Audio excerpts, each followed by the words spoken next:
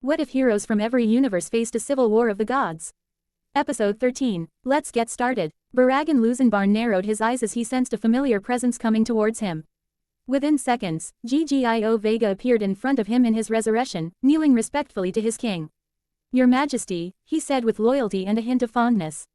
Ggio, Baragan nodded. I am most displeased over how things have been going so far. 3 levels taken the summit, my new palace is the final bastion. Very disappointing, Ggio. Ggio looked down in shame. I am deeply sorry, Your Majesty. I make no excuses for our failures and will accept any punishment you give the 6 of us. You have no right to do anything but accept my punishment. Baragan pointed out, I am your king after all. Ggio nodded. I understand Your Majesty, but at least allow me to help in salvaging this situation. Baragan nodded. Be glad that Chulhorn already cut a deal with me allow you fools to turn this battle around. He noted, I gave you a specific amount of time to turn the battle in our favor. Ggio inwardly found himself complimenting Charlotte Chulhorn for his quick thinking. How much time did you give us, Your Majesty? Ggio inquired. How far does your mercy extend to? Not much farther, Baragan said lowly. You have only 3 minutes left to turn the fight in the coalition's favor. If you do, your punishment will be light. If not, I will kill every alliance soldier here and then punish the 6 of you severely. I understand, Ggio said obediently, you are far too merciful with us, Your Majesty. Of course I am, Baragan nodded. Every time one of you was beaten in battle, it hurt my pride as a god. My subjects, who are supposed to be the strongest numeros, have failed me continuously. Can you imagine that pain, Ggio? I do not wish to, Your Majesty. Ggio admitted. You will experience it physically if you survive this battle and return a failure. Baragan told him, you got off easy when you died the first time because I could not punish you for losing. But this time, if you survive and fail, there will be nothing to save you. In fact, you'll wish you had stayed dead, that I promise you. Ggio nodded obediently once again. I won't disappoint you, Your Majesty. He promised. I will make you proud this time. With that, Ggio sonidoed away. Baragan heaved a sigh as he watched Ggio rejoin the fight. I expect great things from all of my subordinates, he thought, especially you, Ggio. After all, you are the strongest warrior of my 6 fracciones. It's not every day when an Arankar chooses to not ascend to the higher ranks of our people's hierarchy. But you chose to remain at my side. After all, you are my loyal soldier first and a numero second. You are Ggio Vega, the man who could have been an espada, even if it was at the bottom ranks. Don't disappoint me, boy. Ggio Vega stood at the front of several hollows that gathered up in front of Baragan's destroyed palace. The battle on the summit raged on around them. Ggio could sense the alliance soldiers from below approaching rapidly. He raised one of his bladed arms into the air. For His Majesty, King Baragan. He yelled. The hollows hissed and roared in response. Eve Tillman C versus Charlotte Chulhorn, the effeminate Arankar, known as Charlotte Chulhorn, giggled lightly at Gio's yelling. Such an energetic young man. He said to himself, I always loved that aspect of Gio's nature. It is so admirable and lovable. C sweat dropped. Eve, seriously, how can you find this guy admirable? I just find him creepy. Eve looked at C, scandalized. C, how could you even say something like that? Quite easily, actually, C muttered before adding mentally. This guy alone could put anyone off. But when you combine him with the other wackos I deal with on a daily basis, I've actually become a bit jaded to the eccentric folks. And since Ggio is giving it his all to rally the troops, Chulhorn continued. I clearly have a responsibility to do my part to make sure his efforts are not in vain. So admirable, Eve said with a look of amazement on his face. Whose side are you even on? C yelled. Chulhorn went back to striking various beautiful poses. Eve, my boy, he said, you have proven yourself to be a beautiful and admirable person. Take pride in this praise, for it is not praise that a princess like myself gives often. C narrowed his eyes. Eve is blinded by whatever he sees in this guy. He noted, this guy, whatever positive traits he has, they are offset by that disgusting arrogance of his. I need to end this fight before Eve gets too distracted and gets himself killed as a result. Chulhorn raised his Zanpakudo in the air. Now then, he yelled, it is time to resume this fight. The Princess of Hueco Mundo shall now take part in turning this fight back in His Majesty's favor. Ha! Chulhorn let out a high-pitched yell. Any malice C had towards Chulhorn vanished and was replaced with confusion as he gazed at the odd man. Here we go. Chulhorn rushed towards C and Eve and leapt into the air while rolling. You guys are in for it now. Here comes beautiful Charlotte Chulhorn's MI. Rackle sweet ultra funky fantastic dramatic romantic erotic exotic athletic guillotine attack. Chulhorn swung his Zanpakuto downwards towards Eve and C. Eve, dodge, C yelled as the two leapt to different sides. Eve gasped in shock as Chulhorn split the ground, creating a small fissure from his attack. Chulhorn laughed at this. Well, what do you know, I truly have gotten stronger since my return from the dead. C then quickly did some hand signs to attack Chulhorn. Lightning style, lightning bolt jutsu. Chulhorn noticed that C had attacked him and speedily held his Zanpakuto out in front of him, blocking the lightning bolt with ease. C watched in horror as the lightning bolt was stopped dead in its tracks by Chulhorn's blade. Oh man, C muttered lowly. Chulhorn examined his Zanpakuto for a moment before grinning at C. Hey, don't look so down on yourself, he said. I actually had to exert myself quite a bit to keep my Zanpakuto from being knocked away. You humans are surprisingly strong. Thank you very much, Eve suddenly yelled as he leapt into the air behind Chulhorn. Chulhorn looked over his shoulder as the blue Pegasus wizard prepared an attack. White Fury, Eve yelled as he bombarded Chulhorn with a snowstorm from his hand. Chulhorn cried out in surprise as he was sent flying away by Eve's attack, much to C's surprise. Whoa, he sent that Arankar flying. How did he manage that? Chulhorn's around the level of a special Jonin, and Eve, no disrespect to him, but he's nowhere near that level of power. Has he gotten stronger since the Aster Mountains, or is it something else? Eve looked just as surprised as C. He looked at his hand in wonder. Whoa, what the heck was that all about? He wondered out loud. Am I stronger than I thought I was? Yeah, Chulhorn screamed furiously as he got to his feet. Eve and C looked to see Chulhorn getting to his feet, shaking his hair about to get snow out of it. You, traitorous bastard, he screamed. How dare you get something as cold and wet as snow in my beautiful jet black hair with purple highlights? C's sweat dropped. He just took a devastating blow from Eve's snow magic and that's what he's worried about. What a damn weirdo. Gah, I'm so sorry, Chulhorn, Eve suddenly said, waving his hands around frantically. I should have aimed a bit lower, but I never expected an attack strong enough to envelop your entire body. I only aimed for your midsection, I swear. Will you stop that? C yelled furiously. He's the enemy, remember? C took a deep breath to calm himself down. Try to take advantage of this, C. He reminded himself. With the Arankar's attention now turned elsewhere, you can take advantage of this situation and turn the battle in your favor. Taking advantage of the situations around you to better your chances of victory. That is the best way to increase the success rate of a mission. That was what my sensei told me when I first started out as a genin. C started going through the required hand signs for the plan he had in mind.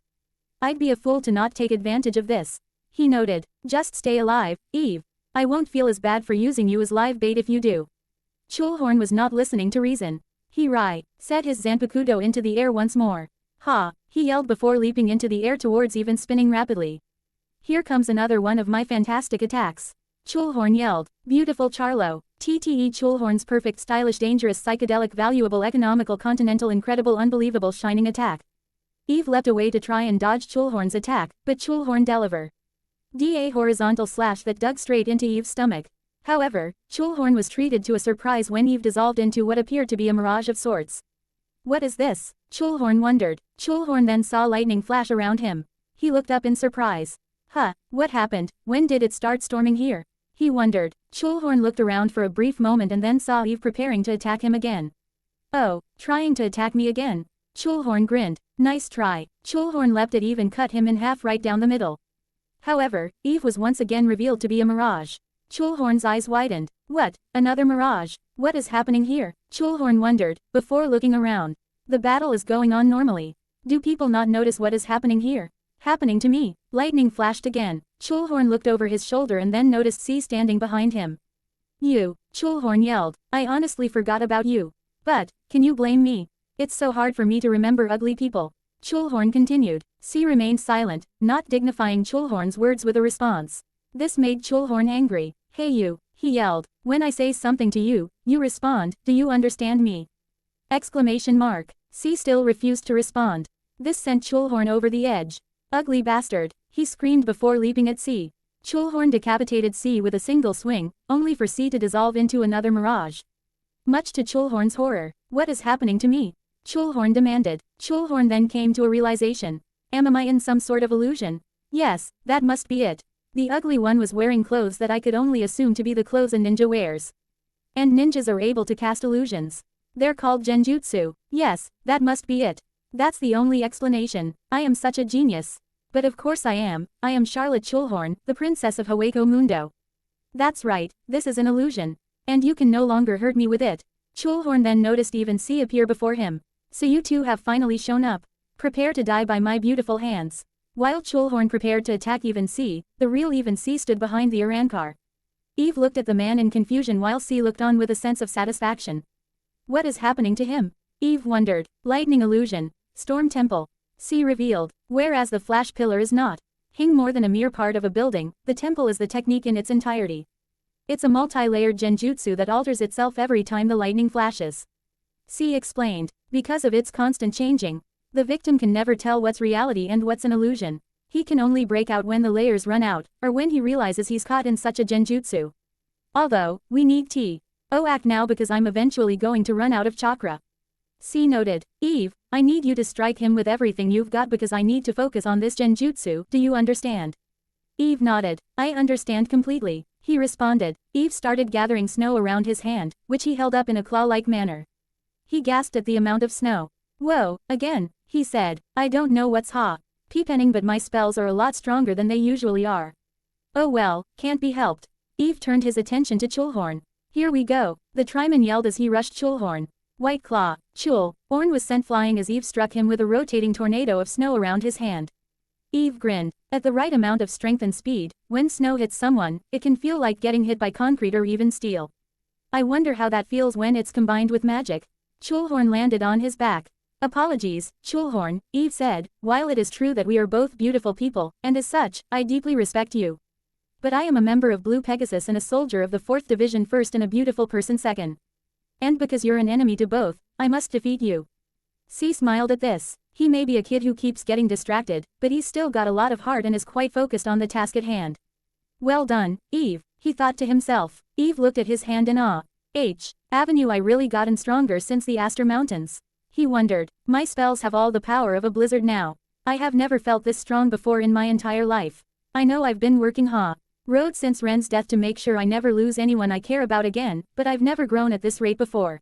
So what's happening to me? Before Eve could ponder his newfound strength further, he heard the sound of snow dispersing behind him as someone came up from the ground. He looked to see that Chulhorn had gotten to his feet, glaring at Eve. Eve's powerful attack had failed to take down Chulhorn, which meant that he was still ready to fight and no longer under C's genjutsu. For someone so beautiful, Chulhorn said, you employ such ugly tactics. C narrowed his eyes. Oh great, that just pissed him off. Beautiful people fight with honor. Chulhorn yelled. The fact that you don't understand such a thing is infuriating. It proves that deep down, you have an ugly soul. Eve's eyes widened at this. How could you even say something like that? He asked. Which of us really does have an ugly soul?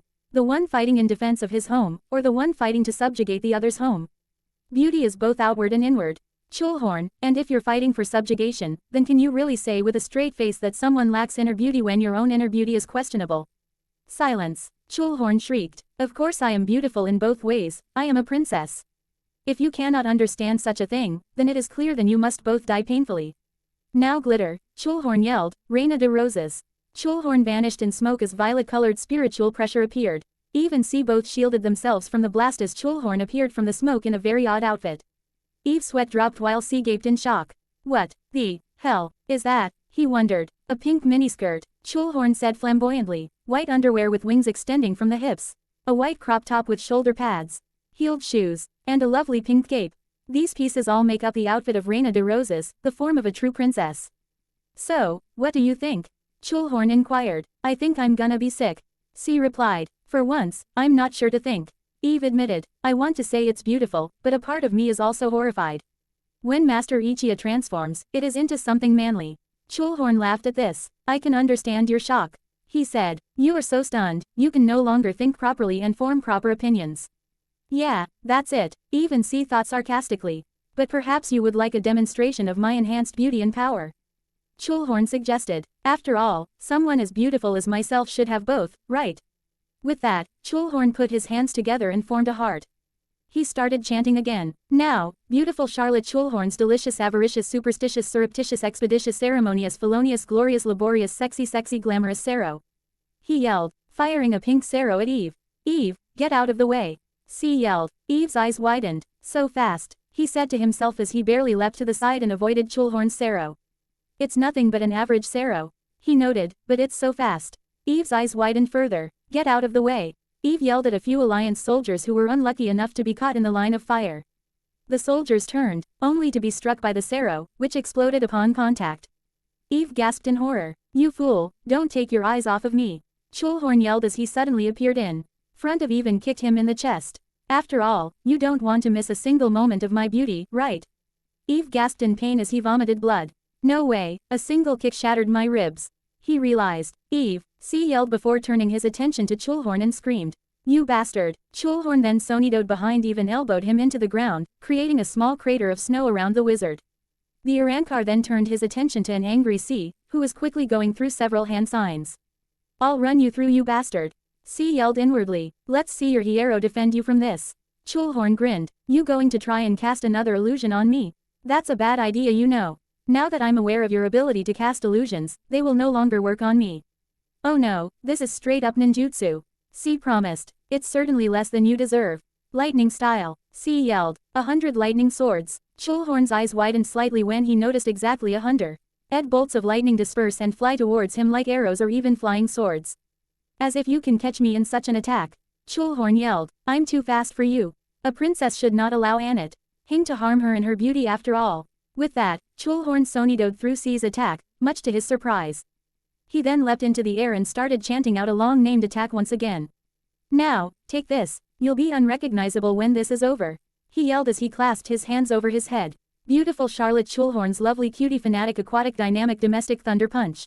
Chulhorn slammed both of his fists into the back of C's head, slamming him straight into the ground, headfirst and kicking up a wall of snow that surrounded both him and Chulhorn. Several nearby 4th Division soldiers shielded themselves from the snow before looking at the scene before them in concern. "What raw strength," one muttered in shock. "Did one of our own get caught in that attack? If so, do you think he's okay?" Another inquired. "Hard to say, that was pretty brutal." A third soldier said. "Whoever was caught in the middle of that attack, I seriously doubt they're getting up for a while, if they even do get up." While 4th Division soldiers viewed the destructive result of Chulhorn's thunder punch, Eve laid in the snow, feeling the blood pool around his head from where Chulhorn had elbowed him. He then looked around to see several other red spots that had accumulated from the entire battle. Eve frowned at the sight. "Damn, what a shame," he thought. "All of this beautiful snow, red by the blood of myself and everyone else on this mountain. I always admired snow. It was so pure, so beautiful. It went with my style as the pure-hearted member of the Triman. I admire anything pure, living or not. Because in a world that can be so impure, anything pure is truly a treasure. I joined the Rune Knights because I wanted to help preserve the purity of the world. That's what it meant to be a knight after all. I could make all those stories about knights I had read as a kid a reality. The knight who saved the pure-hearted princess. I could do that as well. I could help make world as pure as the snow that's falling around us. Snow that is still pure, in spite of the raging fight." Eve's eyes then widened in realization. "Wait, don't tell me yes, I realize it now." Eve slowly got to his feet, glaring at Chulhorn, whose figure was revealed to be standing over an unconscious C. "If that really is the case, then I still have enough power to win this fight. I must admit, I am a bit upset that it wasn't my own efforts that was the reason behind this boost in power, but it can't be helped." Chulhorn, who had not noticed Eve get to his feet, grinned down triumphantly at the defeated C. "And that's how beauty achieves victory, as expected," he said arrogantly. "An ugly brute like you could have never hoped to win in the first place." Chulhorn then spat on the C's unconscious body, much to Eve's fury. "How dare you," he yelled. "Is that really how you treat defeated foes?" Chulhorn looked at Eve. "Oh, you're still standing, huh?" he said. Eve glared at him. "If you're going to claim that you're the most beautiful thing in creation, then you need to show both outer and inner beauty. And someone who has inner beauty would never treat anyone in such a manner." "Huh, you're kidding, right?" Chulhorn frowned. "I'm oozing with inner beauty. It is within my right to pass judgment on anyone who I deem to be ugly. You see, it is true that I believe someone's beauty comes from their inner personality. But do you know what is truly beautiful? Being absolutely honest with people, even when the truth hurts. To become a liar is one of the ugliest things one can be." Chulhorn said. "Don't you understand? If it weren't for the fact that he is going to die today, the lessons he is receiving by hearing the truth would be the most important lessons he has ever taught." "Ah, what a lovely line, if I do say so myself," Chulhorn said, striking yet another beautiful pose. Eve took a deep breath, calming himself. "You were right," he admitted. "More often than not, it's better to be honest with people than to tell them a lie. Even if the truth hurts. However, there is one thing you got wrong. If you're beautiful, talented, strong, fast, wealthy, or even politically connected, you don't have to brutalize people like you do. Eve said, when someone's better at something, like an S-class wizard for example, they have a responsibility to lead by example for anyone who strives to reach their level. And always be willing to lend a helping hand to someone who asks for it if it's in their power. That is what it truly means to have inner beauty, Eve declared as the snow started to rage violently around his body. Snow clones, Eve yelled as the snow dispersed around him. Chulhorn was suddenly surrounded by hundreds of clones of Eve Tilm. Chulhorn laughed at this. You fool, he yelled. Do you honestly think you can hide from me? Chulhorn then lifted his right leg into the air. I'll play your game then, by wiping out every single one of these clones in a single shot, he declared while spinning around. Here comes. Beautiful Charlotte Chulhorn's amazing bodacious capricious salacious empirical satirical invigorating capitulating ravishing totally perfect freaky lightning kick. Chulhorn kicked at a perfect 360 degrees, sending out a shockwave that tore through every single snow clone. Chulhorn chuckled lightly at the results of his attack. I bid thee adieu, he said. You were quite beautiful, it's simply a shame that we were on the opposite sides. White Fang, Chulhorn gasped as he was suddenly surrounded by snow before being crushed between them. What is this? He demanded. Eve suddenly came up from the snow. What? You hid yourself under the snow? Chulhorn was shocked. But why? It's so icky. Wrong, it's pure. Purer than you, Eve responded. Besides, I'm a snow wizard. Makes sense. Right, I simply feel at home in the snow. In fact, I feel so at home, that simply being surrounded by weather like this makes me even stronger. Eve revealed. I'll admit, I was at first confused as to why I was assigned to Unit 4 by Captain Otoribashi and Commander Kuchiki, but now I understand. They knew that by being in my natural element, my abilities would increase immensely. Chulhorn struggled to free himself while snow started raging around Eve's body again. Damn you, Chulhorn cursed. Let me go. No, Eve said simply, because if I let you go, I'd be betraying my comrades. And if I betrayed them, that'd be another reason for me to give up on my inner beauty. After all, no one can say they lack inner beauty, if they have friends. Chulhorn's eyes widened in horror, realizing that it was all over for him. No, he yelled in disbelief. White Tempest, Eve yelled, launching a massive blizzard at Chulhorn from the area around him. No, no, no, no, Chu, Lorne cried out as he was violently assailed by blizzard. He was sent flying from his confines inside of Eve's White Fang. Eve watched with grim satisfaction as Chulhorn dramatically and beautifully, as he would probably put it, fell.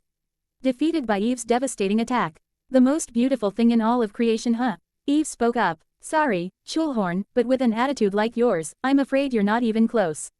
Meanwhile, Nami in the 4th Division versus Shaman. Nami's eyes were wide with terror at the sight before her. I don't believe it, she thought, even in a place where my own ability are amplified, this guy has dominated this fight.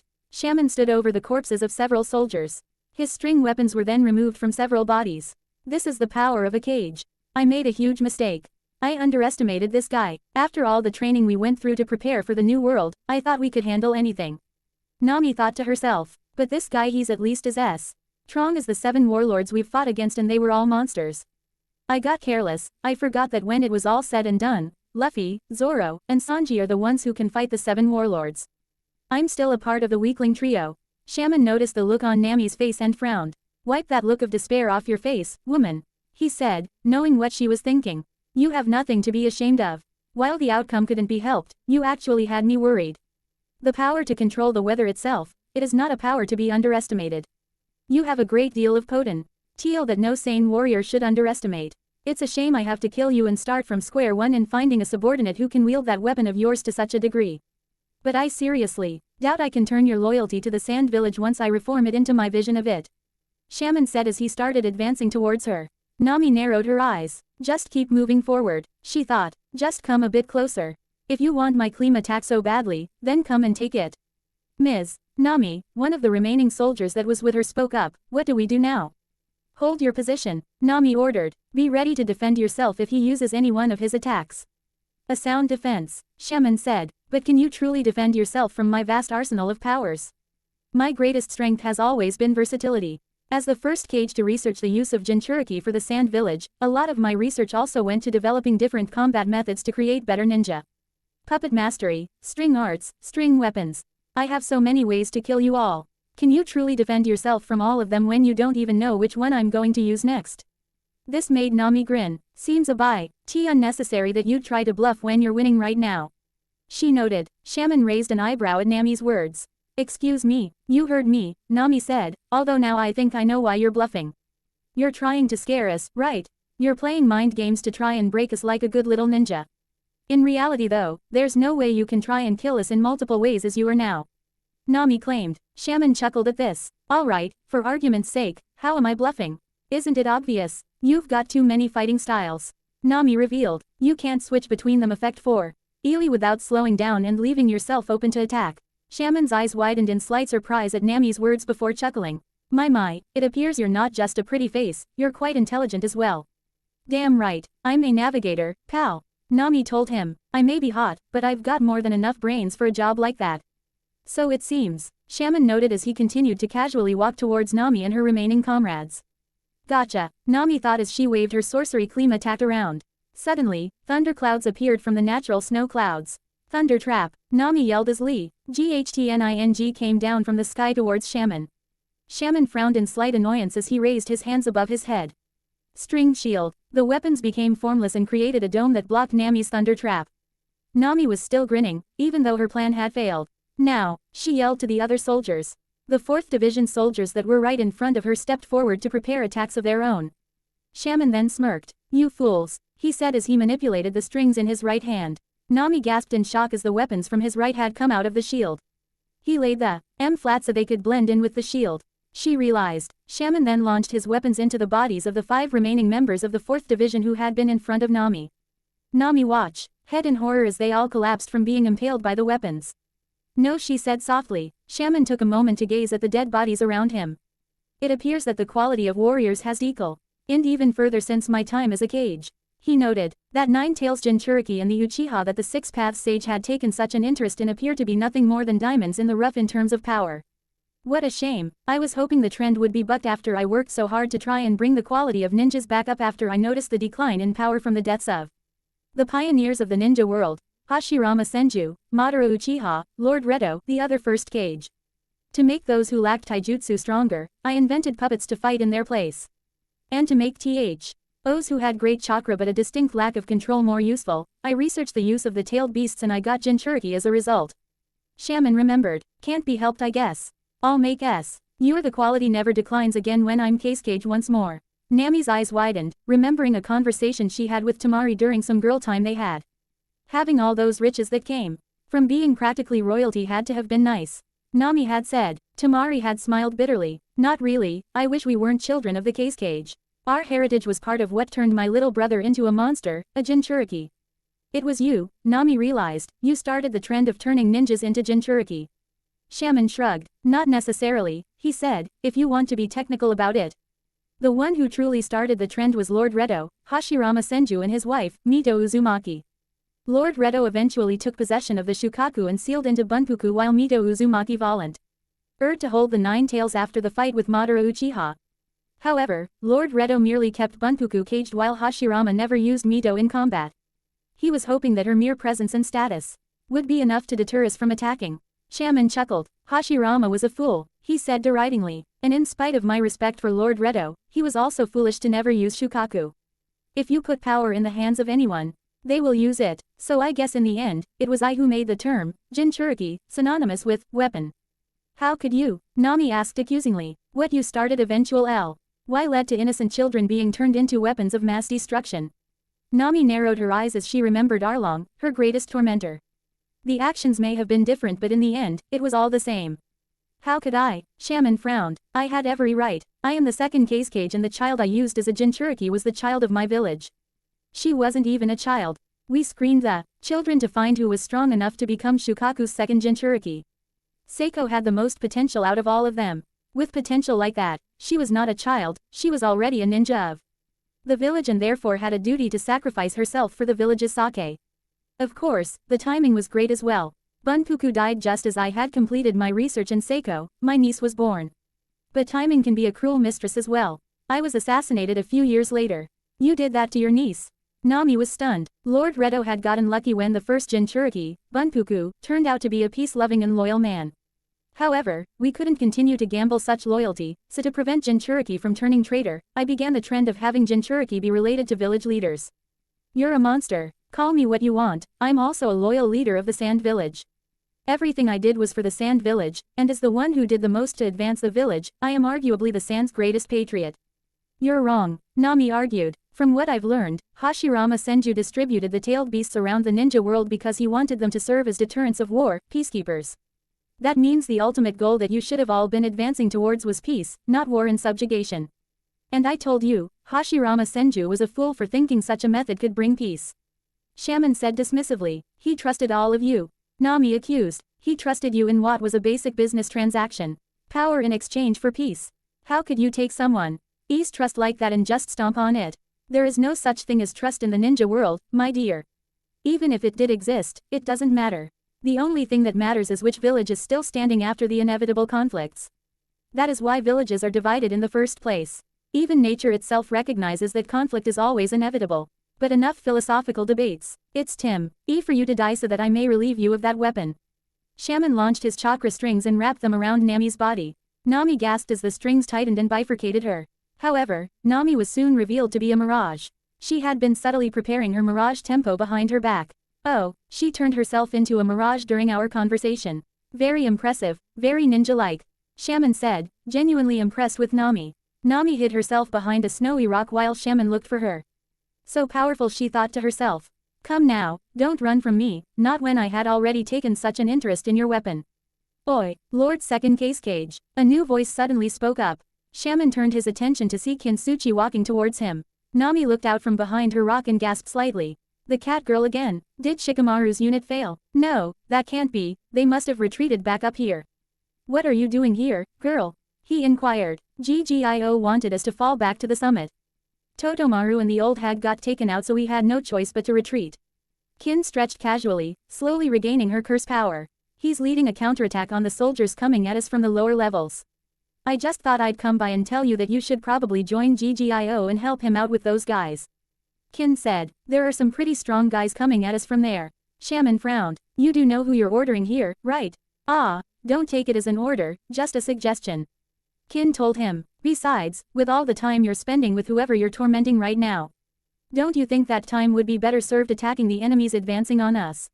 I'd prefer not leaving my enemy. Shaman replied. Oh, let me take care of her. Considering what I just saw towards the end of your little fight, I'm more than enough to take her out. Shaman gazed at her for a moment before walking away, not interested in an argument. I'll go help GGIO then, he said. You better leave her weapon fully intact. I want to find ways to mass produce it for the Hidden Sand Village. Whatever, Lord Second Cage.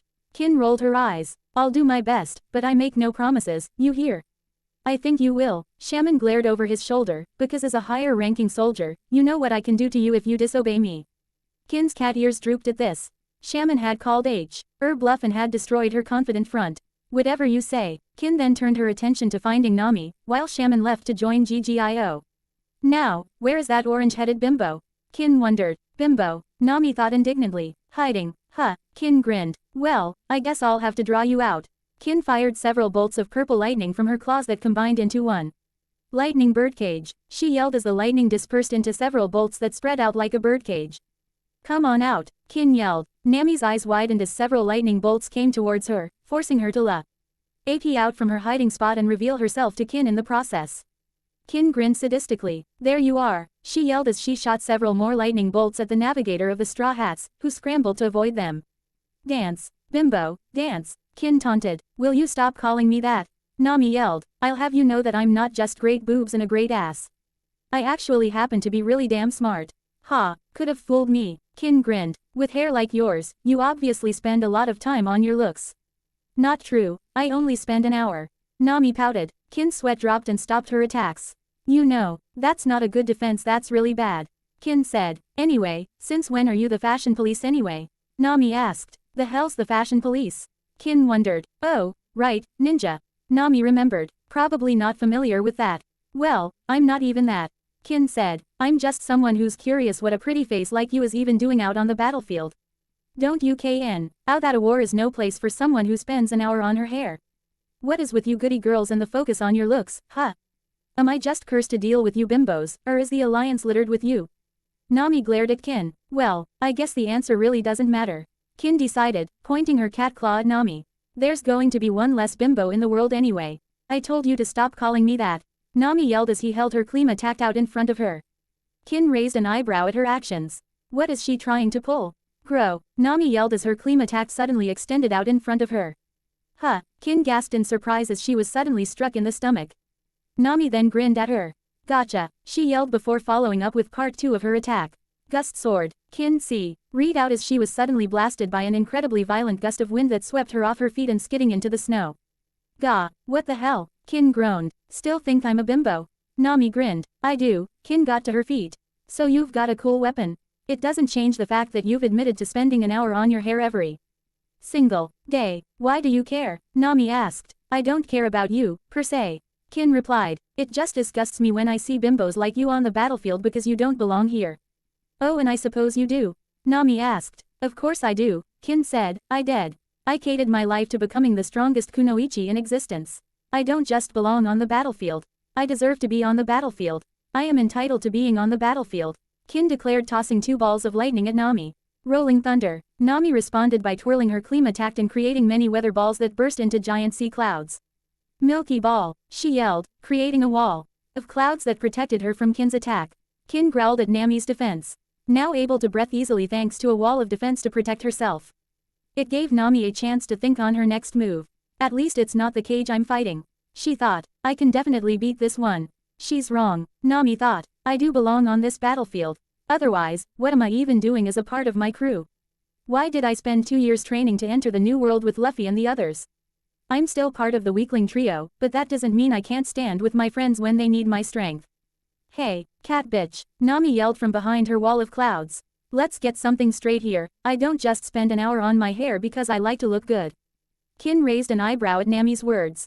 Moments like those, the moments of peace we have on the sea, where we're not fighting but just sailing.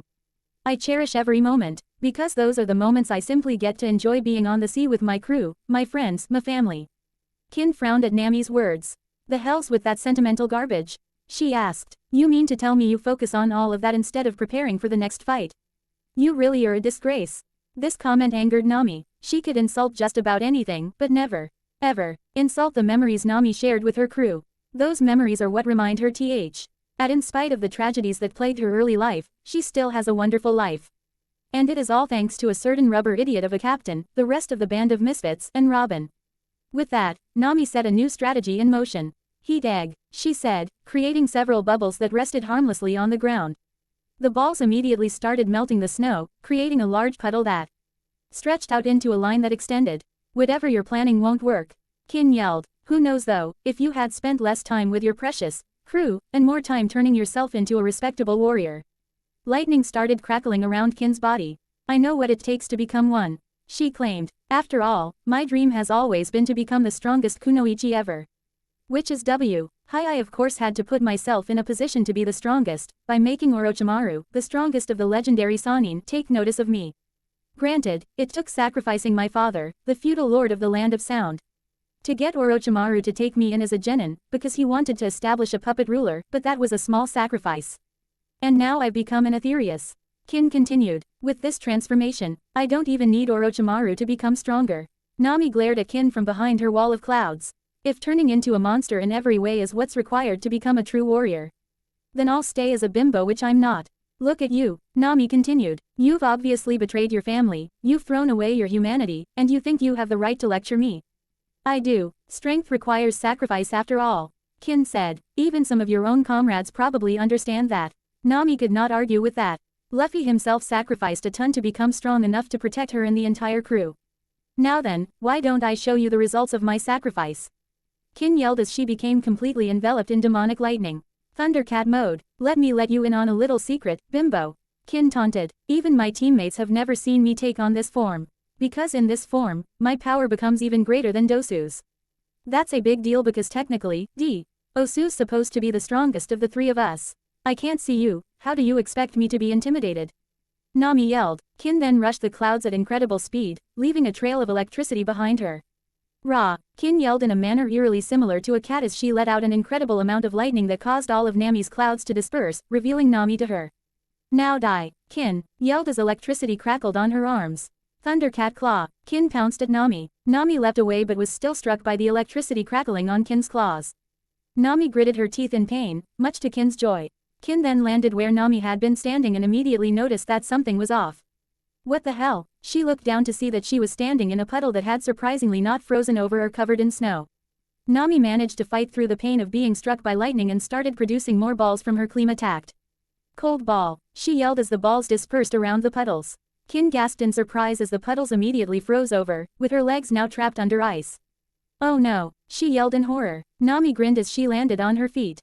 Today's forecast, she said as she started producing several weather eggs that floated above Kin.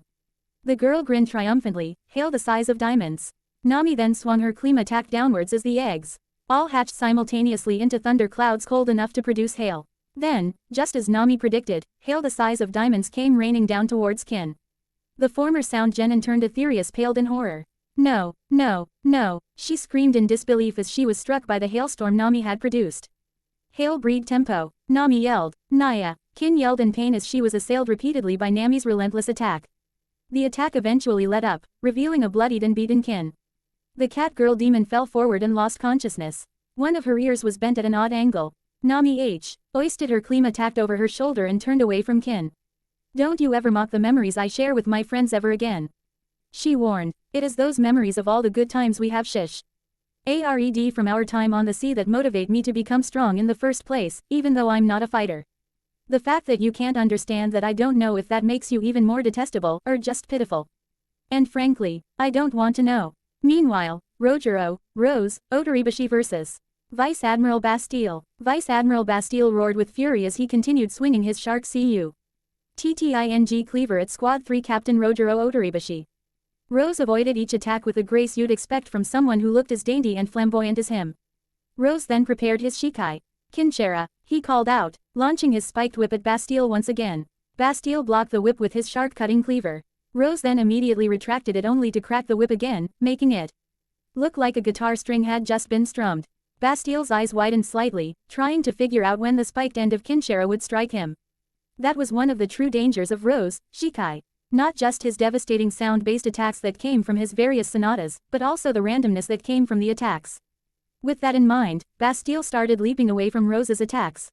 Not wanting to risk getting hit by Kinshara. It was not that Bastille was not confident in his hotkey to defend himself, he simply did not want to risk it because the sound waves could very well travel beyond spots he had covered himself in hotkey. So, he settled for leaping backwards and avoiding Rose's attacks. Rose smirked, knowing what Bastille was doing. Boy was he in for a surprise. Bah, Tilla gasped in surprise when Kinshara continued to extend forward. You know, Rose grinned, I don't think I ever showed you the full range of Kinshara. Would you perhaps like to see? Bastille's eyes widened behind his mask when Kinshara continued to extend to lengths that he did not even believe were possible. However, Bastille noticed something that he could take advantage of. Rose was wide open. Take this, Bastille yelled, sending out a flying slash from his hotkey-imbued sword. Rose flash stepped away from Bastille's attack, stopping Kinshara's attack and causing the golden whip to vanish into the wind. The flying slash that Bastille had sent towards Rose traveled beyond where it was originally intended and struck a mountain near Mount Hakob, splitting the top of the mountain in half. Oh my, Rose thought to himself. If that hits me even once, I could take some serious damage. It's time to play a rougher, more powerful melody. Rose reappeared several feet from Bastille's side. Can't you hold back just a little? Rose inquired as he gazed at the mountain Bastille had destroyed with that flying slash. I can imagine there are going to be a lot of people who are going to want to climb these mountains when this war is over. The least you could do is not make this place worse than you already have. Bastille scowled. In what universe do you think I have to listen to you, Soul Reaper? He inquired. It should be the other way around. Bastille continued. With the government having now made its move to stamp out all forms of resistance against its rule, you should be following my requests. You shouldn't even be resisting us in the first place. Bastille told him. Rose frowned. And why not? Is it not natural for people to want to resist those who wish to subjugate them? Maybe, but it's also natural for people to know when resisting will only get them killed. Bastille responded before adding, still, having said that, I love it when they resist. It gives me the opportunity to play judge, jury and executioner. And it's frustrating when people won't do the same. Bastille added inwardly, still can't believe Admiral Fujitora didn't drop all that rubble on Straw Hat and his new allies. Rose sighed. It's such a shame, he muttered, to think that such corrupt, twisted people control an entire world. Your world weeps, Vice Admiral Bastille. Rose told him, musicians write music in response to the mood around them. Once we reach the pirate world, I can easily write a sad melody for my guitar. That's how horrible your world is. You'd think that, wouldn't you? Bastille grinned. But in reality, our world is absolutely fine. Rose's eyes widened at Bastille's denial of reality. But wait, was it denial? We give them peace in exchange for compliance. It's a damn fair trade if you ask me. If it weren't for the damn revolutionaries you people have allied with, our world would be just fine. They're the real villains in all of this. And they deserve to be destroyed for such sins. So you turn them into ignorant sheep. That doesn't sound like an ideal world if you ask me. Rose said. Well, I suppose it's an ideal world for the elites. Peace through ignorance of the truth is not peace at all. Rose said. Soul Reapers ignored the reality of evil around them once and it nearly costed them. Peace can only be achieved by uprooting the corruption that exists in the world and by teaching future generations to never fall into such temptations ever again. Such naivety, evil will always exist. Bastille told him. Even you must know that. That's why there will always be peacekeepers to combat that evil. That's why the world government must exist, so that there can be peacekeepers whose influence extends across the entire world, to exterminate all kinds of evil that threaten the stability of the world we've built. Rose sighed. I see. How disappointing. When I had heard that there were some good eggs amongst your government, I had honestly hoped you were one of them. I guess not. Bastille scowled. Rose then placed his hand over his face and pulled down his hollow mask. At that moment, Bastille gasped in surprise before grinning. I see, he said. So, you're a wizard. Is there a problem? Rose inquired. Not at all. I can just feel my giant blood kicking in at the sight of such a powerful species. Bastille grinned. But what can I say? We giants love a good fight. Bastille started sending more flying slashes at Rose, who avoided them with even greater speed than before, thanks to his abilities being enhanced by his holification. I only have 5 minutes before my holification ends. I could easily end this with my Bankai, but thanks to that damn Quincy crushing his eardrums, it's practically become obsolete. Rose frowned slightly behind his mask. Now that is truly irritating to know as a captain. However, Rose then quickly came up with a plan. Well, maybe it's not necessarily obsolete. I just need to make sure he can't crush his own eardrums. Rose then flash-stepped behind Bastille. Bakudo number 63 Seijo Sabaku. He yelled. Bastille looked over his shoulder at Rose and was quickly restrained by golden chains. Bakudo number 61, Rose continued, as he was not done yet, Raikujokuro. 6 beams of light pierced Bastille, keeping him in place. Since you are a giant and a vice admiral, I need to take even more precautions. Bakudo number 64, Kogen Nuiito. Bastille's eyes widened in GHT surprise as golden threads came up from the ground and restrained his feet and ankles. Bakudo number 65, Jigoku Kusari. Several black chains came up from the ground and wrapped around Bastille. The vice admiral immediately felt them try to pull him down, almost as though the chains wanted to drag him to hell. I've got you, Rose declared, ready to unleash his Bankai, and now it is time to end this fight. Bastille snarled in anger. I couldn't agree more, he yelled as his entire body suddenly went black. These spells are tough, but don't think they can restrain the likes of me. I am Vice Admiral Bastille. Rose gasped in slight surprise as Bastille forcefully removed himself from his restraints. He then gritted his teeth in frustration. So, that's hockey, I'll cut you to pieces now that I've taken this form, Bastille declared as he leapt towards Rose. Rose gasped at the distance Bastille covered in a single leap. Rose raised Kinshara in the air to block the sharp-cutting cleaver that Bastille swung downwards. Kinshara was not snapped in half by the attack.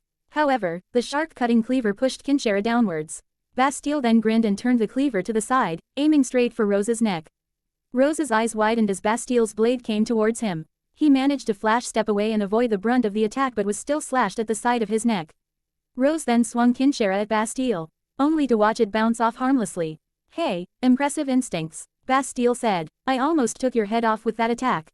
Damn, Rose cursed, hockey truly is a powerful thing. I cannot hope to use Bankai when I can't even restrain him. Rose thought. I need to figure out some way to break through. Rose thought over his next move. If I remember correctly from the information we were provided, this particular form of hockey, known as armament hockey, acts as an invisible armor of sorts, protecting the user from attacks as well as helping them deal devastating attacks. So, how does one break through an invisible armor that covers one's entire body? Rose then grinned. It looks like Bastille's forgotten one little thing about armor. Concussions are a real bitch. Time to create some good vibrations, so to speak. Time to ring the bell. Bastille then leapt towards Rose again, who immediately flash-stepped away, this time ready for Bastille's physical strength and speed. Rose then launched Kinshara at Bastille. The whip then wrapped around Bastille's arm, much to his confusion. Huh, Bastille raised an eyebrow at Rose's actions. Rose smirked. Kinshara Sokyoku Dai Juchiban, Izuyoi Bara, he said, tapping on the whip, making the sound of a strummed guitar. The whip then glowed and almost immediately created a vortex of reverberating sound around Bastille that acted as a shockwave. Bastille gritted his teeth slightly at the pain. His eyes widened slightly when he realized that in spite of covering his entire body in hockey, he was still feeling pain from Rose's attack. Rose grinned triumphantly. "Gotcha," he said softly as he started tapping the whip repeatedly. With that, Bastille was assailed repeatedly by powerful shockwaves from Rose, Kinshara. He immediately realized that at the rate things were going, he was going to lose. "No, I refuse to lose." Bastille thought to himself. "I refuse to be humiliated like this again. I am a vice admiral." Bastille screamed furiously as he wrenched himself free from Kinshara. "Die!" Bastille screamed as he sent one more flying slash at Rose. Rose did not dodge this time. If he wasted any time dodging, he would give Bastille an opportunity to recover and they would be back at square one. "Kinshara Sokyoku dai Naijuchiban, Maikishio," he said, whipping Kinshara like an actual wave at incredible speeds. When the tip collided with Bastille's chest, the wave traveling down Kinshara reached the spiked golden flower. When the wave reached the end, another shockwave, this one more concentrated because it was meant to go in one single direction. Unlike Izayoi Bara, Bastille screamed in pain as he felt the shockwave break right through his hockey. Meanwhile, Rose was struck by the flying slash across the chest. He gritted his teeth as his hollow mask shattered. Bastille's eyes widened behind his mask. How are you not in pieces?" he wondered. Rose grinned. "You're not the only one who gets a power boost from taking on a different appearances. Considering that you know of us wizards, I would think you knew that." Rose then coughed up blood. "Damn, I just wish I didn't have to take that slash though." Bastille gritted his teeth in anger and frustration. "Damn, to think I'd be taken down by such trash," he said as he collapsed onto his back and lost consciousness. Rose glared at Bastille. "You're the trash, Bastille." Rose said. "You're not just making people live in ignorance while claiming that such a thing is peace, but you're ignorant for thinking that such methods lead to real peace. Hopefully when all of this is over, the people of the pirate world will be able to play a happier melody, as they realize what their lives can be like without having to live in ignorance." Meanwhile, Ggio Vega paused in his ram page through the 4th Division when he sensed the defeats of 3 of his remaining comrades. At that moment, all of his frustration from this battle boiled over as he screamed in rage, much to the confusion of those who had surrounded him. "Gia," he yelled, "you have gotta be kidding me." Kana Alberona and Yasop, having just taken out a few hollows, looked at the raging Ggio. "Kin, Bastille and Chulhorn lost."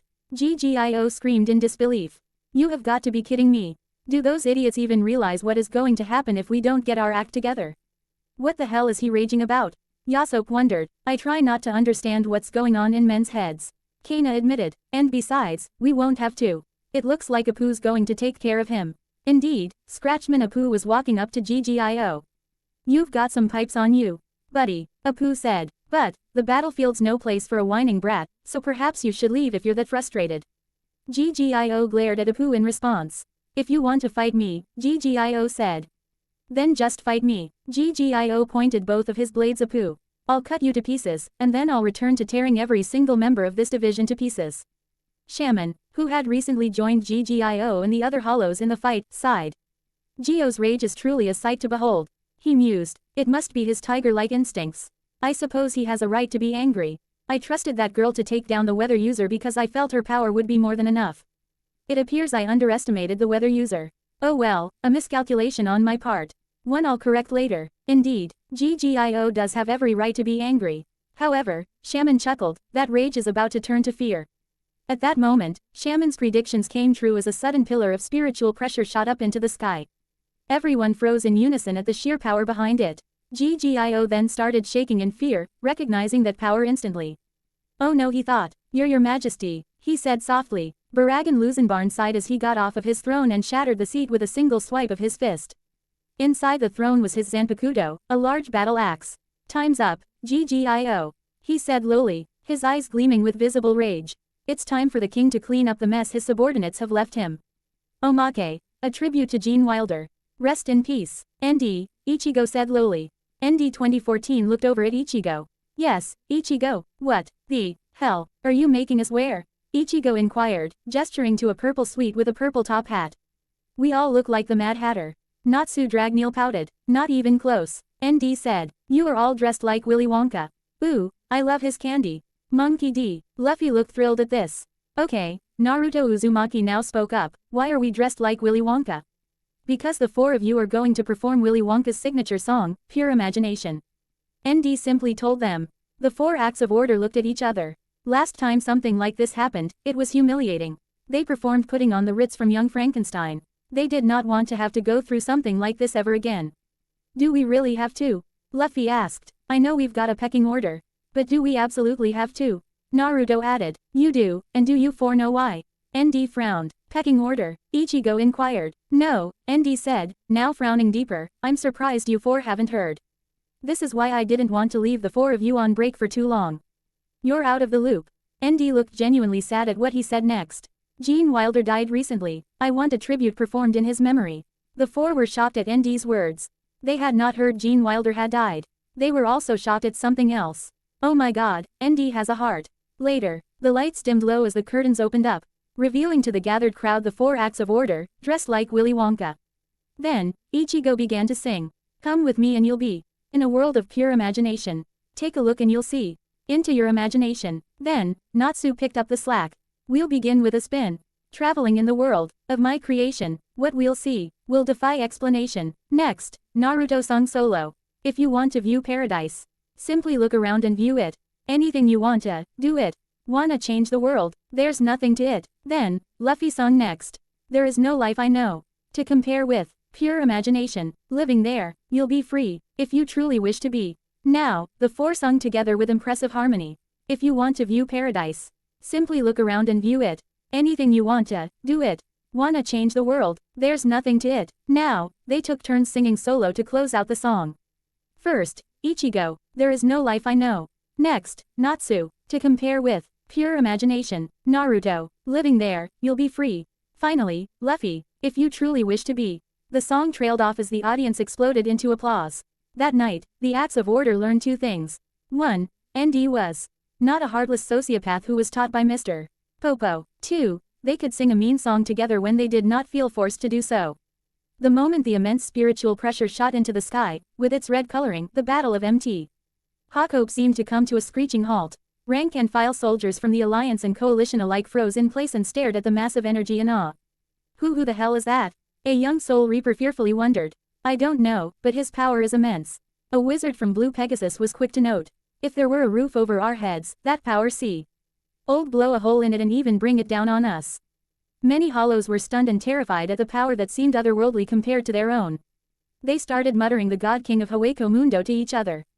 Some said this in reverence, others in fear. A few soldiers from the Alliance took note of this. God King, who the hell is the God King?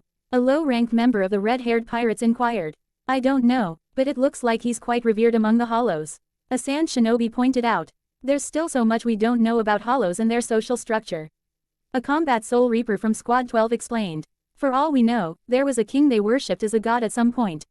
At that moment, a watcher from the Alliance spoke up. That God King is Baragan Luzenbarn, the second Espada. He said, I can excuse your lack of knowing, considering that the higher-ups of the 13 Court Guard Squad specifically chose to keep the rank and file out of the winter war against Aizen and his forces. I need to inform Alliance Command about this. He noted, Lord Chitsujo needs to know that one of the top Espada are here. Even if their power is dwarfed by the majority of the Sternritter nowadays, they are still an immense threat to the Alliance operations. Especially this one. Wendy Marvell's eyes widened in fear as she continued healing her patients. Byakuya Kuchiki gave her a sympathetic look. Are you scared, Wendy? He inquired. Wendy looked at her commanding officer impatient. I don't have the luxury to be commander. I am a soldier. Do not dodge the question, Wendy. Byakuya told her. Answer it. Wendy felt as though she was being given a stern talking to by Grandini. Grandini may have loved her deeply, but that did not mean she was incapable of being a stern parent when she had to be. Knowing that she could not lie to someone as perceptive as Byakuya, Wendy sighed. I am scared, she admitted. I may have grown used to fighting strong enemies as a wizard of fairy tale. But that doesn't mean I'm still not terrified of the immense power that exists within our enemies. It's strange, it almost feels like the power of our enemies increases with every new foe that comes along. Wendy said, and that itself is a terrifying thought. Carla looked at Wendy sympathetically for a moment before Wendy smiled bravely. But it doesn't matter if I'm scared or not. She said, I have to push forward. Not freeze up and remain where I am. Because all my friends are moving forward, and I want to be with them, no matter where they go. Wendy continued, I love them all, so I don't want to be left behind. Carla smiled, seeing that Wendy truly has grown up. Byakuya nodded approvingly. She may not know this, but before that cat of hers demanded that she be removed from the battlefield. I had actually made a case to have her removed. I did not like the idea of having some child hold my division back. Byakuya remembered. Lord Chitsujo simply told me to give her a chance. Because Wendy, in spite of her age, had immense potential, and had the heart of a warrior well beyond her years. This girl, she truly does have the heart of a warrior, but not in the traditional sense. If anything, she reminds me of Ichigo Kurosaki in that way.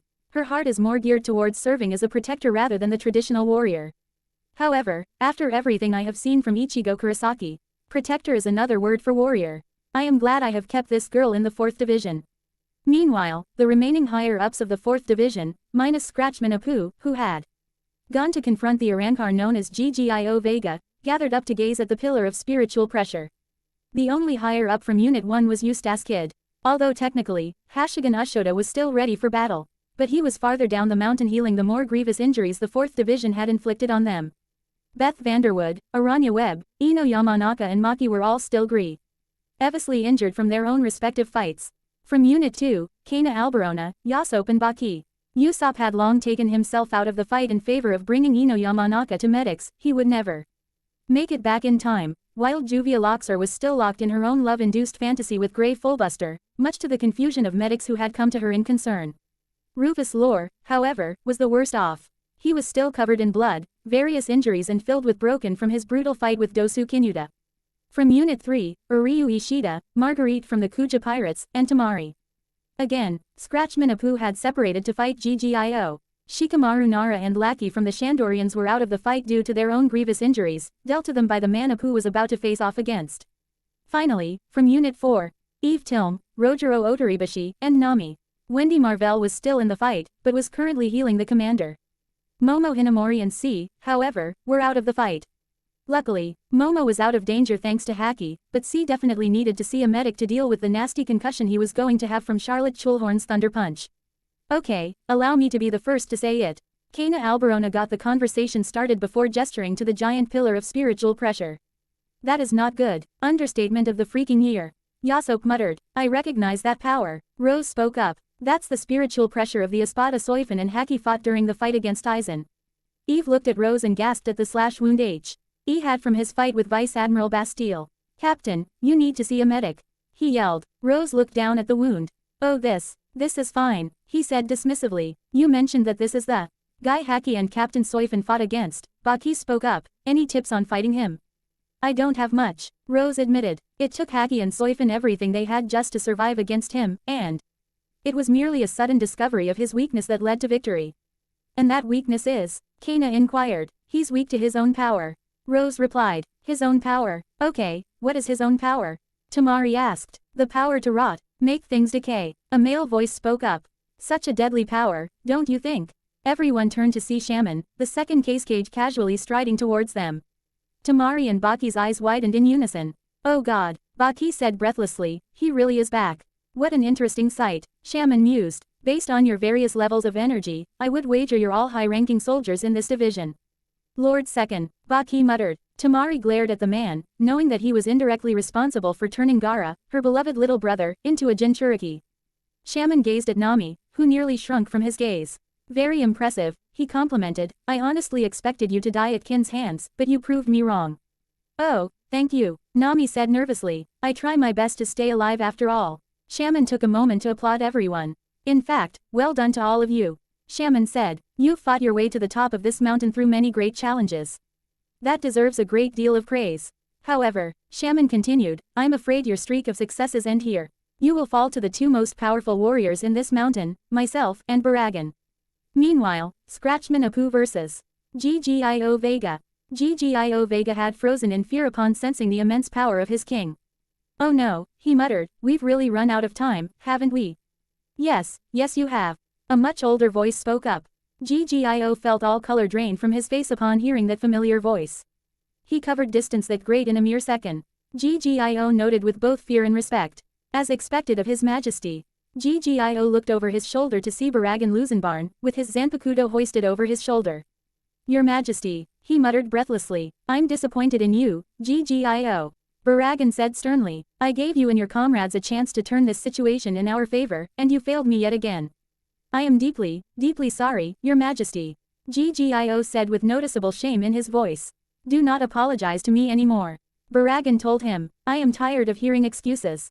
Scratchman Apu watched the display between these two Arankar. I could easily strike down the tiger in a sneak attack. He noted before looking at Baragan with a hint of fear. But the old man, he's so far beyond the tiger that it should be impossible.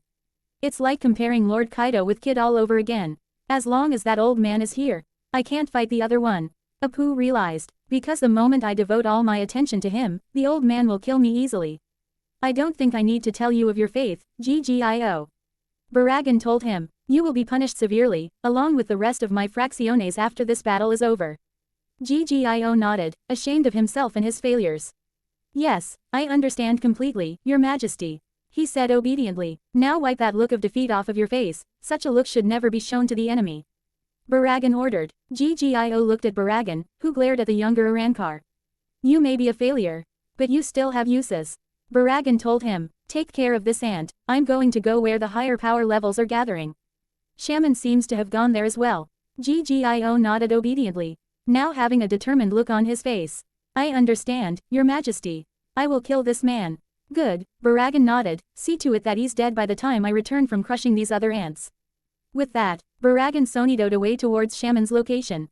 Ggio turned to Apu, who readied himself for battle. The tiger Arankar snarled at Apu. I have received the will of the God King. Ggio said. You must die. Apu narrowed his eyes. This kid's got nothing to lose. He noted, that just makes him all the more dangerous. I guess I should at least be glad that the old man left the battlefield. Bring it on then, Arankar, Apu yelled. I, Scratchman Apu, captain of the on-air pirates, will take you down. Back with Shaman and the 4th Division higher-ups. Shaman chuckled. Well now, he said. It appears Baragan is on his way here. This should be interesting. At that moment, Baki spoke up. Lord Second, he called out. Before we fight, there is one thing I must know, on behalf of the entire Hidden Sand Village. Shaman gazed at Baki. Oh, and who exactly are you? He inquired, gazing at Baki's headband. My name is Baki, I am the head Jonin of the Hidden Sand Village and second in command to the 5th Case Cage. Lord Gara. Ah, so there really have been 5 Case Cage, good to know. Shaman mused. Anyways, you said your name is Baki, correct? Good to know, that's another name that I shall make sure is synonymous with the word traitor, when I am Case Cage once again. Temari's eyes widened in horror at Shaman's words. The man before her had literally just declared his intent to rebel against her brother. Baki snarled at Shaman's words. It appears that I've already been given the answer to my question, Baki stated, but I'm still compelled to ask. After all, there's that Bastar. D-Contin and what he can do to the human mind. Lord Second, Baki said, have you been indoctrinated by Contin? Are these words and actions not your own? Everyone gazed at Baki, surprised that he would bother asking such a question. What a foolish thing to ask. An elderly voice suddenly spoke up. I can see it in your eyes, you already know the answer, Shinobi. Everyone turned to see that Baragan had arrived. You got here quite quickly. Baragan, very impressive, Shaman complimented. Of course I did, Baragan said. These ants are the most powerful in their weak little colony. Once we crush them, the entirety will fall apart. This weak little colony's been kicking your army's ass, old man. Kana taunted. Something that ends here, I assure you. Baragan said. Baki kept his attention on Shaman. So, he said, you're not indoctrinated. Aren't you Lord Second? Shaman shook his head before delivering the bombshell. Of course not, he said, I am with the Conqueror's coalition entirely of my own free will. This made everyone's eyes widen in shock, even those who had been fighting against Shaman on the summit of MT. Hakob. They had all assumed he had been indoctrinated. Sure, he had shown genuine malice. But many had grown to theorize that some of the indoctrinated had fallen back into their malicious ways because of their experiences living in darkness. They never thought Shaman would willingly raise a hand against his own people. Baki shook in rage at this. You traitor, he yelled, gathering wind around his hand to form a wind blade to attack the traitorous cage. Shaman raised his hand in the air and made it into a fist. Nami's eyes widened at what he was doing. Baki, look out, she yelled in worry. At that moment, Baki screamed in pain as his hand was separated from his arm. Shaman gave Shaman a deadpan gaze. That was a hand, traitor, he told him. The next one will be your leg. All traitors to the sand will die as painfully and as viscerally as possible. This I decree as I return to my role as Case Cage. Shaman declared. Baki-sensei, Tamari yelled, running to her former Jonin-sensei's side. With that, Tamari immediately set to closing up the wound with what little medical knowledge she had. Which unfortunately extended to closing the wound with makeshift bandages to stop the bleeding. Baki needed to see a medic and fast, or he would go into shock and die. Baragan gazed at Shaman. You should have just taken his head off. He told him. More thorough that way. Come now, Baragan, Shaman replied, traitors deserve a slow and painful punishment. I would think you yourself punished place. NT of traitors in a very painful manner back in your time as God King of Hueco Mundo. Baragan could not deny that. A punishment I used quite a bit that benefited my subjects as well was the devouring of traitors. By devouring the traitor, those who consumed his flesh became stronger as a result.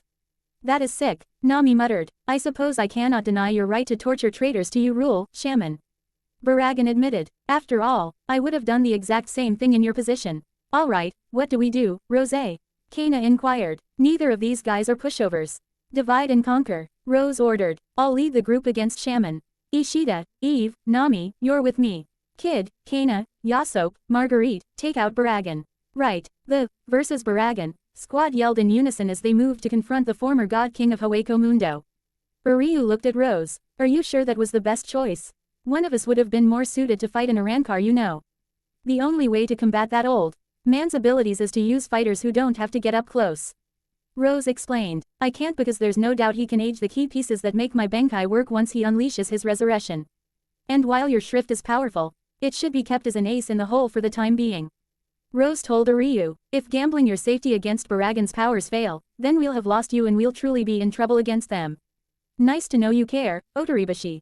Rose glared at him. I don't, he said, the only reason I'm doing my best to keep you alive is because you are strategically valuable. Rose sighed as his expression softened. You need to understand, Ishida. He said, I'm not mad that you joined the Wandenreich, even if it was a ruse to carry out your own agenda in protecting our world. I'm mad that you actually felt that you could entrust us, while you trust Ichigo. I don't trust Ichigo, Uryu denied. Rose chuckled at this. Right, of course you don't. He said. Uryu rolled his eyes. Anyway, you can grill me later. He said, let's just worry about taking care of this actual traitor before we move on to Baragan. Uryu glanced over at Kana and the rest of the versus Baragan team. Kana, he called out, as soon as things get too dicey, don't be afraid to call for backup, do you understand? Kana should have felt insulted by what seemed to be Yuryu's lack of faith in her and the rest of the team. However, she was well aware of Yuryu's shrift and what it did. She understood why Rose was holding Uryu back from Baragan, even though he was the bigger threat of the two. It was a mixture of misdirection and avoiding showing your hand too early. If they showed Yuryu's shrift too early and he was afflicted with a fatal injury before Baragan transformed into his resurrection, Baragan would become fully aware of its power and take special care to make sure taking out Uryu would result in a one-hit kill. So, they are simply going to save him for later. It was also why the ONES selected for fighting Baragan had been chosen in the first place. Their fighting styles allowed them to avoid any attacks Baragan might throw at them much easily. Kana held up a single thumb for Uryu before grinning at him. You just worry about your own enemy, okay? She told him. Trust me, you won't even have the chance to take this guy on when we're done with him. Baragan scowled at Kana. What an arrogant child you are. He mused. Tell me, do you really believe it wise to show such arrogance in the face of a god? Huh, you calling me a child, old man? Kana seemed offended at this. Do you see this rocking body of mine? Does it look like the body of a child to you? Kana, that's not what he meant. Yasop pointed out with a slight sweat drop. He meant child in terms of mentality. Well, he still pisses me off. I don't even let the master berate me like that. Kana yelled. Baragan sighed. What a pain, he said. I can't believe I got stuck with such a brat. Gunshots then rang out, and they were not even from Yasop. Baragan narrowed his eyes in slight annoyance and twirled his battle axe in front of him like a propeller, blocking the bullets with ease. Kana gasped. Who was that? She wondered. Baragan gazed at where the bullets had come from. Do you honestly think bullets can kill a god, young man? Yasop looked over his shoulder. Izo, Curiel, what the hell are you guys doing? The people Yasop was referring to were Curiel, captain of the Whitebeard Pirates 10th Unit, and Izo, captain of the Whitebeard Pirates 16th Unit.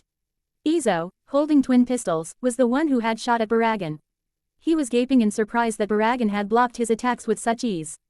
When Chitsujo had recruited the Whitebeard Pirates for the Alliance, they were still recovering from the Payback War. A conflict between the Blackbeard and Whitebeard Pirates, which resulted in a devastating defeat for the remaining Whitebeard Pirates and the crew vanishing from the world. They were all still incredibly affected by what had happened, but were still more than willing to help when they heard Ace's brother would be fighting. While they ultimately decided to help, though, only Marco, Jozu and Vista had taken a legitimately active role as the highest-ranking division commanders from the Whitebeard Pirates.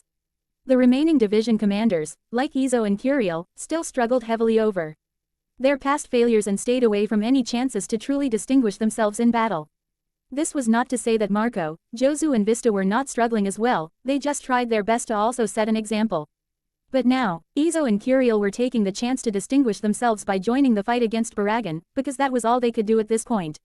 Curiel pointed his bazooka at Baragan. Everyone else has been wiped out. Levels 1 through 3 have been taken and the summit is going to follow soon. The way I see it, this old geezer and the other 2 guys are the only real threats left. Again, with everything else practically in the bag, all they could do their part now was join the fight against Baragan. Curiel prepared to fire his bazooka. Let's see you block this with your axe, geezer, he yelled, firing the bazooka. Baragan narrowed his eyes. What a fool, he muttered, thinking that an axe is the key to my power. Baragan casually fired a balada. T destroyed the shell fired from Curiel's bazooka. A god is omnipotent, that means he is capable of anything. So how could you have possibly thought that weapon of yours could do anything to the likes of me? Izo narrowed his eyes while Curiel remained as confident as ever. Inwardly, however, they were already wondering if they would fail on the battlefield again. Hey you two, Yasop yelled, knowing what they were thinking. We can beat this old geezer, but we need to work together, do you understand me? Izo and Curiel looked at Yasop. You're the Whitebeard pirates, are you not? A pirate crew who believes that strength is in numbers. In the family you've formed over the years. Yasop's brief speech managed to restore the confidence in Izo and Curiel. He's right, Curiel, Izo noted. It's vexing to admit it, considering he's one of our rivals, but he's right. I know. Let's just kick this old geezer's ass. Curiel responded. Baragan scowled. You ants, he said, you laughably foolish ants. Do you honestly think that you can challenge the God King of Hueco Mundo and come out the victor? 60, 600, 6,000. Mere numbers mean nothing to me. Baragan arrogantly declared before raising his axe into the air horizontally. Observe, duck, Yasop yelled as everyone avoided a swing from Baragan's axe. The group looked over their shoulders to see the slash actually take off the top of a nearby mountain. Well, crap, Kid muttered. This guy is definitely leagues above those Arankar from before. Kid noted, I suppose it should have been obvious that the gap between an ease Pata and a bunch of low-level flunkies would be noticeable. Kana readied her cards. Okay then, you old geezer, if you really think that you're a god, I'm more than happy to prove you wrong. After all, fairy tales made a career out of taking arrogant pricks like you down a peg. Baragan glared at Kana while the girl tossed her cards at her. Lightning, reverse tower, lovers. Kana chanted before firing her attack. Jolt of fate. Baragan casually watched as bolts of lightning came out from the cards towards him, surrounding him in the process. Kana smirked. He's surrounded, I've got him. The lightning struck, only for Kana to see that it had struck the ground and not their intended target. What? No way, Kana yelled. I told you, child. You are far too arrogant. Baragan appeared behind her and reached out for her. Kana gasped and attempted to leap away, only for her arm to be grabbed by the elderly Espada. Her eyes widened in horror as she felt her arm immediately go limp. My arm, I can't feel my arm. What happened, Ms. Kana? Marguerite yelled in worry, taking aim with an arrow imbued with hockey. Baragan looked over his shoulder as the arrow went flying towards him, aimed straight for his head. He leaned his backwards and avoided the attack, only to let go of Kana in the process, allowing the girl to leap away safely from Baragan. Kana gazed at her left arm. What was that? She wondered. The minute he touched me, my arm felt so brittle, so weak. Not only that, but something else happened to me. She noted. My body felt slower all of a sudden. I know I'm fast enough to avoid most attacks. With the way card magic is designed as a fighting style, you need to be fast enough to dodge your foes. So why did my body suddenly feel much slower than usual? Is it something that old geezer is doing? Marguerite was thinking along similar lines. My archery is top-notch. My aim, the speed of the arrow, the power behind it, it was all top-notch. How did he avoid it so effortlessly? Is he really that powerful? Baragan raised his axe into the air. I've taken your left arm. He addressed Kana. Now I shall take your life. Kana barely managed to avoid the powerful swing that carried B.A. on the blade thanks to the sheer physical strength from the old man. If that hits me once, I'm dead. Kana immediately realized. Before Baragan could lift up his Zanpakuto and try to attack Kana again, his axe was suddenly forcefully moved to his side. What is this? Baragan wondered. He looked to where his Zanpakuto was being pulled to see Eustace Kid holding out his hand with a triumphant smirk on his face. That axe of yours is kind of a pain in the ass, he said. I think I'll go ahead and take it out of the equation. Baragan immediately caught on to what it was. Magnetism, he noted, or at least some form of kinesis. I see now. So that's how my fracciones were taken away from that Soul Reaper captain that later killed Arya. Oh, with age does come wisdom, Kid said mockingly. Take this, old man. Curiel suddenly yelled, firing from his bazooka once again. Baragan narrowed his eyes as the shell came towards him. Does he actually expect me to be intimidated by such an attack? I can either destroy it with bala, or simply slow down time to avoid it. Suddenly, the shell exploded prematurely, covering Baragan in smoke. He gasped in slight surprise. A smoke bomb. He then heard gunshots ring out, courtesy of Izo and Yasop. What Baragan did not know was that arrows were also being launched from Marguerite's bow. I see now, they're trying to ambush me. A good plan if used against anyone else. However, such tactics pale in comparison to a god's sheer might. When the bullets and arrows suddenly came out from the smoke towards Baragan, time seemed to slow down. Baragan let go of his axe, allowing it to fly towards Kid. He then took advantage of the slowed down projectiles and sonidoed away from them. Kid raised an eyebrow at Baragan's choice to let go of his Zanpakuto. He had, honestly, thought a stubborn old man would hold on to such a thing, even if it meant leaving himself susceptible to injury. Then, something else came out of the smoke, much to Kid's shock. Then, Baragan appeared in front of him. Give me back my Zanpakuto, boy, he demanded, grabbing his axe from Kid. Kid managed to recover from his shock and took the opportunity to strike the man. Repulsion fist, he yelled, swinging his metallic arm at the second espada. Baragan easily caught the fist with his hand, not minding the volts of electricity that had earlier taken out his subordinate, Choneng Quao. It gasped in surprise at Baragan's durability before noticing something that made even him terrified. His metal arm was starting to rust. What the hell? Kid yelled in surprise as he leapt away from Baragan. Baragan chuckled darkly. You seem fearless, but in the end, you're just like every other living creature. You fear the idea of aging, decaying to nothingness. Kid looked at his slightly rusted arm. Decaying. Yasop, Izo, Curiel and Marguerite took aim again. Baragan chuckled once more. You foolish ants, he taunted. Haven't you figured out by now that such attacks won't work on me? I am the invincible god king of Hueco Mundo. Baragan Luzenbarn, Espada 2. Baragan introduced himself once more. Invincible, huh? If you're invincible, then why aren't you ruling your world? Kana taunted. Baragan glared at Kana for those words. Little brat, he snarled, I may have fallen once, but now I've returned. I am the God King once again. You're probably wondering what kind of godlike power I have that is allowing me to completely dominate this fight. Baragan noted. Well then, as a special favor from a god to mere mortals like yourselves, I'll gladly explain. You see, every single one the 10 espada represents an aspect of death. Baragan explained. Solitude, sacrifice, emptiness, despair, destruction, intoxication, madness, greed, and wrath. That was only 9, Yasop pointed out. That's because I saved the most deadly for last, my aspect of death. Baragan pointed out. My aspect of death is age. Age, Curiel was confused. Time, Baragan clarified. I govern the very power of life and death itself. Time, age, the power of life and death. Kana processed all that before coming to a realization that she voiced. That's what you did to my arm. She realized. Very perceptive, Baragan nodded. I aged the bones in your arm to the bones of an old woman on the brink of death. Imagine that for a moment, if I wanted to, I could age your entire body into that of an old woman. Kana's mouth dropped open at this. Yasop gave her a deadpan expression. What are you thinking, Kana? A rhetorical question. He knew what she was thinking. Eek, Kana suddenly yelled in horror. I don't want to be aged into a disgusting old lady. I want to stay young and sexy for as long as possible. Hey, it's time to man up, Kana. Curiel said. That's just the risk we take in situations like these, even if they are rather unusual. Actually, Curiel, I'm going to have to agree with her. Izo said with a paler face than usual. The idea of aging into a gross old man like him doesn't sound very appealing. Kid looked at Baragan. That doesn't explain how you managed to age my metal arm.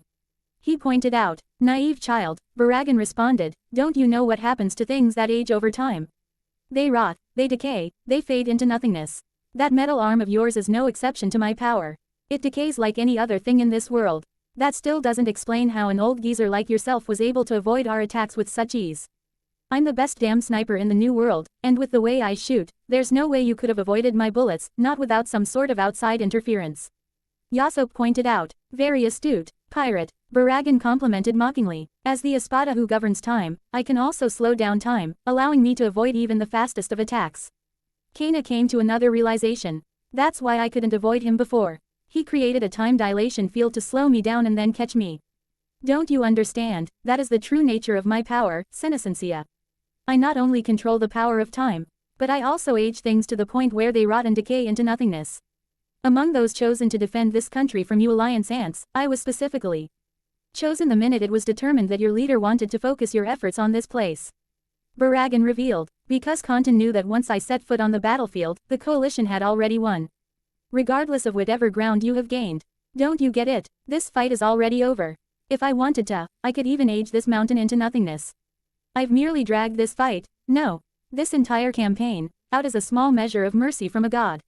I will age this entire army into a pile of bones, and then I will replenish my forces and retake every place you have taken from us by aging every other army into nothingness. And believe me, it is well within my power to do so. Kid took one more look at his rusted metallic arm before coming to a realization. We need a new plan fast. Meanwhile, Scratchman Apu vs. GGIO Vega. GGIO Vega took a deep breath as he struggled to keep his composure with his king showing off his massive power. Scratchman Apu gazed at GGIO in confusion. What is up with you, kid? GGIO glared at Apu. I am merely nervous and fearful, like any other god-fearing Arankar would be in the face of his god. Apu frowned at Gio's words. This kid's a freaking zealot. The words that had been spoken to him at the beginning of all this rang out in Apu's ears. Do you honestly think serving him is going to benefit you? Either of you. Once Kaido decides that you're no longer of any use to him, or if you've done something to warrant death, he'll dispose of you. Chitsujo had said, that's life, that's the only way to survive in the new world. You either need to become subservient to the four emperors or strong enough to challenge them. You of all people should know that if your job is to observe the other worlds. Drake, who had been with Apu at the time, pointed out. Maybe it is, but whatever happened to your own dreams? Didn't you want to do more than just spend your lives to someone subservient to Kaido? Gah, damn it, Apu had complained. What the hell is this? I actually expected to be arrested when you told us you knew that Kaido had sent us to spy on you. Will you calm down, Apu? Drake glared at him. I am rather curious about your actions though, Chitsujo. Drake admitted. You know that Kaido intends to use us to spy on the Alliance, and yet you have no intention of punishing us. Most people would call that foolish. You have obviously never been in an organization built around trust rather than fear. Chitsujo noted. My people and my comrades have absolute trust in me. If I say the two of you, who are spies from the Beast's pirates, should stay in the Alliance, then you should stay. After all, no matter how much Kaido spies on me, I'm afraid there's nothing he can do to me. Chitsujo revealed without any hint of arrogance. The man was simply stating a fact. If Kaido comes for the Alliance, then I will deal with him. It's that simple, and hopefully by the time Kaido is dealt with, you will have remembered why the sea called to you in the first place. And what would you know about the sea? Drake inquired with a slight frown. Absolutely nothing, Chitsujo just smiled mysteriously, but I do know what it's like to have a dream. Apu sighed as he returned back to reality. Have I really lost sight of what my goal originally was when I became a pirate? Pirates who enter the new world don't just enter to get killed by the weather or a member of the four emperors. They do it because they've got goals of their own. Apu gazed at GGIO. I look at this guy, and while he does probably legitimately respect his god king, he also fears him immensely. I may still not really know where my loyalties lie, and neither does Drake, but I do know that beating the ever-living hell out of this psychotic zealot will be a good start to finding out. In the name of King Baragan, you must die, GGIO declared as he sonidoed towards Apu. Apu gasped at Gio's immense speed as the tiger Arankar stabbed at him in the throat. Apu managed to avoid the attack and leaned to the side. Hiya, Apu yelled as he punched GGIO straight in the jaw, knocking the Arankar back and extending his arm to unnatural lengths. GGIO took notice of this. What the hell, he wondered. You're not normal. Damn right, I'm part of the long arm tribe. Apu revealed. Our arms extend to unnatural lengths like these, increasing the powers of our punches. GGIO recov. Read and snarled in a very tiger-like manner. Missile dientes. GGIO lowered his head and fired the two giant fangs on his headpiece at Apu. Fighting music. Scratch slice boom. Apu yelled, transforming his body into various instruments once more again. Boom. Apu released a sound wave that exploded upon colliding with Gio's missile dientes. GGIO narrowed his eyes in frustration as the two fangs grew back on his headpiece. Apu raised an eyebrow at Gio's regenerating fangs. Okay, that's kinda gross. GGIO furiously gazed at Apu. You're underestimating me. He snarled. How dare you underestimate me? I hate that, more than anything in the world. Buddy, your abilities might be good enough to get you to the end of paradise, but you'll never survive in the new world. Apu explained as his arms morphed into instruments once again. At least, not without throwing yourself at the mercy of one of the four emperors. Apu's eyes widened slightly. Just like me. No wait, not just like me. Apu thought. I made it to the new world. I managed to survive in it for a while after all. Apu then regained his composure. Damn you for making me actually think about my decisions in the new world, Chitsujo. I'm a pirate, I was just doing what I could to survive with Kaido. Apu sighed. But I'm the roar of the sea, Scratchman Apu. I'm a man of pride who once dreamed of becoming king of the pirates, like every other pirate that has the guts to venture into the new world. I still have not decided where my loyalties lie, Apu told himself. But for right now, I don't mind fighting for the alliance, if NLY to find out where I truly stand and how I want my performance on this great big stage to be remembered. Apu grinned at the seething GGIO. You're right, Tiger Boy, I am underestimating you. I'm a pirate worth 350,000. Oh, and you're just a flunky for some espada. Why should I take you seriously? GGIO snarled. Why you? Here, why don't I show you the difference in our power? Apu suggested. Fighting music. Scratch buzz screech. GGIO froze at Apu's demonstration of his weird powers once again. This time, Apu had transformed his arm into a guitar. Now, buzz, he yelled, strumming his guitar arm. GGIO tried to attack Apu, only to be suddenly frozen in place by the incredibly loud sound wave that sounded like an electric guitar being strummed. The sound was so loud that it actually left him disoriented. Apu smirked triumphantly and pointed the neck of his guitar at GGIO. And now for the end of the song, he said. Screech. Apu strummed the guitar again and then started sliding his finger up and down one of the strings, creating several slicing sound waves that indeed sounded like a guitar string sliding up and down after being strummed. Before GGIO could recover from Apu's buzz, he was struck repeatedly by the sound waves that sliced into his body.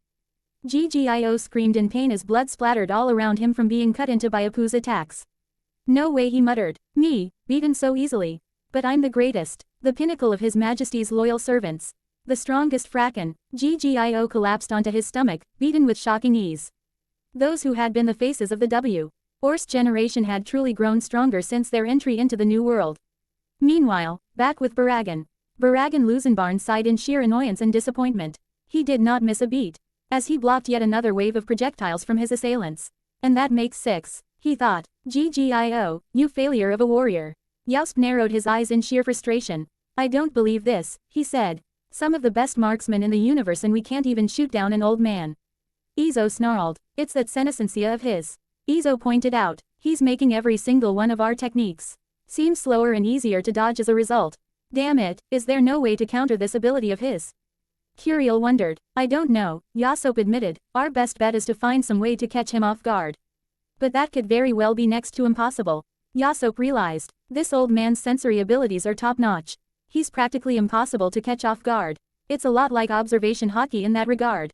Yasop noted, which means we either need to distract him and cause him to lose his focus, or hit him with an attack so powerful that is impossible for him to avoid. Curiel, Yasop addressed him. Do you have any more explosive shells? Plenty, Curiel replied with a grin on his face. Good, we're going to need them. Yasop said. Kana, what about you? Do you have any explosive cards? I do, but I fail to see how they are going to help.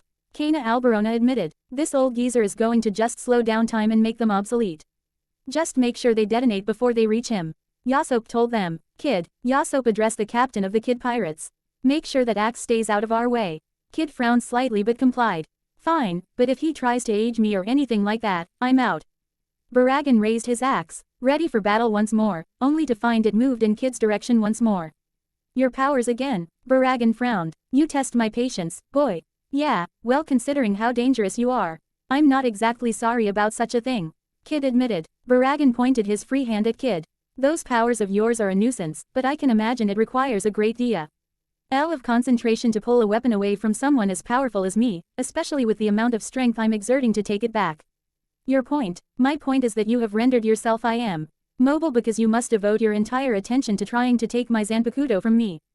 Baragan stated accurately, much to Kid's surprise. I don't believe it, Kid thought. This geezer managed to figure out the mechanics behind my power in such a short time. Unfortunately for you, I have already proven myself to use more than metal weapons.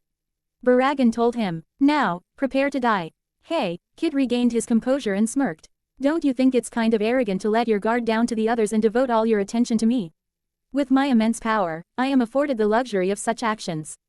Baragan responded. Now Bala Baragan was suddenly cut off when he noticed cards coming towards him out of the corner of his eye. This again, Baragan activated his senescencia. Have you ols not realize that such things do not work on me? Then, the cards suddenly exploded in Baragan's face again, much to his surprise. Gah, a smokescreen again. Then, more explosions rang out, surprising the old Arankar. What is the meaning of this? He wondered. They know they're not doing any damage to me and yet they're still throwing such irritating things. How dare they waste a god's time? Then, he heard gunshots ring out. He prepared for the bullets to appear before his eyes and then slow down, but none came. What in the world happened? He wondered as exploding cards continued to do just what they were made for around him. All of a sudden, an exploding shell came out of the smoke right in his face. What is it, a shell or a smokescreen? He wondered. It doesn't matter, it's been slowed down, so now I'll age it to nothingness. The shell suddenly clicked, much to Baragan's surprise. Then, before he could touch it, the shell exploded, enveloping him in a fiery blast. Curiel smirked. Timed shells, he said. I designed those little beauties myself for one reason and one reason only, trickery. Nice one, Curiel, that was better than I could have hoped for. Yasop complimented. The plan was simple, but effective. Yasop mentally noted. Kid would first take Baragan's axe out of the equation with his magnetism. Then Kana would create a distraction with exploding cards that would surprise Baragan by acting as a smokescreen. Like with Curiel's special shells. Of course, the only difference is that Kana can reload much quicker. Even with Baragan's senescencia, he still has to deal with the range of the explosives and the smoke that's kicked up as a result. Of course, that's not an effective way to deal damage because he can escape it with Sonido at any time. That's why the explosions went off repeatedly to keep him in place. Then, we caught him off guard by firing pistols into the air. Thanks to the smokescreen, he probably thought they were coming right towards him. This avenue is ample time to use the final part of our strategy, which was trial and error. What Baragan did not actually know was that they were not just cards exploding. Curiel had fired a few more of his timed explosive shells to test to see how long it would take for them to go off with Baragan's senescencia. Eventually, with some quick trial and error, we fired a shell that went off just the right place and time. Even with the time dilation field the old man had created. Unless Baragan can adjust the rate of his time dilation, we now know just how long it takes for things to explode in that field. And if we can just keep in one place, we can wear him down. Yasop's musings were cut off when he saw another red pillar of spiritual pressure shoot up into the sky. Insolent ants. Baragan Skria met as he was revealed to be relatively unharmed, but charred and pissed off. How dare you do such things to a god? Have you no shame? Have you no respect? I'd hate to state the obvious, Yasop. Izo spoke up. But while our strategy works, it also seems to anger him immensely. Yeah, well I still kinda hate you for stating the obvious. Yasop admitted. For this, I will give you a punishment fit only for enemies of a god. Baragan declared. Meanwhile, at the intelligence division, the reports coming in state that while most of the mountain has been taken, the battle is still far from over. Akon reported to Monkey D. Dragon, Chitsujo and the intelligence division commanders. Baragan Luzenbarn, the second Espada, and Shaman, the second Cage, still control the summit. Troublesome, Shikaku Nara shook his head. To think that we'd have to face off against another cage so early. Not just that, but Baragan Luzenbarn is not one we should underestimate either. Kazuki Urahara admitted. I commandeered the data from the fight at the fake Karakura town. More like stole it from Captain Kuratsuchi, Akon muttered.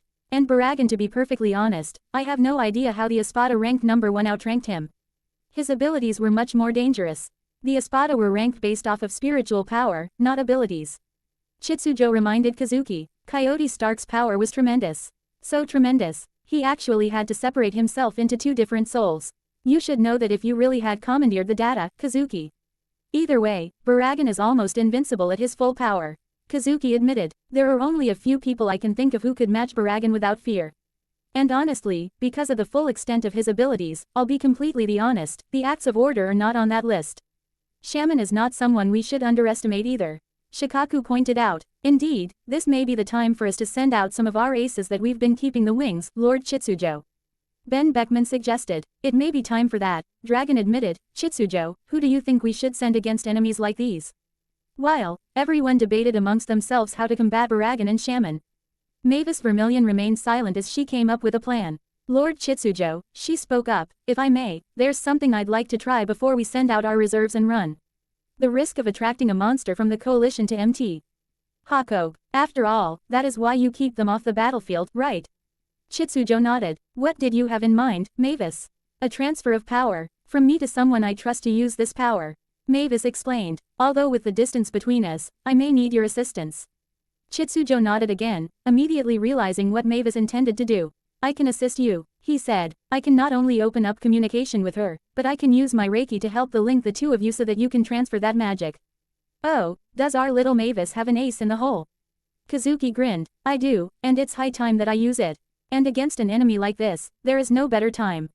Mavis said. Back at the fight, Rot, Baragan screamed. Arrogante. The versus Baragan team gasped in horror as Baragan's immense power rocketed into the sky. I don't believe this, Yasop muttered. It's almost like when the boss fought Whitebeard. But not at the same level, he added. That's good at least. They practically created a fissure in the heavens when they clashed. This guy's only created a crater in the sky. The team watched in horror as Baragan too. RNED into a grotesque skeleton emperor with black and purple robes and a golden crown. This is the true form of death. Baragan revealed. Tremble in terror before it. Like I'd tremble before you. Kid spat. I've survived 100 beasts Kaido, I'm not afraid of you. Baragan turned his attention to Kid. You will be the first to pay for your insolence. He decided. As a god, it is my responsibility to show my pathetic disciples how you deal with the enemy. Hey, you know something? Kid said. There's nothing I hate more than people who declare themselves gods without any substance to back it up. Baragan seemed offended at this. But it was hard to tell because he was now a skeleton. Perhaps this shall be the proof you need. He suggested. Respira. With that, a purplish mist started to make its way over to Kid. Ha, a slow-moving cloud is your ace. Give me a break. Kid grinned. I failed to understand his change. Marguerite admitted. All he's done is make himself look scary. Yasop could not help but nod in agreement. Also failing to understand Baragan's change other than an increase in energy levels. He then noticed the bottom of Baragan's body and the ground he was standing on. It was corroding into nothingness.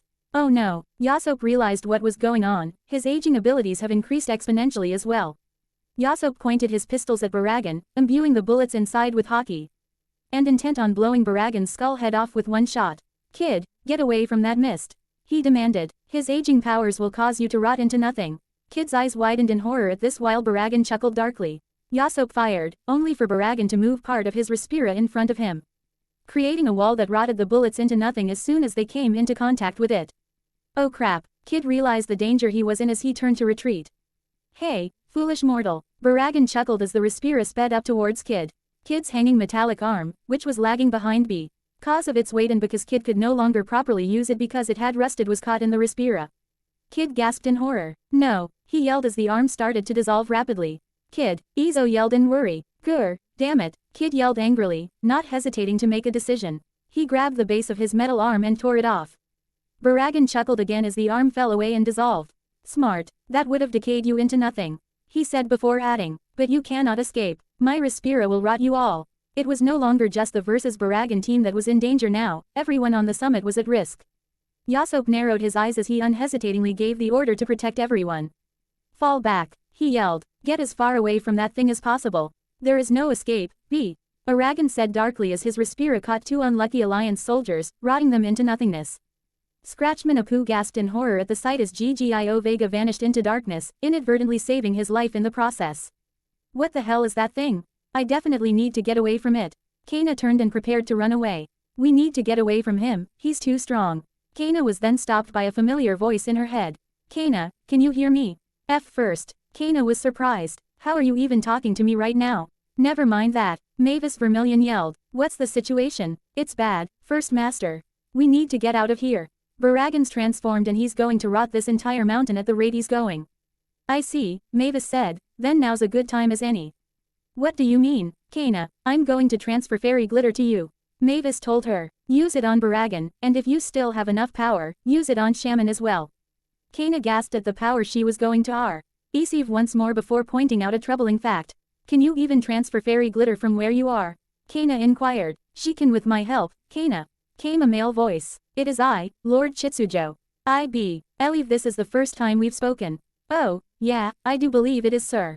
Kana was rightfully intimidated by the man's presence, even though she knew he meant her no harm. By using my immense Reiki, I can help bridge the gap between the connection you two share thanks to Mavis, transferring of fairy glitter to you. Can it win? Kana inquired, now with a bit of hope in her heart. We don't know, that is one part of the equation we haven't worked out yet. Mavis admitted, but you have to try, Kana. Fairy glitter's immense power can turn the tide if it connects with your enemy. Kana nodded. You're right, she said, it's worth a shot. With that, a tattoo appeared on Kana's arm. She then stopped in place and turned back to Baragan, bravely facing him in his Respira. Kana, What are you doing? Yasop demanded. Isn't it obvious? I'm standing and fighting, Kana declared. Are you insane? Yasop asked. You'll die if that thing touches you. Run. I won't, Kana said. I did not march halfway across. Fury clearing out jackasses like this old man to run away now.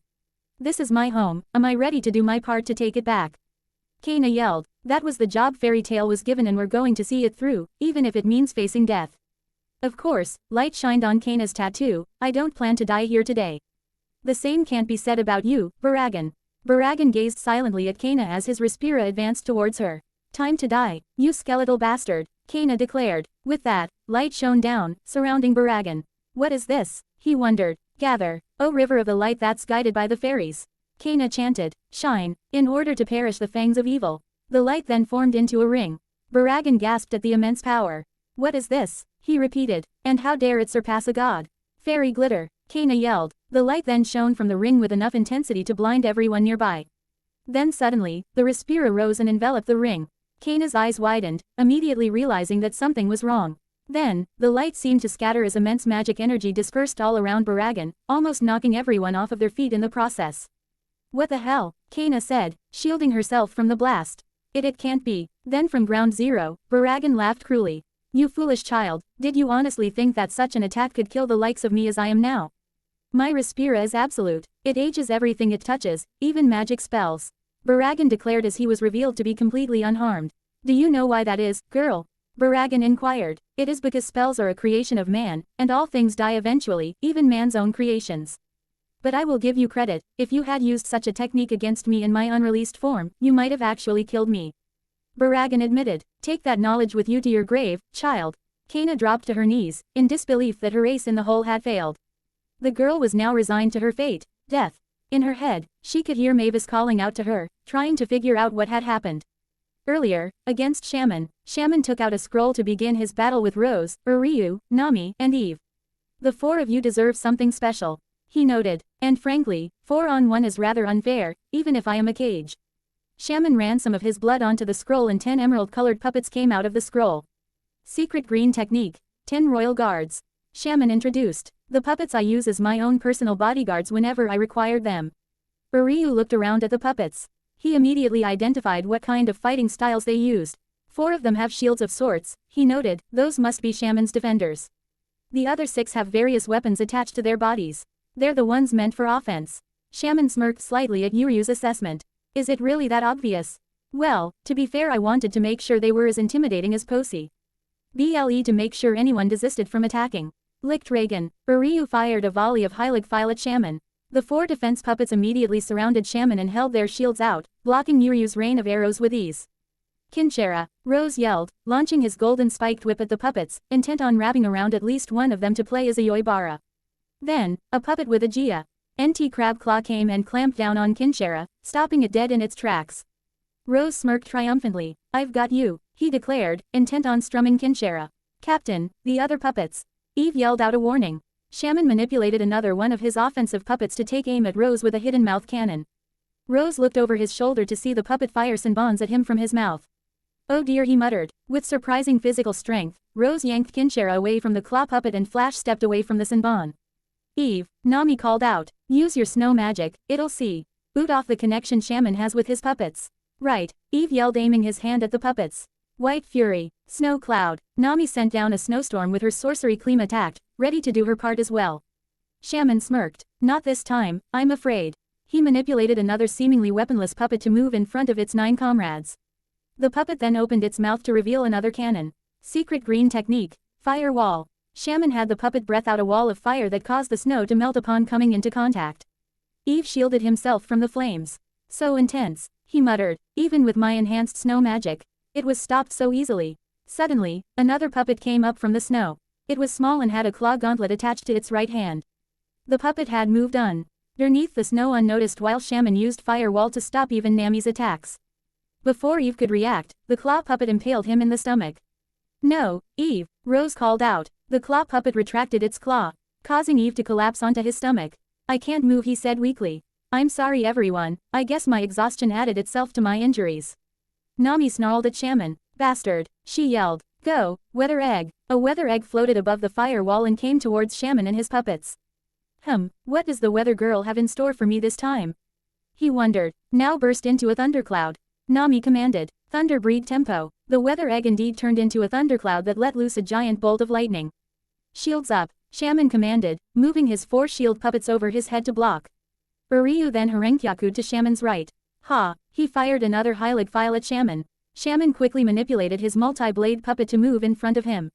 The puppet then started rotating its blades to form fans that dispersed the Hylig file, much to Uryu's surprise. Impressive, wouldn't you agree? Shaman inquired. I take the control I have over these puppets a step further. Normally simply using strings to form connections is enough, but by pumping more of my chakra through the strings to the puppets, I make them more durable as a result. Rose narrowed his eyes at the explanation. Such a technique probably takes a massive amount of chakra to use. With how long this fight has taken, it's amazing that he's still able to fight so effectively without showing any signs of exhaustion. Akage truly is an amazing fighter. Nami then decided that it was time to take the risk and try something different for a change. Captain Otoribashi, grab Eve and get back, Uryu did the same. Nami then sent out a large weather egg that hovered above Shaman's puppets. Shaman narrowed his eyes, immediately realizing that something was wrong. Now, burst open, Nami yelled as the egg did just as commanded. Time to take all those puppets out at once. Nami declared, this isn't something I wanted to use because I could have caught everyone in the crossfire, but you've left me no choice, Shaman. I just hope everyone else knows that the sight of a tornado means, run. At that moment, a giant cyclone came out from the weather egg and started rotating at incredible speeds. Shamo gasped in slight surprise as his puppets were dragged into the cyclone. Cyclone breed tempo. Shaman gritted his teeth as he felt the chakra strings attached to his fingers pulling him into the cyclone. Damn it all, he cursed. To think I'd be forced to sacrifice my own puppets to protect myself from an attack like this. Shaman detached his fingers from the chakra strings. Shaman watched as his pets were all swept up into the cyclone and then launched away off the mountain. How vexing, he complained, those puppets were some of my better ones too. I've got you, Uryu Ishida yelled, appearing behind Shaman with his bow at the ready. Licked Reagan, Shaman could not avoid the attack in time and was impaled in multiple places. Uryu grinned triumphantly for a moment, only to have that grin wipe away when Shaman was replaced by a log. Gah, a substitution jutsu. That's right, Shaman appeared behind Uryu. Uryu narrowed his eyes. This is what I've been waiting for. He noted, once he hits me, I'll take him out with the antithesis. Shaman saw that Uryu was not making any move to dodge and smirked triumphantly. I've got you. Nami and Rose, who had safely set down Eve elsewhere, watched in shock. As Shaman's fingers actually opened up and fired regular steel wire at Uryu. Uryu gasped in surprise as he was suddenly tangled up from the neck down by Shaman's ninja wire. String cocoon, Shaman yelled as Uryu fell to the ground, tied up. What in the world? Uryu struggled against his bindings. His fingers, Nami muttered. They're not human hands. Rose realized. Shaman must have went through some body modifications. That's right, Shaman nodded. My hands are now hands of the same material used to make puppets. And inside of those hands are miles worth of ninja wire. Shaman turned his attention to Uryu. Impressive, boy. He taunted. Your shrift is quite useless when you have no injuries to turn against your opponent. Uryu's eyes widened. You know about my shrift. Of course I do, Uryu Ishida. Shaman revealed. We who serve the coalition willingly make it our business to know of those who have made it onto our blacklist. After all, that shrift is the only reason you're even on it to begin with. Blacklist. Nami was confused by Shaman's words. I've heard of something like that, Rose admitted. Information from previous battles had several coalition soldiers mention some of our comrades who made some list. That's right, Shaman said. Uryu Ishida, former crown prince of the Wandenreich and the only one granted the same letter as Yuach, even though the scripts differ. You're the antithesis. And number 30 on the blacklist. So of course I know of you and your power. Such power could even be dangerous to the acts of chaos. You could actually be a threat to everyone other than Kanton himself. But of course, that power is also very easy to avoid, and unfortunately for you, both Baragan and myself already had countermeasures in place when we saw that you were on the battlefield. You saw my plan to counter your antithesis, and it was much less deadly than Baragan's if I'm being perfectly honest. Shaman admitted. If you had gone up against Baragan, Shaman continued, he would. Vei used his aging abilities to age your brain to that of a brain-dead old man. You would have been unable to use your antithesis because you would have been a drooling mess. Rose gasped at this revelation. Damn, then our ace in the hole would have failed regardless. He realized. No, Rose continued as he retracted Kinshara, I still have one more. Shaman barely turned his attention to Rose. Ban Rose was suddenly interrupted when his whip arm was suddenly separated from his body. Gold shines so brightly, Shaman noted. Thank you, you actually improved my aim with that brightly shining target. Gah, Rose. He screamed in pain as he clutched his stump of an arm. Shaman then ran towards Rose. Captain, get away from him. Nami yelled. Rose snarled as he fought through the pain. I refuse to give up, he yelled. A performance should never end on a sour note after all. If I gave up now, I'd never be able to call myself anything. A soul reaper, a warrior performer, a captain of the 13 court guard squads, or a man. Rose pulled down his hollow mask, only for it to be cut in half. He gasped in pain as his remaining hand was cut off and a large slash wound appeared vertically down his body. Shaman had boot him with a sword made of chakra strings. Iron string sword. Shaman then formed more strings with his free hand into a whip-like structure. Iron string chain, he yelled as he sent the strings into Rose's back. Rose choked out painfully as he felt something in his back severed by the chain. No, that bastard severed my spine, he thought as he collapsed forward onto his stomach, his eyes wide in pain and shock. Nami looked around at her comrades. Uryu Eve Captain Otoribashi, he took them all down with such ease. She thought. Well now, Shaman turned his attention to Nami. It appears you are the only one left once again. So what will you do now? Shaman inquired. Will you perhaps try to fight or will you turn tail and leave your comrades behind? Either way, I intend to make you bleed, girl. I don't like how you refuse to give me that weapon of yours. As a cage, I demand results, and when I don't get them when I desire, I tend to get angry. Yeah, well, as a pirate, I make a career out of ruining people. Nami declared, and all things considered, especially creeps like you. Milky Ball. Nami created a wall of clouds in front of her.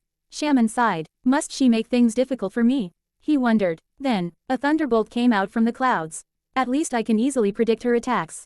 He mused, before sensing danger from the sides. He looked to his right and gasped. Lightning from the sides as well. Shaman cried out in surprise as he was suddenly struck by lightning from 3 different angles. Thunder trap, Nami yelled, having created 3 dark storm clouds to attack Shaman. Nah, Mi smirked from behind her wall of clouds. I've got him now, she thought, now to just get over the clouds and then send him flying off this mountain with Gust Sword. Thanks to Usopp's modifications, I can extend this clean attack. Send him flying, extend it again, and send him flying again.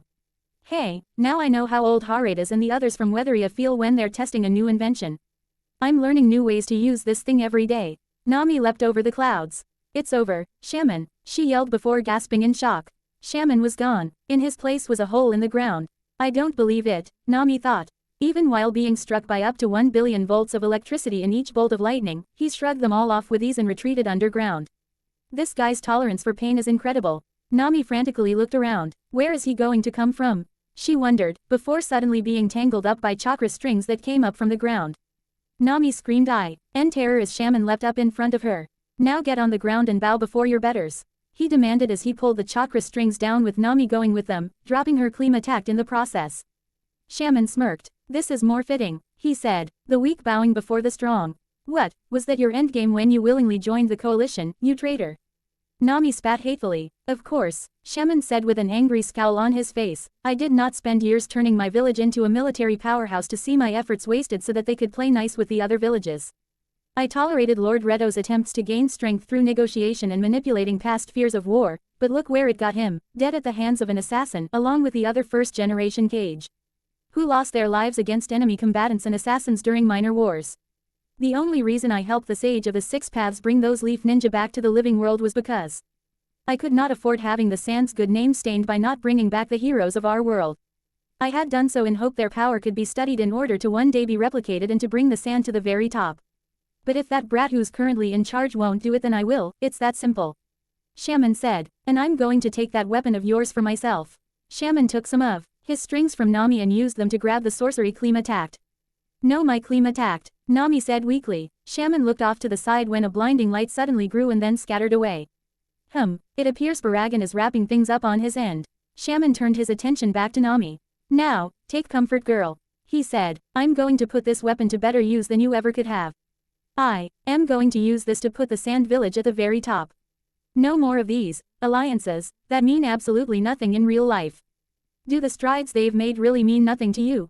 Yes, because all it does is waste the efforts I and many others put into making the village strong. Shaman told her, those aren't real strides, that is merely giving up on trying to prove yourself the strongest. Is that really how you feel? A new voice spoke up. Shaman raised an eyebrow. Wind style. Gale palm. Shaman was suddenly pushed backwards by a powerful gust of wind, causing him to drop Nami's claim attacked in the process. Oh, Shaman raised an eyebrow as he was pushed back, letting go of Nami in the process. Such powerful winds. It's been a long time since I've experienced such a powerful wind-style attack. Tamari stood near Nami, having finished treating Baki's immediate injuries and now wanted to turn her attention to the man she arguably hated more than her own father, the man who was directly responsible for turning Gaara into a monster by starting the idea of Jinchuriki as weapons. She glared at the man with absolute hatred. If that really is how you feel, Shaman, then you have lost the right to call yourself Cage. You are nothing more than a detestable traitor that needs to be taken down by a real sand ninja. Shaman got his feet and glared at Tamari. Hey, funny, I was about to say the same thing to you. Shaman admitted, a traitor to the sand village needs to be destroyed by a real sand ninja. Tamari glared at the man with sheer fury. Nami's eyes were wide at how angry Tamari looked. She had never seen the sand Jonin look like that before. Tamari, Nami, Tamari addressed the girl, take whoever you can and fall back. I'm going to finish this myself. Hold on, are you serious? Nami was shocked. Tamari, you can't fight him, maybe, but I still have a score to settle with him. Tamari replied, on behalf of my brother and every child that suffered because of his research. Nami gasped at this. Do you have any idea what it's like, Tamari was now addressing Shaman, to grow up fearing a member of your family because there's power within him that he can't control? Do you have any idea what it's like to want to love someone with all of your heart, but you can't because you're afraid of what they might do to you? You nearly destroyed my little brother's life, and for that I'm going to break you, you traitor. Tamari declared with fury. Shaman was now annoyed with Tamari's speech. Oh, shut up, already. He yelled. You and that brother of yours should have been honored to become a weapon of the village. To become a Jinchuriki means you have the power to control the tailed beast and use it. To not use such immense power is a waste. Shaman declared, and it's downright insulting to me and all the effort I put into making the sand village strong. Is that all you have to say? Is that all you have to say? Shaman repeated. Listen to yourself. Have you no shame? Where is your pride as a sand kunoichi? You have failed to use your Jinchuriki brother's powers to make the village strong, and not only that, you've bought into the idea of playing nice with these outsiders and the other villages when you and the rest of the sand should have taken the opportunity to become the strongest in the ninja world. It disgusts me to see that my own people have lost their pride in their own identity.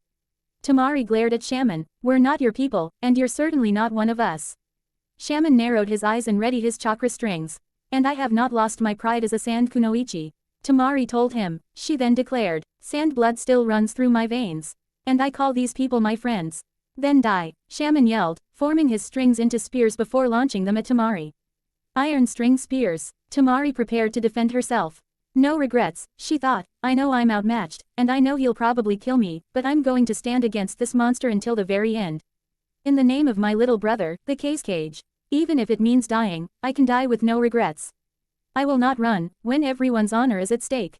Tamari, Nami yelled, too paralyzed to do anything. Before the spears could strike Tamari, however, several thousand small blades came out of nowhere and tore the spears to pieces with ease. Shaman, Nami and Tamari all gasped in surprise at what had just happened.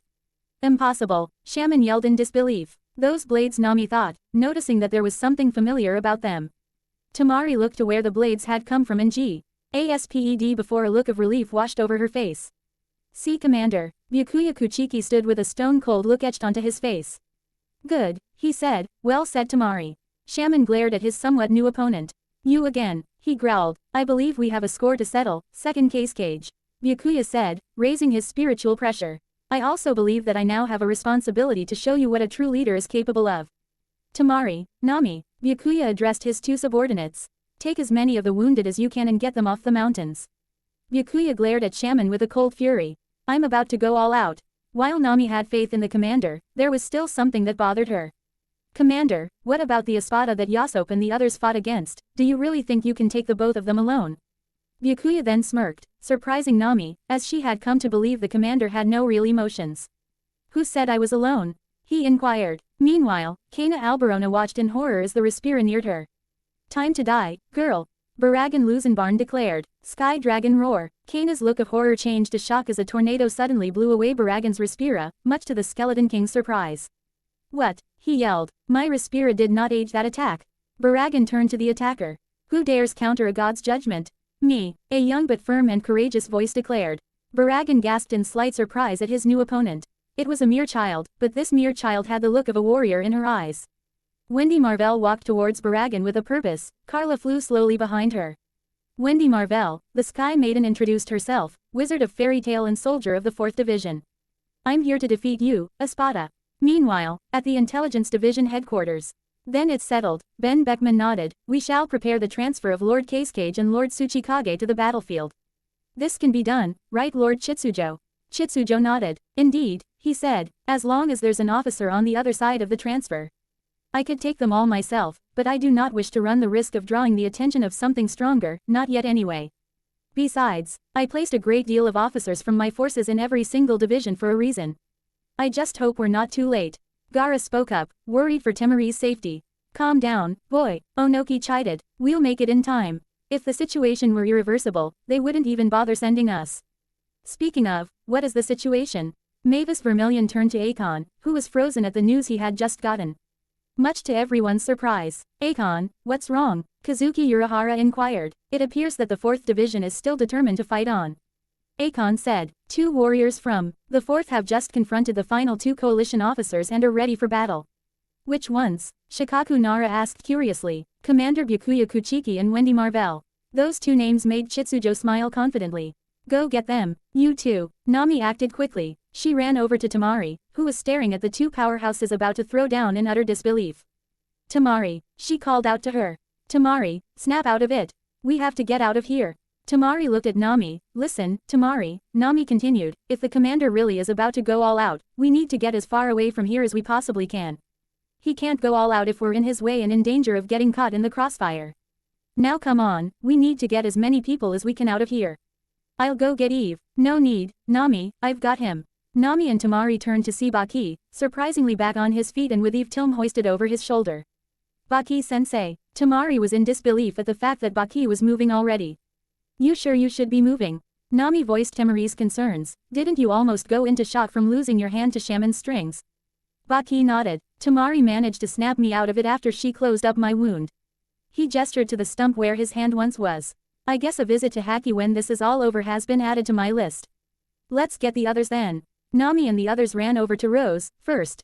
Knowing that his injuries were serious.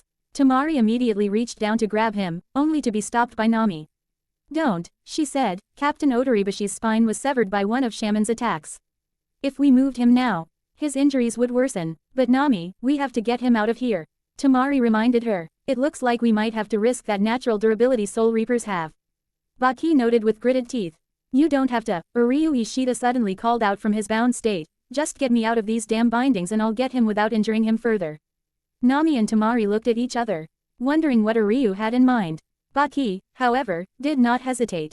He walked over to Uryu and activated his wind blade on his remaining hand. Uryu's sweat dropped before looking at Baki fearfully. Wait, he said, don't try to free me with that. Baki ignored Uryu's pleas and cut his bindings off with surprising precision. Uryu gaped in shock and terror, LL dangerously close to wetting himself due to nearly being cut by Baki's wind blade. Baki looked at the young man with a deadpan expression. Quit complaining and do what you've got to do to save the captain. Uryu nodded and got to his feet. He walked over to Nami and Temari. Stand back, he said, this is a very delicate process. Nami and Temari moved away, curious as to what Uryu had planned. Clapping his hands together, a reishi platform appeared underneath Rose and lifted him up. Nami and Temari looked on in confusion. That's it, Nami asked. What do you mean? Uryu inquired in confusion. Well, I was expecting something cooler with all your build-up. Nami admitted, having grown used to cool things, due to all her time spent with her crew.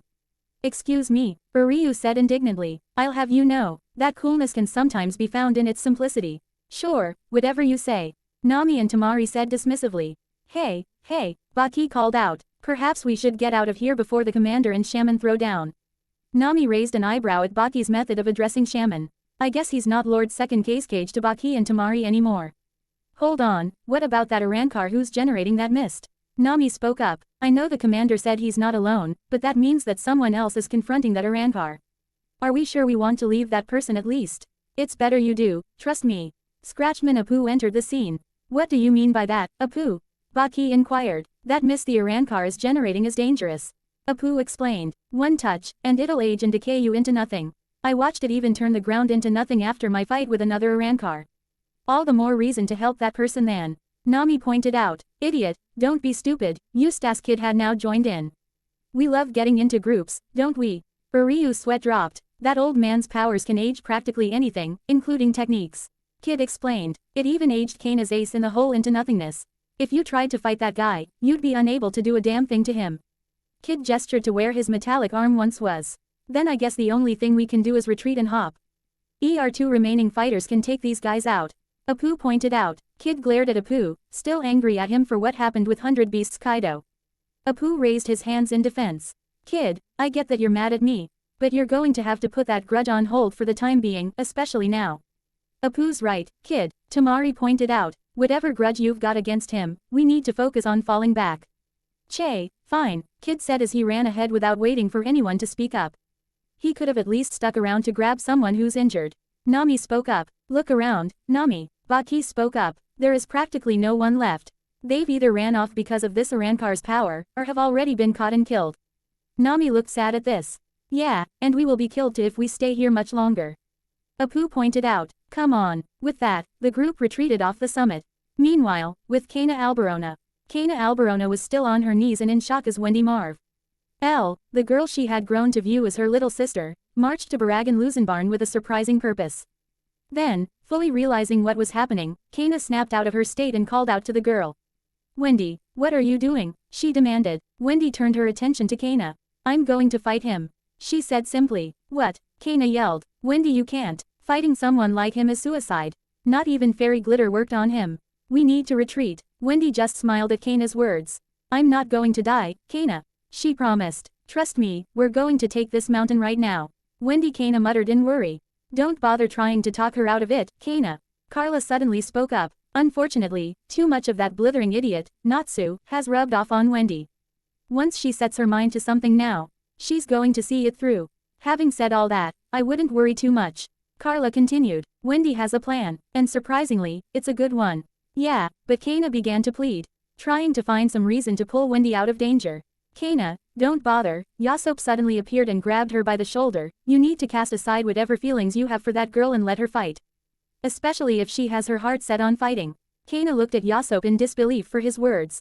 Be smart about this, Kaina. Yasop continued. You saw her magic blast away the old man's Respira, right? If she can do that, we still have a chance. We just need to be willing to let her do her part. Kaina could not argue with Yasop's logic, even if it sounded incredibly cruel, it was still sound logic. She got to her feet and prepared to retreat with Yasop, but not before addressing Wendy one last time. Come back alive, you got it. She yelled. I don't want to have to explain to everyone that we need to bury one of our youngest members. Wendy nodded. Kaina, she said, I promise I'll come back alive and a winner. With that, Kaina and Yasop ran off to join the rest of their retreating comrades. Baragan Lusenbarn, who had been in shock over his abilities being successfully countered, finally snapped out of his state to scream furiously at Wendy. You blasphemous little brat, he screamed. How dare you counter the powers of a god? How did you even counter the powers of a god? Carla gazed at Wendy. I must admit, even I'm still rather confused as to how Wendy managed to do it. I suppose I should thank that man for his input on the matter. Flashback. A few minutes before Wendy and Byakuya's entry on the battlefield. Wendy was nearing the end of her treatment of T. He injuries Byakuya Kuchiki had sustained at the hands of Shaman, the second cage. We're almost done, Commander. Wendy promised. You'll be fighting again very soon. Good, it appears that the situation is starting to spiral out of control.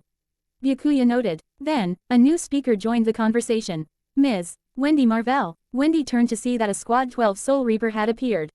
Yes, she inquired curiously. The Soul Reaper held out his hand, revealing a Hell Butterfly, the main form of communication for Soul Reapers. I have a message to you from my captain, Mayuri Kuretsuchi. Byakuya narrowed his eyes in suspicion. What does Kuretsuchi want with Wendy? He wondered. Furthermore, why would Kuretsuchi use a Hell Butterfly rather than the Alliance's standard communication channels? Perhaps, he simply does not wish to deal with any kind of interference within our own network. Okay, Wendy nodded, but how does a butterfly send a message? Just let the butterfly fly to your ear, you should hear my captain's voice then. The Soul Reaper explained. With that, the Hell Butterfly flew up to Wendy's ear, just as the Soul Reaper explained, and then Wendy heard the raspy voice of the Squad 12 captain. Hello, am I speaking to Wendy Marvell, the Sky Dragon Slayer?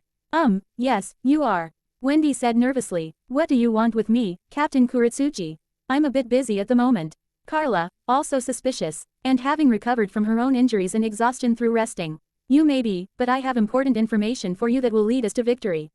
Mayuri explained. Now, I'm sure even someone with a child's brain, such as yourself, could understand that. Now see here, you. Carla yelled at this. If you want to help, then help. There's no reason to be condescending. My, that was rude. Mayuri casually brushed off Carla. Now then, Ms. Marvell, I have a theory that could very well lead the 4th Division to victory, and also of course a victory from my research into otherworld countermeasures for Arankar. Are you more focused on victory, or your research, Captain? Wendy inquired curiously. Naive child, Mayuri chided, when science wins, we all win, especially in wartime. Now, pay attention because I will only explain this once. And considering the severity of your current situation, you would do well to pay attention. End flashback. I don't know why this Kuritsuchi Fei Lo is so interested in Wendy's abilities and how they fare against certain Arankar, but considering what just happened, I cannot argue against his logic, or his theory on Wendy's abilities for that matter. Carla thought to herself. Well, Baragan yelled, answer the question, little girl. A king is addressing you, and when the king addresses you, you would do well to respond. Wendy dropped into a fighting stance, which to some would actually look surprisingly cute, considering that Wendy was not by any means threatening. I'm just here to defeat you, Mr. Arankar, Wendy responded. Baragan managed to calm himself. Defeat me, you say? Little girl, do you realize who you're facing off against at the moment? I am the feared god king of Hueco Mundo, Baragan Luzenbarn. Wendy still looked quite determined. So what? She asked. Fairy Tale doesn't care who our enemies are. You've tried to take over our homeland, killed thousands of innocent people, all of whom we care about, and you've threatened those who are still alive. When you do things like that, it no longer matters as to who or what you are. All that matters is that you've made an enemy out of the worst guild possible. Wendy told Baragan. This made Baragan scowl, although you honestly could not tell that he was because he had become a walking skeleton. Do you honestly believe that's supposed to scare me? He inquired curiously. What a damn joke. Someone who governs over life and death fears nothing. I don't know how you managed to disperse my Respira, Baragan admitted, but if you simply got lucky, then it won't happen twice. My powers are absolute. With that, Baragan directed his Respira towards Wendy. Die, brat, he yelled. Wendy remained calm as the Respira went towards her. She gathered air around her hand. Sky Dragon Crushing Fang, she yelled, swiping a large amount of wind at the Respira, causing it to dissipate upon hitting a proverbial wall, much to Baragan's shock. The former god king of Hueco Mundo Su, LD only seethed in rage at what he perceived to be this girl's refusal to die by his hands. Wendy simply stared at him with a look of determination that one would usually see on a certain group of 4. I don't know how to tell you this, Mr. Baragan, Wendy said, but I'm the worst enemy for you, and you're going to find out why. Meanwhile, at the intelligence division. Hold on. Kazuki Urahara spoke up, realizing something. If Byakuya and Wendy have confronted the final 2 coalition officers, that can only mean one thing. Everyone gazed at Kazuki, who actually looked worried. That means Mavis, ace in the hole, failed. He pointed out with a horrified look on his face. Everyone looked at Mavis Vermilion, who now seemed to be realizing that Kazuki was correct. Fairy Glitter failed, she said in shock as her eyes started to water. The co-commanders of the intelligence division all gaped as Mavis started to whimper. Hey, Mavis, calm down. Shikaku Nara said nervously. So what if your strategy failed? There's no need to cry. Who's crying? Mavis asked as she started to cry. I'm not crying at all. With that, the fairy tactician began to bawl uncontrollably. Oh, you've got to be kidding me. Ben Beckman yelled in disbelief. Kazuki, you troublesome bastard. Shikaku turned his attention to Kazuki. You did this. Kazuki, to his credit, actually looked ashamed of himself and frantically looked around for help. Quick, somebody comfort Mavis. He pleaded, while the 4 commanders of the intelligence division completely devolved into various forms of idiocy. Gar. An Onoki sweat dropped before turning to Chitsujo and Monkey D. Dragon, these 4 are the smartest people in the alliance. Onoki inquired. Dragon simply nodded while Chitsujo shrugged. To be fair, they're very focused when things like this don't happen. He said. Anyways, back on the subject of the last 2 fighters, Gara spoke up. Would you still like for us to join the fight, Lord Chitsujo? This made the intelligence division pause in their idiotic ramblings to gaze at Chitsujo, curious as to what his decision on the matter will be.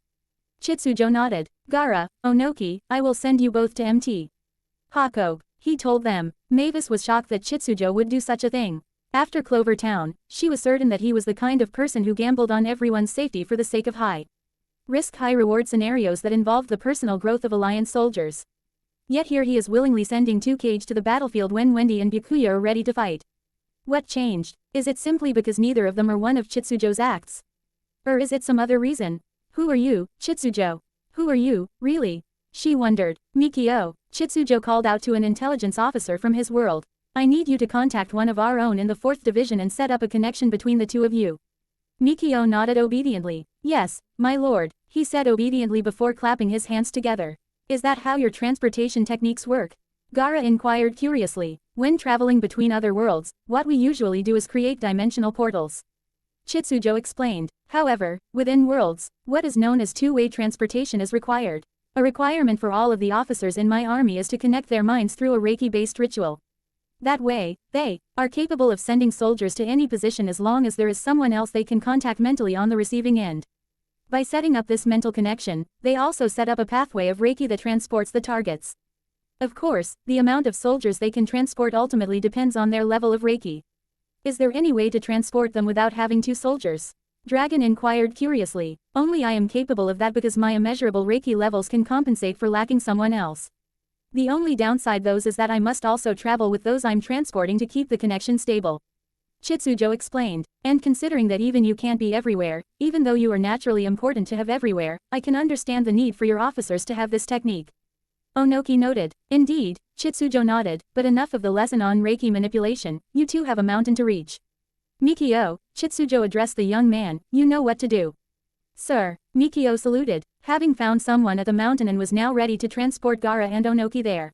Later, halfway down the mountain, a bright light shone in front of an officer from Chitsujo's army by the name of Shirata. Then, within seconds, Gaara and Onoki both appeared and the light faded.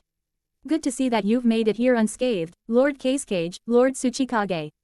Shirata said pleasantly. Glad to be here, Gaara nodded. After all, whenever our comrades need help, we'll be there, ready to lend a hand. Quite right, Onoki said. Now, where are these two enemies of ours? It's best we get started immediately, right? Shirata's sweat dropped at this. Yeah, about that. Gaara and Onoki gazed at Shirata in confusion. What? Onoki demanded. What is it? Well, the thing is, when Commander Kuchiki and Ms. Wendy confronted Baragan Luzenbarn and Shaman, we were given the order to retreat down the mountain, mainly because the commander did not want anyone getting caught in the crossfire when he finally went all out. Shirata explained. Gaara paled at this. How far are we down from the summit? He inquired lowly, dreading the answer. Shirata nervously rubbed the back of his head. Just over halfway, he admitted. Onoki now went pale while Gaara's lips curled into a frown. Okay, and is there any particular reason why you choose not to share this information with the rest of us? Gaara inquired. Shirata, to his credit, looked genuinely ashamed of his actions. Well, he said, it all happened so fast. The commander was insistent we all get off the summit and away from him and that Arankar's Respira. Then Lord Chitsujo was so insistent that I set up a connection with Mikio from the intelligence division. I didn't have time to explain to either of them what my current position was. Shirata bowed his head lowly. I'm very sorry, he said. Gaara sighed. It's all right, he said. I suppose we'll just have to make the trek up the mountains ourselves. I just hope Byakuya and Wendy can hold out until then. Onoki paled even further. Up the mountain, Gaara raised an eyebrow. Tsuchikage, he inquired, curious as to what was behind the change in Onoki's current behavior. I can't make that trek. Onoki looked terrified at the very notion of it. It'd destroy what's left of my hips, and then I'd definitely have to retire as Tsuchikage. I'd have to hand the title to Kitsuchi, or Kuretsuchi. I can't hand it to either of those two in good conscience at the moment. Gaara looked at Onoki with a deadpan expression. Tsuchikage, he said, we can fly. Onoki stopped in the middle of his rantings at that statement while Shirata's sweat dropped at the old Kage's behavior. Right, of course I knew that. Onoki desperately tried to save face. Onoki looked over at Gaara. Don't you dare tell anyone I acted like that. Do you understand me? Gaara sighed. Tsuchikage, my lips are sealed. He said as sand gathered around his feet. Onoki watched as Gaara flew upwards. He frowned slightly. Cheeky as always, he said to himself. Amazing to think that boy is still incredibly wise beyond his years. Oh well, enough of my musings. Onoki said to himself. It'd look pretty bad for the entire Rock K village if the Kage got all the credit. With that, Onoki flew upwards after Gaara while Shirata watched the two leave in disbelief. What an odd bunch, he muttered to himself. They're certainly quite different from Lord Chitsujo. Byakuya Kuchiki vs. Shaman. Shaman watched as Byakuya Kuchiki held his Zanpakudo downwards. He immediately realized what was happening. So you're going all out already? Shaman noted. Byakuya frowned at Shaman's question. I was under the impression that you Soul Reapers have some sort of battle etiquette where you first gauge your opponent's power by holding back a bit. Shaman admitted. Don't try to play me for a fool. Byakuya responded. You were a cage of your village. No, you were a cage of your village before you turned traitor. Shaman was now the one frowning. Against someone like you, Byakuya admitted, I cannot fight you in any way but with every ounce of my power. Shaman watched as Byakuya dropped his sword downward. Bankai, he said, Senbon Sakura Kijiyoshi. Shaman watched as the large swords came up from the ground around him and the 4th Division commander. I see, Shaman noted, if that's the case, then it'd be foolish for me to hold back as well. With that, Shaman took yet another scroll out. Secret green technique, he began, running his blood on the scroll. Byakuya watched as a massive cloud of smoke appeared above Shaman. The man's non-human fingers opened up and fired thousands of chakra strings that connected with whatever had come from the summoning scroll. The cloud cleared and revealed hundreds of green-colored puppets, all control ed by the many thousand strings Shaman had launched from his fingers. Army of 1,000, Shaman introduced one of his most powerful puppet master jutsus. Byakuya stood impassively as Shaman readied his small army of puppets. Impressive, wouldn't you agree, Soul Reaper? He taunted. This is a technique I spent years developing, dating back to my time as Lord Reto's second-in-command during the San's early days. Of course, designing 1,000 puppets was only step 1, I had to find some way to control them all. Eventually, my research led to me swapping out my hands with artificial ones that permitted me to control even more puppets than the average puppet master. Shaman directed his puppets to move towards Byakuya. Tremble with terror, Soul Reaper. He yelled, even you cannot hope to stand against this many puppets at once. Go, Senbon Sakura Kijiyoshi, Byakuya commanded as the giant blades dissolved into cherry blossoms blades. Shaman gasped as the cherry blossoms came towards his pets in a manner eerily similar to that of a tidal wave. Within seconds, the blossoms came down and completely destroyed every single puppet in a single attack. What? Shaman could not believe it. There's no way, even he could not have destroyed all 1,000 in a single strike, and yet, my connection with all of them has been severed. This simply is impossible. It appears that the stories of legendary intellect as a researcher and a cage are exaggerated. Byakuya noted. So many careless mistakes. Excuse me, Shaman inquired indignantly. First of all, the fact that you'd even call yourself a leader of anything is insulting. Byakuya stated. A real leader does not hide behind his soldiers. A real leader stands at the very front and leads them into battle. You, Shaman snarled. If a leader hides behind his soldiers, then how can the soldiers feel motivated to fight when their leader's practically using them as a shield? Also, as a result of his time hidden behind his soldiers, the leader's skills become dull due to not being on the front lines. With this in mind, it's no wonder you were killed by an assassin. That assassin was probably shocked when he realized it would be the easiest kill he's ever made. Silence, Shaman demanded as he launched several of his strings at Byakuya, intent on eviscerating the man. Byakuya remained calm and defended himself with a wall of cherry blossoms. You've also made several rookie mistakes in combat. Byakuya continued. First off, that technique of yours, and I use that term quite loosely in this case, relies too much on numbers. Beyond that, it's very impractical on the field of battle. Shaman's eyes widened as Byakuya continued. Even you can't effectively manipulate that many puppets at once. Byakuya stated, not because you don't have the chakra for it, but because moving that many puppets at once would only result in them getting in each other's way. Second, as a result of having that many puppets out at once, all you've done is create a bigger target that someone of my capabilities can strike quite easily. Byakuya continued, now that I've finished your lesson, why don't I show you how someone at your level is supposed to fight? Byakuya suggested. Shaman snarled in fury at Byakuya's statement. Soul Reaper bastard, he yelled, launching his strings at Byakuya once more. Byakuya responded with another wall of cherry blossoms that defended him from Shaman's attack. You were foolish to think that you could face off against me, Shaman. Byakuya revealed. The only thing you know about me is that you were able to catch me off guard once. And that was due to the fact that I had no knowledge of your abilities or your presence whatsoever. But now that I am aware of all of it, there's no way you can defeat me. Shaman scowled, furious at the fact that Byakuya was writing him off. Did he not know who he was fighting against? Shaman, the second cage of the Hidden Sand Village. Every cage-level ninja was head and shoulders above other ninja. That is what it meant to be a cage in the first place. How dare this man write him off like he was nothing? Of course, what Shaman did not know was that Byakuya was not necessarily writing him off. Byakuya was very confident that he could defeat Shaman, considering that his Senbon Sakura gave him the capability to fight against enemies with abilities like Shaman's.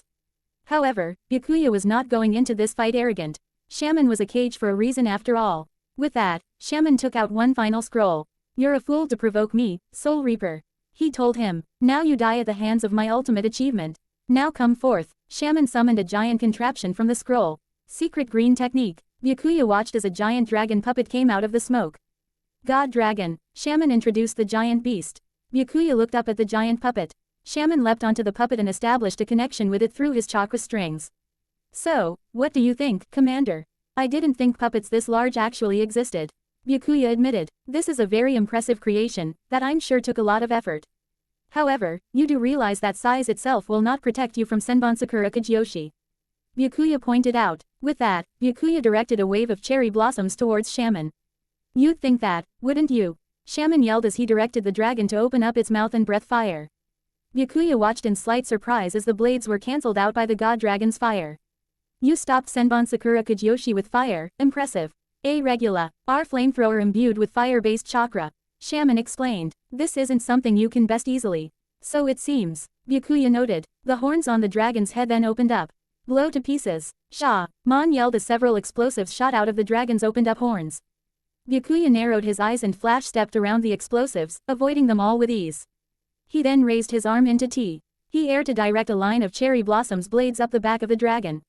Shaman manipulated a few of his fingers to move the middle of the dragon's back upwards like a wave. The scales, that were pure steel, blocked the cherry blossoms. Shaman then manipulated the tail of the dragon to crush Byakuya. Byakuya moved his cherry blossoms towards the tail to block it. However, the tail immediately broke through and smashed Byakuya.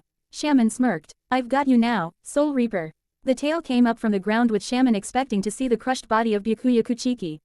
However, what he found instead was a pile of cherry blossoms, much to his confusion. Cherry blossoms. Where is the Soul Reaper? Byakuya then appeared above Shaman. Gokei, he yelled. Senbon Sakura Kageyoshi. Shaman looked up to see cherry blossoms surrounding him and then coming towards him from above. I don't think so. Shaman yelled as he manipulated the head of the dragon to aim upwards, letting out another large ETH of fire that stopped Gokei dead in its tracks. The flames soon let up, allowing Shaman to stare up at Byakuya. It appears we've reached a stalemate, Soul Reaper. Shaman noted. Not exactly, Byakuya responded. You are simply lucky enough to have survived this long. Shaman narrowed his eyes at Byakuya's statement. I don't think you understand the kind of opponent you're facing off against, Shaman. Byakuya told him. The strength of Senbon Sakura is its versatility. As is the strength of a puppet master. Shaman pointed out. Yes, but you miss the point. Senbon Sakura takes versatility a step further. Byakuya stated. Don't you understand? Senbon Sakura in its Shikai strikes you with 1,000 blades. Senbon Sakura Kageyoshi goes further with 1,000 blades for every sword that came up from the ground upon activation. Don't you understand? Thousands upon thousands of blades. There is nothing I can't do with this many blades. You puppet masters may also have versatility as your main skill. But there's still an issue with your level of versatility is simple. You are still merely a puppet master. Your versatility extends to only what your puppets can do. But Senbon Sakura extends as far as my imagination allows me. Whether it's a crushing maw of blades or thousands of swords that respond to my back-end call. Now, witness what only a few have witnessed.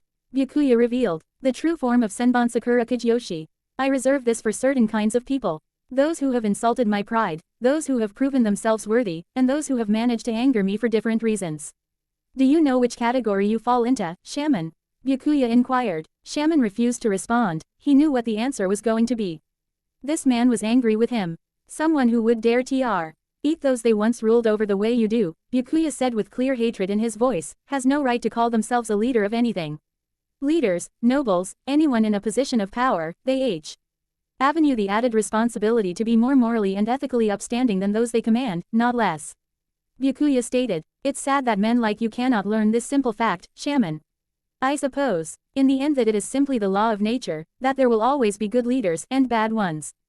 But, as one who strives to be a part of the former, rather than the latter, Byakuya continued, it is my responsibility to utterly annihilate men like you, so that your poisonous ideology cannot spread like a cancer. Byakuya sighed inwardly. I truly have become quite self-righteous over the years. He noted. Such a thing is quite unlike me. That influence you have over me, and others for that matter, just makes me dislike you even more, Ichigo Kurosaki. Senkei. Byakuya yelled as rows of pink swords surrounded him and Shaman. Senbon Sakura Kageyoshi. Shaman looked around at the blades. This is the ability you used to kill Arya. He noted. Do you honestly think it'll do the same to me? I suppose the best thing is to see what happens. Byakuya noted. With that, a row of blades took aim at Shaman and his dragon. Hanawajan. Byakuya commanded, launching the swords at Shaman's dragon. Shaman's eyes widened. There are too many of them for me to defend my dragon. Damn that Soul Reaper, he's hellbent on forcing me to use my trump card, isn't he? With that, Shaman severed his connection with the dragon and leapt into the air. Watching as the blades impaled the dragon in multiple places, causing it to fall to the ground in a heap. Byakuya then flash-stepped towards Shaman and called over one of the swords to him. Before Shaman could react, Byakuya had slashed him right through the side, flooring him in the process. Byakuya looked over his shoulder. Do you understand now, Shaman? Byakuya inquired. Versatility may extend as far as your imagination like mine, Shaman, but it doesn't change the fact that it also extends only as far as what puppets themselves are capable of. Shaman was impaled in multiple places by more swords that rained down from the sky.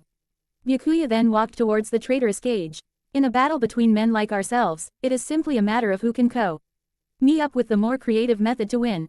And now you've lost, Byakuya said as he impaled Shaman in the head, killing the man instantly. However, Byakuya's victory was short-lived when Shaman transformed into a log. A substitution jutsu, Byakuya immediately realized. Byakuya looked around to try and find where Shaman had run off to. Has he moved underground? I better not take any chances. With that, Byakuya flash-stepped back into the air. He then directed several of his blades to rain down and strike at the ground to try and flush out Shaman. Where is he? Byakuya wondered. Then, a spot where. Several blades had struck suddenly shattered, along with the blades, much to Byakuya's surprise. Impossible, I hit him but he's still able to fight. Suddenly, chakra strings came up from the ground and wrapped around Byakuya's leg. Byakuya gasped in surprise as he was suddenly dragged towards the hole in the ground. Then, a figure wrapped in other chakra strings came up from the ground, holding a sword made of more chakra strings. Damn, Byakuya cursed. Before he could react, Byakuya was impaled through the stomach by the sword. The head of the Kuchiki clan could only vomit blood now. He then heard Shaman's voice from the figure of strings. You foolish Soul Reaper, he heard Shaman speak. Did you forget my other abilities? Yes, you truly are foolish, Shaman continued, and you couldn't even just die at the hands of my puppets and make this easier on the both of us. Now, you have to suffer at the hands of my true trump card. Byakuya managed to pull himself off of Shaman's sword, clutching the open wound on his stomach. You see, Soul Reaper, Shaman explained, my puppet mastery may have been top-notch, greater than even the puppet masters who came after me, but it was always only good enough to be second in command to Lord Redo, whose prowess was so great, that no one else could have been considered to be the founding cage of our village. After Lord Redo's death at the hands of an assassin, I was naturally chosen as the second strongest warrior in our entire village, now the strongest with Lord Redo gone. Shaman continued, but it was never enough, I could never escape Lord Tu's shadow as a warrior with such overwhelming strength. So I developed these string arts while Monziman Chikamatsu and I shared the art of puppetry with the rest of the Sand Village. This is my ultimate form, the Iron String Armor. Shaman introduced his form. While I will admit that taking this form consumes an enormous amount of chakra that would kill regular shinobi at this rate, I've dropped almost all pretenses of offense in favor of this ultimate defense. Now, all I can use for offense are weapons like this sword. No more tearing you to pieces with regular strings. Byakuya responded by launching more swords at Shaman, only to watch them bounce harmlessly off of the former cage. See, your blades cannot harm me anymore. This is as far as my imagination extends, Soul Reaper. Shaman told him. Shaman formed a battle axe in his free hand. Die, Soul Reaper, Shaman yelled as he charged the 4th Division commander. Byakuya launched more blades at Shaman and watched them all disperse into cherry blossoms upon striking Shaman's iron string armor. Yeah, Shaman yelled as he swung his battle axe right at Byakuya's head, striking the man in the head. I've got you, Shaman said triumphantly, only to see the man burst into cherry blossoms, much to Shaman's surprise. What? Shaman could only stayed in shock. If your armor truly does protect you from all of my attacks, at the cost of a tremendous amount of chakra, then the best thing for me to do is to wear you down until you run out of chakra, right? Byakuya spoke up behind him. Shaman looked over his shoulder and gasped in slight surprise. 5 Byakuya Kuchikis stood several feet behind him. What is this? Shaman wondered, before realizing something. Clones, he said in shock, clones made out of cherry blossoms. Sakura Bunshin, Byakuya introduced his newest technique.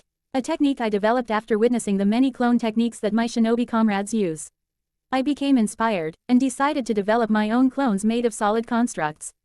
In this case, the cherry blossoms of Senbon Sakura. Shaman frowned. How insulting, techniques meant for the shinobi world in the hands of an otherworlder. You have a problem with taking inspiration from my shinobi comrades. Byakuya spoke up from the group, not giving away his location to Shaman. It's like I told that whining traitor, I did not spend years of work making Sand the strongest village. To see it all wasted so the villages could play nice with each other. The idea of people sharing techniques is insulting. It just serves as a reminder that these traitors have wasted all of my efforts. Don't you get it, you fool? Byakuya inquired. The union between the shinobi, this otherworld alliance, and the sharing of techniques between our new comrades. It's all proof that your efforts were not wasted. And what makes you say that? Shaman demanded. Because while we take pride in our strength that comes from ourselves, Byakuya said, there can never be any doubt that we become truly strong when we are united. Che, hearing such words from a supposed noble is truly sickening. Shaman responded. I can't believe you'd still make yourself deaf to such a simple reality. Byakuya said, it's true that I am of noble blood, and it is true that my power is superior to most. But even I would not be so arrogant as to claim that I can accomplish anything on my own. Now, prepare to fall, Byakuya and his clones declared as they charged Shaman simultaneously. Shaman scowled. That's my line, he responded, readying his string axe and sword. Cherry blossom blades were then summoned too. The clones and attempted to cut down Shaman in his iron string armor. Shaman remained calm as the blades all shattered into cherry blossoms that fell around him. As if you could defeat me, Shaman yelled, I am the second cage. And I refuse to lose to someone like you. You who claims to be a true leader, yet refuses to use his position to advance the interests of his own forces. If you were truly a leader, then your only goal should be dominance over your enemies. Because when you dominate the enemy, then you advance the interests of yourself and your people. With that, Shaman fully spun around, swinging both his sword and his axe, cutting down every single Byakuya that had surrounded him, only for each one to shatter into more cherry blossoms. I don't think you really know me, Byakuya spoke up as several more Sakura Bunshin descended from the sky with more blades at the ready. My goal is the utter domination and destruction of my enemies when I'm on the battlefield. However, that Daisy ends the minute the battle is over and they are no longer my enemies. Byakuya's voice continued as the clones clashed with Shaman, who cut them all down one by one, desperately trying to find the real Byakuya. Because once the battle ends where we're both still standing and neither of us wishes to fight any longer, that enemy becomes an ally. And if I cut down someone who wished to be an ally imply because they are not technically one of me like you would, then my pride would be shattered forever. Byakuya finished. No one, regardless of their standing in life, should strike down someone who did not wish to fight. For that would be the ultimate fatal wound inflicted on his own pride. Shaman narrowed his eyes as he cut down the last of the clones and then found himself clashing with the real Byakuya Kuchiki. Nationalism be damned, Byakuya said with gritted teeth, if you truly took pride in your homeland, you would be happy that they have achieved strength through unity.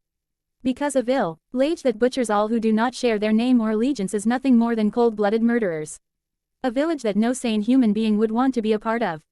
Silence, Shaman yelled as string weapons met cherry blossom blades. The weapons held by the two clashed together for a brief moment before Shaman allowed himself to be stricken on the chest, watching in satisfaction as the blades shattered. This gave him an opening to strike Byakuya in the shoulder with his axe. He then brought his sword back, intent on impaling the Squad 6 captain in the throat, only for Byakuya to wrench himself free from the axe with sheer brute strength and leap backwards. Byakuya then called down more of his swords to form into more Sakura Bunshin, who charged Shaman and grabbed onto him. With that, Byakuya called down the remaining swords that made up Senkai that struck the clones and Shaman simultaneously. The clones and swords immediately burst into cherry blossoms that scattered around Shaman. With that, Byakuya was out of swords and all around Shaman were fallen cherry blossoms. Shaman laughed. It appears you're out of options, Soul Reaper. He taunted. And look, nothing you used managed to break through my armor. You would think that, wouldn't you? Byakuya inquired with a deadpan expression. But take a look at the area around you. Shaman looked around and gasped. Hundreds of threads that were once chakra strings had floated harmlessly to the ground. They had fallen off from his armor. No way, he thought, all those attacks actually wore down my iron string armor. The second cage managed to regain his bravado, however. You fool, he said, so maybe you did hurt my armor, but look around you. You have no more swords or the ability to make more clones at your side. Your cherry blossoms have failed you. Shaman readied his sword and axe. It's over, he declared, no matter how you try to prolong this fight now, I've won. It's only a matter of when and how. With that, Shaman rushed towards Byakuya, who sighed in boredom. You were right, he said, it is over. But it's over for you. Do you honestly think that playing the tough guy routine is going to help you? Shaman demanded. You've forgotten what I said earlier. My imagination extends further than yours. No matter what you say and what you do, I will always be one step ahead of you in evolving my fighting style. With that, cherry blossoms that had fallen harmlessly on the ground moved up and started twirling around Shaman like a twister. What is this? Shaman demanded. Did you honestly think that my attacks back? Then were just pointless attempts at breaking through your armor. A foolish notion. I had long known that I could not break through your armor with sheer brute strength. That armor was too strong, long enough that my blades would indeed shatter upon impact. No, I had to turn this into a battle of attrition. But I could not count on you running out of chakra before I ran out of weapons, so I had to wear down your armor instead. Byakuya explained. And while that armor of yours is powerful, it doesn't change the fact that it's armor created by a mere mortal. And like any armor created by mortals, it can break just like any other armor once it is worn down enough. Byakuya continued. So, I assaulted you continuously with the blades of Senkei. And to make sure that I wasn't struck down first, I had my Sakura Bunshin fight with me to make sure you never caught on to where I really was. And while my blades failed to injure you, they did wear you down. Also, when they broke, they scattered all over the ground. Just like my clones did when you destroyed them. And now that every blossom from Senbon Sakura Kageyoshi has scattered all around you and that your armor has become weak and brittle, it's time to finish you off with my final technique. As I've heard often from my proxy when he plays shogi, Byakuya said with cold eyes, checkmate. No, impossible, Shaman yelled in disbelief as the blades started to tear pieces of his iron string armor off of his body. He was soon lifted from the ground by the sheer force of the rotating cherry blossoms, like he was in an actual tornado. There's no way that you can defeat me. Farewell, Shaman, Byakuya said emotionlessly. Think of the consequences of your betrayal to the sand as you return to the afterlife once again. No, no, Shaman yelled in horror as the last of his armor was peeled away, leaving him at the mercy of the entirety of Senbon Sakura Kageyoshi. Renkei, Byakuya yelled as Shaman was sent off the mountain by a giant tornado of cherry blossoms. Senbon Sakura Kageyoshi, Jia, Shaman screamed as he was lacerated in every part of his body by the merciless storm of blades. When the attack finally let up, Shaman found himself falling from the mountain, defeated by the 4th Division commander. Meanwhile, further down the mountain, Gaara and Onoki continued to make their way up to the summit. Then, Gaara noticed something falling from the sky. Tsuchikage, Gaara called out, look up there. Onoki followed Gaara's instructions and gasped in surprise as Shaman fell out of the sky, beaten and bloodied. The trained eyes of the 5th K. Azekage and the 3rd Tsuchikage managed to catch on to just who was falling. That's Onoki muttered in surprise as Shaman fell past them. Lord 2nd Cage, Gaara muttered, Shaman. With that, Gaara flew down towards Shaman, intent on catching the beaten man with his sand. It was time to deal out some justice of his own. Cage, Onoki called out, before stopping himself from doing anything to Gaara. That man betrayed his village. Onoki noted to himself. As the Cage of the hidden sand, that boy has every right to do whatever he wishes to that traitor. Regardless of what my age would have been, I would have done the exact same thing he is doing now. This means one of the final 2 coalition officers has been defeated. That just leaves one more. Onoki's eyes then went wide as he felt a sudden burst of energy. This power, he thought. Earlier, Wendy Marvell vs. Baragan Lusenbarn. Baragan Lusenbarn gazed at Wendy Marvell with a mixture of shock and fury. Who is this girl, and how did she manage to blow away my Respira? Wendy Marvell, Baragan said, that's your name, right? Wendy nodded. Well then, Wendy Marvell. Baragan said, I don't know who you think you are, but you are quite a bold child to stand against the power of a god. Wendy raised her fists into the air. Mr. Baragan, she said, you can threaten me all you want, but I've already resolved to take you down. Baragan scowled, even though you could not see it because he was now a skeleton. You insolent brat, he snarled. I don't know how you managed to disperse my Respira with your attacks before, but right now, I'm banking on the fact that it was a mere fluke, and not something that you can do a second time. Now die, Respira, Baragan commanded as the mist of decay came out of his body towards Wendy. Wendy responded by preparing another roar. Sky Dragon Roar, Wendy yelled, launching another tornado from her mouth.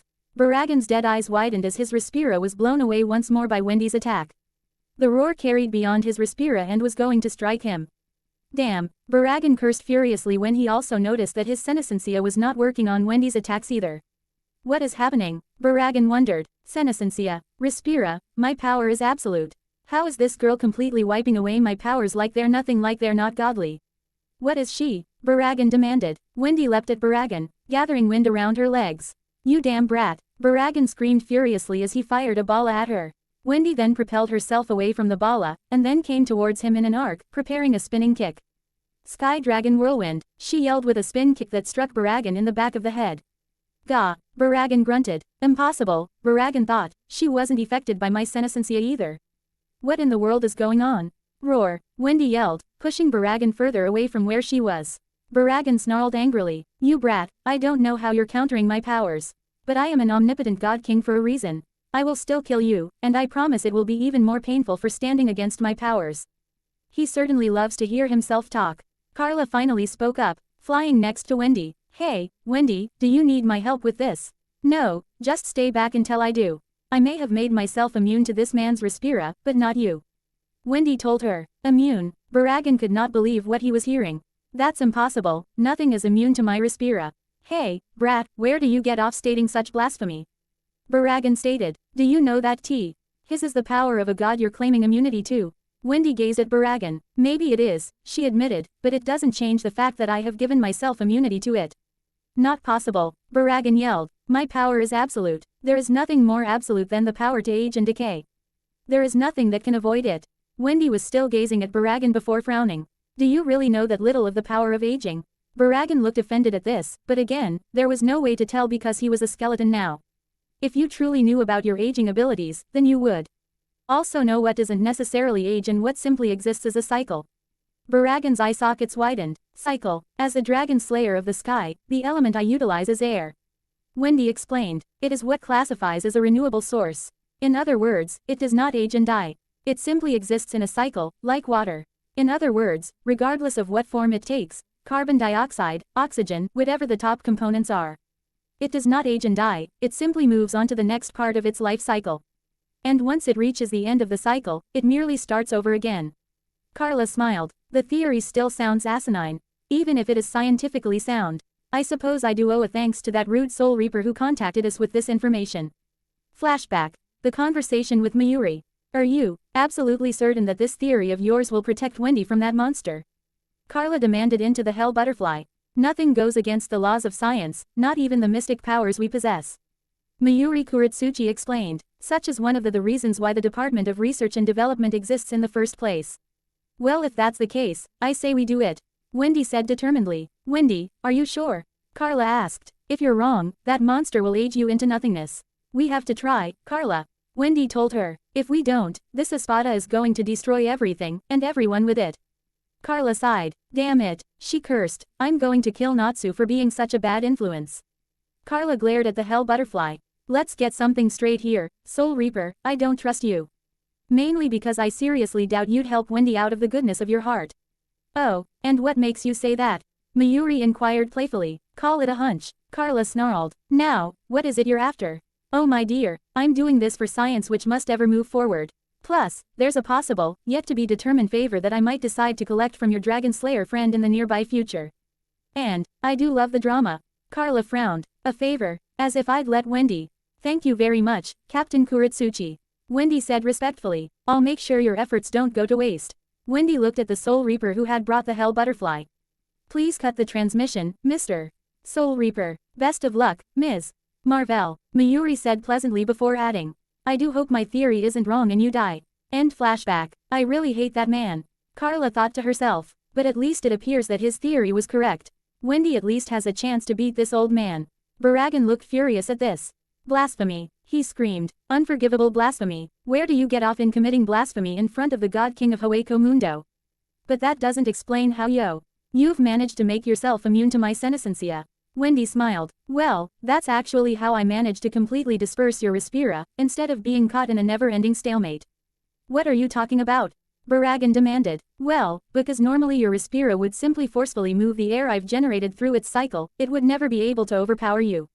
Wendy explained. But that was when I came up with a plan on my own. And I have to admit, it was quite an ingenious one.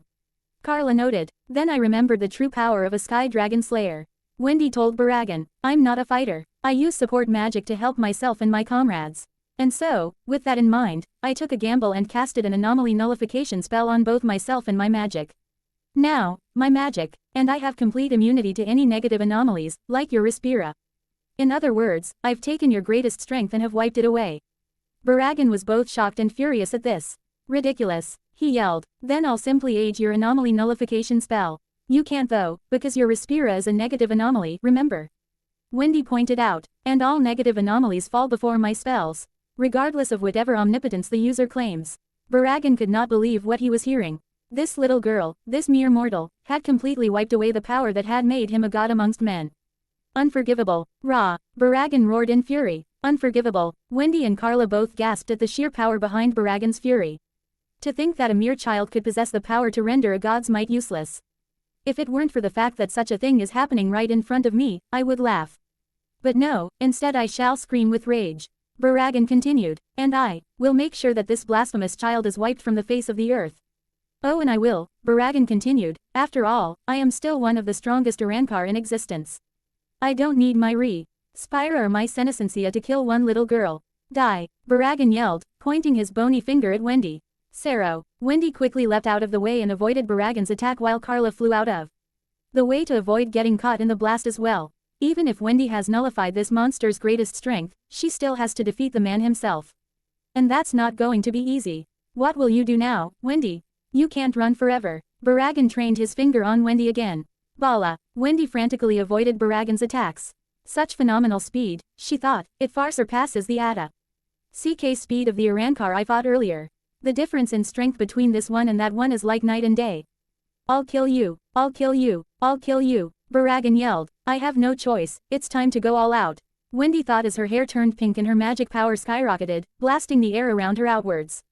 Baragan gasped in slight surprise. What is this? Has she become stronger? Wendy was then in front of Baragan almost instantly, much to his surprise. Sky Dragon Crushing Fang, Wendy yelled, striking Baragan in the face with her wind-infused claw. Gah! Baraga! N yelled in surprise as he stumbled backwards. He clutched his face, taking note of the fact that Wendy had actually left a scratch. Damn you! Baragan yelled, how dare you make yourself strong enough to wound me? That's just what happens when you fight against someone with the power to slay a dragon.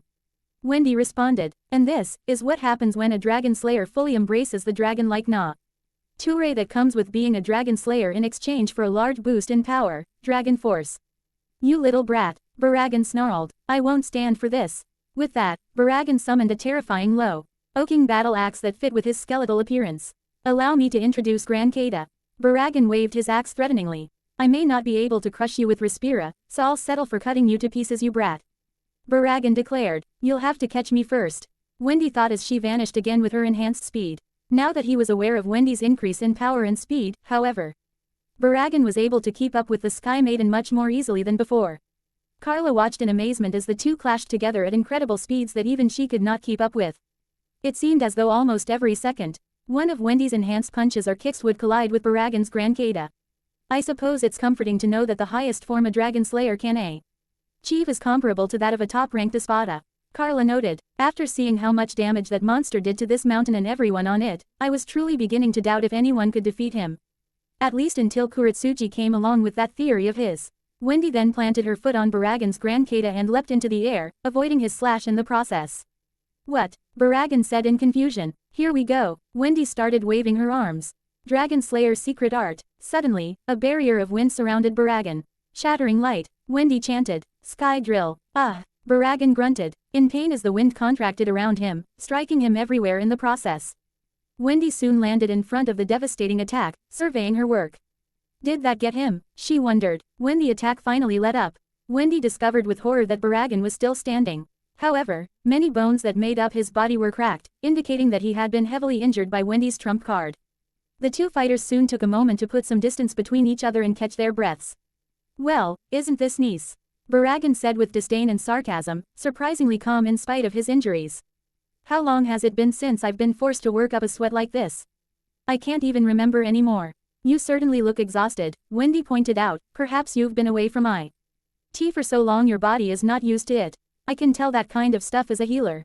Baragan chuckled at this. I could say the same about you, brat. You're already starting to slow down. Wendy raised an eyebrow at this. Oh come now, can't you tell? This newfound knowledge is the reason why I've managed to calm myself. Your magic power is dropping quickly. Baragan pointed at the little girl. Between your fight with Nurg, avoiding attacks from Chulhorn, healing that Soul Reaper, fighting me, casting that anomaly nullification spell, and entering that form, I can imagine that you're on your last legs at this point. Wendy could not argue with that. He was right, her body still was not capable of fighting for this long, not like Natsu's and Gajil's bodies. And she could not replenish herself because even though she had gotten rid of the majority of Baragan's Respira, there was still a sort of taint in the air that would make eating it and replenishing her energy hazardous to her health. You've done well, brat. Baragan mocked. In all my years, I've never seen anyone take my Respira out of the fight like you did. But unfortunately, with a body as young and undeveloped as yours, you're still cursed with severe physical limits. Carla's eyes widened, having overheard the conversation. Oh God, he's right. Which means all I have to do now is remain in this annoying stalemate for just a bit longer. Baragan noted. And then you will be out of my hair forever. What do I do? Carla wondered. I could gamble on falling back with Wendy so she could replenish her strength. But that damned Espada will either follow us or turn his attention to the rest of the 4th Division. And if he does the latter, Wendy will never forgive me for letting him go on a rampage like that. Just when I had finally found a semblance of hope, Carla thought with despair, I find that we are now losing in a battle of attrition. Meanwhile, Wendy desperately thought over her next move. I am running out of power quickly. And the air is still too tainted from Mr. Baragan's Respira for me to recharge. The only way to slow down this drain of power is to exit Dragon Force, but if I do that, he'll have the physical advantage again. I wish I could tap into that power I used against that other Arankar, but I can't. At this rate, I'm practically powerless. No, Wendy thought in despair, this can't be happening, not after everything we've all been through. Everything we've sacrificed, Ren, Alzak, Visca, and everyone who gave it their all to get to the summit of this mountain. Is this really as far as we're going? Is our fate to die like this? It can't end like this. But I just don't see it ending any other way. Don't give up, Wendy. A familiar voice with a hint of maternal love spoke up. Wendy's eyes widened inwardly. Wait, I know that voice, she thought. That's. Wendy soon found herself standing on the clouds. What is this place? She wondered. Your mind, my child. More specifically, the home I made for myself while I inhabit it. Wendy turned around and gasped at what she saw. A giant and familiar-looking dragon stood above her. Her shocked face became a smiling one. Grandini, she said happily. Grandini smiled at her adopted daughter. Hello, Wendy, she said softly. It's so great to see you again. Wendy said before frowning. But hold on, you're dead, aren't you? That I am, child. I ascended to the heavens right after we dragons destroyed face. What you see right now is indeed Grandini, the sky dragon, but at the same time it's not. Grandini explained. You see, I am a mere memory from Grandini herself. But, in the end, I suppose I am still Grandini. Not that I'm not happy to see you again. Wendy said, but weren't you all content with ascending to the heavens? And that hasn't changed. Grandini nodded. However, I still had much to teach you, and while Perliusica did a fantastic job passing on the secret techniques of the Sky Dragon Slayer, there is still so much more I wish to share with you. So, I used the last of my strength to cast a support spell with a design similar to Milky Way so that a fragment of my memory which carries certain knowledge can remain inside of you. I don't understand, Wendy admitted. Why didn't you pass on this knowledge to Ms. Perliusica? Because you weren't ready to possess this power yet. Grandini responded. As I'm sure you know, Wendy, using spells beyond your current level of power can be incredibly dangerous to your health and even kill you in the process. Before you could learn these spells, you needed to become stronger. Only then could you learn the spells that could put you on the level of the Queen of the Sky, me, Grandini. Wendy's eyes widened, suddenly remembering the spell Natsu used to destroy the god, Ikusa Tsunagi. During the Avatar incident, Grandini, you're going to teach me a spell like the really strong ones Natsu uses. Indeed, although unfortunately they won't be on the same level as his. Grandini admitted. For one thing, you're still a far way off from reaching the son of Ignil's level. Second, and this is vexing to admit, Ignil was always the strongest out of all of us, behind Aknologia of course. That was something he never let us live down, the cocky fool. So, how do I learn them? Wendy asked, sweat dropping at Grandini's description of Ignil.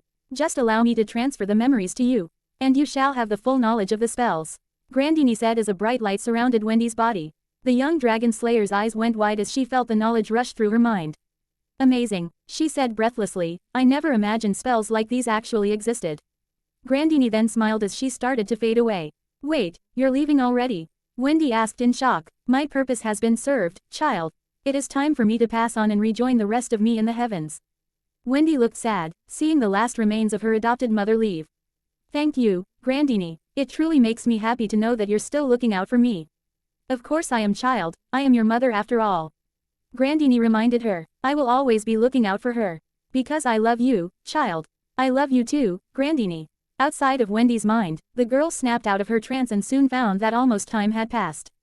Baragan was still looking at her, waiting to see if she was going to keep trying to fight, even though she was running out of her power. Well girl, what will you do now? Baragan inquired. Wendy took a deep breath. First, I'm going to do this. Holy power of the sky. Purify all that is around you. Wendy chanted. Ultimate heavenly purification. Baragan gasped in slight surprise as a sudden burst of magic power spread out around him, extending to the entire mountain. Carla's eyes widened at the feeling that came as a result of this burst of magic power. What is this? She wondered. I feel so warm, so safe, so refreshed. Wendy then took a deep breath, consuming the air around her. It tastes so pure, she thought. The spell worked to perfection. Mr. Baragan, she said, as I am now, I think I can beat you. Baragan scowled. She no longer appears to be on her last leg.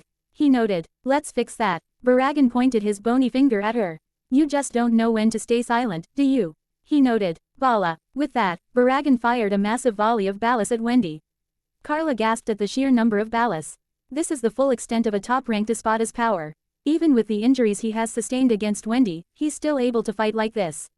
Wendy quickly increased her speed with wind around her legs and managed to avoid Baragan's volley of attacks. Wendy then raised her foot in the air and propelled herself forward towards Baragan at incredible speeds. Baragan gasped at Wendy's speed. She was indeed back at full strength. Time to try something new, Wendy declared as she gathered what could only be considered a tornado around her right hand. Sky Dragon Queen Tempest Fist. Baragan cried out in surprise and pain as he was dealt a devastating punch to the stomach, that, much to Carla's shock, sent him flying off the summit of Mt. Hakob and into another mountain nearby. Carla then gasped once more, recognizing the technique. That's the same technique she used to send that other Urankar flying. She realized. Baragan gritted his teeth in anger as he pulled himself out of the crater he had created from the impact. What the hell was that all about? Baragan yelled as he sonidoed back to Mt. Hakob to finish the fight with Wendy. He appeared back on Mt. Hakob and raised his grand kata in the air. Die you brat, he yelled, looking down at her. I am the Emperor, and you are nothing. Wendy easily avoided Baragan's attack. Carla, she yelled, fly me as high as you can. Max speed. Carla was a bit confused that Wendy was calling for her now, of all times, but nodded. You've got it. Carla sped towards Wendy and grabbed her, taking her into the sky. What do you plan to do? Carla inquired. End this, with one final attack. Wendy replied. Baragan glared up at the girl. I don't know what you're planning, girl, but at the very least, I'd appreciate it if you'd stay right where you are. Wendy closed her eyes and took a deep breath. Grandini, all my friends at Fairy Tale, and my comrades of the 4th Division. She thought to herself, grant me the strength to end this with one final attack. Fall, Wendy yelled, opening her eyes. To the power of the heavens. The heavens, huh? Baragan sounded amused at the very notion of it. Then you can die by the powers of hell. Gran Race Arrow. Baragan fired the attack that ironically was the attack that had begun the Battle of Mt. Hakob. Wendy. Carla called out a warning to the girl. Wendy narrowed her eyes. Sky Dragon Queen Roar. She fired an exponentially enhanced version of her roar attack. The two mighty attacks collided, creating a powerful NCUSSIVE blast that spread throughout the entire mountain range. Baragan narrowed his eyes, seeing that his Gran Race Arrow had failed to instantly break through Wendy's attack. You insolent brat, he snarled, I am the Emperor. The God King. Baragan Lusenbarn, I will not lose to you. He yelled as he channeled more power into his Gran Race Arrow. Wendy, however, quickly did the same. You always talk about who you are. She thought, God King this, God King that, but you're nothing compared to my friends. And that's why I can't be left behind by them. Even if I don't enjoy fighting, I want to stay by their side until the very end. So I have to keep getting stronger. And that's why, I won't lose to you. Hiya, Wendy yelled, putting everything she had into the Sky Dragon Queen roar. Baragan then, watched in shock as the roar dispersed his Gran Race Arrow, now putting itself on a collision course with him. What? Baragan screamed in shock as he was struck head-on by the devastating roar. Meanwhile, Byakuya Kuchiki, who had just defeated Shaman, shielded himself from the wind. Amazing, he thought, is that really Wendy fighting? Onoki's eyes went wide at the burst of power. This power, he thought, it's magic power, but it's incredible. Byakuya looked down to see that all of the snow had been blown off the summit thanks to the sheer power behind Wendy's attack.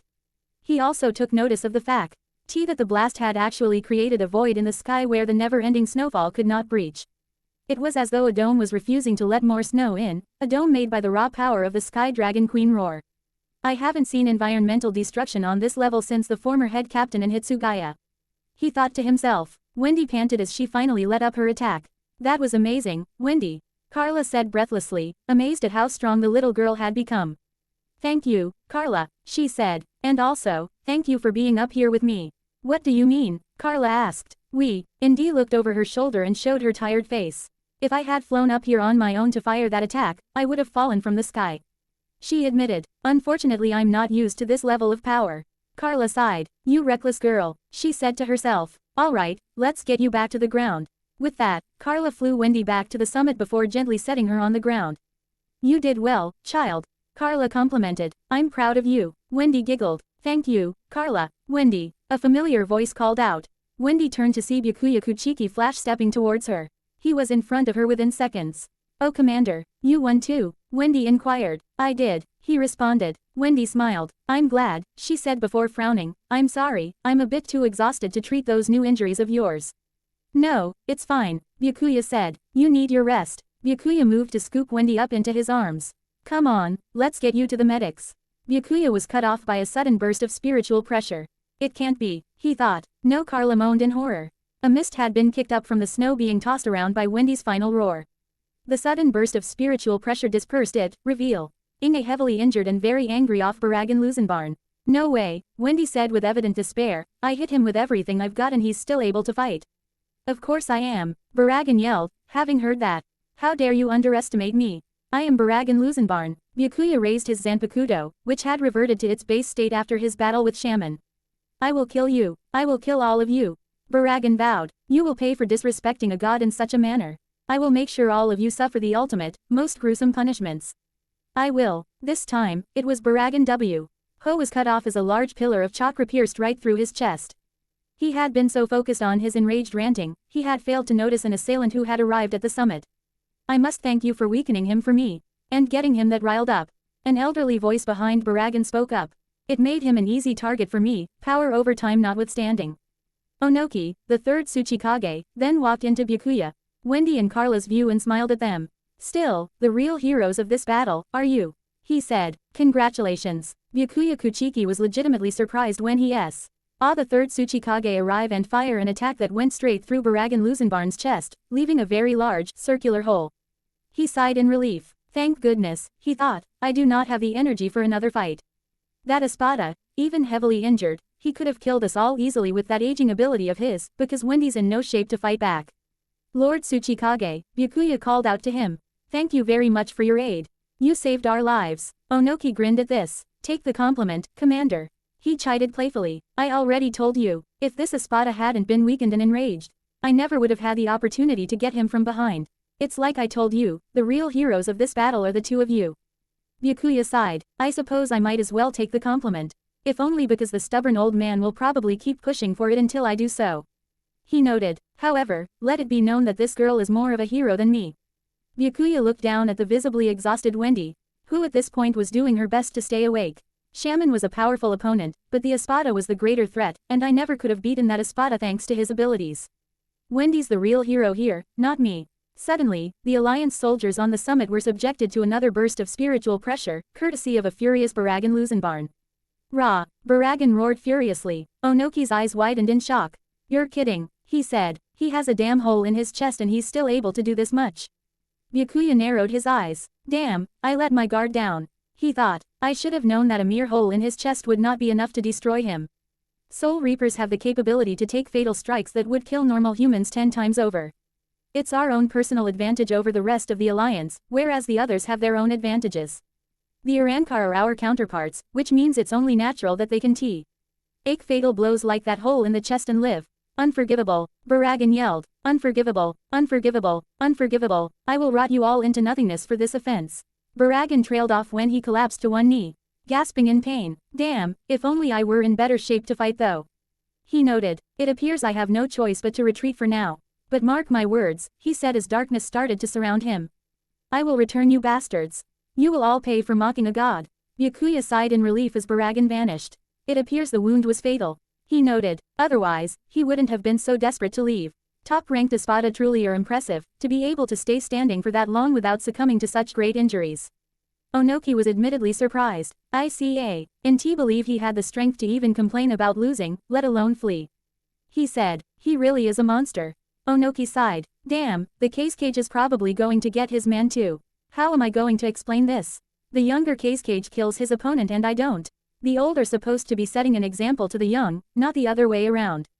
Onoki complained. Carla's sweat dropped. "That's what he's upset about?" she inquired before turning to Byakuya to address him. Kind of insensitive, don't you think, Commander? Byakuya shrugged. He saved our lives. Let him rant about his ills, even if they are rather silly. He responded, oh my, it appears you're going to need a new palace, Baragan. A voice spoke up in the distance. Byakuya's eyes widened at the voice. He looked around to see a spherical object in the rubble. It was a magical lacrima. Meanwhile, with Gaara, he had caught him by the leg with his sand 2/3 down the mountain. Not wishing to be gentle, he tossed his predecessor into a wall.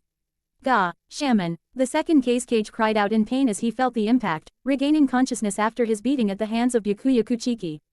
Good, you're awake. Gaara, the fifth case cage spoke up with a cold fury laced in his voice. That's good, I would prefer you to be awake for this conversation. After all, I wish to be fair in my judgment.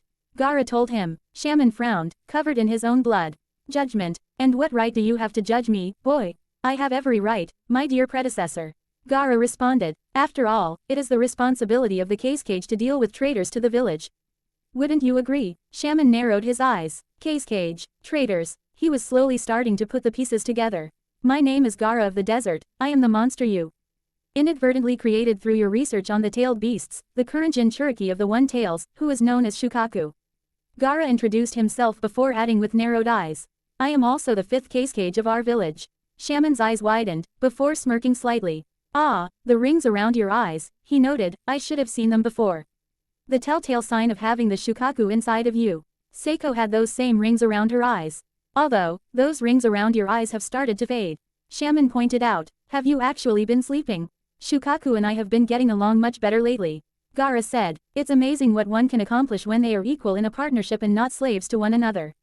Shaman scowled, knowing that was an indirect insult to him. But enough about fixing the hell you created with your research. Gaara said, we have much to talk about, Shaman. That's Lord second to you, I'm still your predecessor, boy. Shaman told him, no, I no longer recognize you as Case Cage. Gaara shook his head, I should have said my village when I introduced myself. It is no longer our village. You made sure of that when you chose to betray us all for the coalition. Shaman snarled, I can see now why the sand has lost its pride and strength over the years. With a case cage like yourself, how could they not? Shaman noted. Gaara frowned, you seriously ill have the time to criticize the strides we of the sand have made. You really are a disappointment, Shaman. When I heard that you were with the coalition willingly, I had hoped that such a thing was not true. One of our own case cage. A traitor, such a thing sounded unbelievable at the time. Now it appears that the saying is true. The truth really does hurt sometimes. Gaara said grimly, I suppose that's at least true. Shaman admitted, after all, when I discovered the horrid truth that the villages had allied together, it hurt me to know that the village had wasted all of my efforts into making it the strongest. See, there's the difference between us, Shaman. Gaara pointed out, the truth may hurt, but you must accept it regardless. Otherwise it'll hurt even more. Do you know what's cushioned the blow on your betrayal? My acceptance of the fact. You're not hurt by the fact that we've gone against your vision, you're hurt by the fact that you refused to accept it along with accepting the fact that we are stronger in our unity with the other villages and these other worlds. You are not worthy of being the case cage for speaking such treasonous words. Shaman snarled, you don't get to decide what's treason anymore, Shaman. You are no longer the case cage of the sand. I don't even consider you a shinobi of the sand anymore. You are just a traitor who fell into one's own greed and avarice for power. Do you think I wanted to raise my hand against my own people? People who were descendants of those who loyally fought alongside me? Shaman inquired angrily. Of course not. I only did so because they betrayed me first. I dedicated my entire life to the village, making it stronger and putting it on the path to becoming the strongest of the 5 great nations, and what do I find? The Yash has gone off the path that I created for them. So, when I saw the chance to correct the mistakes my successors made by joining the coalition, I took it, and I have no regrets in taking that chance. Gaara sighed. Once upon a time, I respected you, just as I respected every other case cage who came before, even the father who played a role in ruining my childhood. He noted, ruined your childhood? Don't be so melodramatic, boy. You should be thanking your father for having faith that you could turn the Shukaku into a powerful weapon for the sand. That's the thing, Shaman, the tailed beasts were never meant to be used as weapons. They weren't even meant to be used as deterrents for war, like what Lord First Hokage intended. Gaara pointed out, no, they are living beings with wills of their own. And if we had just respected that autonomy, they never would have turned into the monsters of legend. Damn right we wouldn't have. Shukaku grumbled in Gaara's mind. Anyways, I once respected you and my predecessors. Do you know why? Because you all still showed exemplary leadership in your own way. Lord First with his overwhelming power and ability to unite the desert-dwelling shinobi. You, with your famed intellect. Lord Third with his tremendous power and calm nature. And my father with his patriotism and ability to stir up nationalistic feelings in my people. But now, I'm afraid I have lost all my respect for you. Gaara admitted, I will not respect a man who would throw away the admiration people had for him to reclaim old glory. Shaman sighed. So it seems, that's truly disappointing. He lamented. So, what happens now? Fifth case Cage. Gaara sighed. By all rights, I should kill you. You're a traitor to the sand, and as Case Cage, it is my responsibility to execute you. However, Gaara continued, I don't think I will. Shaman frowned. Seriously, you know that's probably the wrong decision. Mercy has no place in this war, boy. I don't think you understand, Gaara told him, I'm not sparing your life out of mercy, Shaman. I'm sparing you as a form of punishment. Shaman glared at him, you're going to live and you're going to see us fix everything you broke. You're going to watch us Suchi. Ed with the method that you hated so much. Then you doom yourself to one day deal with me trying to put the sand back on the path I laid out for them. The correct path, Shaman told him, I'm not too worried about that day, if it does come. Shaman, Gaara told him with a confident smirk on his face. Because if that day does come, I'll be there to stop you. Shaman narrowed his eyes, I'm too weak to use Kako. He thought to himself, that Soul Reaper did a number on me in his last attack, and that's combined with the extreme case of chakra exhaustion I'm feeling. I guess I'll just have to bide my time. And take my revenge on this weak-hearted fool another time. No sooner had Gaara passed his judgment on Shaman, Tamari and the rest of the group that had retreated from the summit arrived where he was. Gaara, Tamari called out to her little brother. Gaara turned to Tamari. Tamari, good to see that you made it, Tamari. I'll be damned before I have to bury my sister. Tamari blushed slightly at how much Gaara had grown to care for her as family over the years. The fact that her broken family was back together, minus her mother and father, was her greatest source of happiness. Tamari then gazed at the beaten and bloodied Shaman in shock. I don't believe it, she muttered. Gaara, did you beat Shaman? That's amazing. Between that and beating our father, you're well on your way to proving yourself the strongest Case Cage. Hold on, Nami spoke up, does that mean Commander Kuchiki lost? Gaara shook his head. No, calm down, I wasn't the one to defeat Shaman. He said, Byakuya won that fight. He's back on the summit with that Marvel girl and the Tsuchikage. Now that I've calmed you all down, you, Quincy. Gaara addressed Uryu Ishida. Get Otoribashi to the medics, now. Uryu nodded and ran off while Temari's eyes widened.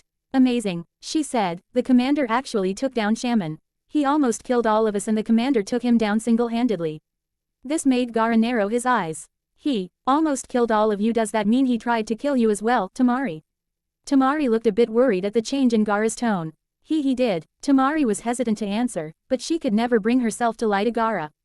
Baki narrowed his eyes at Gaara, having seen this behavior in Gaara a long time ago. Gaara, don't do anything you'll regret. He told him. Gaara ignored Baki's words and glared at Shaman in a furious rage that neither Tamari nor Baki had seen since Gaara's days as a sociopathic murderer. Gaara, Tamari asked. Shaman smirked. I like the look on your face, he said, defiant until the end. That's more befitting of someone with a monster inside of them. Shut up, Gaara said. The dead don't get to speak. Oh, I thought I was going to suffer through living. Shaman raised an eyebrow. No, I'm going to commit one final sin as a murderous monster. Gaara responded. Something you brought on yourself for trying to kill my beloved sister. Shaman just smirked. At this point, using Kako would be a waste of time. He thought, if I'm going to die here, I can leave behind a worthy successor. One who can be pushed back into hate for others if pushed correctly. Kill me, boy, kill M. And prove to me that one of these days you can put the sand back on the path I created for it. The other cage need to be dealt with eventually, and they'll never trust me, when they know what I intend to do.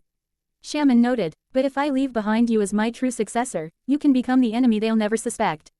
So stay alive, long after my death, boy. Stay alive and make the sand the undisputed ruler. The sand tightened around Shaman's body. Temari's eyes widened, realizing what Gaara was going to do. Gaara, don't, she pleaded. You don't have to kill him for my sake. Gaara didn't seem to be listening. Sand coffin, he yelled furiously. Shaman closed his eyes, expecting his body to be shattered by Gaara's final attack. However, much to his shock, no pain came to him. He opened his eyes to see Gaara staring at him with a look of pity and disdain in his eyes. No pleading for your life, no fear of death. Gaara noted, I don't know why, but it seems you wanted me to kill you, Shaman. Shaman's eyes widened inwardly. Impossible, he found me out so easily. I don't know why, but you seemed hellbent on me killing you. Gaara said, and considering I don't trust you anymore, it's better I don't play your game. Shaman frowned. You were really going to kill me, weren't you? Before you had this little epiphany of yours, I mean. For a moment, maybe I would've. Gaara shrugged. However, then I remembered something about revenge. It's like drinking poison and waiting for your enemy to die.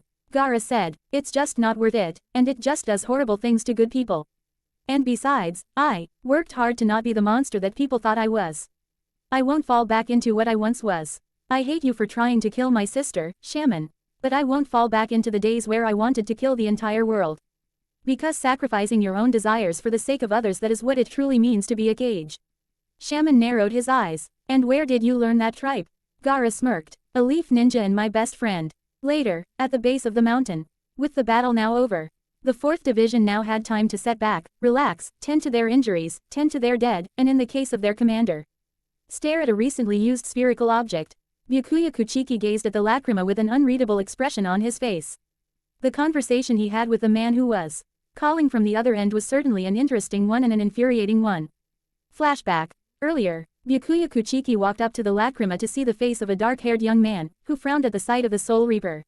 You're not Baragan, he noted. Regretfully, the king formerly known as Baragan has been incapacitated and has returned to your headquarters to have his injuries healed. In other words, that's another win for us and another loss for you, Zirf. Zirf, the black wizard, got over his surprise to chuckle at Byakuya's statement. So it seems, he said. Oh damn, what a pain. This game of chess is going worse and worse for me, isn't it? Oh well, the game isn't over until the king is in checkmate, so I still do have a chance. Byakuya frowned. Is that all this is to you? A game? You really are a child. Aren't you, child? This may surprise you, Byakuya Kuchiki, but I'm over 400 years old. If anything, I'm old enough to be your father, considering how old Soul Reapers can get. I see you know my name. Byakuya noted. Zirf laughed at this. How could I not? You are a very powerful fighter. Powerful enough to be recognized as a division commander, congrats on that, by the way. Wendy Marvell, Carla, and Onoki all crowded around the lacrima. That's Zirf. Wendy was surprised. I must admit, he's not what I expected him to be. Carla added. Onoki narrowed his eyes. That's definitely an act of chaos. That pleasant look on his face hides an underlying sense of malice. He's as twisted as Madara. Oh, now that's not very nice, Lord Tsuchikage. Zirf said playfully. If anything, I'm the most pleasant of the acts of chaos. I mean, I am doing my best to make sure my subordinates aren't affected by my curse, after all. How could I be anything but the most pleasant of the 4 of us? What are you talking about? Onoki demanded. Well, Commander Kuchiki hit the nail right on the head, actually. This war is nothing more than a game for me. In this case, it's like a game of chess. Or the many strategy games that have been released throughout Earthland. But you must understand, I don't treat this like a game because I wish for amusement. Doubtful, Carla muttered hatefully. I am doing this for the safety of my men. Zirf told them. Again, doubtful, Carla repeated herself. Doubt me all you want, I'm speaking the truth. Zirf told her. It's certainly true that IEW all of my subordinates as pawns in this little game. But you see, by treating them all as pawns and not living beings, I am protecting them from my contradictory curse. Granted, content would be d me if all my men died before they even reached the battlefield, but that's beside the point. But enough about that. Now that you're here, allow me to take the unique opportunity to congratulate you. I never imagined anyone would be able to take down Baragan's unit. Chitsujo should give you a pat on the back for that little accomplishment. Spare us, none of us want your compliments. Byakuya glared at the act of chaos. Oh, I'm sure you'll think differently. Zirf said, especially when you learn that I wish to reward you for all your hard work, Commander. Wow, a reward. Wendy seemed gleeful at this. Will it be sweets? He really is the most pleasant of the acts. Wendy, he's the enemy. Carla reminded her. He's not acting like the enemy. Wendy pointed out. Devils don't often act like the enemy. Byakuya interjected. That's what makes them truly devilish. A very profound statement, Commander. Zirf complimented. But you haven't even heard my offer yet. Perhaps that is because I do not wish to hear your offer. Byakuya pointed out. You may want to change your tune, Commander. I could very well make you the happiest man alive if you would just take a moment to listen. Zirf pointed out. After all, it's not every day someone is given the opportunity to bring back a loved one. Byakuya narrowed his eyes. What are you getting at? He inquired. Onoki looked at Byakuya. He's giving his madness the time of day now. What does this kid have on Byakuya? Oh, don't play dumb, Commander, it's not fitting of someone like you. Zirf told him. I'm going to be blunt about this. If you'd let me, I can bring back your dead wife. Hasana Kuchiki. Byakuya's eyes widened. Everyone looked at Byakuya in surprise. He was married, they all thought in shock. Who found him to be husband material? Carla wondered in disbelief. It appears, I've got your attention now. Zirf noted. That's good, now we can get down to business. How did you know about Hasana? Byakuya demanded, narrowing his eyes at the black wizard. I swear, if you people are using her to get to me, I will. Oh, calm down, Commander. Zirf cut him off. It's nothing like that. Kantan only brought back people who can benefit the coalition on the field of battle. He's far too focused on breaking you all physically through battle, and in doing so breaking you mentally. He's taken the more fun route, by his definition. Zirf chuckled. He really is a sadistic man, when it's all said and done. But, I digress. Anyways, the reason I know about Hasana is because of Kantan. Zirf explained. You see, the Watchers take pride in knowing everything about the universe. So it stands to reason they'd know about my wife. Byakuya finished with gritted teeth. Zirf applauded. Very good, Commander, he said pleasantly. Indeed, thanks to the knowledge we have gained of other universes, I'm well aware of such things.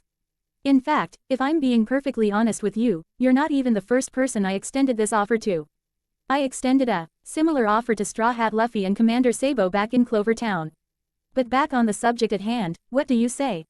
I can bring back your dead wife and you can be together again. What sane man could say no to such an offer? Byakuya closed his eyes and seemed to be in deep thought, causing everyone around him to worry that he may actually be considering Zeref's offer. How Byakuya responded certainly did little to ease their worries. What is it that you desire in return for me accepting your offer? Byakuya inquired. I just want you to spread the word that I offer a better path than Chitsujo. Zirf responded. I can help everyone here, you know. I can bring back everyone's loved ones and then blur the lines between life and death forever, so that nobody ever has to suffer the pain of loss ever again. What I want, Commander, is for you to be my voice, not my enemy. Zirf told him. We don't have to be enemies. After all, you're a smart man, and one experienced in the business of death as a soul reaper. You know what loss can do to people. So why should they experience it when we can easily erase it from existence? So, what do you say, Commander? Personally, I think you're getting the better end of the deal. So you should really take it. You get to be with the woman you love again, after all. An offer like that will always be the better end of the deal, no matter what you have to give up in return. Is he really going to say yes? Carla wondered. Onoki subtly brought his hands together to perform hand signs for a jutsu in case Byakuya did take Zeref's offer and became a traitor to the alliance as a result. However, he soon found himself unable to form a hand sign, and it was because he could not bring himself to do so. The old man sighed, immediately realizing why this was. I cannot begrudge the commander for considering taking such an offer. He thought, there are so many people who I'd like to see again. Put in his position, I would honestly consider the offer as well. Wendy gazed at Byakuya in sympathy. Commander, she thought sympathetically, you'd really bring back my wife? Byakuya inquired. Exactly how she once was before she died. That's the deal. Zirf nodded. Byakuya took a deep breath and opened his eyes. There is nothing I'd like more than to see Hasana again. To be with Hasana again. Of course you do. That desire to reunite with those we have lost. That's what it means to be human. Zirf interjected. Nobody accepts death, Commander. I'm here to make sure that lack of acceptance is rewarded. I'm giving the people what they want. My research will make them understand why living under my rule will be far more beneficial than struggling against the coalition. Zirf explained. However, I still have no intention of accepting your offer. Byakuya finished. Zeref's eyes widened in slight surprise. People may never accept death, but they Santo choose to live with it.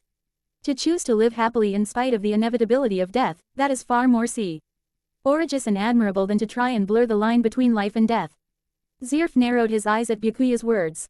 Another naive fool. I don't think you understand. This is not my belief. It is merely what I saw in my beloved wife.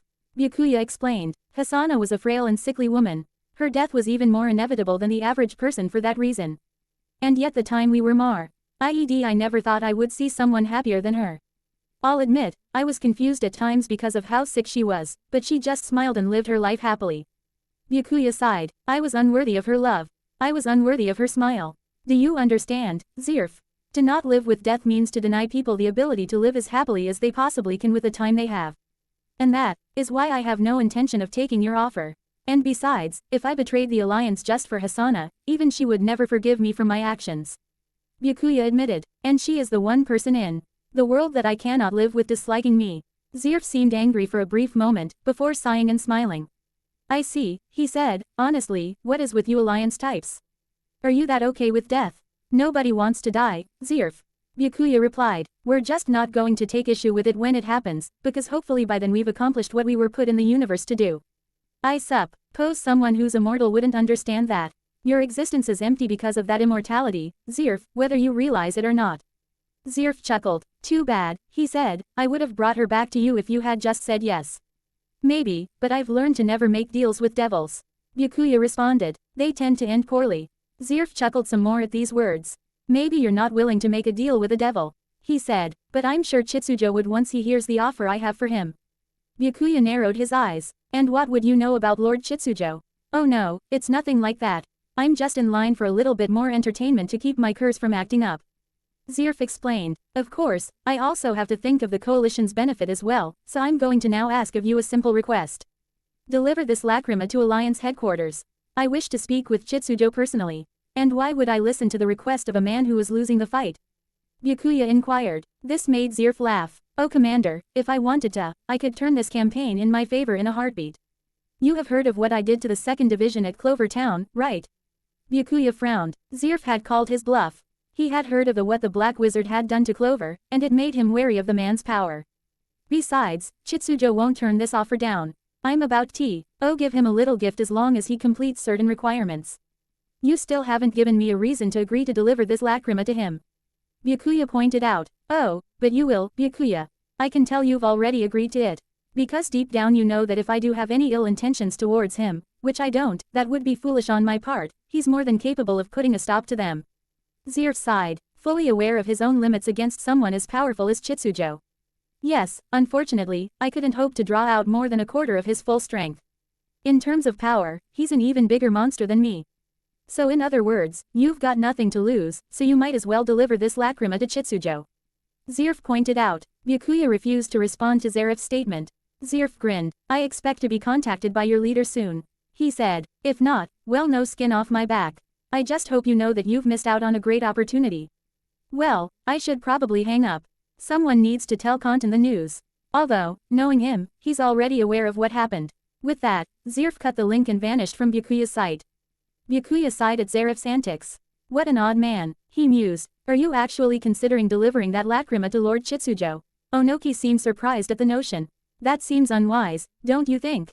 Perhaps, but Zirf is right about one thing. Byakuya pointed out. We have nothing to lose, and if he is planning anything malicious, Lord Chitsujo can handle it with ease. Onoki sighed. Well, it's not my place to judge your decisions. This is your decision as division commander. I must respect it. You know, as an alliance leader, you technically outrank me. Byakuya pointed out. Ah, but sometimes the elderly must step aside to let the younger generation take over. Onoki shrugged. I'm older than you as a Soul Reaper. Byakuya pointed out. Listen, will you just let me allow you to do what you want? Onoki yelled comically. End flashback. A soldier from Chitsujo's forces soon came up to Byakuya. Commander Kuchiki, he said, bowing to the man respectfully, I've established a connection with Crocus. I can take that lacrima to Lord Chitsujo. As per your orders. Excellent, then do so. Byakuya handed the lacrima to the soldier along with a note. This note details the situation behind the lacrima. Make sure he reads this. Understood, the soldier responded, and if you don't mind me saying this, Commander, but you should really consider getting your injuries treated. Even you have limits. Before Byakuya could respond, the soldier transported himself away to Crocus. That young man is quite wise. A female voice pointed out. Byakuya turned to see Shizune walking towards him. You know that Watchers age at a rate similar to Soul Reapers, right? Byakuya pointed out. That young man could very well be older than me. Don't try to avoid the subject, Commander. Shizune chided lightly. You need to get your injuries treated. Byakuya gazed at Shizune for a brief moment before shaking his head. I have a responsibility to check on my men before I have my own injuries treated. With that, Byakuya walked away before Shizune could argue with him. Shizune sighed in resignation. He works too hard, she muttered. Shizune sighed again before popping a chakra pill into her mouth. Her eyes widened slightly, feeling chalk. Ra returned to her body after feeling incredibly drained. I'm going to sleep well tonight, she muttered to herself, but I won't rest until every person here is treated. Meanwhile, with Shikamaru Nara, the 4th Division's proxy sighed in boredom and frustration as he played shogi against an opponent that was not there. What a drag, he muttered. I never thought I'd be so upset about failing to do my art that I wouldn't be able to get into a groove in shogi. Shikamaru heaved another heavy sigh. Well, I guess it's to be expected, that Arankar did beat the living hell out of me. I'm definitely shaken up by it. Shikamaru sighed. I can outthink almost every opponent I come across, and yet against enemies that we've come across lately, I still can't hope to beat them, not alone. And even if we're in such a large army, I'm not always going to be fighting with my comrades. I've got to be able to stand on my own at some point. Shikamaru's hands tightened. I need to be able to stand on my own if I'm ever going to become Naruto's right-hand man when he becomes Hokage. Excuse me, Captain Nara. A nurse poked her head into the tent he was being treated in. Shikamaru looked at the girl. If you don't mind, I would like to put another person in this tent. We've treated her injuries, so we'd just like to get her out of the way so we can focus on treating the others. Shikamaru nodded, knowing how this kind of stuff worked. Now that this person's injuries had been treated, they were moving her elsewhere so someone else could be placed in the surgery tents where all the equipment was. Yeah, sure, just send her in. Shikamaru said dismissively as he went back to his shogi game. All right then, bring her in. The nurse ordered. The nurse disappeared, and a few seconds later, the other patient was rolled in to be laid next to Shikamaru. Shikamaru's eyes widened at who it was. Ino, he said in shock and worriedly. Ino Yamanaka turned her head and smiled. Hey there, Shika, she said, looks like you're in the same boat as me. Good God, Ino, what the hell happened to you? Shikamaru demanded. Ino pouted. Is that how you greet a beautiful girl like me? You're covered in bandages, Ino. Shikamaru gave the girl a deadpan expression. There is nothing beautiful about you right now. Ino glared at Shikamaru. You are so lucky I'm immobile right now, otherwise I'd put you back in the ER. She growled. Honestly, with that attitude, you're never going to find a wife, Shika. Shikamaru sighed. Every woman in my life is troublesome. He pointed out. My mom, you, Tamari, and now Nami and Kana have been added to the mix too. I never want to get married. Shikamaru said with a grim look on his face. Ino frowned at Shikamaru's statement while Shikamaru decided to get back on what concerned him. What even happened to you? Did you run into someone you couldn't beat? Unfortunately, Ino admitted, those Arankar guys were pretty damn strong. The guy the first fought honestly almost killed me.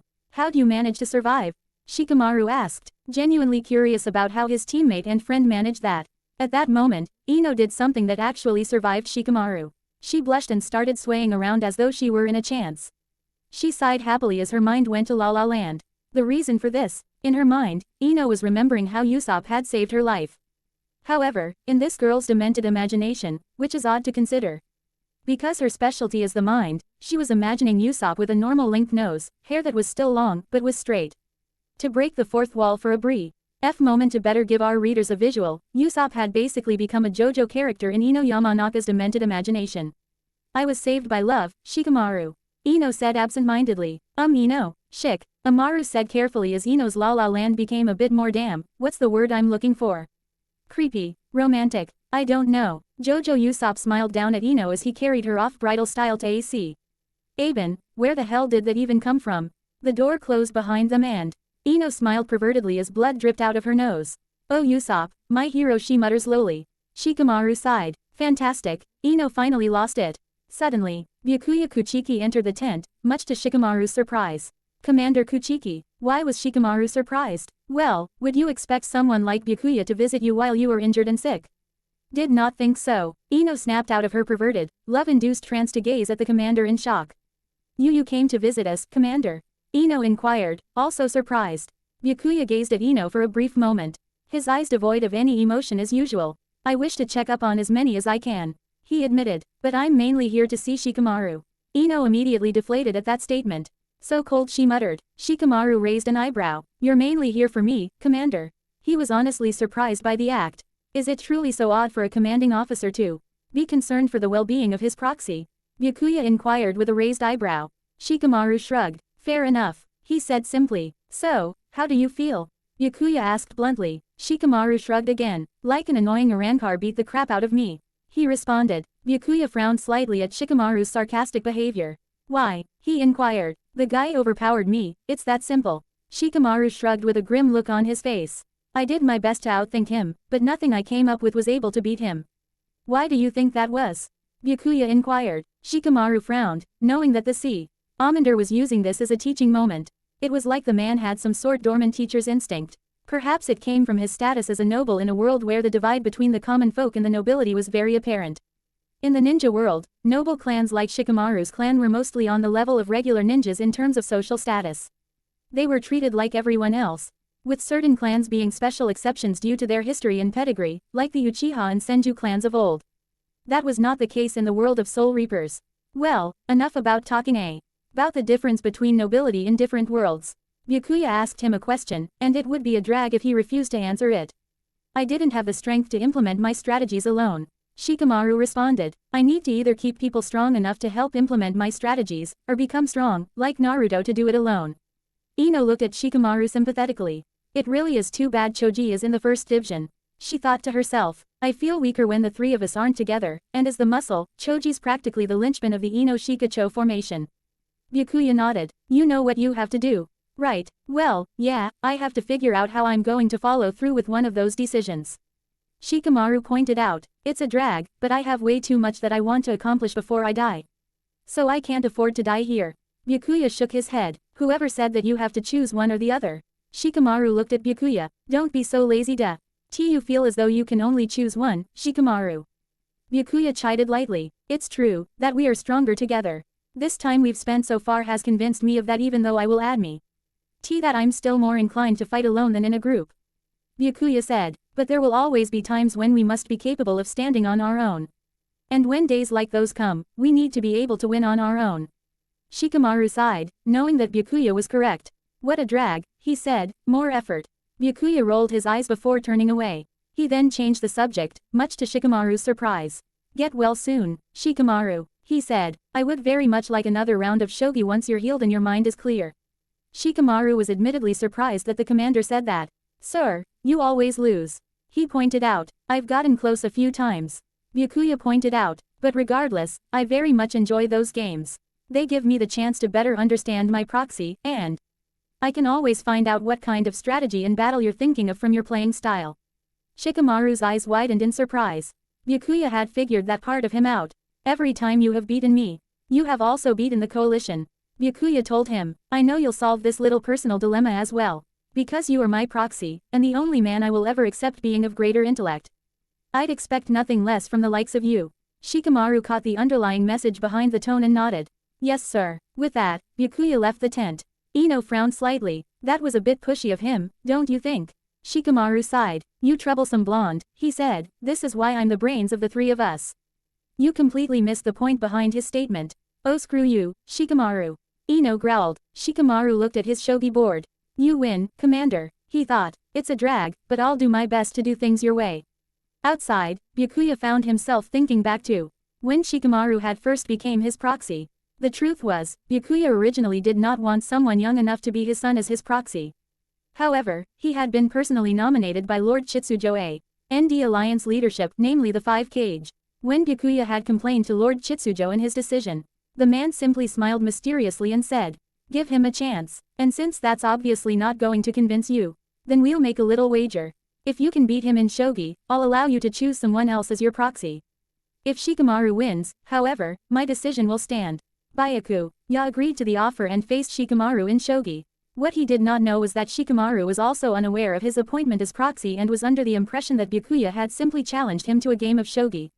Per a little clever manipulation of the facts on Chitsujo's part, that man could truly be sly when he wanted to be. Then, much to Byakuya's shock, Shikamaru defeated him easily. The commander prided himself on his skill in every aspect of combat, including strategic ability, and yet this boy who had not even turned 18 dominated him in shogi, a game he himself once played with his grandfather. Ginrei Kuchiki, when learning about strategy while being groomed as the old man's successor. All that skill from being trained by his grandfather, and Shikamaru beat him without even realizing that he was playing for his right to be his proxy. Chitsujo just smirked at the both of them and reminded Byakuya of the terms, which in turn revealed to Shikamaru what was really going on. He was not happy about it. But Tamari, who was watching the match, shut him up and told him to accept the commission before she put him in the hospital before the campaign even started. Needless to say, Shikamaru agreed and was Byakuya's proxy in the 4th division. Since that day, Byakuya had maintained a deep respect for his young proxy and his intellect. He was glad he lost that match, even if it had been a blow to his pride. Byakuya was cut out of his thoughts when another nurse came up to him. This was one he recognized as he had spoken with her earlier about a different subject. Commander, I apologize for keeping you waiting, she said. It's just with the amount of grievous injuries we had this time, things got a little crazy. Luckily, things are calming down.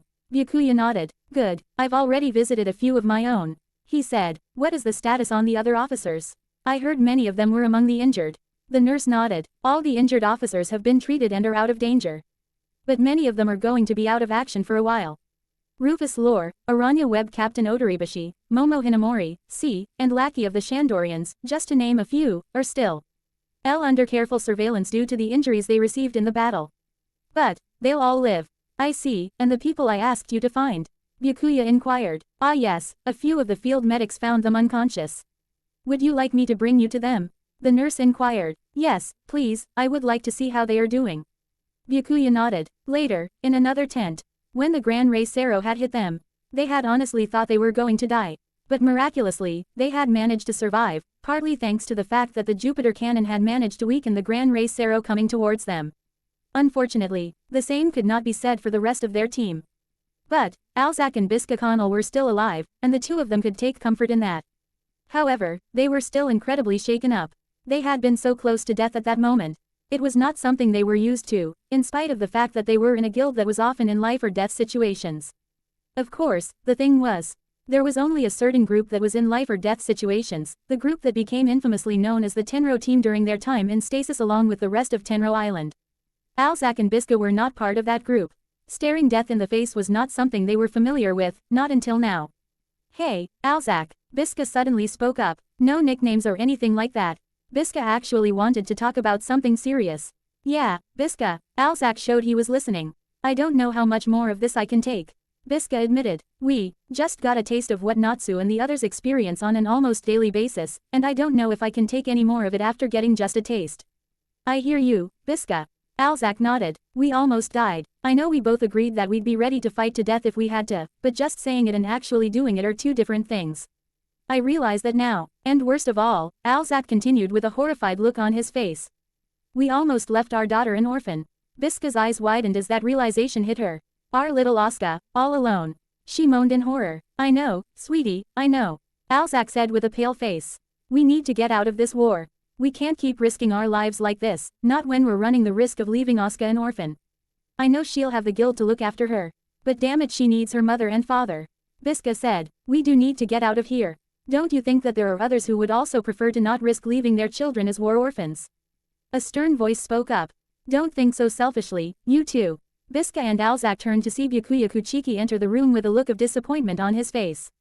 "See, Commander," Biska said in shock, we were."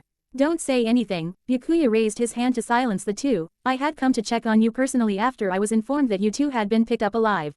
You are the only survivors of the Jupiter squad. I had come here to apologize for putting you both in danger and to thank you for being so willing as to put your lives on the line for the 4th Division's strategy, Eve. And though the plan went out the window rather quickly. And instead I find this." Byakuya sighed. "I should scold the two of you for such talk. But I find myself compelled to hear you out at least. I do wish to be fair after all." Thanks, I guess," Alzak said, somewhat intimidated by the fact that the commander did not like the idea of them backing out. "Now, why do you suddenly wish to leave the alliance?" Byakuya inquired. "And why do you think I would grant such a special request?" Alzak and Biska looked at each other for a brief moment before Biska managed to muster up the courage to speak up. "Well, Commander, we almost died out there," she said, "and it's just now hitting us, but you know about our little Asuka, right? You practically shoved a picture of her in my face." Byakuya deadpanned mentally. We can't leave her an orphan. Sure, the guild could easily take care of her if we did die, but she needs her mother and father at her age." Biska said. "Commander, we'd be eternally grateful if you'd allow us to be discharged from the Allied forces so we can return to our daughter." Byakuya shook his head almost instantly, much to their disappointment. "Do you have any idea how many people in this army are worried about leaving their children orphans? Do you have any idea how many children have already been made orphans because their parents have died in this war?"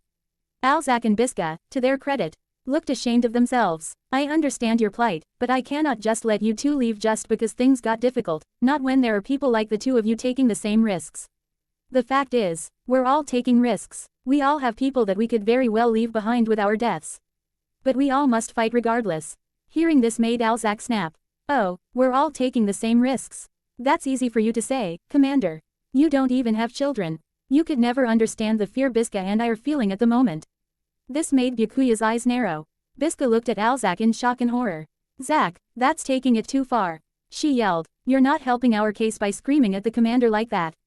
Byakuya held up a hand to silence Biska before glaring at Alzak. You're right, he said, I don't have any children of my own. I never had the opportunity to have any because I could not bring myself to deprive those children of their mother, Ho had been so frail at the time of our marriage. Byakuya looked down. It hurt me to do so, because Hasana desired children so badly. He told them, I may not have any children of my own, but don't you ever tell me that I don't understand the pain of deprivation. I try not to allow myself to become too emotionally involved because I know that I run the risk of becoming emotionally compromised as a result. However, still bothers me immensely because I know there will be many children who will be deprived of mothers, fathers, or even both. However, I know that we all must continue to fight, regardless. Byakuya continued, because if we don't all do our part, then not only will children be deprived of their parents, but those children may very well join their parents in the afterlife shortly afterwards. Don't you understand? I must think of the needs of the many, not just the needs of the few.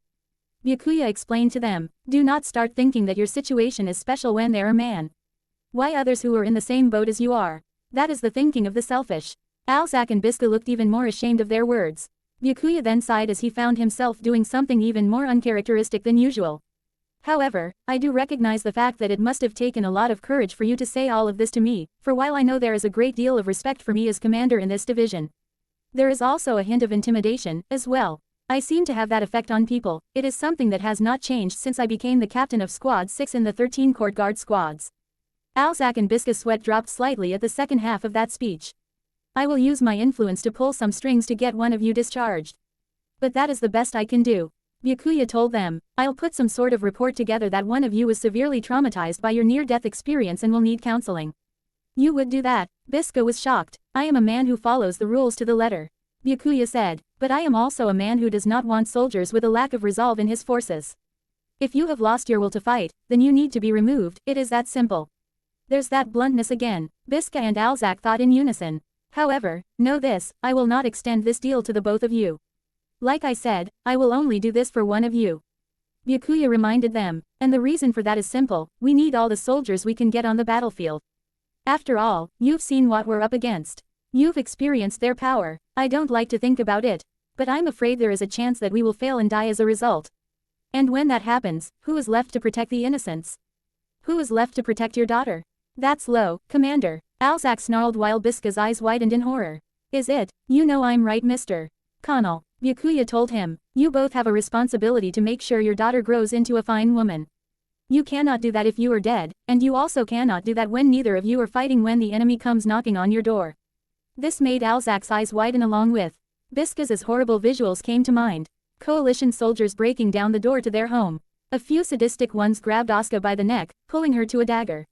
Daddy, she'd scream for help before the knife came down on her. Meanwhile, Biska'd be grabbed by multiple soldiers, one of whom neared her with a sword. Zack, she called out to him, while he was being held down by more soldiers. Alzak managed to get the image out of his head before the blade was plunged into Biska. God, he thought, I couldn't live with myself if that happened to either of them. The commander's right, we need to fight. Even if it means running the risk of dying and leaving our children behind. Because if we don't, who's going to protect them when the enemy's knocking on our doors? I'll stay, Alzak said resolutely, Biska can be sent home. Zack, Biska yelled in shock and horror. Byakuya raised an eyebrow at this. No debate amongst yourselves then. Alzak smiled bravely at Biska. It's alright, sweetie, if one of us is going home, I'd rather it be you. Asuka needs her mother more than her father. That's not true and you know it. Biska yelled, she needs you, just as much as she needs me. Commander, let me stay and send Zack home. Biska pleaded, I'm the only one who can effectively operate the Jupiter cannon. Yeah, and look how well that worked out. Alzak was now trying his best to get Biska to agree with him. Damn it, Biska, just let me be the man of this family for once and protect both you and Asuka. Biska glared at Alzak. Yeah, well guess what, I want to protect Asuka as well. And you for that matter. So I guess that means we're just going to have to stay on the battlefield. Alzak's eyes widened in horror at the thought of it. Out of the question, he yelled, you are going home to be with Asuka. Don't you finish that sentence. Biska yelled, either you go home, or neither of us go home at all. Because I want to protect our daughter as much as you, and the commander's right, we can best protect her when we're here. Then it appears the two of you are at an impasse. Byakuya noted with an annoyed sigh. Since neither of you want to go home now, I have no choice but to retract the offer and allow you both to remain with the 4th Division. But know this, I will never extend this offer to the two of you, or anyone else for that matter. Byakuya told them. Fine by me. Alzak and Biska yelled at him in unison, causing Byakuya to adopt a deadpan expression of annoyance. This idiot needs to learn not to underestimate my ability to protect my family. Byakuya sighed and turned away from the arguing married couple, not interested in hearing their arguments. Inwardly, he was impressed that in spite of their fears, they both managed to find the resolve to continue fighting. Even if it was unconventional, it was the right decision to make. Now, there's one more person I'd like to check on before this is over. Byakuya thought to himself. Meanwhile, with Wendy Marvell. And don't you ever think of pushing yourself like that again. Carla yelled at the bedridden Wendy Marvell. You are still a child with the durability of one in comparison to the others. Wendy just stared at Carla as her exceed and best friend without saying anything. She had long gotten used to being lectured like this by Carla. Whereas Grandini was the kind of parent who would add another $1 or $2 to your allowance just to be nice. Carla was the kind of parent who would strictly enforce a curfew with no exceptions whatsoever. Carla panted, having finished her long rant at Wendy for risking her life. The way she did before coming to a realization that all just went in one ear and out the other, didn't it? She inquired with narrowed eyes. Wendy smiled sheepishly. Yeah, pretty much, she responded. Carla seethed at this. Damn Natsu for being such a bad influence on you, she said, and damn the rest of those people we hang out with for that matter. Wendy's sweat dropped at Carla's anger. Even after she had mellowed out, she could still get so overprotective of her sometimes. Have I come at a bad time? Byakuya Kuchiki inquired as he entered the tent.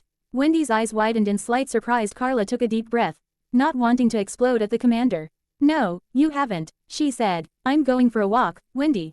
Carla walked past Byakuya before going against what she had tried to avoid. I blame you for her state, she said. Wendy's sweat dropped as Carla left the tent. Byakuya sighed. She dislikes me, that much I can tell. He said. I'm sorry, Commander. Wendy said nervously. She's more pleasant than she lets on. This whole war's just put a lot of stress on her. No, it's fine. Byakuya said dismissively. I'm used to people treating me with disrespect. A visual of Ichigo Kurosaki with a very cocky grin appeared in Byakuya's mind, much to his dismay. So what did you want to see me for, Commander? Wendy asked curiously. Byakuya took a seat on a nearby chair. It wouldn't be right of me if I did not congratulate you for all your hard work today, Wendy. You were one of the main factors of our victory today over the coalition. Oh, well, I can't take all the credit. Wendy blushed in embarrassment. Mr. Kuratsuchi gave me the insight into that Arankar's power that I needed. And you did a lot too, Commander. I mean, you took down that cage after all. But if I had fought that particular Espada, he would have killed me. Even if my power is technically greater than his. Byakuya freely admitted. You were what led us to victory, Wendy, and you should be proud of that. I know I'm certainly proud of you. Byakuya admitted. You are. Wendy was confused. It's time I tell you the truth about something, Wendy. Byakuya said. I too did not want you in my division when the war began. This surprised Wendy. I was very unsatisfied with many of the people who ended up in the division. Byakuya admitted. You weren't the only one, but the idea of having a child like yourself in the division not only seemed foolish on Lord Chitsujo's part, but also an insult to my pride as a leader. However, Lord Chitsujo would not budge on the matter. Byakuya said. And so, I was stuck with having a child like yourself in my forces. And I'll admit that my first impression of you did nothing to lower my doubts. Wendy was frowning slightly at Byakuya's lack of sugarcoating his words. However, and I saw you stand up to that cat of yours. Byakuya revealed. I saw a resolve in your eyes that I sometimes could not help but notice a distinct lack of in Soul Reapers. I realized at that moment why you had been placed in the 4th Division. If your strength of will allowed you to stand against a force like the coalition in spite of your young age, then your actual strength in battle had to been as great as that. And so, I resolved to stand by and observe you. To see how you deal with being in a war. Byakuya told her. And you've exceeded my expectations. Byakuya said with a faint smile. Wendy gasped in shock. The commander, who she was so certain could not be impressed by anything, just revealed that she had passed a sort of test he had given her. She then smiled at Byakuya after getting over her surprise. Thank you very much, Commander, she said. It is a great honor to hear you say that. Byakuya nodded. The honor is all mine, child. He says. You have shown bravery comparable to that of a captain in the 13 court guard squads. And not only that, but you have power and potential to match that bravery. I am honored to call you a comrade. Wendy gasped in surprise again, as compliments from Byakuya Kuchiki were very rare. Oh, well, I'm honored to have you as my commander, sir. Byakuya bowed in respect to Wendy. Get well, child, he said. Now that I've visited all of my officers, I'm going to get my injuries treated as well. Byakuya got up and walked away from Wendy, but not before stating one final thing that left Wendy even more shocked than before. I never had any children with my late wife. Byakuya admitted, but now I regret that, because I very well could have ended up with a child like you. It's a shame, because that would have been nice. With that, Byakuya walked out of the tent, inwardly shocked at what he said. I don't know why I said that. Byakuya thought to himself. It came out, but, I will admit, it felt right. Whether it's admitting your faults to your underlings, or recognizing the bonds you share with them, being a leader is about making an effort to strengthen said bonds. That is simply the right thing to do. Meanwhile, in Rikuin, Kantan, the Lord of Chaos, took a moment to survey the Urankar in front of him. So, he said, out of all the soldiers in the MT Hakob unit, you're the only one who has managed to reach this throne room to report to me the failure to hold that position. Nerg Parduak looked down in fear at the man who outclassed Baragan Luzenbarn, his master, by hundreds, no, thousands, of miles. Why yes, he said, apparently GGIO. And all the rest are still recovering from their injuries. I recovered from them much sooner because well, I was beaten early in the fight. And those are only the ones who have escaped. Arya and Saul were both killed while Totomaru, Pakura, Chio and Shaman were taken into captivity. Nerg revealed. At least, that was what GGIO had told me when he had arrived to be treated. And the fact that those people weren't even among those having their injuries treated certainly reinforces that fact. Kantan had an impassive look on his face. So it seems, after all, I did get the impression that things were not going well when Chio was incapacitated. The mental fragment I had placed in her mind showed me that much. He said. Kantan sighed. How disappointing.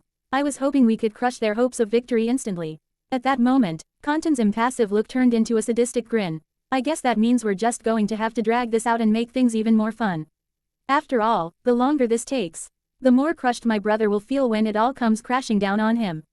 Perhaps you could make it come crashing down on them before I take another super punch to the face that sends me flying several miles. Nerg suggested. Kantan stared at Nerg silently for a few moments, leaving Nerg to worry that he said something wrong. Kantan then chuckled. That's for you to decide, Nerg. He pointed out, I'm benevolent enough to allow the lot of you to achieve victory in the name of the coalition to achieve our new world, our new universe. I've given you a say in the matter. You shouldn't waste my benevolence. Right, of course, thank you for your benevolence, Lord Kantan. Nerg bowed frantically. Then, someone new entered the throne room. This man's presence terrified Nerg almost as much. Your Majesty, Nerg said breathlessly. Kantan smirked. You were healed up fast, Baragan. Kantan noted, I was under the impression you were in very bad shape when you arrived. Your healers devoted most of their attention to me when I arrived. Baragan explained, as they should, of course. Baragan Luzenbarn glared at Nerg.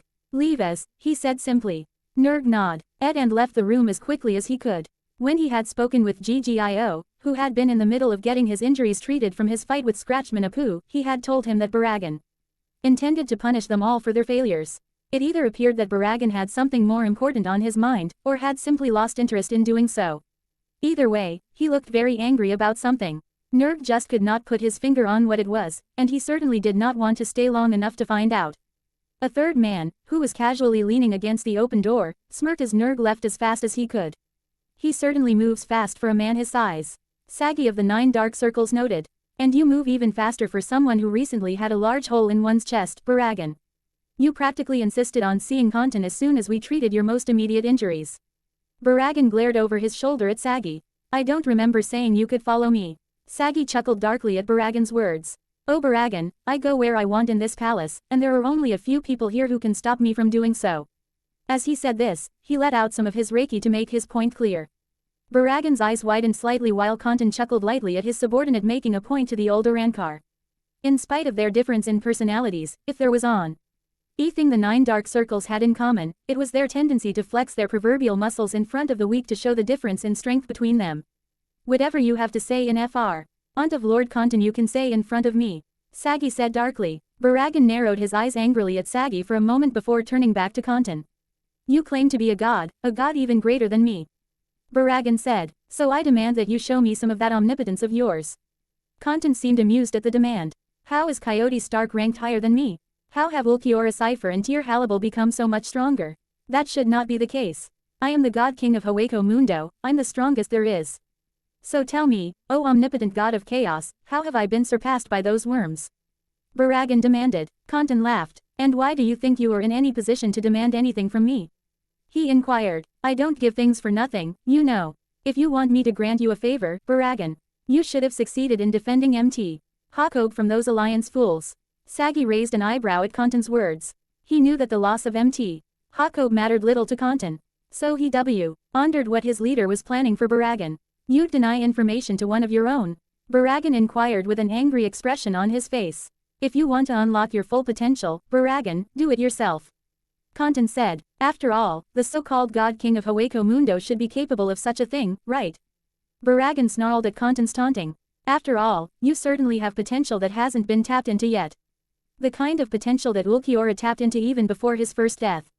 And you call yourself the God King, how laughable. Kantan continued. Baragan nearly responded by aiming a bala at the leader of the Conqueror's coalition. However, he calmed down when he realized that he agreed with Kantan. This inexcusable failure has made me realize one thing. Baragan admitted. It has been so long since I've flexed these old muscles, so long since I've actually trained. When I became the God King, I had immense power already.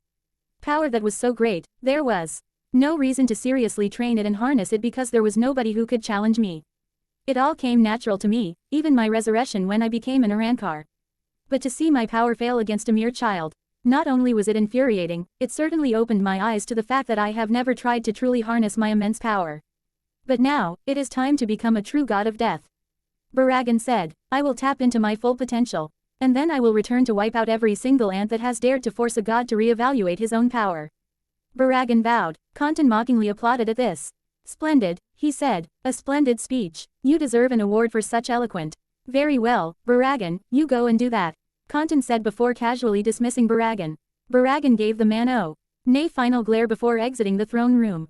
But, not before glaring at Sagi as well, who simply smiled pleasantly and mockingly at the old man. When Baragan was finally out of earshot, Sagi laughed at the situation.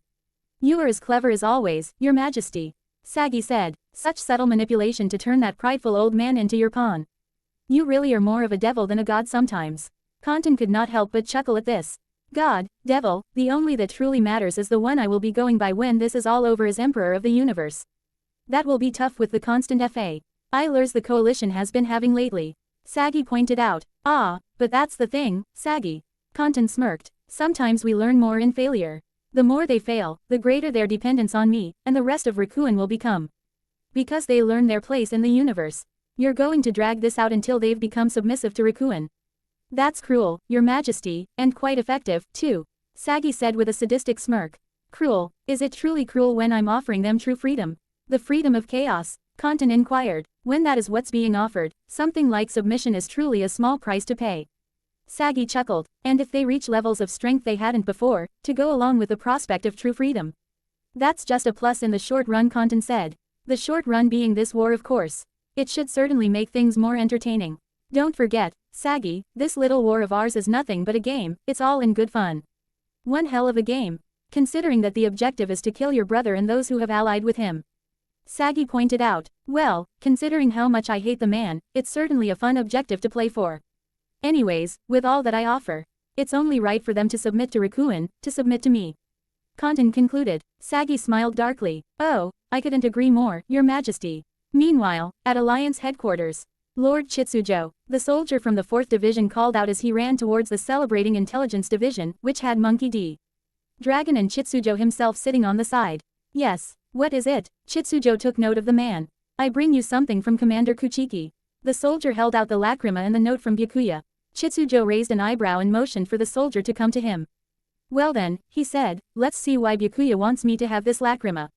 Chitsujo held the note close to him to read the contents that Byakuya Kuchiki had written out for him. Almost immediately, the commanders of the Intelligence Division crowded around him. At least, Ben Beckman, Shikaku Nara and Kazuki Urahara did. Mavis Vermilion, being as short as she is, was trying her best to leap upwards and make herself taller so she could read the note. Chitsujo frowned slightly at how close they all were while Monkey D. Dragon sweat dropped at their actions. He's going to read it out loud, you idiots. Dragon pointed out. There's no need to crowd him. Almost instantly, the commanders all left their place at Chitsujo's side and now opened their ears to what the man was about to read. Chitsujo took a deep breath before beginning to read the note out loud. Lord Chitsujo, he began, I hope this finds you well. First, allow me to inform you that MT. Hakob has been taken from the coalition. This elicited cheering from all the rank and file who were within earshot of Chitsujo reading the letter. Chitsujo soon continued reading. I'm sure you're wondering why is so. Ul Reaper is delivering a communication lacrima, so I'm going to, as humans put it, cut straight to the chase.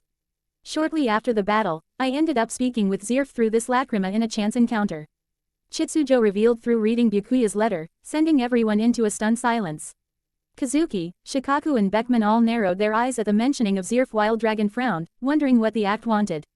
Mavis, however, had an unreadable expression, as she was worried at what that man wanted with Byakuya.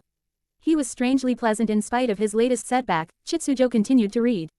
And then he extended an offer to me that I found quite shocking. He offered to bring my wife, Hasana Kuchiki, back from the dead. Mavis, eyes widened, shocked that Zirf would stoop so low as to use someone's love against them. He had truly fallen far from the man she used to know, the man she had fallen in love with. Before you worry, please know that I did not accept Zeref's offer. Chitsujo continued. In fact, I downright refused it. I knew that Hasana would never forgive me if I took such an offer. It was then, our conversation took an interesting turn. In spite of being turned down, Zirf remained surprisingly pleasant and asked a request of his own. He wanted the lacrima you see now delivered to you to discuss a deal he only wishes to extend to you. This made Chitsujo frown. What could Zirf possibly have to offer for me? He wondered. I must admit, it must seem unusual for me to grant Zeref's request. Chitsujo continued to read, but I saw no reason to refuse. It because I felt that Zirf had no malicious intent, and even if he did, you were more than capable of countering it. And so, as per my decision to grant Zeref's request, the lacrima has hopefully found its way to you. I wish you the best of luck in your dealings with this man. My division is going to take some time to recover from the brutal battle we had just taken part in. Signed, Byakuya Kuchiki. Chitsujo concluded. I suppose it's fair they want to take a break. Shikaku noted. If the reports we got throughout the battle are any indication, it was pretty damn brutal. Forget the 4th Division for a moment.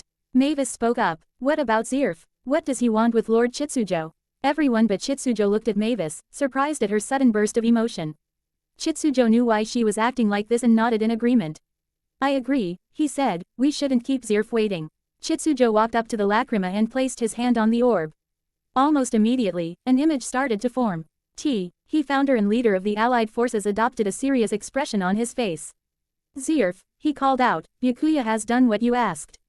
The lacrima is now in my possession. Now, what do you wish to speak with me about? The black wizard chuckled as his face came into view. Just as predicted, he said, Byakuya Kuchiki is much easier to read than he lets on. Zirf smiled. Good to see you again, Chitsujo. He said, it's been a while since Clover Town. Tell me, how has that division been since that little massacre? Chitsujo responded with a surprisingly triumphant smirk. I don't know, he said, why don't I bring one of our pals from Kunugi to answer that question? I'm sure they have plenty to say on how the 2nd Division has recovered. This made Zirf lose his smile while a chorus of oohs were heard from Shikaku and Kazuki. Much to Beckman's annoyance, Chitsujo's smirk was actually rather irritating to the Black Wizard. We can either play this game of one-up-manship, which I will win by the why, or we can get started on why you wish to speak with me so badly. I'll let you choose. Zirf frowned at Chitsujo beating him at his own game of taunts. Mavis then spoke up. Don't waste our time, Zirf. She said, tell Lord Chitsujo what you want and then leave us be. Zeref's eyes widened in slight surprise at hearing Mavis speak. He then smirked. I see that explains a lot. He mused to himself. Zirf then turned his attention to Mavis. Mavis, he said, I've missed you. Is that any way to speak to me after all this time? Don't play games with me, Zirf. I was hostile to you after the Grand Magic Games. That hasn't changed then and that won't change now. Then it appears our love truly has died. Zirf said in a lamenting tone, which Mavis could not help but doubt the sincerity of. This made the other Intelligence Division commanders gape in shock as they stared at Mavis. Love, they said in unison as Mavis blushed in embarrassment at having her secret found out. I don't know why you're there and not with Fairy Heart, Mavis. But if I had to guess, I'd say that it has something to do with Chitsujo.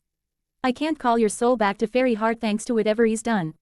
And that's frustrating, because Fairy Heart is quite crucial to my plans for Fury.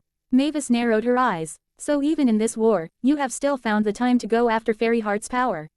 Mavis, you know how important Fairy Heart is to my plans for Earthland.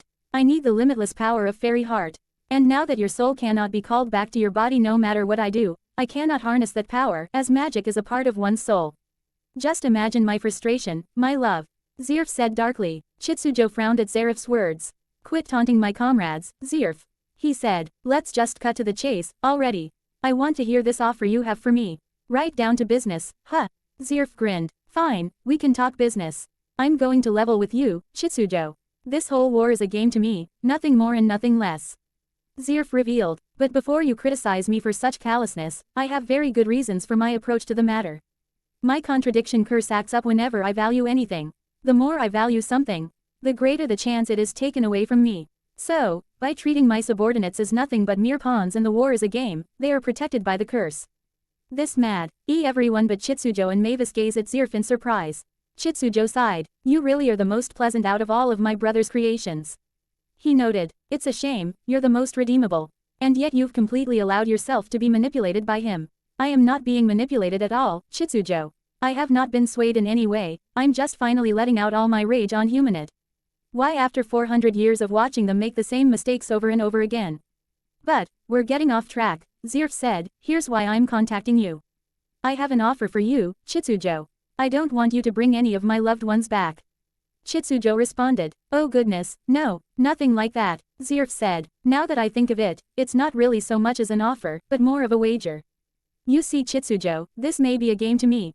But the thing is, I'm no longer having fun. Losing will do that to you. Chitsujo responded, indeed, Zirf sighed, I'm actually starting to worry that because I'm no longer enjoying this little game. My curse will eventually start to act up again, and I certainly can't have that because then my men will start dying before they even reach the battlefield. So, I've owned to you to try and spice up this little game of mine. Zirf explained, I've come to you to make a wager to make this game even more exciting. A wager, huh? Chitsujo raised an eyebrow. Well, I suppose, say it would be rather unfair of me to not hear you out, Zirf. Zirf smirked. Thank you, Chitsujo, I knew you'd see things my way. The wager is quite simple, actually. The reports I've gotten from my remaining generals tells me that your forces are close to my remaining strongholds in Fury. Magnolia and Nirvana. Chitsujo nodded. That's where the wager comes in. Zirf said with a grin. Magnolia is quite important to several of you after all. Indeed, that's where the Fairy Tale Guild is. Kazuki pointed out, and hopefully Fairy Heart, Shikaku added, unless you've moved it, you troublesome bastard. Zirf chuckled, maybe we moved it, maybe we didn't, that's neither here nor there at the moment. The wager is quite simple, actually. Zirf continued, if your forces can take Magnolia, I will give you a piece of information that you cannot live without. Everyone's eyes widened at the next sentence that came out of Zaref's mouth. My location, how's that for an exciting reward? What the hell? Beckman explained. What's your game, pal? Where do you get off offering up your location if we take Magnolia from the coalition? I told you, Mr. Beckman, this is a bet, and my collateral is my location.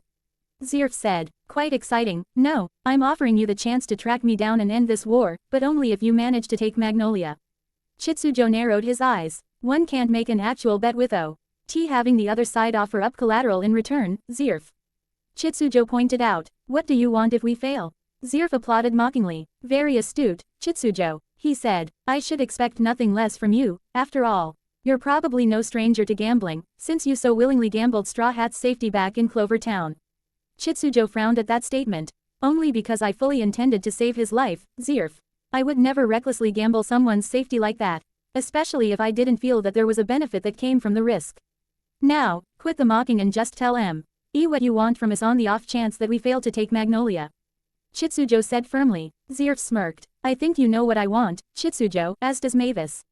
I want Fairy Heart. If you fail to take Magnolia, you will allow me to take back Mavis's soul so that I may take the necessary steps to remove Fairy Heart from her body.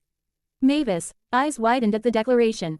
I think I speak for everyone when I say that's absolutely out of the question, Sonny. Kazuki said with narrowed eyes. No kidding, we're not gambling Mavis, safety on some stupid wager. Shikaku added, but I'm not extending the offer to you people.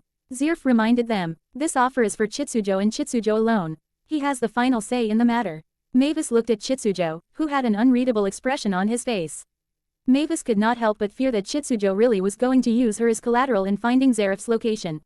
Then, after a moment of silence, Chitasuyo spoke up. A counteroffer, he said, if we take Magnolia, you tell us your location. Zirf raised an eyebrow. A counteroffer, he repeated. Fine, I suppose the polite thing would be to hear it. What's your counteroffer, Chitsujo? Chitsujo took a deep breath. If we lose the battle for Magnolia, he said before dropping a bombshell that shocked everyone present, I will surrender myself to the Conqueror's coalition without resisting. The alliance will have to continue without me. Everyone gasped at Chitsujo's declaration. This made Zirf chuckle. That's your counteroffer, He inquired in a mocking tone. Chitsujo, I have no interest in you.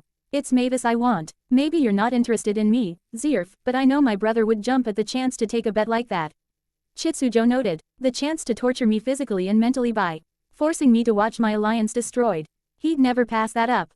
And if he found out you did, even you wouldn't be able to escape his anger. This made Zerf go silent. Lord Chitsujo, Beckman spoke up, gambling Mavis is one thing. But gambling yourself is out of the question. I brought you all together and asked you all to risk your lives against a powerful enemy. You've all done splendidly well. I've remained on the sidelines because I don't wish to fight my brother to the death just yet. Chitsujo reminded Beckman, what kind of leader would I be if I passed on the chance to bet my own life for a change? Yeah, but you're talking about surrendering yourself to be their prisoner for the remainder of this war, it's incredibly reckless. Shikaku pointed out, enough, all of you. Dragon spoke up, making everyone gaze at the Supreme Commander. This wager is between Chitsujo and Zerf. That means, none of us have any say in the matter. If Chitsujo decides to bet himself, then we have no right to stop him. This silenced everyone, although Mavis was already silent because she was gazing at Chitsujo, shocked that he put himself on the line to protect her from Zerf like that. And besides, are you seriously going to dishonor someone by denying him the right to put himself on the line like that? Dragon inquired. Use your heads, fools. Dragon gazed at Chitsujo. Are you absolutely certain this is how you wish to proceed, Chitsujo? He inquired of the man. Chitsujo nodded. I am, he said resolutely, we cannot keep looking around blindly for Zerf. We need to know where he is so we can put an end to this campaign and move on to the next world. But, Zerf has to accept the terms as well. Otherwise, this is all a moot point. Zerf took a moment to think them over and then smiled. You are quite the skilled negotiator, Chitsujo. He complimented. You have yourself a deal. And just to remind you of the wager, I'll list them once more. If the Alliance takes Magnolia on their first try, I will willingly reveal my location to you all, for the sake of making this war into a much more fun game for me. If they fail though, you will surrender yourself and Kontan will be given the free Adam to torture you in any manner he wishes. Just for confirmation, we have a deal. Chitsujo nodded before anyone could voice their objections again. We have a deal, Zerf.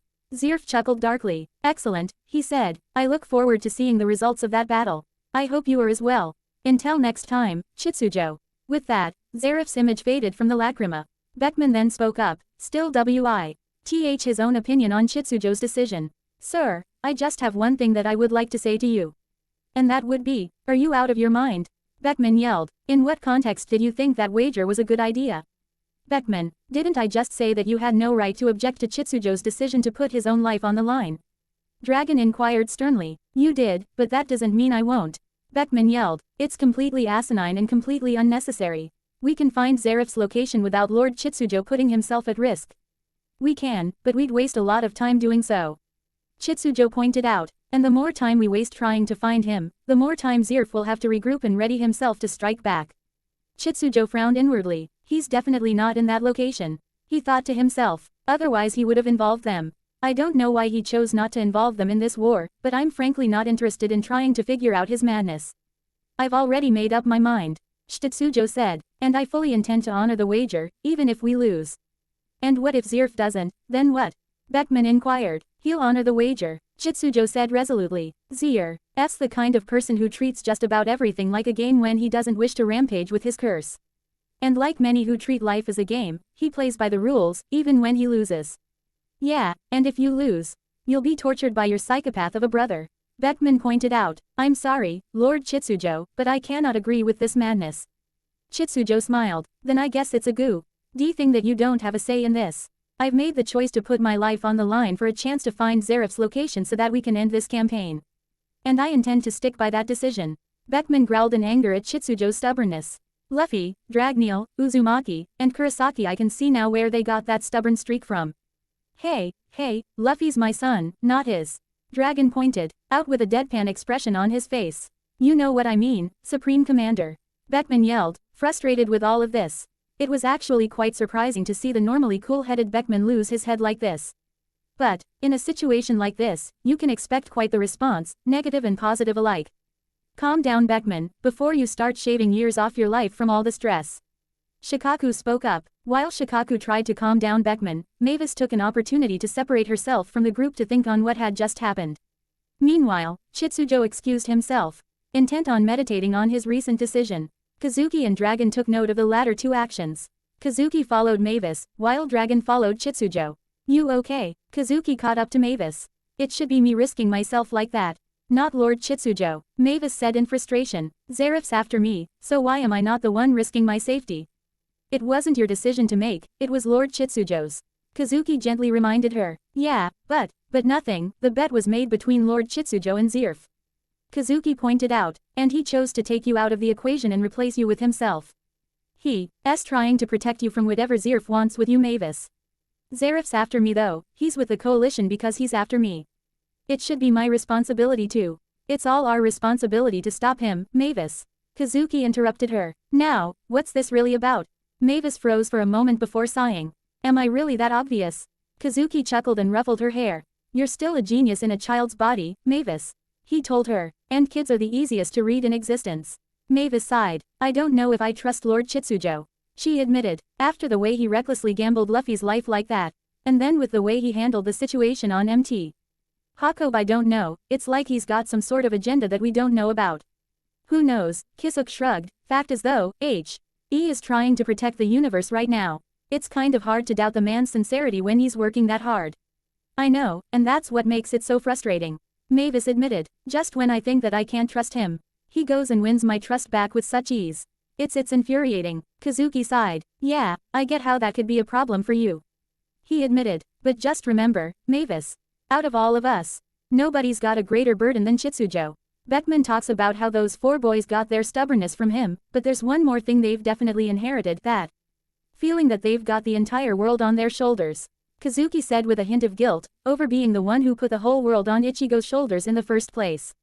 I thought I had say. And it all when I had seen the kind of burden Ichigo had been cursed with through the mistakes of those around him.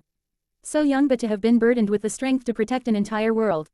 Kazuki reminisced. But Chitsujo takes it to an entire different level. Can you imagine for a moment how hard it must be for him, sometimes? To never be able to give aid directly because of the cataclysmic consequences. Like his monster of a brother coming to fight. And to be charged with maintaining order of the entire universe. Who knows what Lord Chitsujo went through to reach the level of strength he had to get in order to obtain such a responsibility. Hell, who knows what he lost along the way. It's sobering when you find out how small you are in comparison to the entire universe. Kazuki was referencing himself and Mavis now. Mere specks like us cannot even begin to understand what Lord Chitsujo has on his shoulders. Then why add to that burden? Mavis inquired. Kazuki smiled sadly. It's a curse, really. He noted, people like him simply feel better when they're able to take on burdens in place of others, often at the cost of his own personal happiness. You were right about one thing, Mavis. Lord Chitsujo does have a lot to hide. Kazuki pointed out, but I honestly don't think it's what you think it is. Beneath the personality he puts out, there is definitely a lot of sadness that man carries. Thousands of years worth of sadness in fact, and I don't even want to begin to know the source of it all. Kazuki, Mavis said in shock. Yeah, Mavis? Kazuki inquired. I never thought you were capable of sounding so profound. Mavis admitted, making Kazuki visibly deflate in sadness. Meanwhile, with Chitsujo and Dragon. For someone who seemed so confident in that wager, you were quick to separate yourself from everyone. Monkey D. Dragon pointed out to his comrade. That doesn't look good, you know. Chitsujo chuckled humorlessly. Yes, I suppose that's true. He said, perhaps I should apologize. I wouldn't. Dragon shook his head. It would make you look even worse. As though you don't have any confidence in the outcome of this wager. Chitsujo had an unreadable expression at the moment. Did I make the right decision, Dragon? He inquired. Dragon sighed. Hard to say, he admitted. On one hand, it does seem like you're taking an unnecessary risk, when we are winning this campaign quite handily, other than a few minor setbacks. However, you are right about one thing, the more time we spend trying to find Zeref's location, the more time he has to regroup and possibly turn things in his favor. Dragon pointed out, I don't know why he's taken this long to show himself, beyond that appearance in Clover, but he's clearly preparing for something. And that itself is concerning. Dragon narrowed his eyes, remembering the report from Clover. That monster massacred a portion of the first wave of the second division on his own. I don't want to know what he's capable of with preparation rather than spontaneity. Chitsujo nodded. A sound statement, he complimented. Chitsujo then sighed and gazed at Dragon. You can keep things under control, right? If the worst comes to pass, I need to know that. The alliance will be well led while I'm gone. Dragon smirked. Who do you think you're talking to, Chitsujo? He inquired. Chitsujo smiled lightly. It's great to know that I can count on you, my friend. Dragon nodded. That was the duty you charged me with when I was named as Supreme Commander of the Allied Forces, Chitsujo. He reminded the man. Even if you were to die, I would still complete that duty. I'm with you until the end. Chitsujo, I swear that on the honor of my will of D. Chitsujo nodded. How lucky I am to have such loyal comrades. He mused to himself. Whether it's luck, fate, or a power even higher than you. Dragon meant the last part as a joke, a subtle and playful jab at Chitsujo's near-godlike status. It doesn't change the fact that we're comrades now and that we must be ready to help each other. Chitsujo smiled approvingly. Thank you, Dragon, he said. It's comforting to know that the alliance will be in your hands should the worst happen. Dragon smirked. You know, that's the thing, Chitsujo. It's not going to come to that point. We're going to take back Magnolia and we're going to win this wager of Zerif's. That is what fate has in store for us, I can feel it in my bones. Chitsujo could not help but laugh at this. Since when do you claim to know what one's fate is? Since the moment I realized that it would be my son fighting to take Magnolia. Dragon said with pride. Chitsujo smiled. Yes, that's true, he said. I can take comfort in the fact that Luffy will be involved in this fight. And not just Luffy, but thanks to how we've positioned our troops, Natsu as well. Chitsujo added. It's too bad, Dragon said. If Kurosaki and Uzumaki were added to the mix, the four of them could guarantee a win in Magnolia. But they're needed elsewhere. Chitsujo said. Nirvan, A is arguably as big a threat as Zerif himself is. The power to change light to dark and dark to light is not power that should be messed with. Chitsujo noted. I just hope they can destroy it permanently this time when they have the chance. They're getting close to Nirvana, we'll find out soon enough. Dragon told him. Chitsujo nodded in agreement. He had one more thing he wanted to make clear to Dragon. Don't tell Kakashi or Sabo about this. He said. I don't need them dealing with the added pressure of winning for my sake. Dragon nodded. I understand completely, Chitsujo. He said. Don't worry, I promise they'll remain in the dark about all of this. Chitsujo sighed. We really are close to the end, aren't we? Dragon nodded once more. Yeah, we are. Meanwhile, with the 1st and 5th divisions. It had been a long past few days as the 1st and 5th divisions made their way to Nirvana. At the point they had now reached, there was at least a half-day's walk to the terrifying weapon that was Nirvana. Knowing that it was a half-day's walk from now, Shunsui Kyoraku, being the regimental commander, decided to take the opportunity to give the entirety of the two fighting divisions a moment to rest and recharge for the battle that was to come very soon. With that in mind, Shunsui decided to take a moment to share a drink with his proxy, Gildarts Clive, and the commander and proxy of the 5th Division. Jelil Fernandez and Shinji Hiriko. Nanao Eyes, having reunited with her captain after the Battle of the Anemones Plains, joined her captain, although she refused to drink. And she certainly did not approve of her captain engaging in such actions during wartime. Something she made certain to voice. Captain, many of your subordinates have told me that you vowed not to drink until this war is over. Nanao said, her eyebrows twitching in annoyance. Shunsui had a light blush on his face, indicating that the alcohol was already starting to get to him. Ah, come on Nanao, vows were made to be broken. Shinji could not help but grin mischievously at Shunsui. Vows were made to be broken, huh? With an attitude like that, it's no wonder you have such a crappy dating history, head Captain Kyoraku. Gildarts laughed at Shunsui, visibly deflating at Shinji's stinging jab. Jelil, who had barely touched his own drink, frowned at Gildarts. I don't know if you can necessarily act like you're any better, Gildarts. From what Urza and Lucy tell me, you're a bit of a womanizer. Gildarts gaped at this. How do they even know about the amount of women I'm been with? You seem to forget that Urza and Lucy are close friends with your daughter. Jelil responded with a deadpan expression. Gah, Gildarts yelled in despair. How could my little girl rat me out like that? Don't ask me to answer that. Jelil kept his deadpan expression. Nanao narrowed her eyes at the fact that nobody was listening to her and stopping drinking as a result. Commander Fernandez, Captain Hiriko, I'm not sure I like the fact that you both have fallen into head Captain Kyoraku's bad habits. Huh, oh come on, Nanao, we've got our reasons for relaxing like this. Shinji asked. In times like these you've got to take advantage of the chances you have to relax. With those surprisingly wise words spoken, Shinji took a moment to down more sake. Is it irresponsible? Maybe, but you know what, the universe has truly become a cruel and dangerous place. The times where you can just enjoy yourself are the times that you cherish most. Shinji's right, Nanao, with that uptight attitude of yours, you're never going to find yourself a husband. That's man repellent right there. Shunsui joked. That comment earned a hard chop across the skull from Nanao's book. Where does she keep that thing anyway? Stupid head Captain Kyoraku, she muttered. Wah, Shunsui cried. Nanao's so mean to me. Jelil sighed. Even if you disagree with Shunsui's rather insensitive words, you can't argue with the fact that we should cherish these moments. Why are the moments we have to forget that war and death are all around us? And moments like these can be what keeps an army from falling apart from the stress of battle. Shunsui's idiocy aside, you should learn to enjoy yourself, Naneo. Shunsui deflated even more. You're mean too, Jelal. Meanwhile, with Yumchika Yasugawa and Akaku Mataraim. Hey, could you hurry the hell up, Yumachika? Akaku yelled. We haven't sparred in a while. And I'm looking forward to it. Patience is a virtue, Akaku. Yumjihika responded in a sing-song as he started applying eyeliner to his eyes. Akaku groaned in annoyance. Damn it, he cursed. Now I remember why I stopped sparring with you in the first place. You always take at least an hour a day to apply makeup. And then you take another hour at different points in the day to reapply that makeup. Don't be jealous, Akaku. Not everyone can look as good as me with this makeup. Yumachika pointed out. I don't want to try to look as good as you. Akaku yelled. Now just hurry the hell up. Akaku demanded. If you want to spar so bad, you should consider finding someone else to spar with, Akaku. Yumchika suggested. You can't rush beauty, after all. Akaku azed at Yumachika in disbelief before turning around and storming off. I am not going to wait longer than I have to for a damn spar. Just take care of your makeup, I'm going to find someone else. Who knows, maybe Jinbei won't be putting on makeup. No amount of makeup in the world could fix Jinbei's face. Yumachika said haughtily. That was kind of a jerk thing to say, Yumachika. Akaku said with a deadpan expression. Doesn't mean I'm wrong, Yumachika responded. Not wanting to be dragged into another debate on beauty with Yumachika, Akaku walked away to find Jinbei.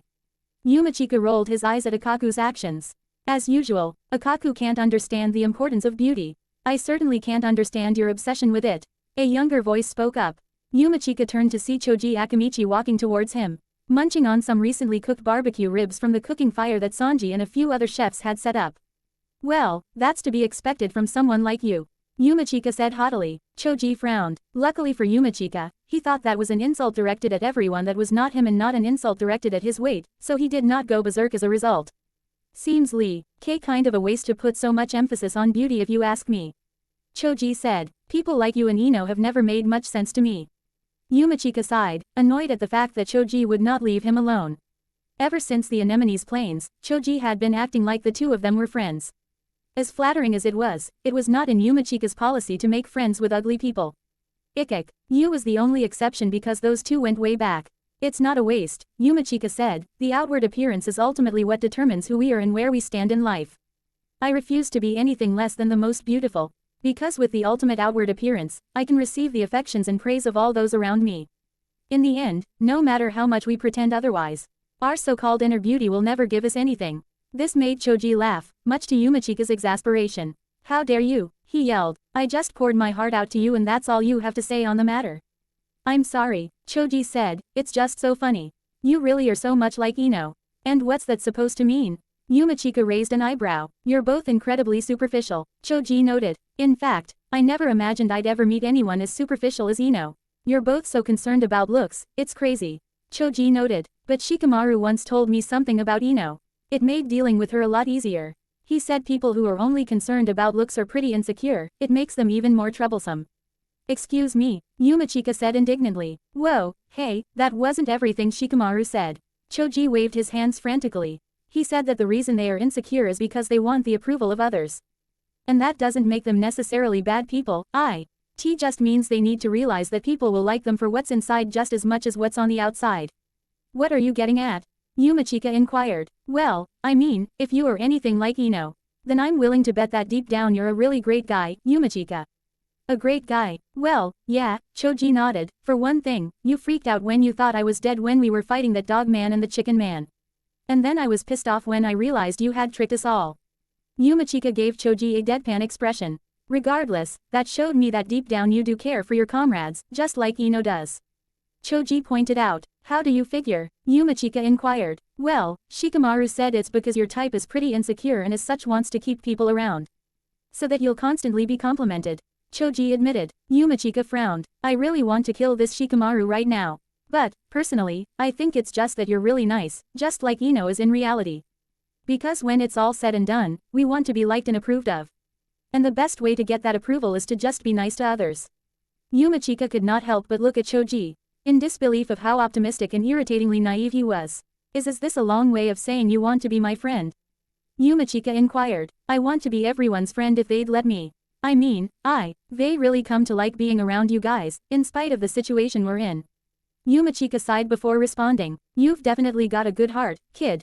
He said, but you're a bit too naive for your own good. One of these days, you'll learn that I'm right in this little debate of ours. Choji smiled at this. Same to you. Meanwhile, Ichigo Kurosaki vs. Naruto Uzumaki. The crowd that had gathered shielded themselves from the resulting shockwave. Unbelievable, Tony Chopper was among them. These two have sparred every time we've had a break. And they've only stopped when Commander Kyoraku orders us to march again. Don't those two ever get tired? Ichigo Kurosaki and Naruto Uzumaki both had grins of enjoyment on their faces, evidence that they were enjoying this spar between friends. Akira Haruno had a resigned look on her face. Of course they don't, those two are just limitless bundles of energy.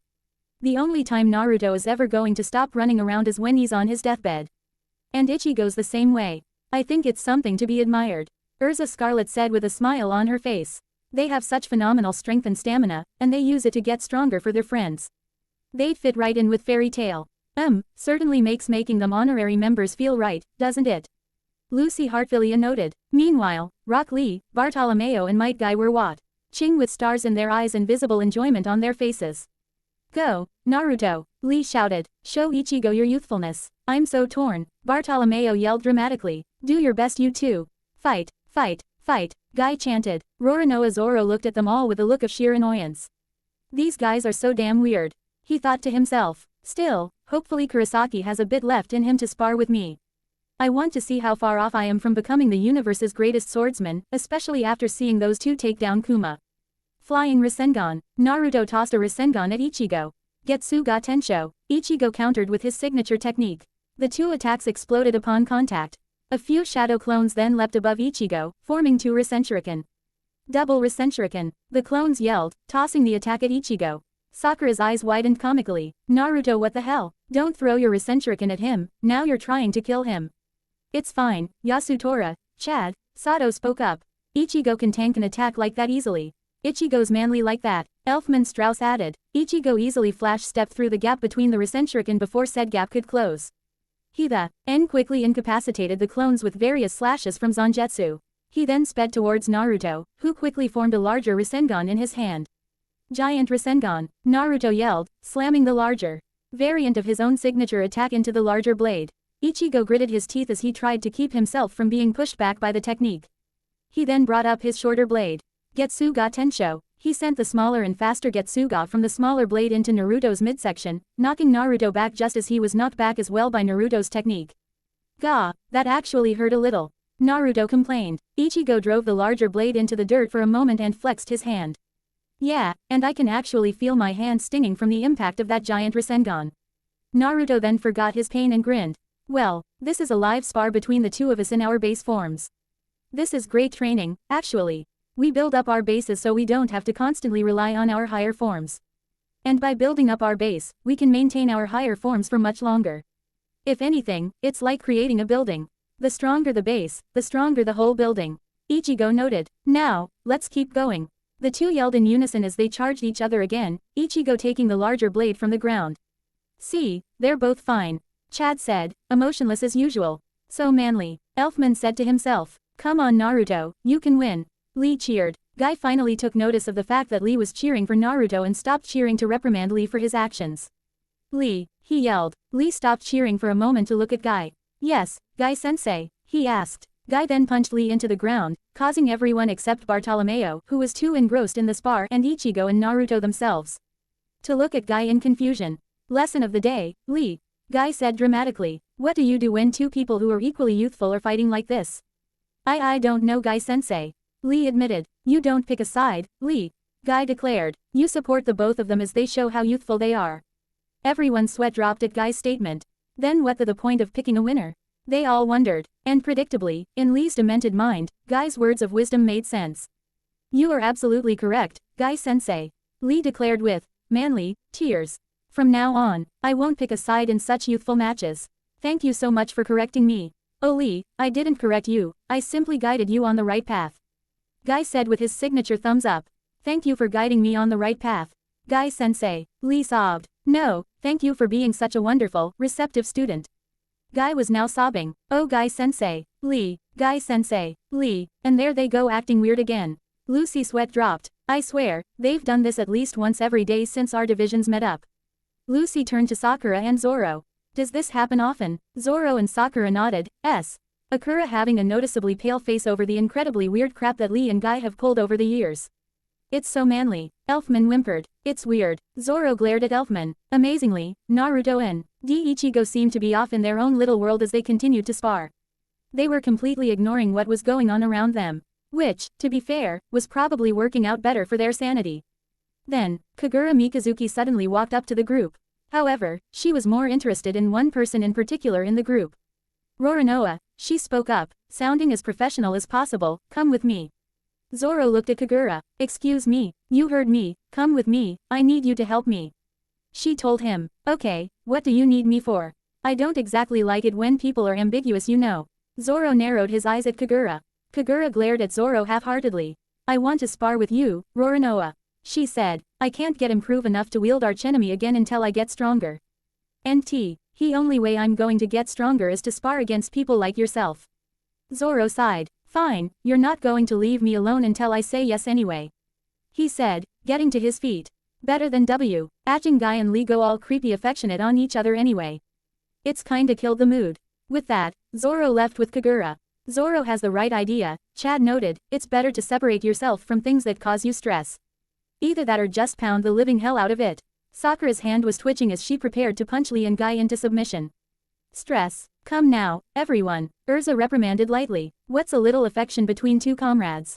Urza, there's a difference between affection between comrades and in creepy rituals like what Lee and Guy are doing. I find absolutely nothing wrong with physical interactions like hugs. Urza admitted shamelessly. After all, I used to bathe with Natsu and Grey all the time. This is what ultimately catches Naruto and Ichigo's attention. Huh, they said in unison. Please stop talking about that like it's normal. Lucy paled. Oh come now, Lucy, a little skinship between friends never hurt anyone. Urza chided, her latent obviousness causing her to miss everything that is wrong with her statements. If you would just let me bathe with you the way I did with them, you would realize that. Lucy immediately started to sputter at those words. Naruto's nose started to bleed at the thought of the two beauties bathing each other. Ichigo turned red in embarrassment. Guy and Lee were still off in their own world. Everyone else paled. No way, Lucy yelled. It's bad enough that you climb into my bed sometimes whenever we share a hotel room. I am not letting you bathe with me. Especially considering how Natsu and Grey look whenever you just bring it up. Naruto's nose started to bleed even more when he heard how Urza climbs into Lucy's bed. If Jiraiya were with him, he would be furiously scribbling notes down on a notepad. Ichigo looked at Naruto in disbelief. Dude, get yourself under control. Ichigo my man, Naruto said breathlessly, you need to learn to appreciate moments like these. Kakashi-sensei is too damned obsessed. Ed with his books and pervy sage is too obsessed with stalking and peeping. I prefer moments like these where the pervertedness simply comes naturally organically. Ichigo shook his head. You are something else, he muttered. Urza looked at Lucy like she had grown a second head. Since when did Natsu and Grey ever look like they had a problem with us bathing together back then? Since always, Urza, Lucy screamed, embarrassed that she was having this conversation with so many people. Since the first time you ever brought it up. What kind of relationship did they have? Sakura wondered with an embarrassed blush. Guy-sensei, Lee, and will you two shut up already? Sakura screamed at the two spandex-wearing weirdos. While everyone ended up in their own crazed situations, a single figure stood off to the side, unseen by them all.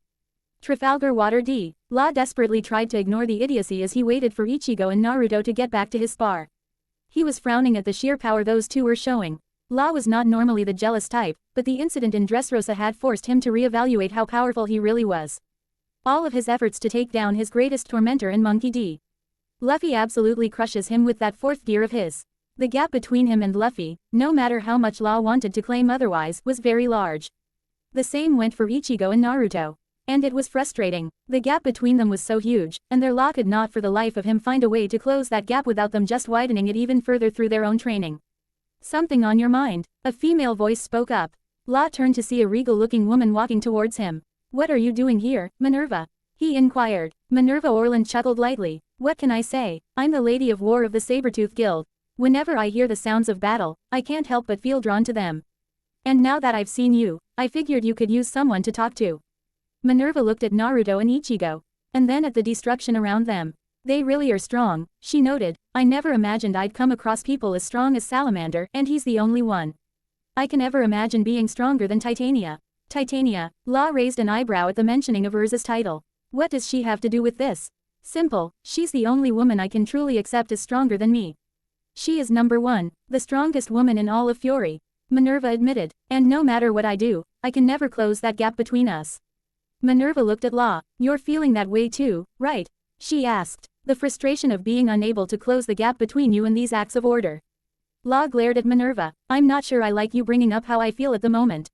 He admitted, I don't exactly like the idea of a woman being so capable of probing my mind like that. We're birds of a feather, Law. Minerva said with a smile. We both value power, but we both find ourselves frustrated when we realize how minuscule we are compared to those who far surpass us. Law sighed. I guess it won't work if I deny it. He said, it's true, it was both humbling and frustrating when I realized how great the gap between me and Straw Hat was after Dressrosa, back in my world. And now, to see 3 others who are on his level of power, I suppose I am frustrated when it's all said and done. So, wise lady of war, Law said with a hint of sarcasm, since you're so experienced in this frustration, tell me, what should I do? Minerva smiled. Power is a good thing to have, she said, but it's also a vice. I've learned that the hard way. Once a gap starts to build between 2 people, that's when it shows who has the potential to go further and who is left behind. That is what it means to have winners and losers in life. When that happens, it is time to find a new goal in life, because once you start obsessing with something, you can be swayed into committing horrible acts. Law narrowed his eyes at this, remembering that he himself was guilty of quite a few crimes as a pirate and as someone who wanted to avenge the one he held closest to his heart, especially during the past 2 years. When he had worked up his power base to become a warlord, it was all to take down his greatest tormentor, Don Quixote Doflamingo. And he had certainly done plenty of horrible things to get to that point. Taking the hearts of hundreds of pirates just to name a few. You too then, Law inquired, because something tells me you speak from experience. Minerva nodded, now with a look of shame. I've done horrible things in my life, Law. She admitted, my sins are heavy because I became obsessed with power. But now, my new obsession, my new goal, is to simply use my strength for my family, Sabretooth. By taking back your country from the coalition. Law raised an eyebrow. Minerva shrugged. Well, we can't always be certain of where it will lead us. Law sighed. While he was appreciative of Minerva giving him advice on matters, he was not sure he agreed. Not when he was fully intent on becoming king of the pirates like Luffy. Corazon wanted him to live a happy life, and as a pirate, the best way to do so was to obtain everything the world had to offer, by becoming king of the pirates. And the only way to do that at this rate was to close the gap between him and Luffy. Otherwise, even if he did find the One Piece, his reign would be a short one. Having said all that, thank you, Minerva, he said, it's not often I get advice I actually appreciate. I don't know if I necessarily agree, but I appreciate it all the same.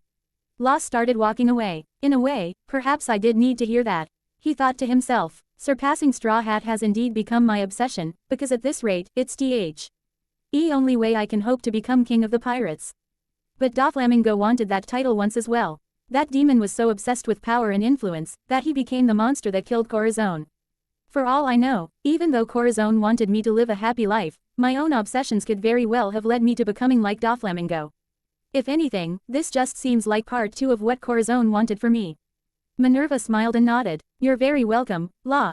The bonds being developed between these many soldiers will become crucial as they prepare for battle in Nirvana. Meanwhile, on the outskirts of Magnolia, in the 3rd Division, Natsu Dragneel stood out in silence, separated from the rest of his division. In front of him was his beloved hometown of Magnolia. The town seemed quiet, but Natsu knew that it was bustling with coalition activity. It feels weird to be back here like this, he thought to himself. Natsu had been furious when he heard that the coalition had driven Eve Ryan out of Magnolia and had taken the town over. A part of him had wanted the rest of the guild to have at least put up a fight for the town, but the rational side of him knew that it was better that they retreated without a fight. The coalition had come without warning at that moment, so Fairy Tail needed to worry more about evacuating the townspeople than actually fighting back. Now, after a few months of marching and fighting, Natsu was finally back at Magnolia. Of course, it was by no means a happy return. The coalition had control over Magnolia. It was no longer his home. At least, not until he took it back from the coalition. Happy was standing next to him. The Blue Exceed gazed up at his friend in concern. Are you all right, Natsu? He asked. Natsu looked at Happy for a moment before giving him a reassuring smile.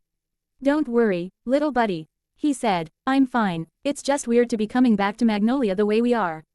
Happy looked out his home with a saddened expression on his face. Yeah, he said, we've never returned to Magnolia when it's like this. When it's no longer home but hostile territory instead. Natsu added, I wonder if our homes are still standing. Yours and mine, Lucis, Fairy Hills. The Guild Hall. Personally, I'm more worried if Lucis' house isn't standing. Natsu admitted. Happy looked at Natsu in confusion. Why's that? He inquired. Natsu smiled. Lucis' house is way nicer than ours.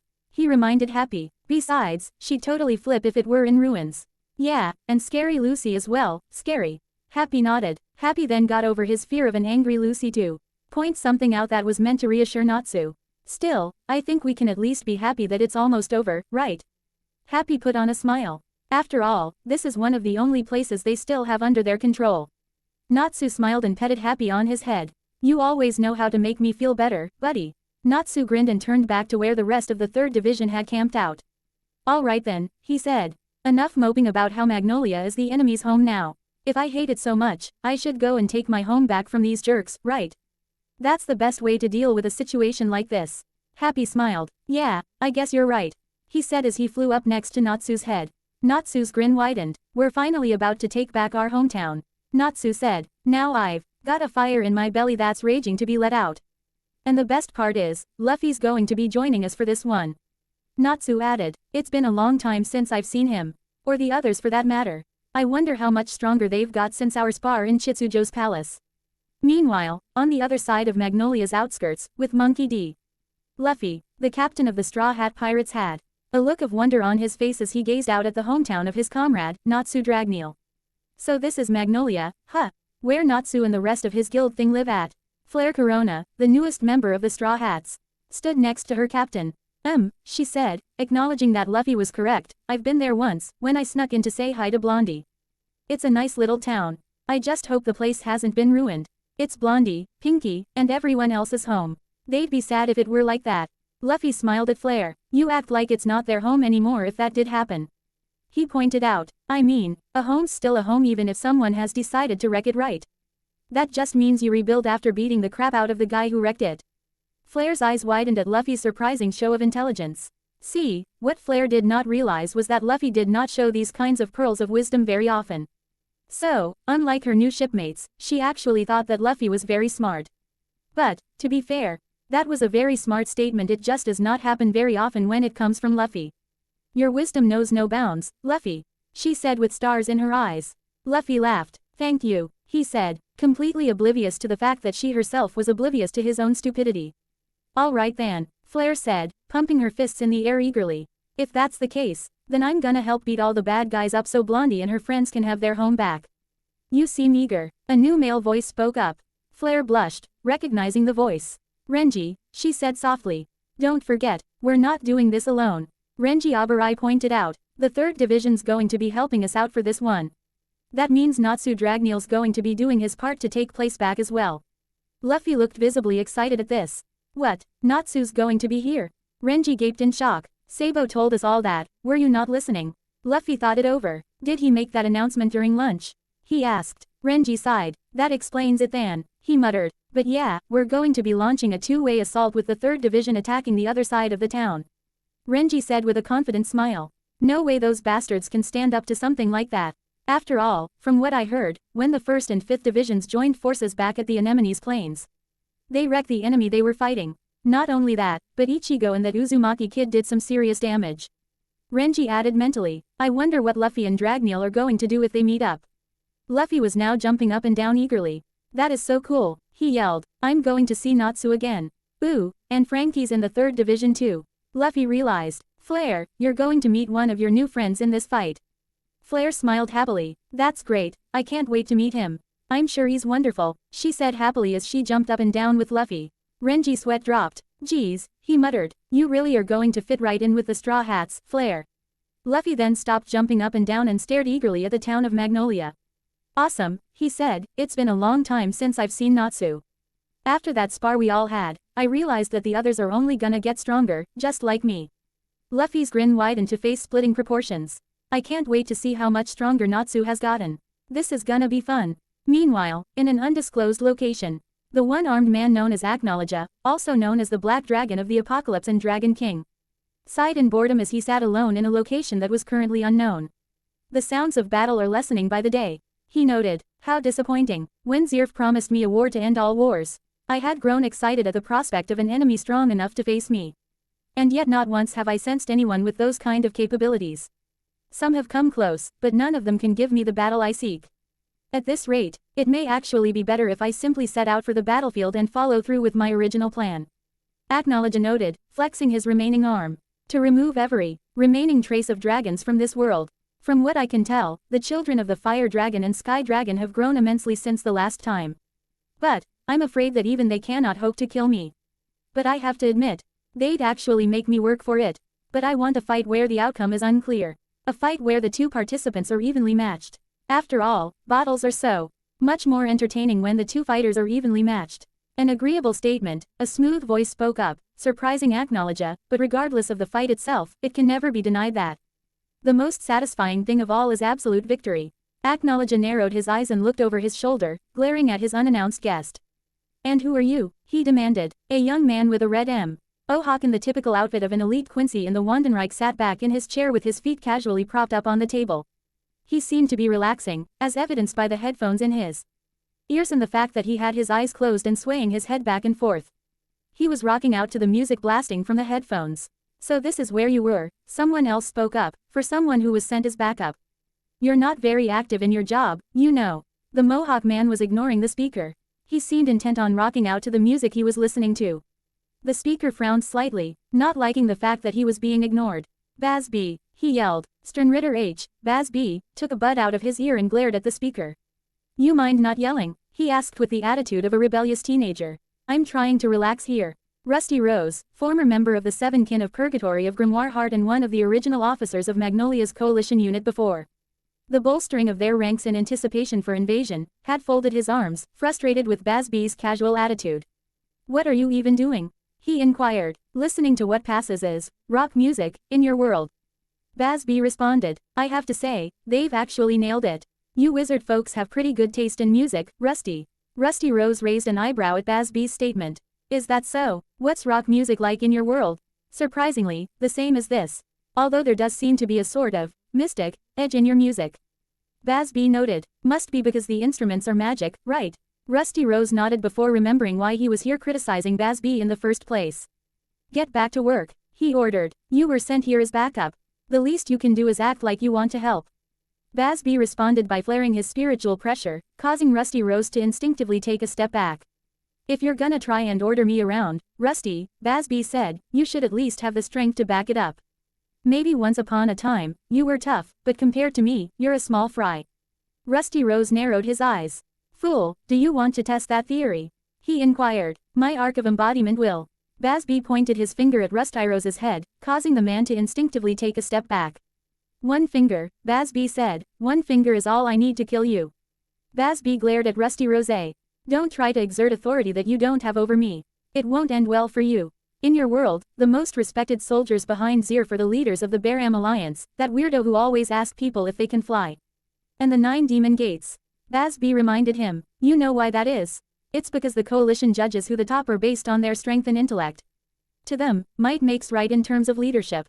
As a member of the Sternritter, my rank, in terms of respect from my peers, is just behind the Schutzstaffel and the top-ranked Espada.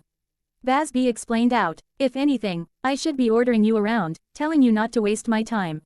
You're obsolete, Rusty, Baz B said. Obsolete, and beneath me in terms of rank. Rusty Rose shook in fury as he turned and indignantly walked away. Baz B sighed and rolled his eyes, putting the bud back into his ear. What a jackass, he thought. He acts like I don't even realize that the enemy's on their way. I can sense them, he thought. 2 enemy forces on both sides. I can practically sense anything after sensing the highest form of spiritual pressure the day I met you. Watch. Baz B sighed again. Sorry, Soul Reapers, he thought. Seeing me on the opposing side's probably going to piss a few of you off. But, that's just the way it is.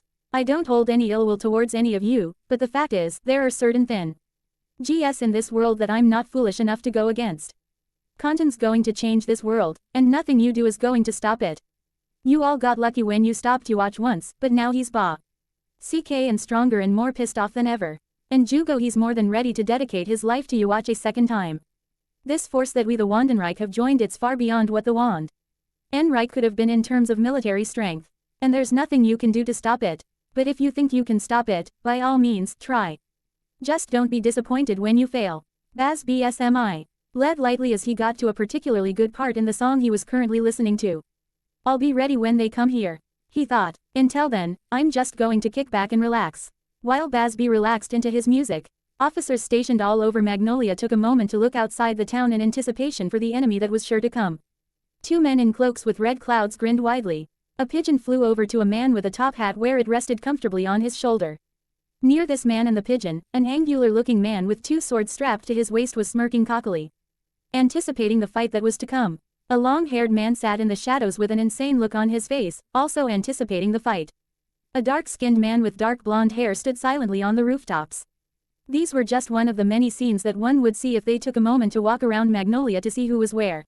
Simply put, some true monsters had taken over Magnolia, and it was going to take everything. The 2nd and 3rd divisions have got to take them all down. Meanwhile, in the 3rd division, just as 3rd Division Commander Kakashi Hatake had planned, the transponder snail that connected him with Sabo, his fellow division commander, started to ring. That meant that Sabo was just outside of Magnolia, just like him. Puru puru puru puru puru, the snail rung, puru puru puru puru puru. Kakashi quickly picked up the line and responded. Good to hear from you, Sabo.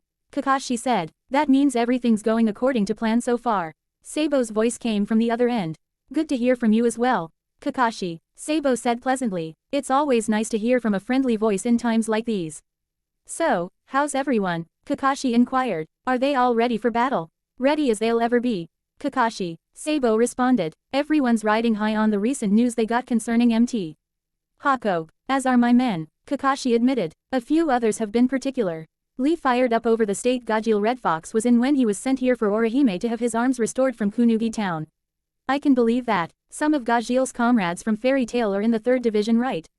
Seeing him arrive in that state had to have been horrifying. Sabo noted. A few of them were horrified, Kakashi admitted, but a few of them kinda got pissed off about it too. Natsu almost marched off, furious over the whole thing. He wanted to track down the guy who took his arms and beat the ever-living hell out of him. If he's anything like Luffy, I can imagine that's quite true. You should have seen him, Kakashi. From what Renji told me, he beat the crap out of the guy who tortured Gajeel after he lost his arms. It's too bad I missed the whole thing. I would have really liked to have watched my little brother go to work. I suppose I'll most likely get to see him firsthand if I come across him in Magnolia. Kakashi said. I won't deny I'm looking forward to it. I've gotten to know 2 of the acts personally after all. I can't wait to get to know a 3rd. Well, just remember to take everything he says and just not take it too seriously. Luffy's my precious little brother, but Sabo, it's fine. Kakashi knew what he was going to say. You need to remember, I was the 2nd sensei for Naruto Uzumaki, the least receptive student in the history of the world. I've been in the thick of it already. I'm just glad I got him after his academy days. I don't know how Iruka survived with his sanity intact. Sabo grunted in acknowledgement. We should probably cut the small talk and get to strategizing. He noted. Yeah, you're right. We really kinda went off on a different tangent, didn't we? Kakashi mused. It's cool, Sabo said. We've got some time. Activity in Magnolia's been pretty damn quiet. I've got scouts keeping a good eye on the county line. We're not going to be caught off guard by an enemy ambush this time. We're not going to be caught off guard either, Kakashi promised. But enough about our defense. What are we going to do about offense? I think we can both agree that this needs to be both aggressive and conservative at the same time. Sabo pointed out. Aggressive and conservative, Kakashi mused. Yeah, I think I know what you're talking about. Sabo let out a sound that told Kakashi he was impressed with him for figuring it out so quickly. You really are smart, Kakashi. I can see now why the Alliance's top brass thinks so highly of you. Kakashi gave Sabo's statement his patented eye smile. Why thank you, Sabo. Kakashi said pleasantly. Here's what I'm thinking. We'll have to divide up in teams, and take advantage of the fact that we have ranged fighters on our side. We'll move in squads for this one, hitting them with soldiers one after the other.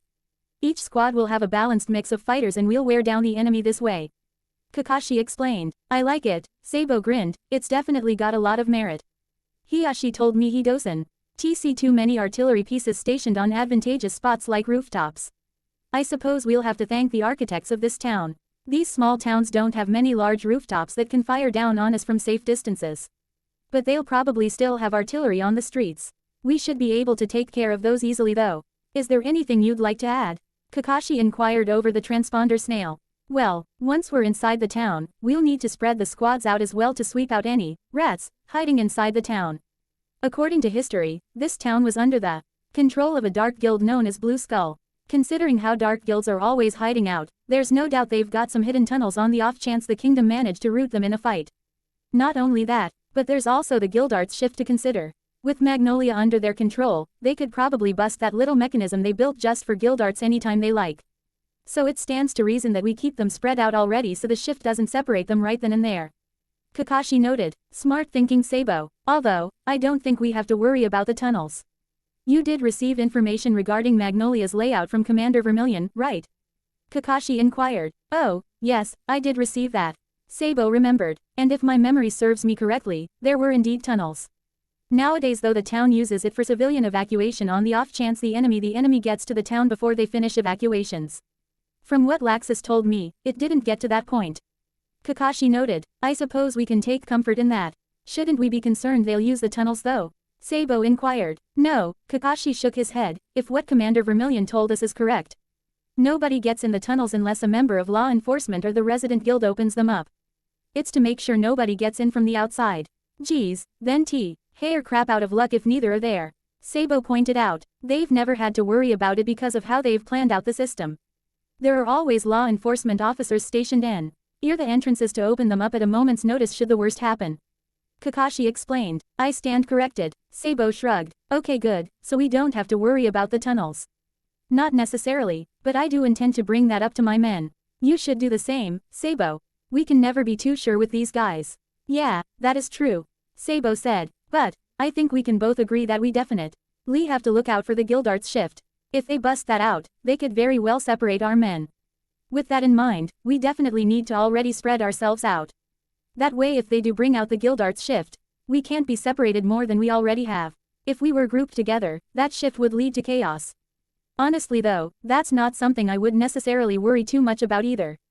Kakashi pointed out. All the shift is meant to do, from what Laxus told me, is to simply clear a path to the guild for Guildarts so he apparently could get to the guild without breaking everything in the process.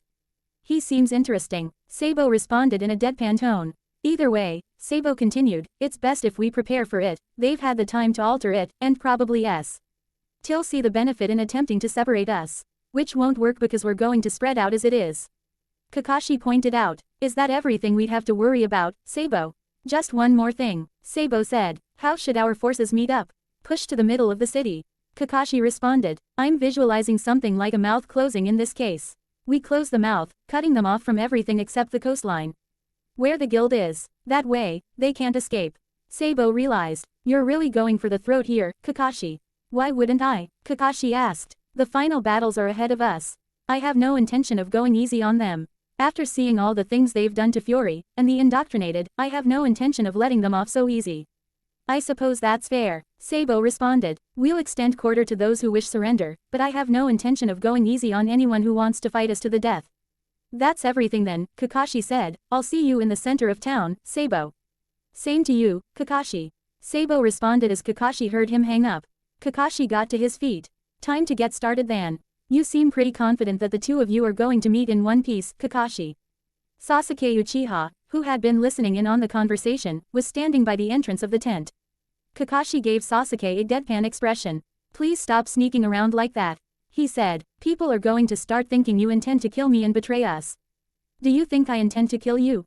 Sasuke inquired. Kakashi sighed. No, he responded. I don't doubt your sincerity, Sasuke. I truly do believe that you want to atone for everything. I never took you to be optimistic, Kakashi. Sasuke admitted. It's not really a question of optimism, Sasuke. I've just spent too much time with the #1 hyperactive knuckle-headed ninja.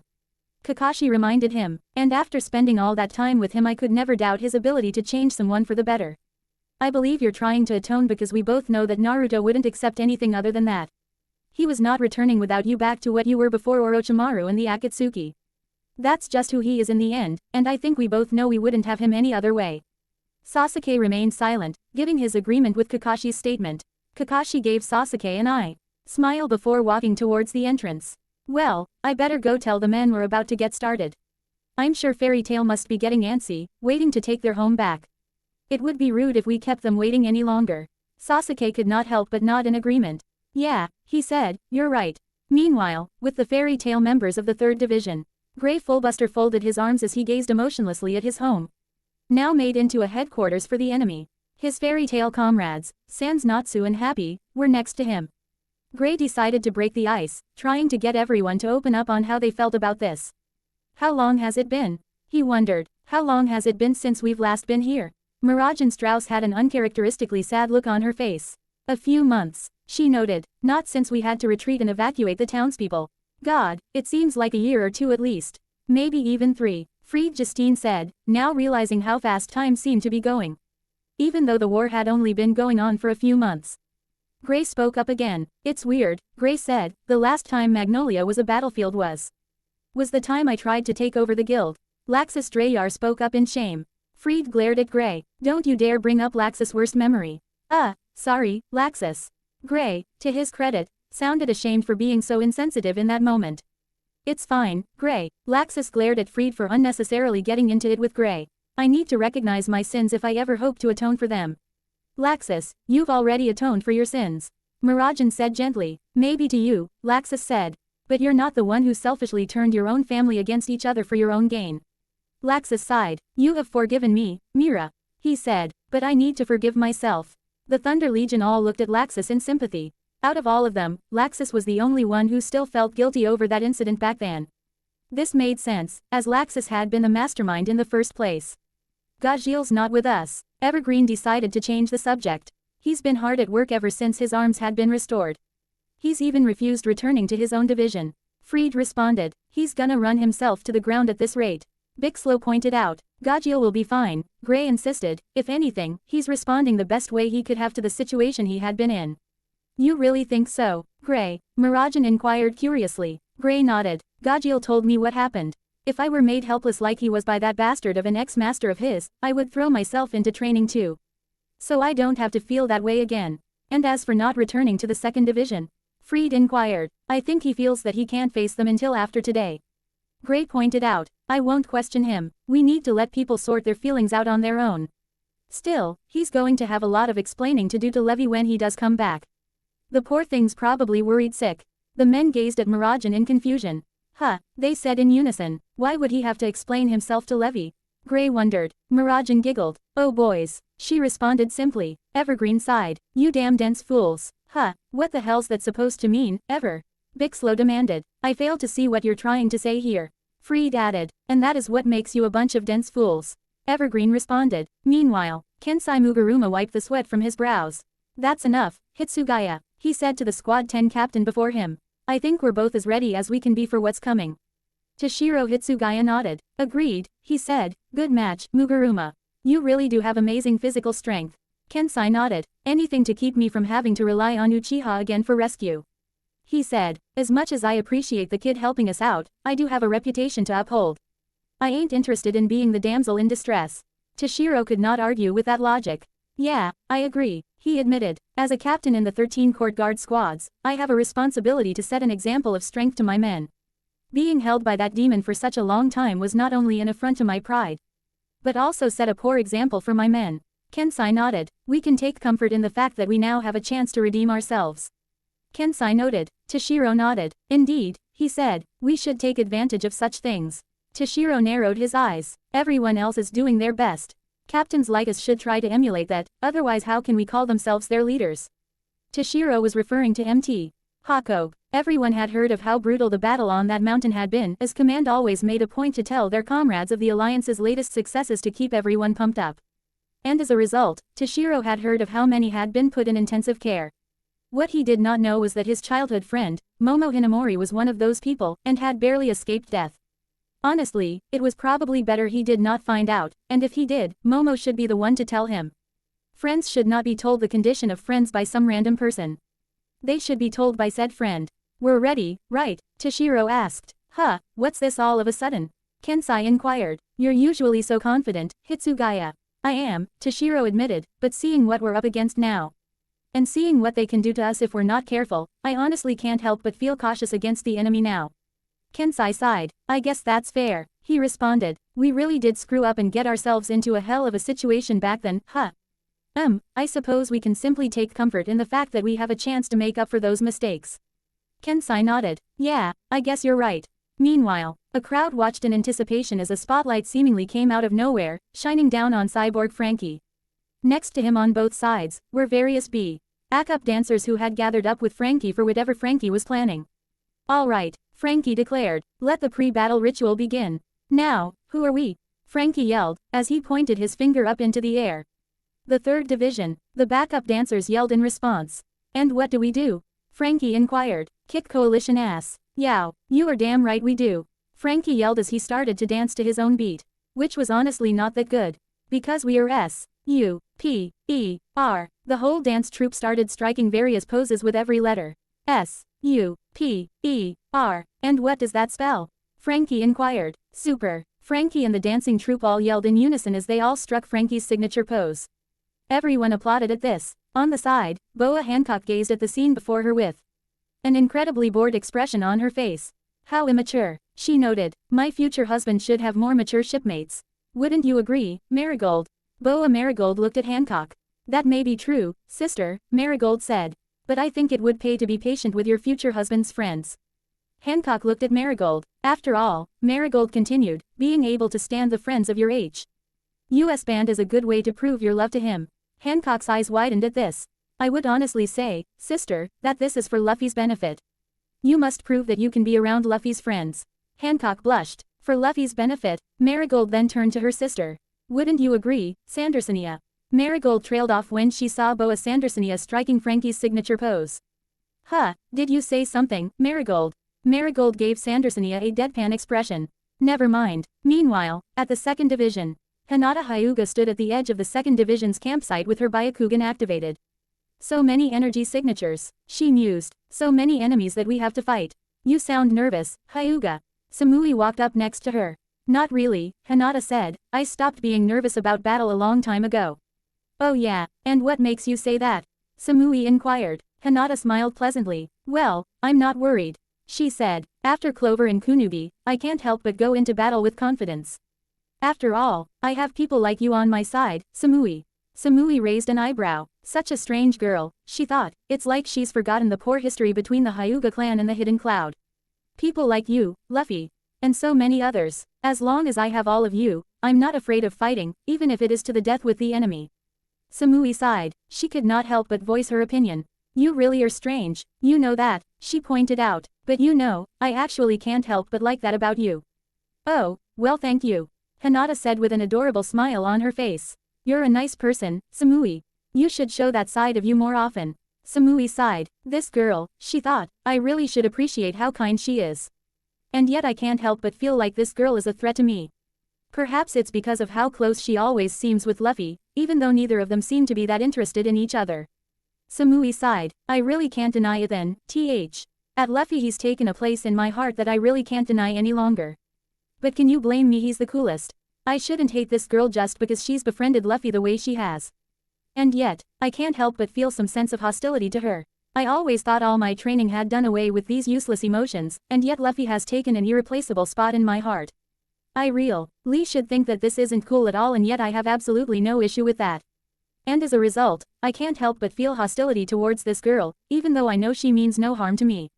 Hey, Hyuga, Samui said, making Hinata look at her. Thanks for saying that. I know the Hyuga and the Cloud don't have a good history, but yeah, but that doesn't matter to me anymore.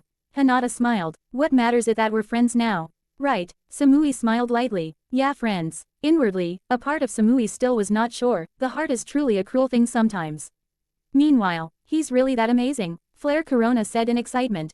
Yeah, he's like the best shipwright in the entire sea. Monkey D. Luffy excitedly told Flare. He's a cyborg, Flare. A cyborg, a cyborg. Flare had stars in her eyes as a visual of a more robotic version of Frankie, whom Luffy was talking about, entered her childlike mind. That's so amazing, and he does so many of these amazing things with his body too. Luffy continued. He's got all of these cool weapons, and made all of these adjustments to his body. Adjustments. So then he's just like a robot after all. There were stars in Flare's eyes at this point. Yeah, he can shoot laser beams, fire weapons, grow his hair in really weird ways at will, like mohawks and stuff. Cool, Flare yelled. Renji Aburai's sweat dropped at how excited Luffy and Flare were. I have been at this for who knows how long. Renji mused. Ooh, ooh, ooh. Luffy continued. And he can do so much more. He can do more. Flare got even more excited at this. This caught Renji's attention as well. The guy can do more. Damn, he really is a robot, since those things are usually jack-of-all-trades kind of things. Yeah, he can do so much more. Luffy said. Frankie can inflate his butt and let out a giant fart. And he can even shine lights from his nipples, it's so awesome. Renji paled at this, now sweat dropping even more at the incredibly weird things that Frankie can do. Okay, I need to put an end to this, he said, gazing at Flare's face practically turning to stone, becoming unreadable in the process. He can do that, Flare said slowly. He totally can. Luffy yelled. Awesome, right, Renji sighed. That idiot, why did I ever get jealous of him when he got to massage Samui's shoulders during that time when we started marching? He has no real way to talk to girls properly. Renji smirked as he arrogantly added. Not like a cool stud, like me. That is so amazing, Flare suddenly yelled, much to Renji's shock. Huh, Renji gaped in shock. Nipple lights. Flare was visibly amazed. That is so cool. I know, right, Luffy said excitedly. Renji's sweat dropped. I still don't understand women at all. He admitted. I just don't understand them at all. Well, if you're going to be with Flare one day, you might want to learn a thing or two about her. A snide voice spoke up. Renji almost jumped as Sabo suddenly appeared next to him. See, Commander, Renji yelled. Will you not sneak up on me like that? Sabo laughed at this. Sorry, force of habit. The Revolutionary Army operates in the shadows after all, so moving discreetly is kind of my thing. He says that, and yet he completely revealed himself to his world in Dressrosa by engaging a Navy admiral in one-on-one combat. Sabo is a bit of a hypocrite. Renji sputtered in embarrassment at Sabo's earlier words. Damn it, stop that crap about me and Flare already. There is nothing going on between us. And there's definitely not going to be anything going on between us now that she's going to be sailing away with Luffy. You've obviously never heard of long-distance relationships, Sabo said in a very matter-of-fact tone. That's actually quite strange, considering that your world has a bunch of different dimensions, right? There's nothing going on between me and Flare. Renji hissed silently, remembering that Luffy and Flare were celebrating how awesome Frankie nearby. Whatever you say, Renji. Sabo grinned. Just remember my advice. Never let a good thing go to waste. Sabo walked past Renji and up to Flare and Luffy. Hey, Luffy, Sabo addressed his little brother. I've got news you'll wanna hear. Huh, make it quick, Sabo. Lou, FFY said with all the attitude of a child. I wanna get back to telling Flare about how awesome Frankie is. Sabo smiled lightly. Now, Luffy, he chided lightly. Why tell Flare how awesome she is when she can experience it herself? What, does that mean we're leaving for Magnolia soon? Sabo nodded. I just got off the transponder snail with Kakashi. He wants to start the attack on Magnolia as soon as possible. That's awesome, Luffy shouted. I'm going to see Frankie and Natsu. Yay, I'm going to meet my new shipmate and Pinky. Flare cheered as well. Sabo smiled, happy at how eager Luffy's new shipmate was. I'm glad to see how eager you guys are. But listen, Sabo turned serious, getting Renji's attention as well. I don't think I need to tell you that this isn't going to be easy. This is the home of the Fairy Tail Guild. Not only that, but it's also one of the final bastions the coalition has in Fury. They're going to pull out all the stops to take us down for this one. Who knows what they've got to take us down here? They always pull out all the stops though. Luffy pointed out in a very matter-of-fact tone. Yeah, but this place has the Fairy Tail Guild Hall. Sabo pointed out. That place has a lot of history and information that is very important to the coalition. And I can imagine they want to keep it just to mess with the minds of the people from Fairy Tail. Sabo was saying. All this without knowing how serious the battle actually was. Per Chitsujo's instructions, Sabo and Kakashi, and by extension the entire 2nd and 3rd divisions had been left in the dark about the WAG. He had made with Zerf over his location and Chitsujo's status for the remainder of the war. Sabo was actually talking about the seriousness of the battle without even realizing that it was much more serious than it seemed. And could very well cause the alliance to die from the inside out without their leader with them. Irony was cruel sometimes. Anyways, you guys might want to head back to the camp. Everyone's getting ready for battle as we speak.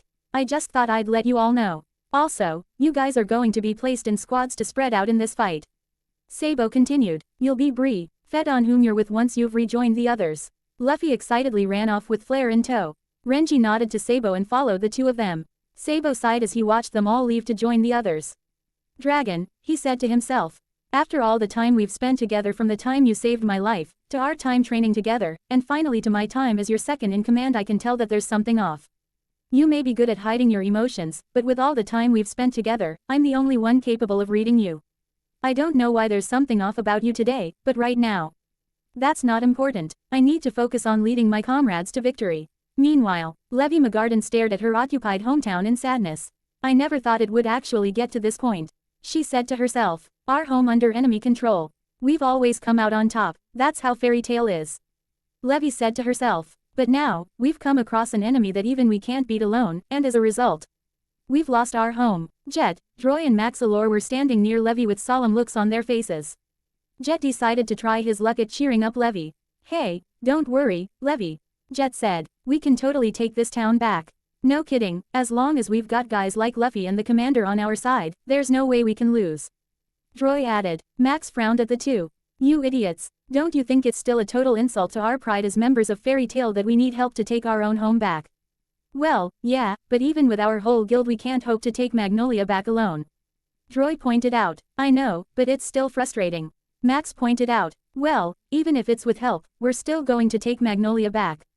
Jet said to them. Isn't that right, Levi? Levi remained silent for a moment before realizing something. If Gajeel were with us right now, he'd probably tell me to stop moping around and then call me a midget. Levi then smiled. And you know what? We're going to see him in this fight again. So who knows, maybe we'll get the chance for that to happen regardless. But you know what? He'd be absolutely right if he said that. We lost our home back then, but you know what? We came out of it alive. Which means that we were always meant to one day have the chance to take it back. And you know what? I say we take advantage of that. What do you say, guys? Jet and Droy both had hearts in their eyes. Anything for you, Levi. Max grinned as well. Damn straight, Levi. Meanwhile, Marco the Phoenix smiled lightly as he watched everyone SPAR to keep their skills sharp for the battle that was about to come. Whether it was Shuhei Hisagi and Izuru Kira, who were tired of losing terribly in every fight.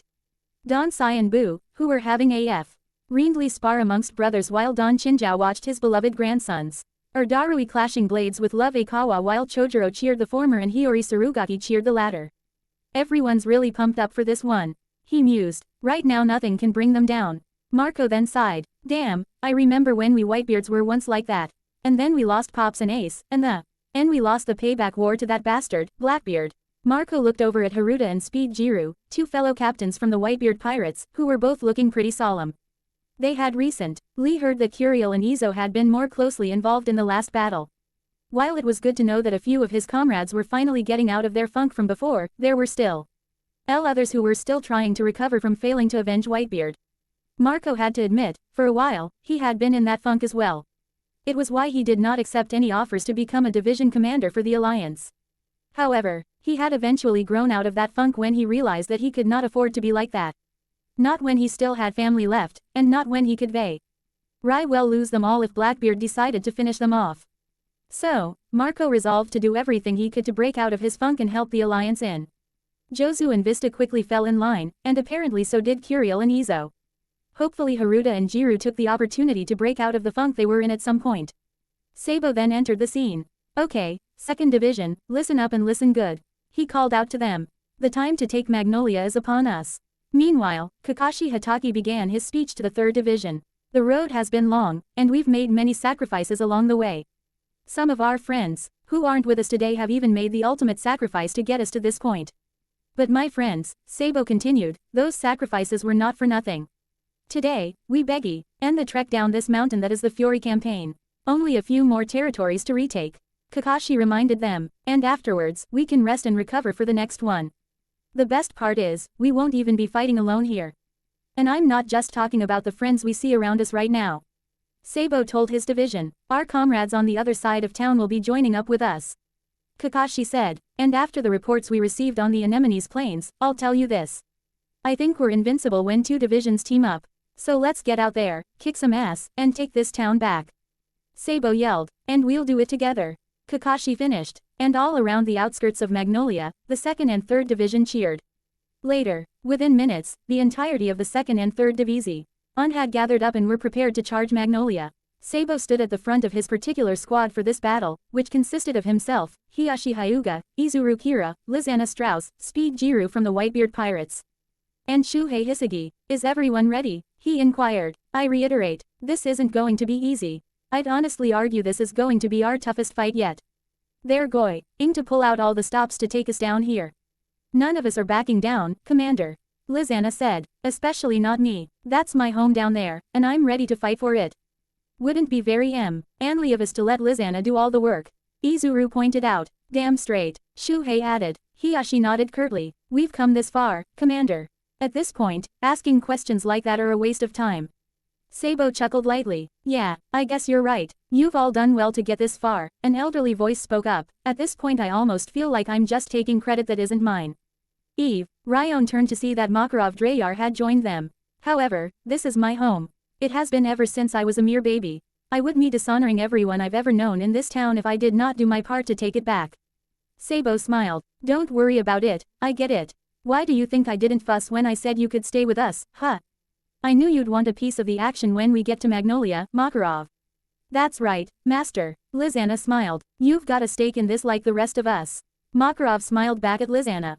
Thank you, child, he said. Sabo smiled at his comrades with pride. Before he looked to his right to see his beloved little brother, Monkey D. Luffy, who was in his own squad and ready for battle. Luffy's squad consisted of himself, Love Akawa, Hinata Hyuga, Samui, Flare Corona and Ichiya Vandalay Kotobuki. Best of luck, little brother. He thought to himself. Not that you need it. I know you'll make me proud again. On the other side of the town's outskirts, Kakashi Hatake stood with Laxus Dreyar, Fried Justine, Genma Shiranui, Fosa the captain of the Whitebeard Pirates 15th Unit, and Nab Lasaro. Best of luck to all of you. Kakashi said with a pleasant eye smile. We've got a hell of a fight ahead of us. Kinda creeped out you'd be smiling with that in mind, Commander. Genma said with a playful smile. What can I say, I'm very confident in my comrades in this one. Kakashi pointed out. Laxus sighed for a moment before grinning. Much appreciated, Kakashi, he said. I certainly can't deny that I'm looking forward to this. That is my home down there after all. Our home, Laxus Nab pointed out. All of our homes, Fried corrected Nab. Natsu Dragneel was with his squad as well. Himself, Happy who will technically not part of the squad would not leave Natsu's side Jashiro Yukitaki. Rukia Kuchiki, Grey Fullbuster, Frankie and Rado Namiyashi. I'm getting real fired up now. Natsu grinned as he slammed his fists together. All this time away from Magnolia, ND now we finally get to take it back from these jerks. Aye sir, they won't know what hit them. Happy cheered. Rukia Kuchiki could not help but smile. Those two, she thought, I suppose they have every right to be pumped up for something like this. After all, I've never been driven out of my home before. I've always fought to defend it, never to take it back from others. Which makes me wonder, Rukia continued, turning her attention to Gray. What's Gray thinking right now? Gray narrowed his eyes at Magnolia. Last time, we were caught unprepared. He thought to himself, the only reason we all got out at all without any casualties was because I used my Devil Slayer magic to create a wall that stopped them all dead in their tracks. Gray tightened his hands into a steely grip. My power benefited my entire guild and the townspeople. And Chitsujo he saw fit to take it all away from me. What do you want from me, Chitsujo? Why do you fear my Devil Slayer magic so much? Why do you fear what I can do so much? You say you want me to prove I can handle my power, but I just can't figure out what it is you want. All you've done is hinder me since this war began, and I cannot figure out why. Well, I guess at this point I'll just have to start guessing. I'll take my home back single-handedly if I have to if that proves I can handle Devil Slayer magic. Gray frowned. After all, you're not going to tell me the actual reason. That would certainly be a good start. Jashiro Yukitaki then ruffled Rukia's hair, getting the attention of the young lieutenant of Squad 13. You've really loosened up since this war has begun, Rukia. He noted. That's good. Staying loose is important in stressful times like this. Rukia nodded in agreement. I have to admit, she said, I'm finally starting to understand why you and Head Captain Kiyaraku are so relaxed all the time. I'm also glad to see that you've managed to stay upright all this time, Captain Yukitaki. Rukia admitted. Your disease really has vanished. Yukitaki smiled. Indeed, I've truly felt great since this wars began. Those healers from Menu truly are incredible. Their best ones probably even surpass Captain Unohana. I would have died after Mimihagi. Left by body if it weren't for those healers coming when my health started to decline. If they hadn't shown up when they did, I would have died a month or two later. It's a strange feeling when someone my age gets a second lease on life. Jashiro mused lightly. Yow, I know exactly how you feel, Captain. Frankie struck his signature pose. I felt the exact same way when I saved my life by making myself into a cyborg. A second lease on life is truly a super feeling. Rado sighed. Even if being relaxed is a good way to approach combat, I wish they'd be just a bit serious about this. He said, placing his hand on his black katana, the Kokudo. I guess I should be used to this by now. He decided. Everyone in the 3rd Division then heard Kakashi call out to them. Soldiers, get ready, he called out to them. It's just about time we get started. All we have to do now is wait for the signal from the second division. Kakashi told them, it should be coming soon enough. On the other side of the outskirts, Sabo raised his hand in the air.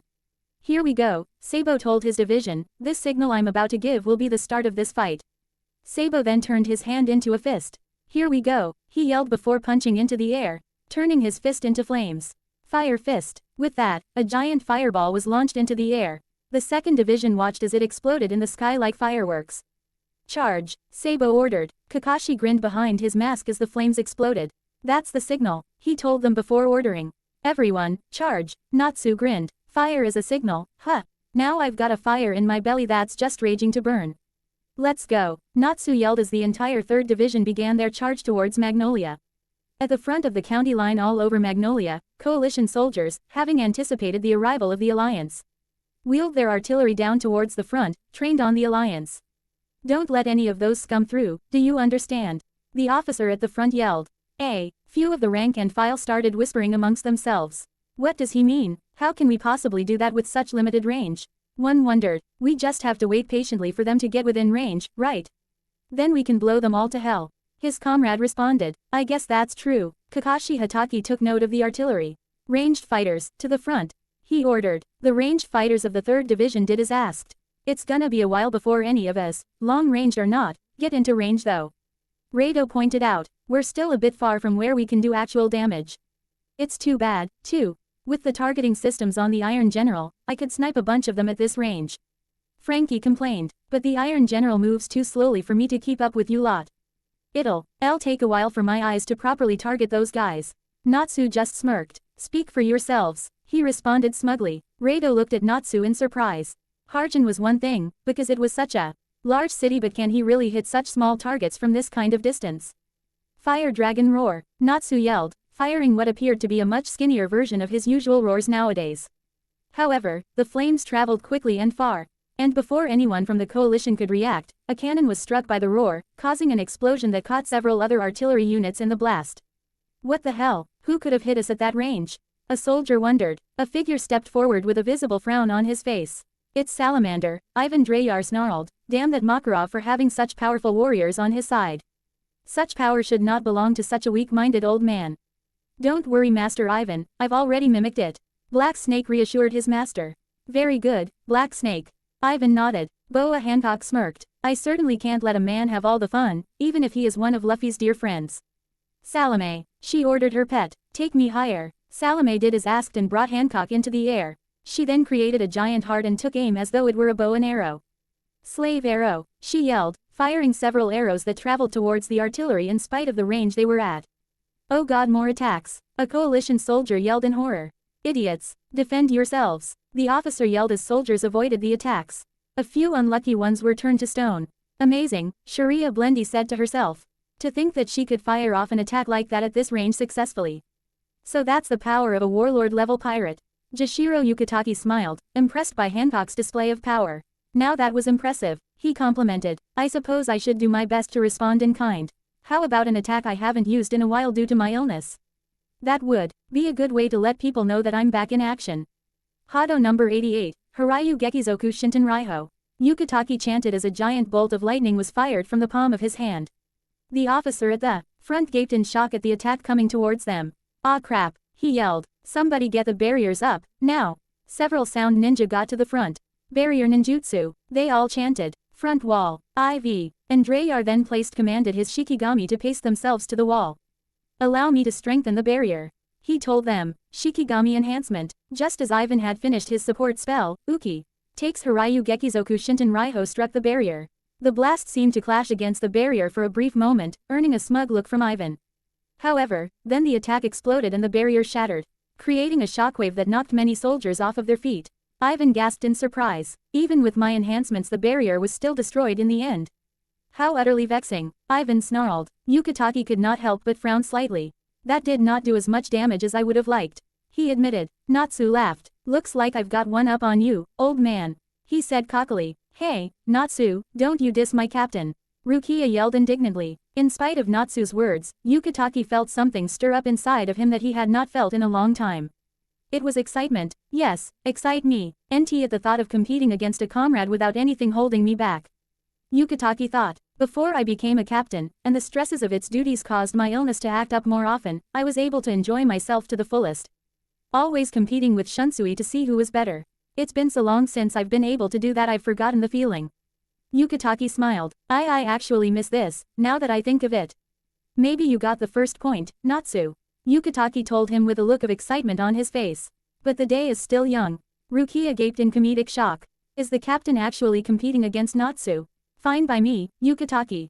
Natsu said giddily. Let's do this. As the 3rd Division continued to charge, Ivan Dreyar narrowed his eyes in sheer annoyance at his comrades as he stepped forward. Why do you fools always fall apart so quickly? He noted. Are the rank and file truly so useless that only the elites are capable of getting anything done? It can't be helped, Master Ivan. Black Snake said arrogantly. Very few can stand up to the splendor and strength of elites like us. Let us go then, Black Snake. Several Shikigami started to dance around Ivan. It wouldn't Ian much if we didn't show them what the elites could do. Ivan and Black Snake walked forward, much to the chagrin of the officer leading the artillery. Sir Ivan, you'll get yourself caught in our attacks. What attacks? Ivan inquired. You are incapable of doing anything at the moment. The officer could not help but frown at his pride being struck like that. I hate these men Lord Conton has recruited sometimes. He admitted to himself. So bloody arrogant. Ivan and Black Snake both smirked arrogantly as they prepared to confront the 3rd Division on their own. Damn them, the officer snarled before giving an order. Keep the artillery at the ready. I don't care. If those two think our artillery doesn't matter, then they clearly don't think they can't be harmed by it.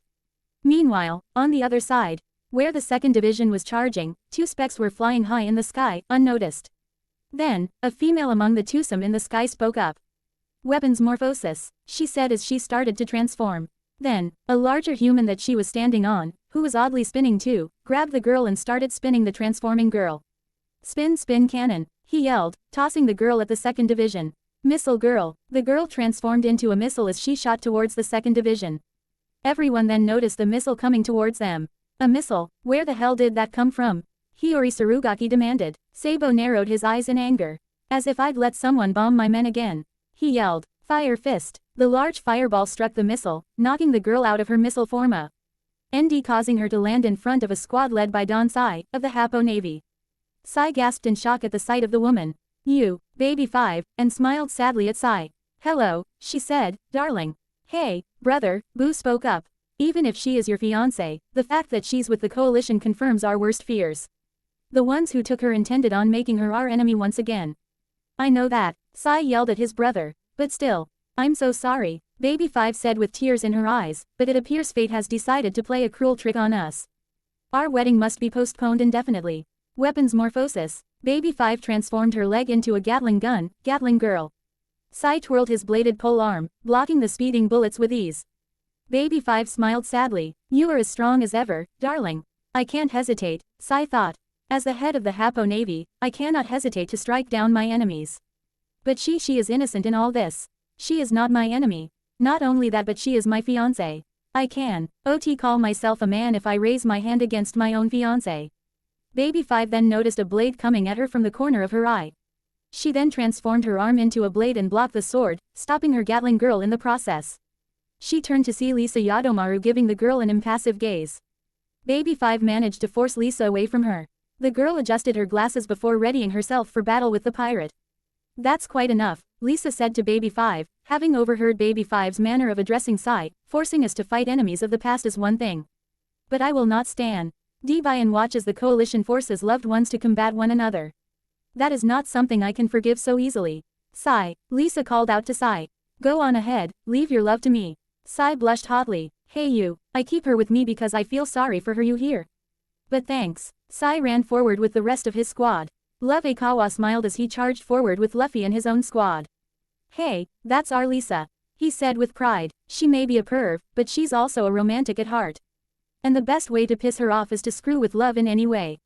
Luffy grinned. She's tough. She'll be fine taking that weapons girl out on her own. While Lisa prepared to take on Baby 5, the pirate's compatriot flew out of the sky, intent on attacking Lisa.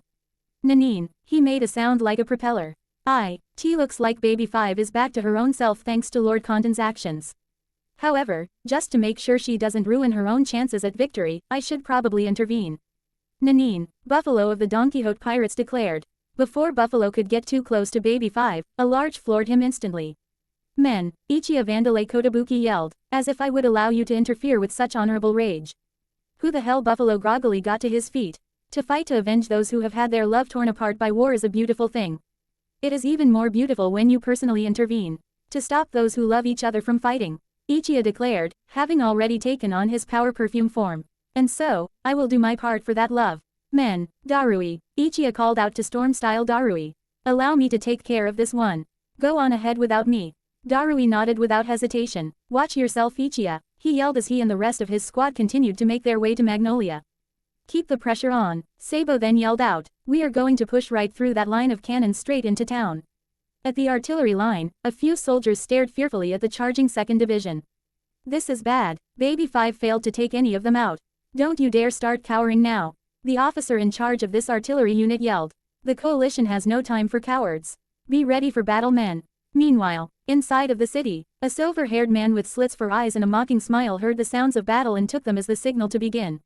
My, and here I was hoping I could enjoy a little quiet time.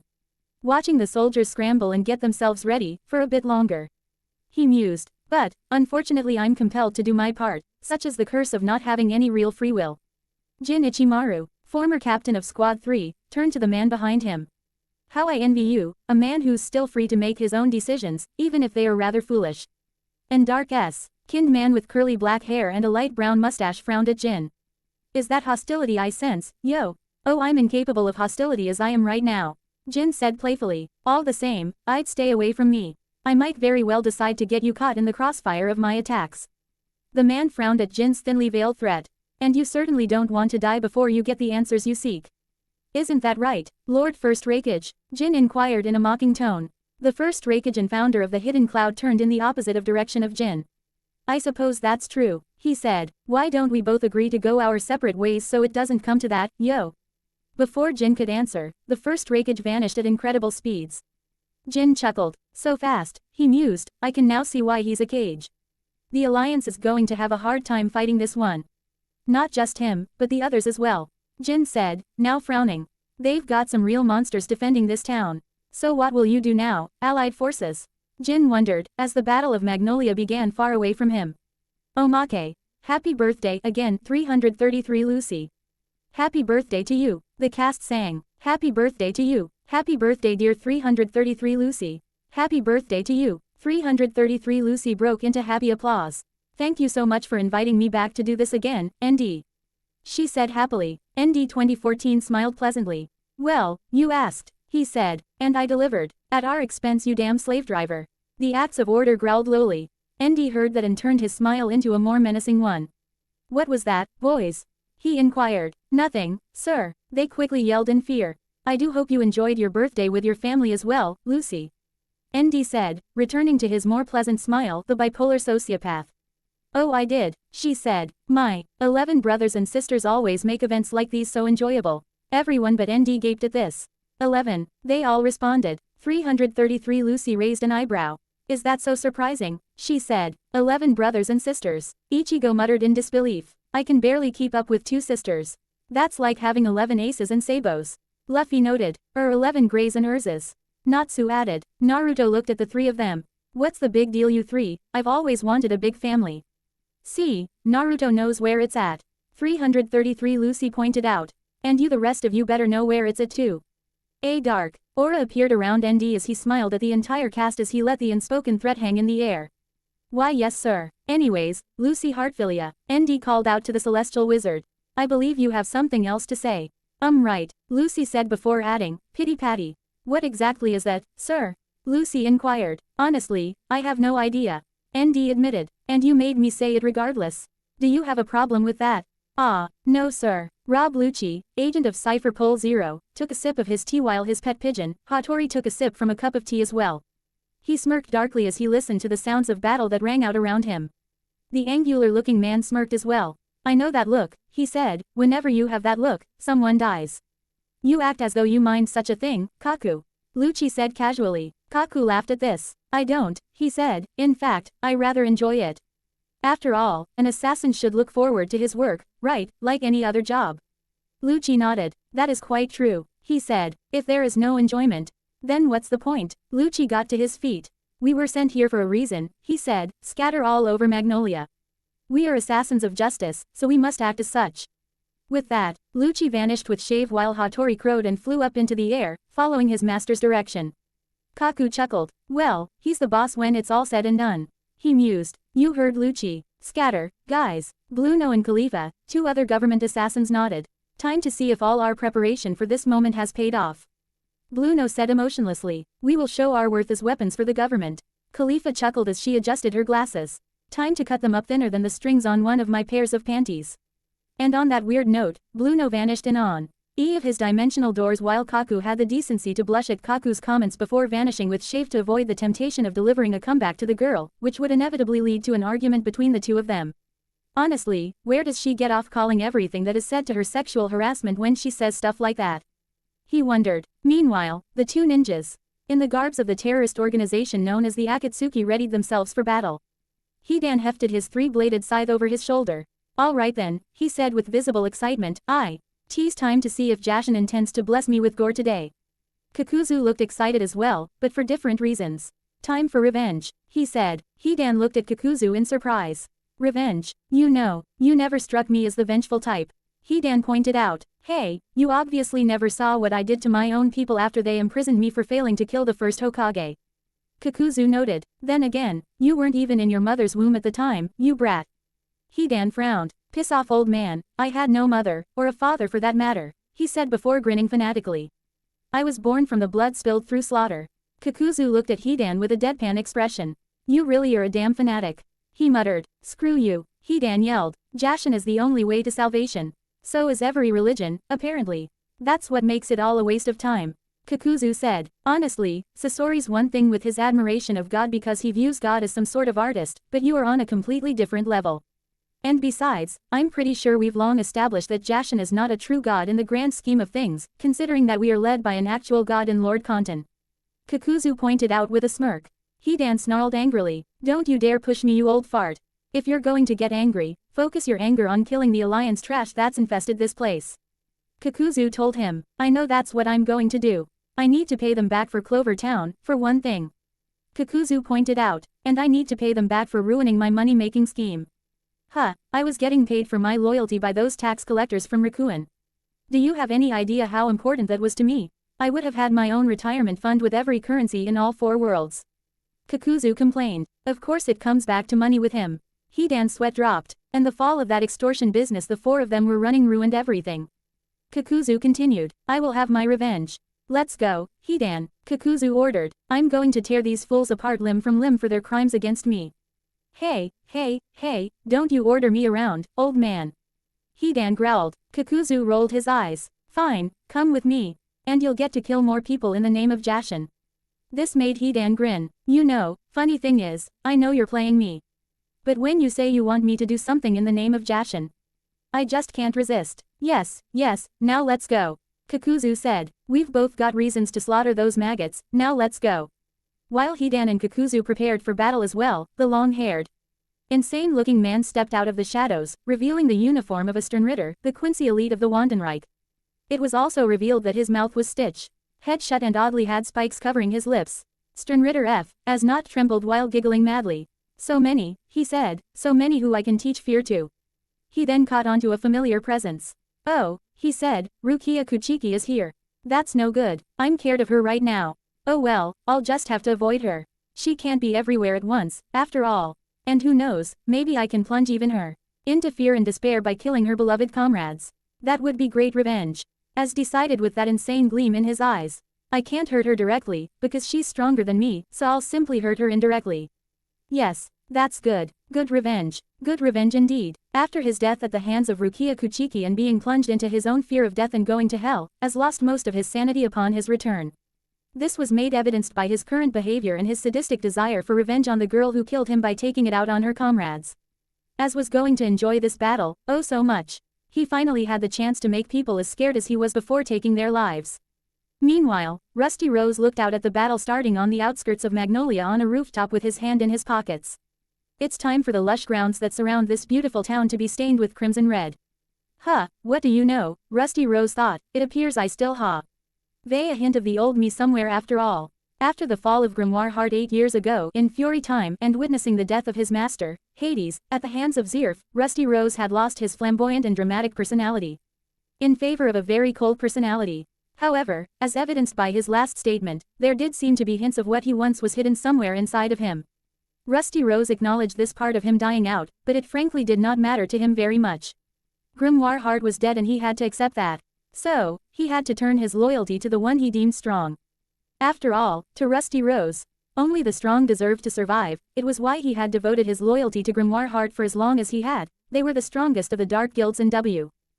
Creating a world where the strongest people, magic users, would live peacefully and non-magic users, the weaklings, would be wiped from existence. But then Fairy Tail got in the way, and Zirf of all people laid down the finishing blow on Hades. One would think that this would mean Rusty Rose would not be so eager to give his loyalty to the coalition, but in his eyes, he was serving Kontan, not Zirf. To him, Zirf was merely an emissary of Kontan. He jumped at the chance to get revenge on Fairy Tail in this weak world for daring to exist when utopia was at his fingertips. But he also jumped at the chance to have another go at reaching that utopia. After all, the anarchy Kontan intended to create would naturally wipe out the weakest of beings and leave the strong to rule, right? That was how it worked. Rusty Rose was looking forward to the day that world was created. He desired utopia, he lived for it, because that was the only thing his arc of embodiment could not create. His ultim, 8 lost magic simply did not extend that far. He would see it through. That was a guarantee. Back on the 3rd Division's side of the battlefield, as the 3rd Division charged forward in an attempt to breach the artillery lines and break into Magnolia, Ivan Dreyar and Black Snake prepared for their own assault. Time for vengeance, Black Snake. Ivan told him. Ha ha ha, Black Snake only laughed in anticipation. First, Ivan created a great fog of Shikigami papers, an impromptu army, because I cannot rely on the rank and file behind us. Hey, you can't rely on them at all, Master Ivan. Black Snake said in agreement. With that, the many Shikigami formed into several hundred life-sized people. Shikigami soldiers. Ivan introduced his latest technique. The 3rd Division watched as they were confronted by paper soldiers. Laxus Dreyar narrowed his eyes. So my pops has decided to grace us with his presence, he said disdainfully, having recognized this magic. How wonderful. Lightning crackled around Laxus. I guess that means I'm going to have to work harder to remove that stain on my family's name. I can't believe I once stood up to the old man for him. Stupid pops, he growled. You really wouldn't have come out of the shadows again. Letting out a powerful cry, several bolts of lightning came down and struck several of Ivan's paper soldiers, much to the older man's surprise. However, Eva, and soon got over his surprise and grinned. So you're here, Laxus. Well, it only seems fitting that we'd have our family reunion in our hometown. And if you're here, there's no doubt Makarov is here as well. Ivan noted with his grin becoming even more unhinged and insane looking. Excellent, it truly is a Dreyar family reunion. Go forth, Shikigami soldiers. Ivan ordered his lifeless subordinates to march forward. Destroy my enemies. The Shikigami soldiers started charging forward. Natsu Dragneel grinned in anticipation. They're seriously going to try to fight us with pieces of paper now? He asked. It's like they're trying to make this easy for us. Don't get cocky, Natsu. Rukia Kuchiki chided. Never trust what the enemy throws at us. Hey, you've obviously forgotten one thing about paper, Rukia. Natsu kept grinning. They burn easily. Fire Dragon roar. Natsu yelled, burning down several soldiers with ease with his roar attack. Natsu watched with satisfaction as they turned to ashes. That's another point for me, Yukitaki. Natsu yelled gleefully at the Squad 13 captain. Top that, Jashiro Yukitaki could not help but grin in excitement. All right then, Natsu, he said, if that's how you want to play it, then I'll gladly oblige. With that, Yukitaki took aim at another group of charging paper soldiers. Hado number 73, Soren Sokatsui. A giant ball of blue flames struck the group of paper soldiers, burning them to ash as well. I'll win this little competition of ours, Natsu. I'm not out of our little game just yet. Yukitaki promised the young dragon slayer. At first I was shocked that the captain was competing with Natsu, Rukia thought. But now when I look at him, I've never seen him look more alive in my life.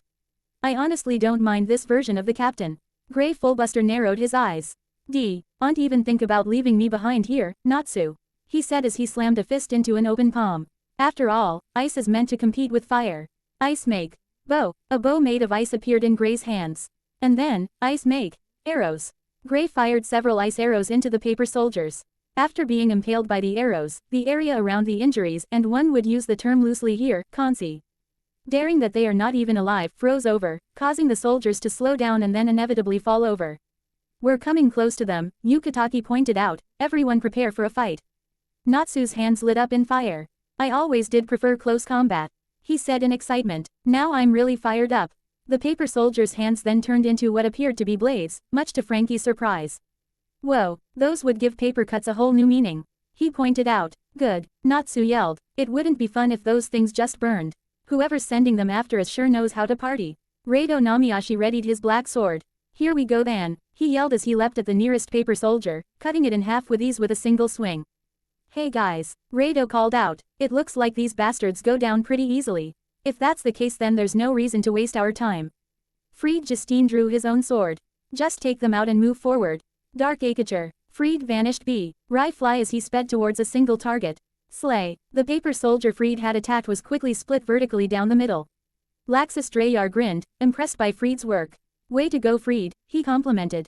You show my old man's soldiers what for. Fried's eyes widened. Laxus complimented me, he yelled with glee. Bixlow and Evergreen both sweat dropped. He really is the most loyal out of all of us. Evergreen muttered. A bit too loyal, Bixlow pointed out. You know, the odd thing is, he's absolutely straight. He just has a tendency to take his admiration for people up to 11. How do you know that? Evergreen wondered. You should have seen the way he acted when Kana used her sexy ladies card on him. His behavior was that of a man who was totally overwhelmed by that much beauty around him. Bixlow said as his babies took out a few paper soldiers. Not only that, but he was totally crushing on Mirajan once, after she became the sweet barmaid we all know. Fried heard this and blushed. Hey, that was told to you in confidence, Bixlow. What made him stop? Evergreen inquired curiously, now completely ignoring Fried. He decided that if he could so easily hurt her in spite of his reluctance, then he did not really love her. Bixlow replied. Stop it, stop it, stop it, Fried yelled. Bixlow and Evergreen then turned their attention to Fried and both fired an attack that went GHT past the leader of the Thunder Legion. Fried turned to see that their attacks had destroyed a couple paper soldiers that had tried to attack him from behind. Both Bixlow and Evergreen gave the man a deadpan expression. Focus on the fight, will you? They said in unison, making Fried gape in disbelief at the two of them. Meanwhile, the commander of the 3rd Division, Kakashi Hatake, made his move as well. Time to bring out some old friends, Kakashi said as he drew thumb from his finger and went through the appropriate hand signs. Summoning Jutsu, Kakashi slammed his hand to the ground and within seconds, all of Kakashi's dog summons appeared at his side. The smallest of the bunch, Pakun, leapt onto Kakashi's shoulder. Yo, been a while since you've summoned us, Kakashi. He pointed out. Indeed, Kakashi nodded. I apologize, my friends, but the situation today has compelled me to bring you into the fight. Kakashi gestured to the paper soldiers. See those creations? Take them out, he ordered. You got it, Kakashi. Pakun ordered as the dogs leapt at various paper soldiers, engaging them in battle. Fosa, the captain of the Whitebeard Pirates' 15th unit, ignited his sword on fire. Here we go, Fosa yelled as he cut down a line of paper soldiers. Two more came up from behind on Fosa, only for a speeding light blue mass to appear out of nowhere and tear their heads off. Namur, the CA. Tane of the Whitebeard Pirates' 8th unit, and a fishman appeared at Fosa's side. You're more energetic than usual, Fosa, Namur pointed out. I could say the same about you, Fosa said. What, did the news on Curiel and Izo fire you up? You could say that, Namur said. I have to admit, after hearing about how those two finally distinguished themselves on the battlefield, I'm starting to feel like my old self again. After all, as captain of the 8th unit, I certainly can't let the captains of the 10th and 16th show me up. Hey, Fosa could not help but grin at this. Looks like that animal mentality of yours is back at the front, Namur. You're back to wanting to be at the top of the food chain. Namur showed off the teeth of a shark. Damn right, he yelled as he vanished from incredible speeds and then tore off the head of another paper soldier with ease. Fosa chuckled. The Whitebeard Pirates are rising again, ever so slowly. He mused. We let ourselves mope around for too damn long after what happened at Marineford and with Blackbeard. I'm guilty of that myself. If Pops, Ace, and Thatch were all still with us, they'd probably slap us all upside the head and ask what the hell we were doing with ourselves. Isn't that right, Pops? Exclamation mark. Fosa yelled as he swung his sword downwards, creating an arc of flames that burned down more paper soldiers.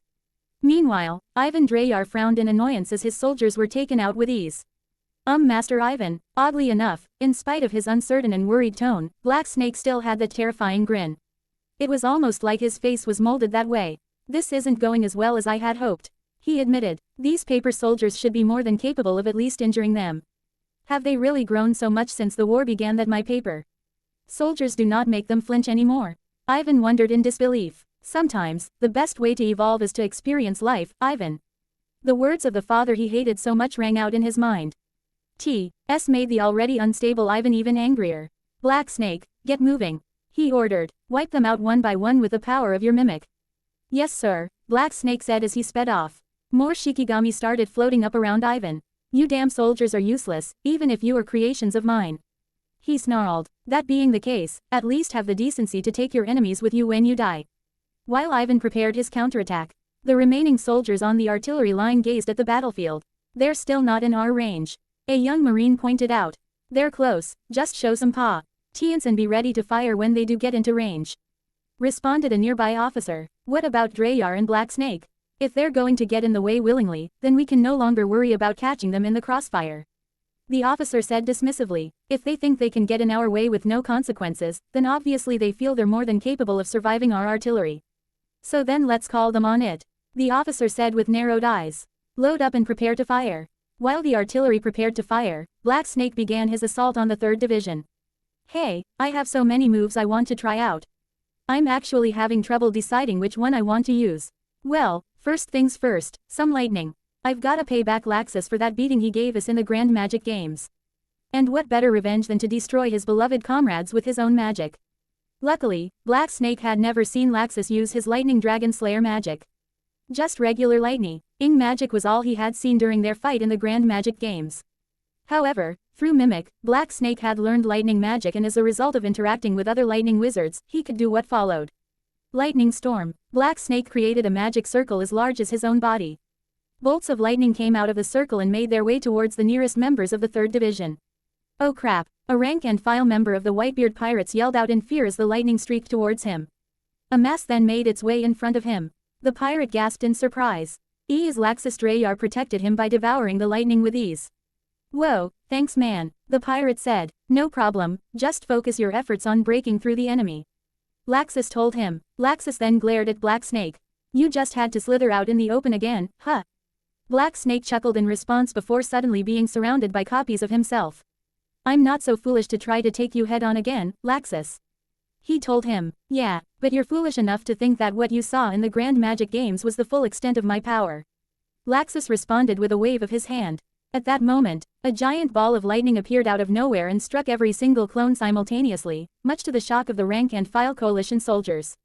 Holy crap, they all yelled in unison.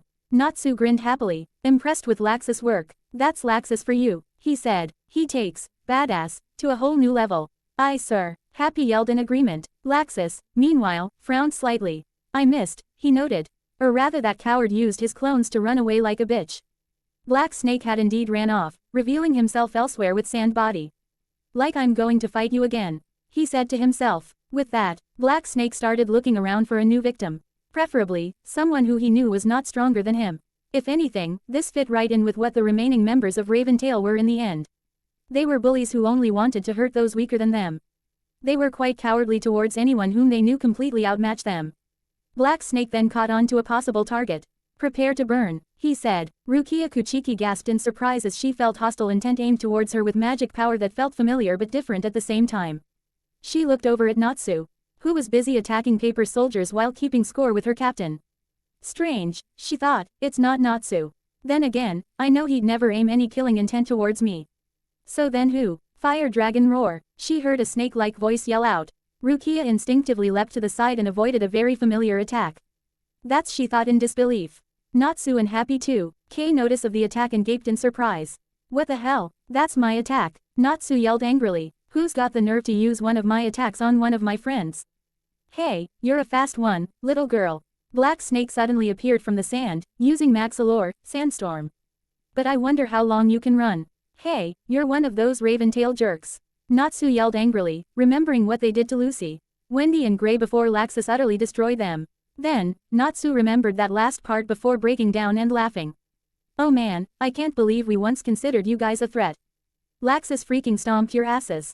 Black Snake glared at him. I have your magic, Salamander. If I had a chance to use it in the Grand Magic Games, the fight against Laxus would have gone differently. Are you kidding me? Natsu grinned cockily at this. I've mastered that magic and I've only beaten Laxus once. What the hell do you expect to do? Natsu slammed his fists together. This won't take long. Stand down, Natsu, Rukia suddenly said with an impassive look on her face. He attacked me first. Therefore, shouldn't it be my right to take him down? Well yeah, Natsu said, but I could end the fight in a flash. I don't care if you could end the fight in a flash. Soul Reapers consider an attack aimed at them a challenge. And besides, are you implying that I'm incapable of ending this fight as quickly as you could? Rukia glared at Natsu. Huh, no, of course not. Natsu assured her. Then you should have no problem with me taking him on. You're being very insistent on this, Rukia. Happy flew up to the girl. It's very weird. I'll show you weird, you annoying and adorable cat. Rukia growled with a faint blush on her cheeks. Happy shuddered slightly in fear of Rukia's anger. Natsu, why are all the girls we meet besides Wendy, Carla and Lizanna so scary? He asked. I don't know, buddy. Natsu admitted. Don't you say that right in front of me. Rukia yelled in anger. Black Snake was now frowning, Oving that he could do something other than grin creepily. Stop ignoring me, he yelled as both of his hands lit up in flames. The flames in my right hand, and the flames in my left hand. Natsu was surprised. Put them together and you get Fire Dragon Brilliant Flame. Black Snake tossed a giant ball of fire at Rukia, Happy and Natsu. Natsu prepared to leap up and devour the fire, only for Rukia to get in the way. Dance, she said, Sota no Shirayuki. With a graceful wave of the most beautiful Zanpakuto of the Soul Society, Rukia froze the ball of fire, much to Natsu's surprise. Awesome, Gr. Fullbuster noticed this and gaped in slight surprise. I thought only Dad and me could do that. I lowered the temperature of your flames and froze them. Rukia explained to a stunned Black Snake. Going to have to do better than that, Black Snake. Black Snake got over his surprise and was grinning again. Fine by me, he said, more pain for you means more fun for me. And I've got hundreds of magic that I've mimicked from unsuspecting wizards ready to crush the likes of you. Go on ahead, I'll catch up with you. Rukia told Natsu and Happy. Hey, you've convinced me. Natsu said. Mop the floor with him, Rukia. And so, the third division continued to move forward while Rukia and Black Snake stared each other down. Meanwhile, several soldiers were being pushed back by a few particularly aggressive paper soldiers. These things are tougher than they look. A Soul Reaper from Squad 10 complained. Damn it, the higher-ups made this look much easier. They're going to kill us at this rate. A wizard from Lamia Scale reminded them. Stand up, a Leaf Chunin yelled to try and revitalize his comrades. We are not going to fall to pieces of paper. The soldiers, in spite of their injuries from some very nasty paper cuts, were ready to stand and fight again. However, someone else decided to interfere and decide the fight for them. Blast away, Tachikas. Wind blades came from the side and slashed the paper soldiers to pieces. Much to their surprise. Whoa, are we stronger than we thought or something? A Soul Reaper from Squad 9 inquired in confusion. It was me, you idiot. Kensai Mugaruma walked into view. Gah, Captain Mugaruma, you saved us. The Squad 9 Soul Reaper exclaimed. Kensai nodded at the Soul Reaper while Mashiro-kuna cheered for Kensai in the background. Your willingness to fight to the death is admirable, gentlemen, he said, but just remember that guys like me are here to keep casualties to a minimum. Thank you, Captain. The Soul Reaper from before nodded. Kensai looked around. These paper soldiers aren't that tough, but damn are they annoying. He complained. Every time we kill one, two more seem to pop up. But, putting an end to them permanently is quite simple. Kensai narrowed his eyes. Just take out the summoner. Just like in the RPGs that Love likes to play. Seems pretty damn simple to me. Kensai looked around for the summoner and noticed Laxus tearing through the paper soldiers with ease as well. Laxus then trained his eyes on a face that was very familiar to him. You just don't know when to give up, do you? He asked. Ivan Dreyar chuckled. Laxus, my wayward son, he said cruelly. It only seems fitting that we would meet up on the battlefield in our hometown of all places. I sense Makarov's presence as well on the other side. It's too bad he's not with you. We could have a nice Dreyar family reunion. Piss off, Laxus growled. I made it pretty damn clear to you before. We are not family anymore. Fairy Tail is my family, not you. That hurts, Laxus, and I gave you a Dragon Slayer Lacrima to boost that weak body of yours when you were a child. Shut up, Laxus yelled. I know the truth about that. You never gave me a Lacrima because you cared about me. It was because you wanted me to turn you a damn prophet. I gave you the power to make something of yourself. That is the greatest love a parent can give. Ivan tried to justify his actions. Laxus growled. I regret so much, he admitted.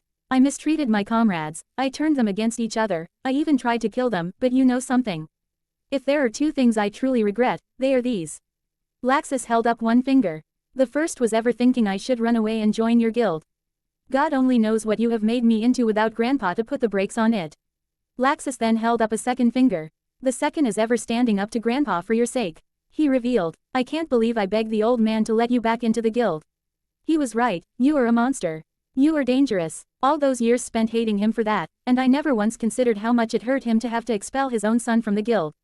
Laxus said, and to see the kind of crap you pulled in the Grand Magic Games. And combining that with the fact that you'd betray our homeland to join up with an enemy as twisted as the Conqueror's Coalition. Laxus glared at Ivan in fury. The fact that you're my father, let alone Grandpa's son, just boggles my mind.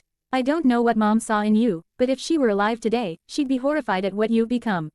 Like I care about the opinions of a dead woman, Ivan said dismissively, just as I don't care about the opinions of a soon-to-be-dead brat who needs to learn his place. With that, 4 paper soldiers leapt at Laxus from all sides. Seriously? Laxus asked. That ain't gonna work on me. You sure? Ivan inquired as the paper soldiers suddenly lit up. Laxus gasped in slight surprise. See, these paper soldiers had been further enhanced by Ivan. They had smaller shikigami attached to their backs with the kanji for the word bomb on them. Ah crap, suicide bombers. Laxus yelled in surprise as he was suddenly enveloped in an explosion. Laxus, Evergreen and Bixlow yelled in worry.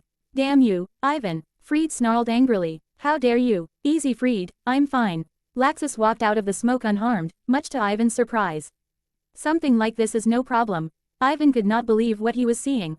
Those shikigami bombs should even be capable of harming S-class wizards. He thought, has Laxus surpassed S-class wizards? Ivan then instinctively avoided a wind blade, courtesy of Kensai Muguruma and his Tachigas. Oh damn, Kensai frowned, I missed. Ivan looked over at Kensai. And you are, Squad 9 Captain, Kensai Muguruma.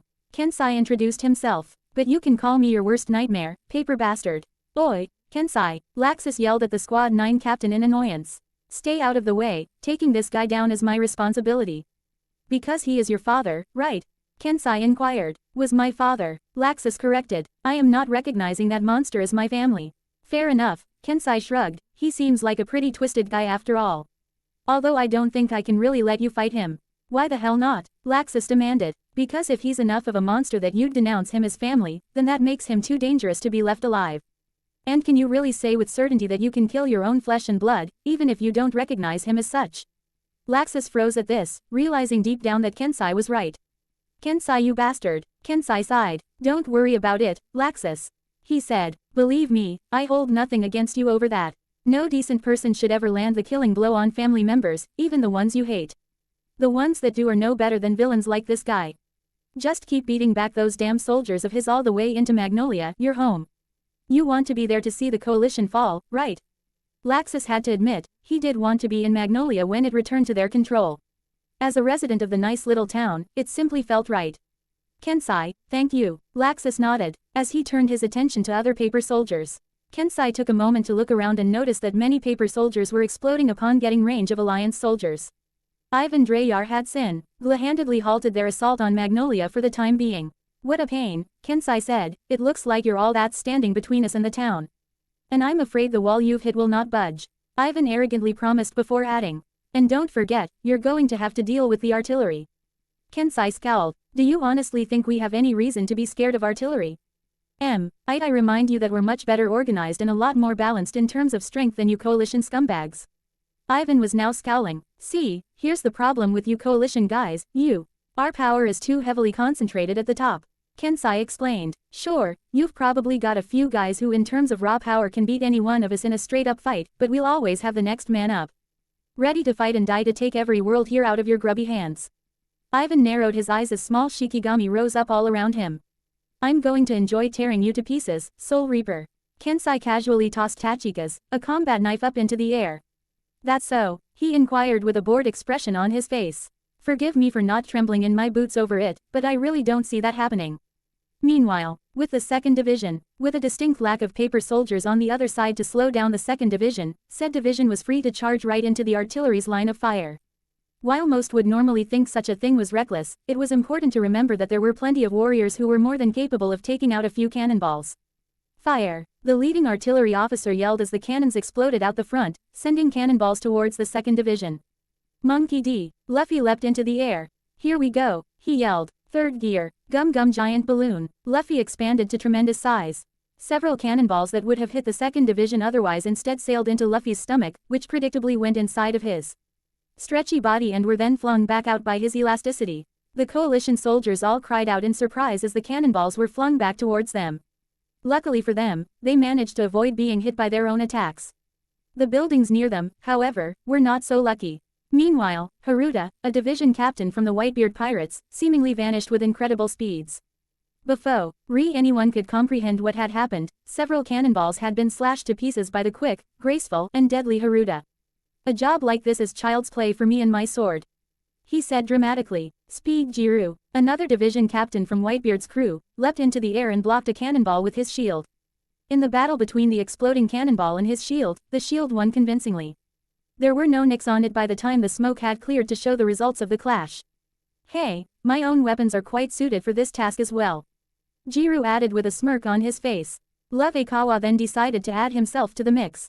Slam, Tengumaru, he yelled, transforming his Zanpakuto into the giant spiked club that was his Zanpakuto. Love then ignited it on fire and slammed it into a speeding cannonball.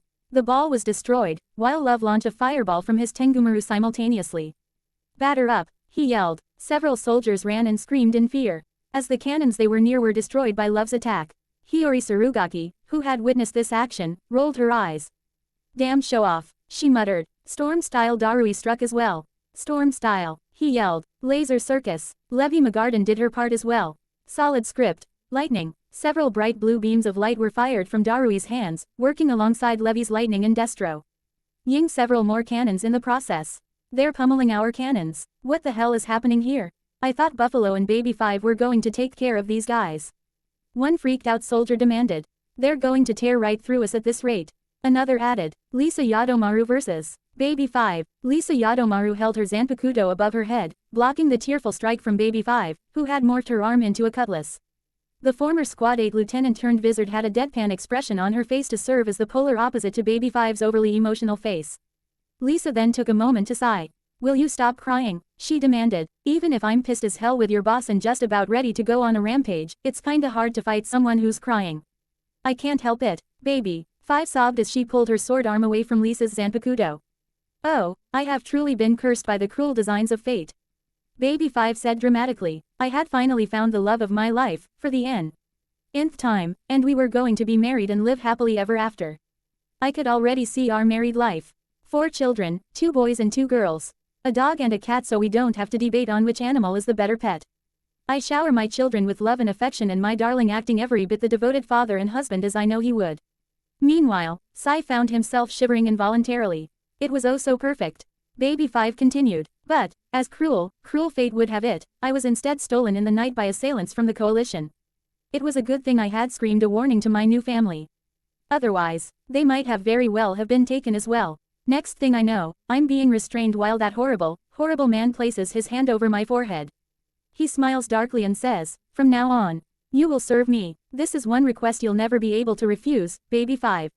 I blacked out, and when I woke up, I heard a voice in my head that I could not refuse. Baby 5 said sadly, kill my enemies in the name of the Conqueror's Coalition. Lisa's sweat dropped slightly. Geez, I never asked to hear your life story, she thought, but still, at least, she's giving us some insight into how Kantan's indoctrination works. Unfortunately, if he really does personally involve himself in the process, which is to be expected based on what we've already gathered, then freeing them will be more difficult than we thought.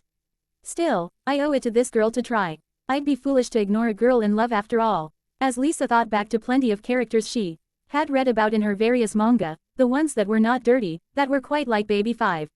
They all deserved love, so Lisa was going to make sure this girl got it as well. Which meant that first she had to free her. And with the way things were at the moment, the only way to free her was to rough her up first and then send her to Alliance headquarters where she could hopefully be worked on along with the other indoctrinated soldiers they had captured thus far. I am truly sorry for this, Baby 5 yelled out dramatically as her arm transformed again. Weapons morphosis, Gatling girl. Lisa Flash stepped away from the bullets that were fired towards her by Baby 5's Gatling gun arm. I'm sorry, Baby 5 sobbed. Lisa frowned in annoyance. Damn it, this is already getting ridiculous, she thought. Even if I'm doing the right thing here, beating up someone who's already crying just doesn't sit well with me. Lisa then moved forward at the incredible speeds offered by Flash Step. I better end this quickly, she decided. Lisa swung her Zanpakuto, intent on delivering a single strike meant to incapacitate Baby 5, only for her blade to be stopped dead in its tracks by the target. Baby 5 had transformed her free hand into a sai. I have grown so fond of this particular weapon. Baby 5 sniffled. After all, it shares the name of my beloved. Lisa blinked in surprise. Oh yeah, she said, sai really does have the same name as that weapon. Baby 5 then transformed her Gatling gun arm into an axe. Duck please, she yelled as she swung the axe at Lisa's head. Whoa, Lisa yelled in surprise, barely avoiding the axe that would have taken her head off in one clean swing. Geez, thanks for that. Lisa checked to make sure that she had not been touched by the axe in any way. Her face was flawless, damn it, she did not want it to be scarred. Maybe you acting all over dramatic isn't so bad after all. Having said that, Lisa backflipped and kicked Baby 5 in the jaw, sending the girl stumbling backwards. I still intend to bring you back to the Alliance. And I can't do that peacefully when you're putting up a fight, even if you don't mean to. I'm sorry. Stop apologizing, damn it. Lisa yelled. Look, I get it already, it's not your fault. It's the bastard who decided to mess with your love's fault. Don't ever forget that. You're so nice. Baby 5 was crying again. Oh my god, please stop crying. Lisa said in annoyance. I can't help it. Baby 5 said. Whenever someone shows me kindness, I can't help but cry. Whenever someone is angry at me, I can't help but cry. Whenever someone close to me is about to die, I can't help but cry. So basically, you always can't help but cry. Lisa deadpanned. Yes. Baby 5 was crying harder now. Lisa sighed in annoyance. And now I'm going to try to kill you again. Baby 5 transformed her arms into a single cannon. I'm so sorry. With that, Baby 5 shot a cannonball at Lisa, who avoided the attack with ease. Lisa looked over her shoulder to see a cloud of smoke from the cannonball's point of impact. That might have actually hurt, she mused. Lisa turned her attention back to the sobbing Baby 5 and sighed. Geez, she muttered, here I am letting my rage at content for messin'. Gee, with the love of others flow and she's just ruining the moment with her damn crying. I mean come on, I wanted to have a big hero moment like in all the manga I read. Lisa complained. You know, one of the moments where the protagonist comes in all badass and ready to respond to injustice and whatnot. Instead I end up in a fight that nobody's going to be able to take seriously because one of combatants is crying her damn eyes out. All I wanted was to have my own moment, like Ichigo always seems to have. Seriously, why does Ichigo always have to have those moments? It's like he's the big hero or something. Lisa sighed. Can't be helped I guess. She muttered before calling out to Baby 5. Let's go, you damn crybaby. Ichiya Vandalay Kotobuki vs. Buffalo. Buffalo grinned widely in anticipation for his battle with Ichiya Vandalay Kotobuki. Guru roo roo roo roo. Buffalo laughed. You got in a lucky shot, old man. But I promise, against the likes of me, your luck is going to run out quite quickly, NNIIIN. Ichiya looked offended at this. Old man, he said indignantly, I'll have you know that I am only 37 years old. I am still a young man. Buffalo gave Ichiya a deadpan expression. You're lying, he said simply. Excuse me, I will not be called a liar by my enemy. I am indeed 37 years old. Ichiya yelled. No way, Buffalo insisted, that would make you 7 years older than me, and there's no way in hell that's true, NNIIIN. Ichiya sputtered angrily at this. How dare you, he yelled. First you mock the love shared between two people, and now you call me a liar. Ichiya took out a bottle of perfume. You shall pay. Buffalo raised an eyebrow as Ichiya uncorked the perfume bottle. Smell this venomous parfum, Ichiya yelled. Poison perfume. Guru-roo, Buffalo chuckled. This is gonna be easy. With that, Buffalo's body started to spin wildly. Gust. Matasaburo, he yelled as he kicked up a gust of wind, dispersing the poison perfume in all directions. Ah, Ichiya gasped in horror as he quickly plugged his nose with 2 different bottles of perfume. Not good, that poison can make a person very sick with the dose in that bottle. Guru-roo, looks like I'm the worst opponent for you to fight, old man. Buffalo taunted cockily. I ate the spin fruit, and became rotation man. Now, I can do things like kick up powerful gusts of wind. Men, Ichiya said lowly. Guru-roo-roo, Buffalo chuckled again. Poor old man doesn't know what to do now. I have plenty of sense for the likes of you. Ichiya promised. My perfume magic is a very powerful support magic because of its many uses. Fleet-footed perfume, Ichiya yelled, inhaling the scents into his nostrils. Zero distance inhalation. Nanin, Buffalo gasped in surprise as Ichiya closed the distance between the two of them in a matter of seconds. Men, Ichiya yelled as he started delivering a volley of fast-paced punches into Buffalo's stomach. Men, Ichiya yelled as he threw punch after punch. Buffalo's sweat dropped. What Ichiya was failing to comprehend was that his punches were having absolutely no effect on the officer from the Don Quixote pirates. Nanin, he muttered in confusion. Men, Ichiya yelled after every punch. You must be terrified. You can't do a thing to fight back. A buffalo had to speak up now. You know these aren't hurting me at all, right? Ha, a very substantial bluff. Ichiya responded confidently while keeping up his punches. Buffalo sighed. I guess I'll have to show you then, he said as he raised his arms into the air. Spin spin lariat. Buffalo then spun his arms at incredible speeds, striking Ichiya in the head and knocking him to the side.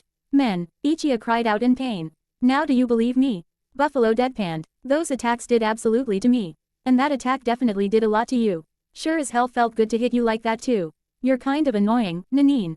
Ichiya got to his feet, bleeding from his head. Buffalo frowned. Scratch that, you are really annoying. Buffalo then took out a scroll. I guess I'll just have to bring out the big guns to kill you off quickly. Buffalo then bit into his finger and ran some of his own blood onto the scroll, causing two cutlasses to appear. Nice, huh, he said tauntingly. A little something designed for weapons users who can't afford to carry everything by hand. These summoning scrolls allow for those who lack chakra to still summon items from scrolls. All we have to do is match our own DNA with the scroll, and our weapons will appear. Buffalo then charged towards Ichiya and started rotating his arms again. Spin spin blades, Buffalo yelled, intent on cutting Ichiya to ribbons. Ichiya reoriented himself from being struck by Buffalo's last attack and started leaping backwards in an attempt to make some distance between himself and Buffalo. Buffalo frowned at the fact that Ichiya was fast enough to avoid his blades and started picking up momentum in his spinning arms. Gust, Kameidachi, he yelled, raising his momentum to the point where he started creating wind blades. Ichiya quickly ducked underneath the wind blades. Excellent, my hair survived as well, he said with relief. Ichiya then sped underneath the wind blades and delivered a flying dropkick to Buffalo's stomach, only to see Buffalo not budge an inch from the attack. Men, Buffalo stopped spinning his arms and then pointed his two cutlasses downwards towards Ichiya. Time to ruin that face you seem to take so much pride in, Nanin. I think not. Ichiya pushed himself off of Buffalo's stomach, avoiding being stabbed fatally. Buffalo narrowed his eyes. Slippery little geezer. He growled angrily. I am not an old man. Ichiya insisted as he took out two new bottles of perfume with what looked like ice shards and inserted them into his nose. Ice perfume. Zero distance inhalation. Ichiya's skin turned light blue. His hair turned pure white. He almost looked like a shorter version of Jack Frost. Allow me to show you a scent that reminds one of the coldest winters in Fury. Buffalo then noticed the ground freezing at Ichiya's feet. Huh, that's actually pretty cool, Nanin. Buffalo muttered. And it looks like that perfume magic has a lot of uses. But, can you really beat me with it is the question. Ichiya then leapt at Buffalo. Spin spin blades, Buffalo yelled, spinning his arms again. And I'll follow it up with Gust, Kameidachi. Ra, Ichiya punched the ground and created an ice wall, stopping the wind blades dead in their tracks. Oh, the ice is pretty tough, Buffalo noted. Ichiya then leapt over the ice towards Buffalo. Buffalo gasped when he saw that Ichiya had avoided his wind blades completely. Damn it, he used the ice wall to safely leap over my Kameidachi. He realized. Ichiya fell towards Buffalo and threw a punch at him. Instinctively, Buffalo blocked with his cutlasses. Normally, he would not have worried about Ichiya's punches. But something told him allowing this punch to connect would have been dangerous. Buffalo's instincts proved correct when the cutlasses froze completely. What? Buffalo yelled in surprise. When the ice started to spread towards Buffalo's arms, the pirate dropped them to avoid freezing over. Only to leave himself wide open from another attack from Ichiya. Frozen men, Ichiya yelled, punching Buffalo square in the jaw. While the punch itself did nothing to Buffalo, he was soon frozen over completely by Ichiya's attack. Ichiya landed gracefully and grinned. Men, he yelled dramatically. You have lost, spinning man. Ichiya then removed the two perfume bottles from his nostrils before shivering. Oh my, he said, I keep forgetting that the ice perfume makes me so cold. I'm going to need some of Eve's chicken noodle soup after this. I wonder if they'd bring him over to make some for me. If Ichiya would have just looked closely, he would have noticed that Buffalo was barely moving, a testament to his great strength as a pirate in the New World, and was trying to start spinning to break himself out of the ice. Buffalo soon succeeded, much to Ichiya's surprise. You fool, did you really think you had won already, Nanin? Buffalo inquired angrily. Buffalo then started rotating his feet, allowing him to hover in the air. He then propelled himself towards Ichiya. Spin spin lariat, Buffalo yelled, striking Ichiya once more with the added momentum of his feet propelling him forward. Gah, Ichiya yelled out again as he was knocked into the air, hitting the ground hard shortly afterwards.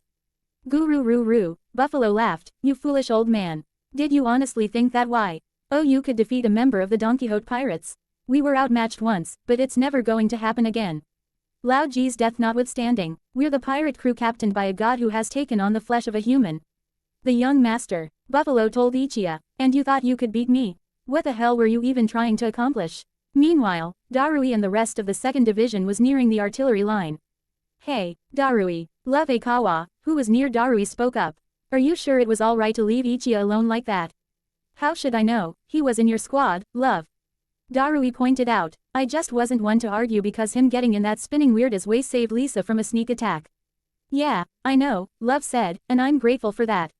I just can't help but feel like Ichiya's overmatched here. Hey, Ichiya's the strongest wizard in Blue Pegasus, you got that. Jenny Relay passionately defended her comrade's honor. That may be, but our reputations don't exactly mean much to the enemy, Jenny. Darui pointed out. I wanna believe in the guy, but...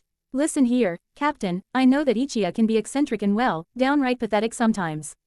Jenny said. Hell, Master Bob and I are the only ones to recognize that. But when Ichiya gets serious there are few wizards who can stand against him. Back at the fight, Ichiya got to his feet. I was trying to defend the honor of the girl whose love you made a mockery of. He answered Buffalo's previously asked question. How dare you take a girl from her love like that? How dare I? Baby Five's part of our family. Buffalo yelled angrily. And you never leave the family, let alone betray it like she did. Her fate is tied with ours, forever and ever, that is what it means to be a part of a family. Buffalo explained. And as for her love, don't make me laugh. Baby Five's love is as false as it can be. Ichiya's eyes widened in anger at this. Did you know that Happo Navy Head wasn't the first fiancé she had? She's had 8, and those idiots never loved her. They intended to use her. So young Master killed all 8 of them. Fact is, Baby Five can't refuse any request. In fact, I don't even know why Lord Conton indoctrinated her. All he had to do was ask and she would have said yes. Guru, don't you get it, old man? Buffalo asked. You've thrown your life away defending the honor of a girl whose love is as false the world government's propaganda. False love you say? Ichiya said softly, his eyes hidden. That's right. Ichiya then looked up at Buffalo with a gaze of uncharacteristic rage. And who are you to claim love to be false? He yelled as he took out one last perfume bottle. Ichiya inhaled the perfume bottle and started growing in height and girth.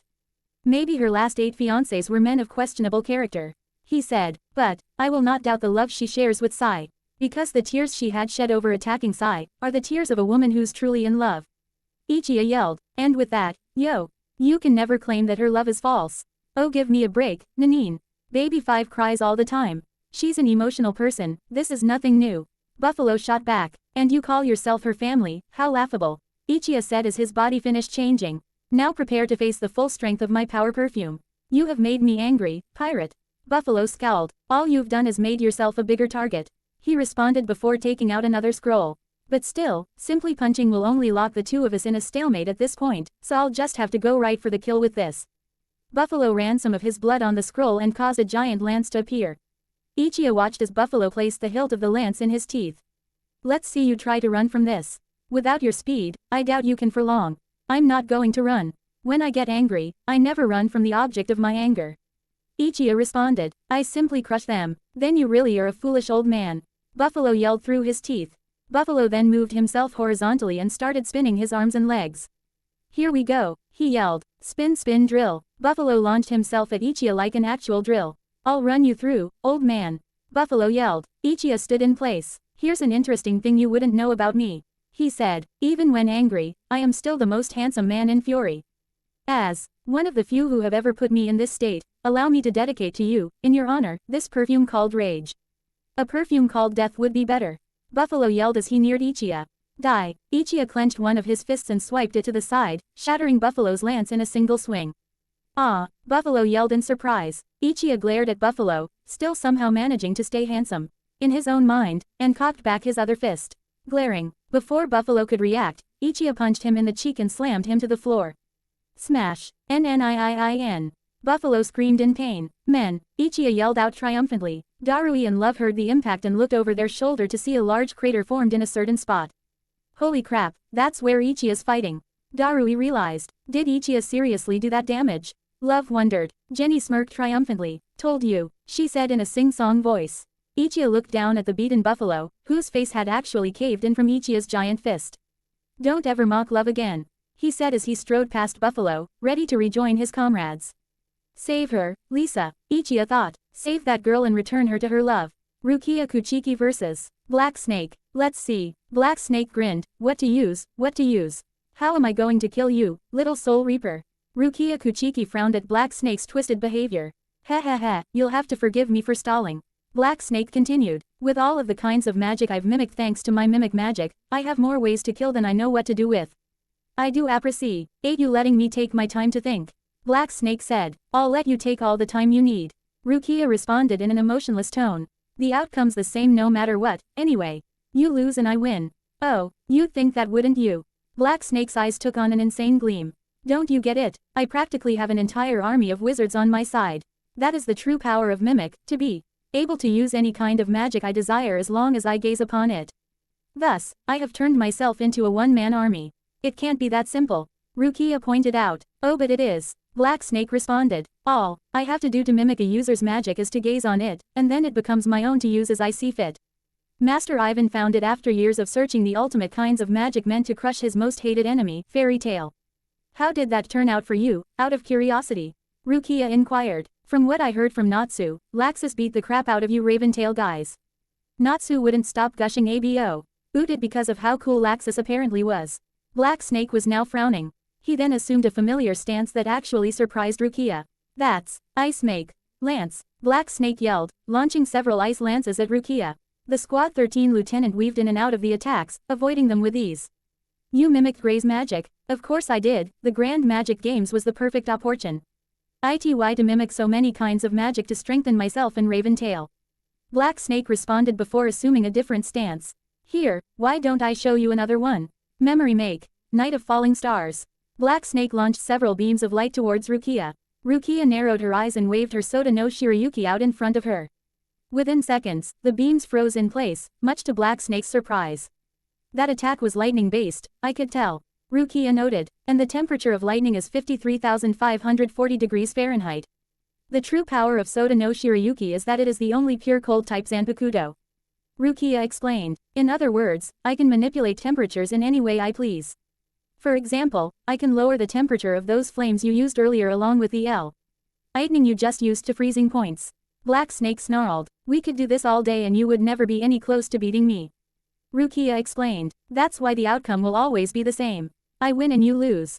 Black Snake did not like being underestimated by this girl. I'll show you, he said. My mimic magic is not something to be looked down on, you hear? Black Snake slammed his hand on the ground. Watch, you runt, he yelled. I'll crush you with this magic. It's earth magic from Iron Rock Jura. Maybe you've heard of him. Rukia raised an eyebrow. Commander Nikis, the commander of the defense division. I guess that makes sense. Since Commander Nikis was the ace of Lamia scale for the longest time, it makes sense he'd be at an event like the Grand Magic Games. Ha, Black Snake ye. LLED as several pillars of iron rock came up from the ground towards Rukia, intent on striking her. Rukia sighed and responded by freezing the rocks with another swing of her sword, much to Black Snake's frustration. As long as I don't move the temperature absolute zero, I can maintain my ability to lower temperatures to freezing points much longer. She thought. Damn it, Black Snake yelled in anger. That's cheating. Since when can you not cheat in war? Rukia inquired. Black Snake growled angrily. Damn you, he cursed. Burn, fire dragon roar. Rukia sighed and quickly froze over the roar as soon as it entered her range. Black Snake could not believe what he was seeing. I don't understand, fire always wins against ice. Did you already forget what happened the last time you tried this? Rukia inquired. Also, were you not listening? My Zanpakuto does not manipulate ice like Captain Hitsugaya's. It manipulates the cold. I'm going to tear you to pieces you bitch. Black Snake promised. It's just like I said. I've got a whole army's worth of magic ready to tear you apart. Why don't I show you another magic from a wizard saint? Black Snake suggested. This one's from another division commander, Jello Fernandez. You heard of him? Several points of light shone above Rukia. Perish in the light of the 7 stars. Black Snake yelled. Grand Chariot. Rukia quickly stepped away from the Grand Chariot. Unfortunately, I don't think I can manipulate the temperature of pure light. Rukia thought to herself before noticing the damage it had done to the ground. The damage was not much. That was magic from one of the 10 wizard saints. Rukia thought in confusion. Jello Fernandez. The same Commander Fernandez that commands the same division Captain Hiriko and Captain Komamura are in. That can't be right. Unless Rukia then got a good look at Black Snake, who was panting a bit. Of course, Rukia thought. The damn snake was lying. It was never that simple from the get-go. Hey, Black Snake, Rukia called out to the man. Just admit that you've lost already, okay? Hey, I haven't lost yet. Black Snake responded. That's a lie and you know it. Rukia said. Because you'll never be able to beat me. Even with your army's worth of magic. Because your army is actually very weak. Rukia explained. Although who knows, you might just lose because you'll run out of magic power before you do any real damage to me. Shut up, Black Snake yelled. My magic is rare. The power to mimic the magic of others and use it for myself. And that's all well and good, Rukia said, but the fact is, the imitation is never going to be as good. Let alone better than the original. Someone who piggybacks off of others can never hope to be stronger than others. Black Snake's eyes widened. How dare you? Face it, your magic is rare for a reason. Because it's practically useless, Rukia said. Black Snake shook in rage at Rukia dismissing him so casually. Accept it, Rukia said, you've lost this fight already. In a battle between someone who's put their own blood, sweat and tears into developing their own power against someone who just steals other people's work, the former is going to win every time. And now that you understand that, Black Snake, it's time to end this. Rukia said, I have friends who want to take their home back, and you're standing in their way. Black Snake narrowed his eyes and surrounded himself in light. Intent on using Jalal's spell, Meteor. I'm going to break every bone in your body. I'm going to kill you, and I'm going to take my time doing it. That's all well and good, Black Snake. But I'm going to keep telling you this until you get it through your head. Rukia said as she vanished from her place, much to Black Snake's surprise. Before Black Snake could react, Rukia was behind him and had lowered his temperature to absolute zero. Black Snake's eyes widened as his body froze over completely, creating a macabre ice sculpture. You've already lost, Rukia said. Now get out of my way. My friends need my help in taking their home back. Kensai Mugaruma vs. Ivan Drayar. Ivan Drayar readied his Shikigami. Alright, Soul Reaper, Ivan said, I hope you have made peace with yourself. Kensai Mugaruma held out Tachika's in front of him. Have you? I'm not the one who turned against his own home. Ivan narrowed his eyes. I have no home, he said, my bastard of a father made sure of that. I have lived in the shadows for years, moving from one location to another, searching for the tools I needed for my revenge on Makarov and Fairy Tail. I may have never found what I desired, but I have instead been given my own tools by the coalition. I will use them instead to create my own home that I can finally live peacefully, free to act on my own desires. Kensai raised an eyebrow. What a wuss, he said in the manner of a disappointed drill sergeant. You're telling me that you're doing this just because you don't like the peace and order that came with the previous regime. You're definitely an anarchist, or at the very least a greedy son of a bitch. This set Ivan off. I won't be talked down to by the likes of you, he yelled, sending a torrent of Shikigami towards Kensai. Kensai calmly swung Tachika's and tore the Shikigami to pieces, causing them to harmlessly fall around Kensai. Magic enhancements notwithstanding, Kensai said with a deadpan expression, but did you honestly think that paper was an effective method for fighting? Tachika's eats paper for breakfast, Ivan. Ivan manipulated several paper dolls to fly around Kensai. If mere paper won't work, then how about lightning? Ivan inquired. Shikigami lightning. Kensai watched as lightning bolts came out of the paper dolls towards him, intent on striking him from all sides. He held his arms over his head, taking the attack with relative ease. However, he did grit his teeth slightly from the stinging of the attack. Ivan smirked and moved a few paper dolls in front of him. Shikigami flames, he yelled, firing sever. Small fireballs that combined into a large one and launched itself at Kensai. Kensai scowled and recovered from being struck by lightning. He then transformed Tachika's into a glowing orb. Bakudensuki, he yelled, slamming the orb into the fireball, dispersing it in the process, much to Ivan's shock.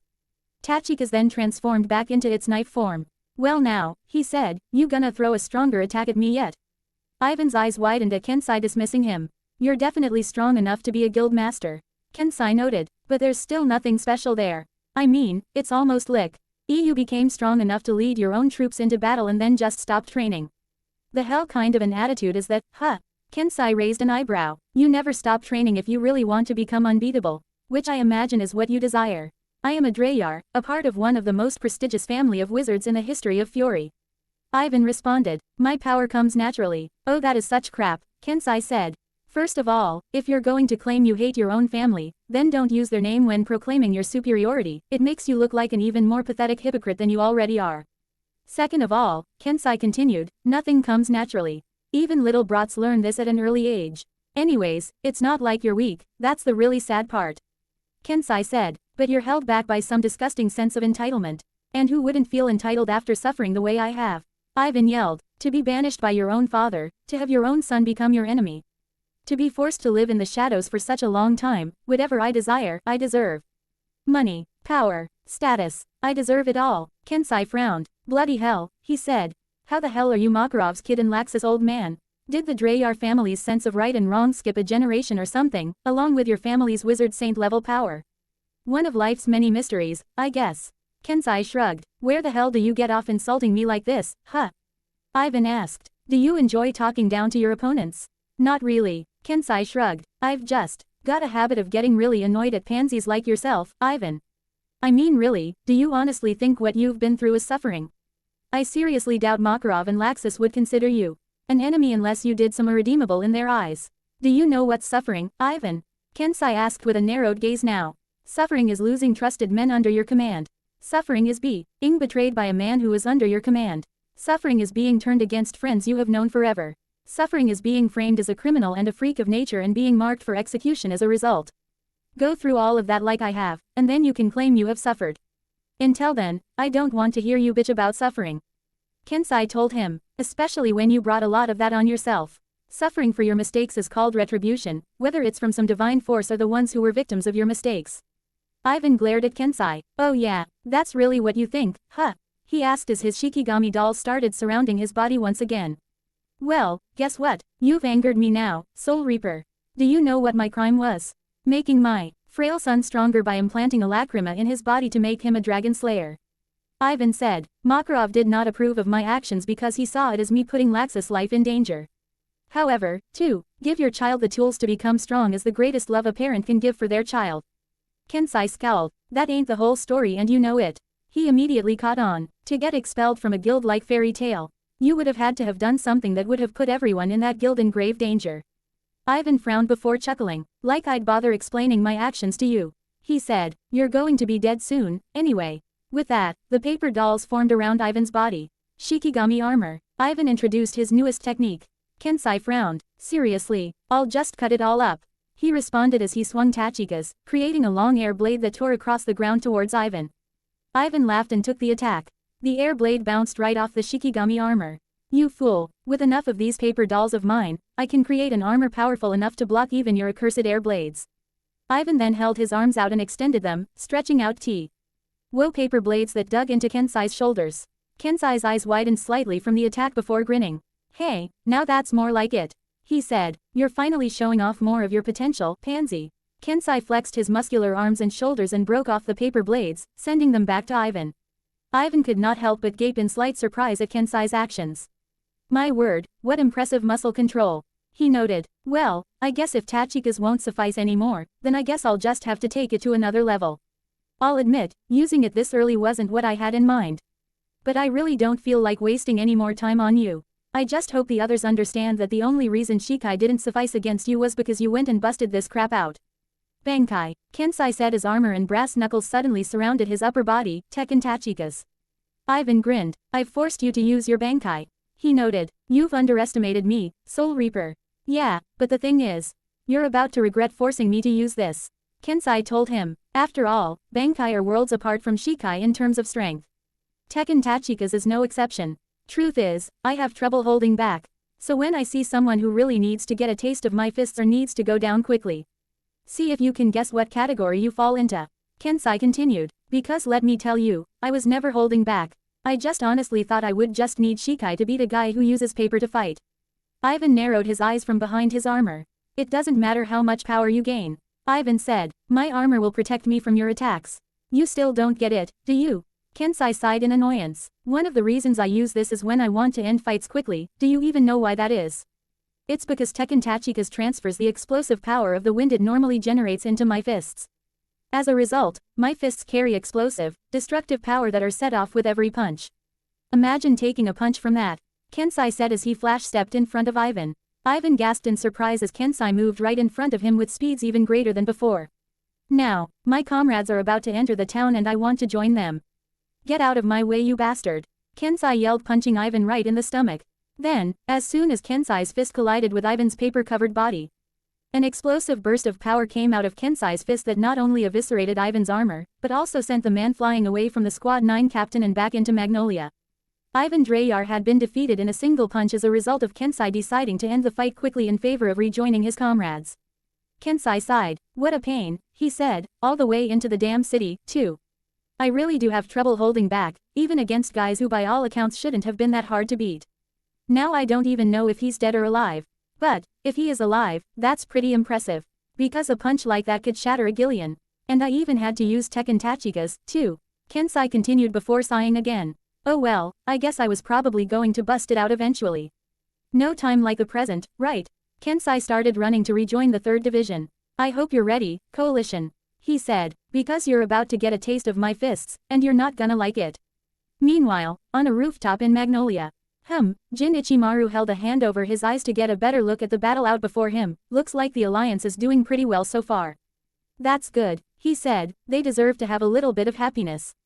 At least before they go through some very terrifying trials and tribulations. Jin was now frowning in a very uncharacteristic manner. I hope you're all ready for what you're about to experience. He said, getting past the Raven Tail Wizards and the Don Quixote Pirates was the easy part. There are some NSTERS hiding out in this town that are ready to pounce on you, like a snake stalking a little mouse. Jin then looked over his shoulder at the Fairy Tale Guild Hall. And then there's the one waiting at the end. He said, even if you manage to get past what hides in the shadows of Magnolia, the one who hides out in the open by sitting in Fairy Tale's home base is the biggest monster of them all. I truly do hope you all succeed. Jin said genuinely, but it's not going to be easy, so best of luck. I just hope I don't make things too hard for you. Jin then clutched his head in pain for a brief moment before sighing. Alright already, you've made your point, he said in annoyance. Jin sighed, geez, war is such a pain sometimes. He said as he vanished from the rooftops. Omake. 10 Little Idiots Part 1, Happy Birthday Ryazaki 007. Okay, what is this, ND? Ryazaki 007 inquired as he gazed at the TV. This, my dear friend, is your birthday present this year. ND explained with a pleasant smile. Really? Yep, ND grinned, this year. I've decided to try something quite unique. This year, I'm going to make you sit through a murder mystery. This made Ryazaki grin in excitement. A murder mystery, that sounds awesome. ND nodded with a surprisingly pleasant smile. Yep, it's actually live right now. The players should be gathering as we speak for a nice dinner party. Wait, this is live? Ryazaki was surprised. Yep, ND nodded again. I messaged a bunch of people outside of the cast and asked them to come over to one of my mansions for a dinner party. From there, things are just going to go crazy. And you, LL have a front row seat with these hidden cameras. With that, ND turned on the screen.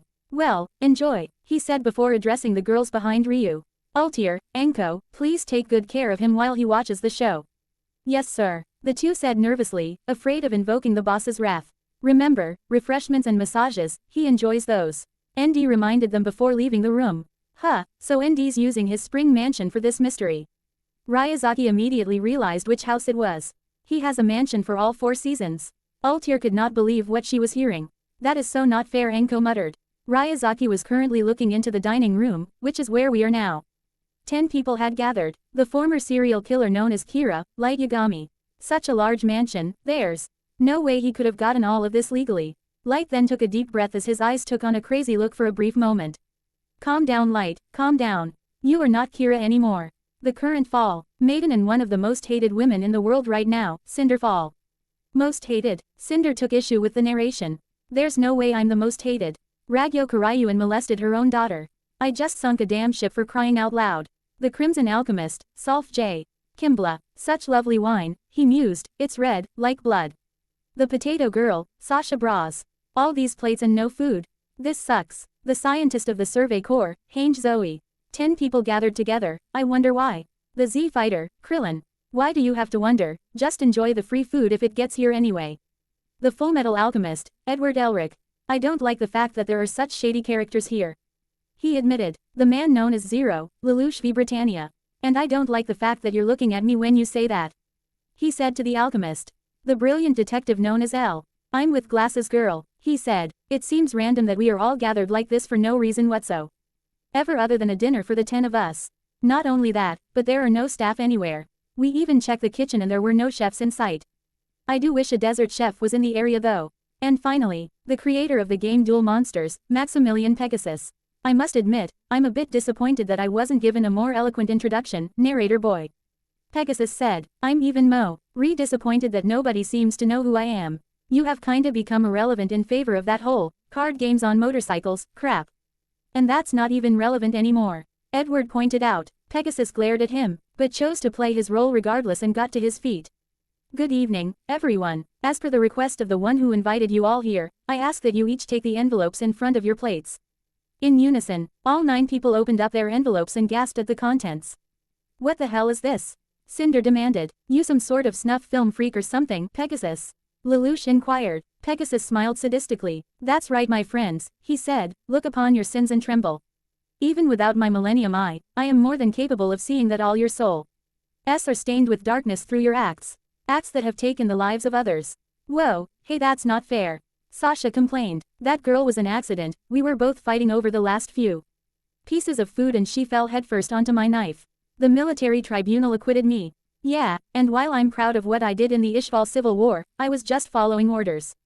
Kimbla pointed out, if you're going to blame anyone, blame the government, as was I, with that Pira brat anyway. Cinder added, oh yeah, and the Nazis were just following orders too. Lelouch muttered, dude, I'm Lou, king at your picture and you're no better. Krillin pointed out, hey, he died for the greater good. And that's like the best way to die. Lelouch defended himself. It doesn't matter your reasons, Pegasus said. I was given the assignment by ND Boy to bring your crimes to attention and then turn you into the authorities. Unless, L inquired. Oh there is no unless, detective, you're all going to jail. Okay, Pegasus, what's to stop us from killing you? We kind of outnumber you. Light pointed out. Whoa, who said anything about killing anyone? Edward asked. I'm not going to jail. Light said firmly. Pegasus responded by drawing a pistol. Well, for one thing you'd be bringing knives to a gunfight. He pointed out. Also, I don't expect you to, because while all of you are guilty, only one of you is a cold-blooded murderer. Only one. L was surprised. Look around you, there's Light, Kimbla, Cinder, and Lelouch. That's 4 at least, unless these guys are hiding something. Hey screw you man, Light said in annoyance. Currently, detective, currently a cold-blooded murderer, Pegasus said, and that someone as Pegasus never got to finish as a gunshot rang out. Everyone gasped in horror, thinking he had fired at one of them. However, blood started to pour out of Pegasus' chest, covering his red suit in a more crimson color. How Pegasus gasped in shock. How did you? Pegasus collapsed onto his back. Pegasus, Edward yelled in horror as he ran over to Pegasus' body to check him. L, now suspicious, got to his feet and looked around for the source of the gunfire. What the hell? What the hell? What the hell? Krillin yelled in horror as Pegasus was checked by Edward. Oh my god, he's dead. Edward Said. Someone shot him. L walked over to a cupboard that was directly behind the table and pulled a Arta plate that had a hole in the middle, revealing a revolver. My god, he said, someone set a trap for Pegasus. How? Lelouch asked in shock. Take a look, this revolver is pointed directly at the spot where Pegasus was sitting, the front of the table. L explained. Someone set this thing up to aim exactly where he was and then go off on a timer. Whoever did this knew what Pegasus was up to and wanted him silenced. Who could have set this up? We were all together, Light pointed out. Whoever did this has to be someone who's a master at making plans. Cinder pointed out. I mean I would know about making plans. It doesn't change the fact that we were all together though. Lelouch reminded her. No, someone had a window of opportunity. Elle realized. Remember when we were all in the kitchen? Sasha went crazy and started pawing at the pantry door. Someone could have slipped out from the group while we were all trying to calm her down and then planted the gun in plate. Oh god, then it's all my fault. Sasha moaned. No, it was the fault of the killer. Edward reassured her. We should leave, right now. Krillin suggested. No way, we're not passing up the chance to pass justice on a murderer. Light responded. Says the guy who went all serial killer on Japan. Krillin responded. Watch it Baldy. Light yelled angrily. Easy, Light. Elle responded. Look, while I don't normally agree with the guy who killed me, I do think it's best we figure out who's doing this. Why? Sasha yelled in horror. For one thing, no one's going anywhere. Elle pointed out. Why the hell not? Edward demanded. ND's mansions have a very complex security system. He takes security very seriously, so the mansions he is not living at are permanently locked until he goes to them. And then when he does live at a mansion, it locks at a CERTAIN time which was 15 minutes ago. Elle said grimly. Oh my god, we're all going to die. Sasha screamed. Sasha, calm down, Hange said. It's going to be okay. All we have to do is find the killer, right Elle? Exactly, Elle said. And unfortunately, thanks to Pegasus, we all had a motive to keep our dirty little secret buried.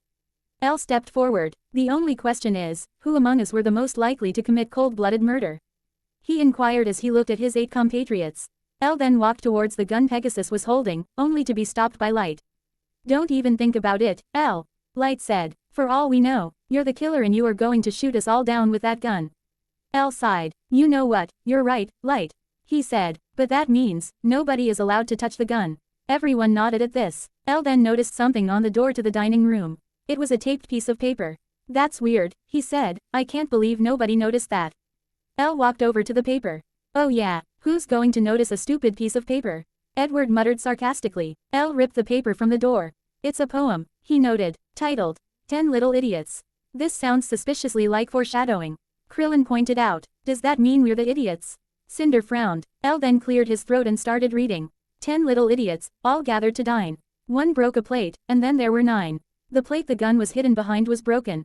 Edward realized. Damn, that's creepy, Kimbla muttered. 9 little idiots, divided and full of hate. One had a vice, and then there were 8. 8 little idiots, some going to heaven. One will get there, and then we're 7. 7 little idiots, 3 out of the mix. One was owned, and then there were 6. 6 little idiots, one wanted to dive. Another did, and then there were 5. 5 little idiots, surrounded by gore. One was tripped up, and then there were 4. 4 little idiots, wanting to be free. One was trapped, and then there were 3. 3 little idiots, thinking they were through. One was wrong, and then there were 2. 2 little idiots, one having fun. The last fool died, and then there was 1. Ryazaki's eyes widened as he watched the screen. Holy crap, this is insane. He muttered, his 2 attendants now looking intently at the screen. Meanwhile, L took a moment to pocket the poem. Well, ladies and gentlemen, he said, to be frank, we are in trouble. One broke a plate, and then there were 9. They're here. Coalition soldiers at the front of the artillery lines yelled in fear as they scrambled to get away from the very determined bunch of Alliance soldiers that made up the 3rd Division. They broke through Dreyar and Black Snake so quickly. How the hell could they be this strong? It's like they all worth 100 soldiers at least. Stand strong, damn it. The officer in charge yelled. We can still weaken them with the artillery. Take aim and fire. The officer's orders were ignored. Main L. Why, due to the fact that no sooner had he given the order, various explosive attacks rang out, destroying many of the artillery. Their artillery may have been in range, but so were the more destructive and more powerful 3rd Division. Gah! The officer yelled in surprise as he shielded himself from the blasts. Natsu Dragneel, who was responsible for one of these destructive attacks, big surprise there, raised his fist in the air. Guys, he yelled, we have reached Magnolia. The 3rd Division cheered in response. Which means it's to paint the town. Kakashi Hatake added with a grin behind his mask. Stay close to your squads, spread out. We'll have this place under our control within hours. The 3rd Division cheered once more. 2 arms, the coalition officer yelled, drawing a katana. We will not let them through without a fight. Unfortunately, only the officers seemed to have any fighting spirit. Fall back and regroup with the rest of the troops. The officer gaped in surprise. Get back here, you cowards. He demanded, only for someone to tap on his shoulder. The officer turned to see a sadistically grinning Natsu. Almost immediately, the officer felt nervous at the sight of the young man. Hi. Natsu's grin widened. Hi, he said, punching the officer square in the jaw, knocking him out in one punch. Jashiro Yukitake narrowed his eyes. We should have figured there would be more men waiting for us. He noted, with things like the Guildarts shift, who knows what they have planned for us. They could have very well redesigned it in anticipation, perhaps changed it up to fit more with ambushes, or something else very bad.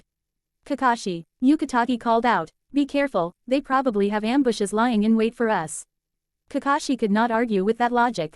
The direct approach certainly was not going to work against the Alliance. Especially with 2 fighting divisions instead of 1. That meant they would most likely bank on winning with ambushes in order to salvage their rapidly loosening grip on Fury. Combine that with the fact that their only tactical victory came as a result of some carefully coordinated ambushes and traps in Harjin, they would most likely turn back to such things should the need for them arise once more. Kakashi would certainly know about that single victory. It had been his and the Alliance's single defeat thus far, and while it still weighed heavily on Kakashi, it had also given him insight into how far they were willing to go to win. One thing was certain though, Kakashi was not falling for that again, and neither were the rest of the 3rd Division. They would remain on guard for any ambushes. In fact, the 3rd Division had been given his express permission to destroy any structure that could be housing an enemy ambush. Something the members of Fairy Tail I and the 3rd Division gave their blessing to. Of course, a part of that could have been because Fairy Tail never minded a little destruction as long as they got the job done, considering their reputation as a destructive bunch. You heard Jashiro, Kakashi called out to them. Keep your eyes peeled and your heads on the swivel. Beyond that, good hunting. We're going to drive them all out. The 3rd Divisio, and all yelled in response as they moved into Magnolia. Meanwhile, with the 2nd Division. Fire! The officer leading the artillery line on the other side of town yelled as the cannonballs shot towards the 2nd Division. Gum Gum Giant Balloon. Monkey D. Luffy protected his comrades from the apportion of the cannonballs. Fire Fist. Sabo yelled, doing his part to destroy some of the cannonballs as well. Soon, many of the higher-ranked 2nd Division soldiers were doing their part as well. Haifuki no Kajiki. Love Kawa launched a fireball from Tengumaru. Storm Style. Laser Circus. Darui added, 8 trigrams. Vacuum Palm. Hiyashi Hyuga yelled, Sacred Fire. Marco the Phoenix launched a flamethrower of his dark blue flames of destruction from his hand. Shadow Dragon Roar. Rogue Cheney let loose his own signature roar attack. The coalition soldiers could only watch in horror as their wave of cannonballs was completely destroyed by the 2nd Division's relentless and destructive power. This is bad. One soldier spoke up what they were all thinking. Now, take this. Luffy went into 2nd gear. Gum Gum Jet stamped Gatling. Before the coalition soldiers could react, what seemed like 100 stray TCHED out kicks rained down and destroyed their cannons and a few unlucky souls who got caught in the attack. Renji Abarai grinned at Luffy. Way to go, buddy. He yelled before turning his attention to a few soldiers. Now, to do my part. Roar, Zabumaru. Renji's Shikai took down a line of soldiers with a single swing.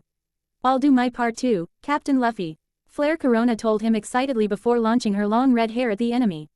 Hair Shower, 1,000 Birds. Wiper, the greatest of the Shandorian warriors, scowled. You haven't changed a bit, Straw Hat. He muttered, and you've even dragged even more idiots into your lunacy. But you know, Wiper grinned slightly, I truly do admire that lunacy, considering that it's what freed us all from Eneru. With those words of respect, Wiper fired his burr and bazooka into a crowd of coalition soldiers. Chojuro rushed into a crowd of his own, readying the Haramakare. The more confident the swing, the stronger the strike. He reminded himself. Here we go, Chojuro yelled, swinging the Haramakare and cutting the entire crowd down in a single attack. Sabo casually struck down a few men with his pipe before turning his attention to his comrades, who were taking down soldier after soldier with his ease. Even though I know there's no such thing, Sabo thought to himself, right now I truly feel invincible when I'm with all of these people anyway. I wonder, is this what Dragon felt when he gathered up the leaders of the Revolutionary Army? Did he feel invincible enough to challenge the entire world? There may be no such thing as invincibility, Sabo thought, but you know what? Around these people, I feel like I've achieved the closest thing to it. Alright, spread out and stick close to your assigned squads. Sabo ordered. Remember, these guys could try to cause chaos and separate us the first chance they get to regain their advantage in this fight. And for that reason, Sabo continued, we're going to take away their advantage by doing exactly what they want. They can't cause chaos if we've already planned on being separated. Also, just remember that we are planning on meeting up with the 3rd Division eventually. Sabo reminded them, if you see any of our comrades from the 3rd, don't hesitate to form up with them. Let's move, Sabo ordered, as the 2nd Division charged into Magnolia. Lisa Yadomaru vs. Baby 5, the Vizard breathed a sigh of relief as her division cleared the first proverbial hurdle of the battle and were now moving inside of Magnolia. Good work guys, she complimented, best of luck. God only knows what's waiting for you in there. Unless, Lisa turned to Baby 5. You want to tell me what the hell you guys have cooking inside of Fairy Tail's hometown? It would certainly make things easier for us. Baby 5 sobbed in response. I'm sorry, she said. I truly wish to tell you but the voice in my head is saying, no, don't tell her.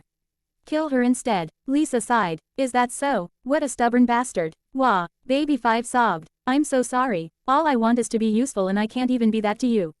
How many times have I told you to stop crying? Lisa yelled. Seriously, stop making fighting you harder than it should be. Baby 5 sniffed, led and transformed her hand into a pistol. I can't even kill myself to make up for the fact that I can't be of any use to you, the voice in my head won't let me. She admitted, I can't even kill myself for someone. Whoa, hey, for crying out loud I never even asked you to. Lisa reminded her, look, I'm perfectly capable of kicking your ass without having you kill yourself. Then why haven't you won yet? Baby 5 asked. I keep telling you, Lisa said with an annoyed expression, it's because you keep crying. Do you realize how hard it is to beat the crap out of someone who's bawling their eyes out?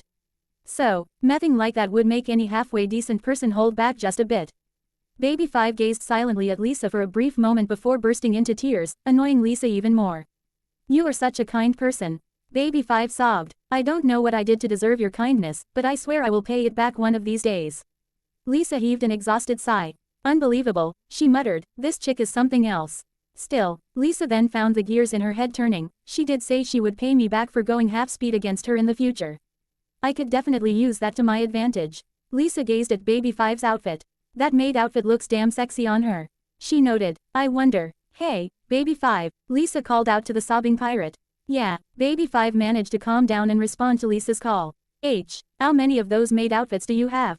Lisa inquired. Baby 5 blinked in confusion. Could you repeat that? I believe I misheard. Oh come on, you're brainwashed, not deaf. Lisa frowned. I asked, you how many of those maid outfits do you have? I have plenty of extras. Baby 5 responded in confusion. It's what I've always worn to work, after all. Lisa grinned pervertedly. Excellent, she said, you said you wanted to pay me back. Right, well guess what, I've found your payment. Baby 5 looked very happy at this. Really, I can actually pay you back for your kindness? She inquired in excitement. Damn right, she said. You're going to give me one of those maid outfits of yours. I've been looking for one with such authenticity for years now. Baby 5 was shocked at the request. Wait, all you want is one of my work outfits? Lisa nodded with that same perverted grin. Constantly cosplaying as a schoolgirl from a slice of life anime is nice. After all, the Sailor Fuku uniform looks damn sexy on a hot young thing like yours truly. The short skirt that shows off my long legs and my fantastic ass, the top that draws attention to my lovely chest partly thanks to the ascot, and for good measure. The glasses that add an air of maturity, like the sexy senpai that all the younger male students lust after. Ever since I discovered the Sailor Fuku, I've never been happier that my vision wasn't 20/20 like Shinji's. Although, imagine the possibilities of getting to wear such a sexy maid's uniform. Lisa continued her perverted stream of consciousness. Like the fantastic harem manga, good morning, young master. I can be one of the many beautiful maids who bridge the gap in social classes with the love I have for my master. Lisa found herself visualizing how she would look in Baby 5's maid outfit. Oh yeah, I would definitely be the best girl in the harem with a look like that. Wait, what am I even saying? I'd be the only girl. Mashiro would never leave that Sentai outfit. Hers and Hiyori's too bitchy to even consider romance. I'd be the best girl without even trying. Lisa declared, the ultimate fantasy of any girl caught up in a harem, desperate to outdo her rivals in love. Baby 5 sweat dropped at Lisa's actions. Why do I suddenly feel regret for agreeing to her terms? She wondered. Lisa then excitedly pointed at Baby 5.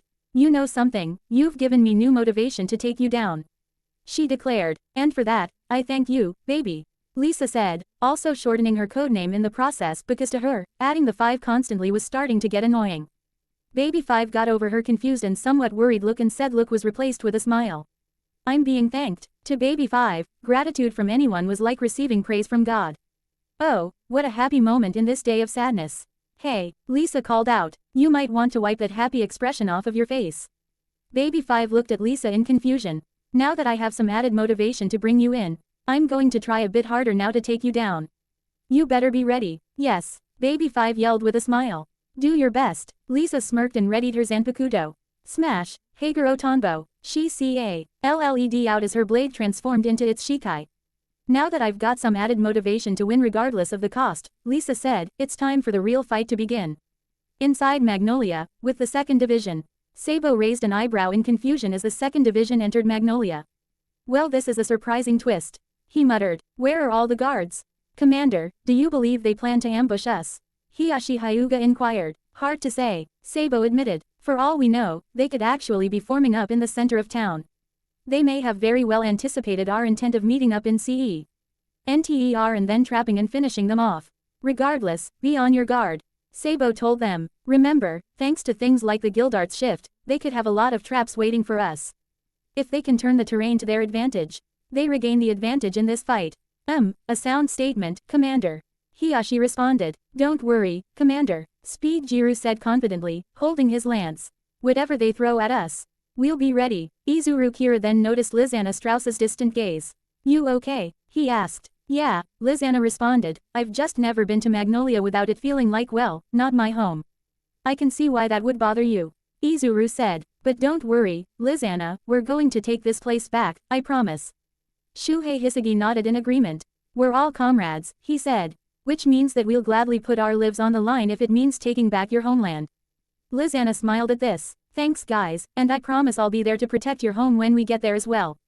As much as I appreciate the camaraderie, everyone. Sabo spoke up. We need to get moving. The sooner we reach the center, the sooner we meet up with Kakashi and the rest of the 3rd Division.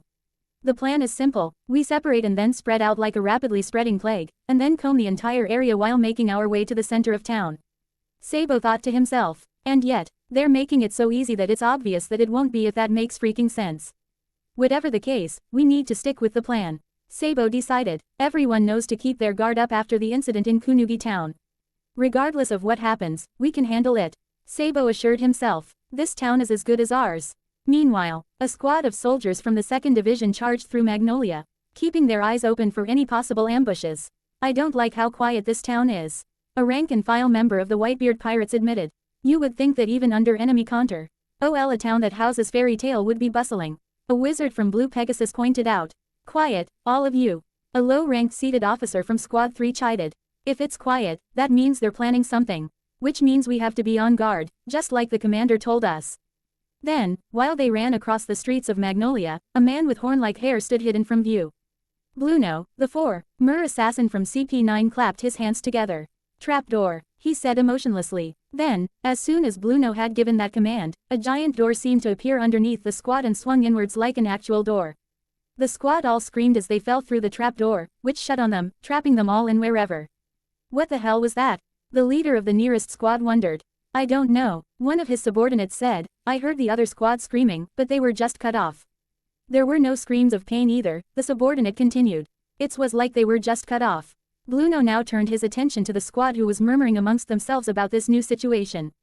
Be on your guard, the leader said before turning to 2 other soldiers. You two, you're with me. Let's see what happened to our comrades.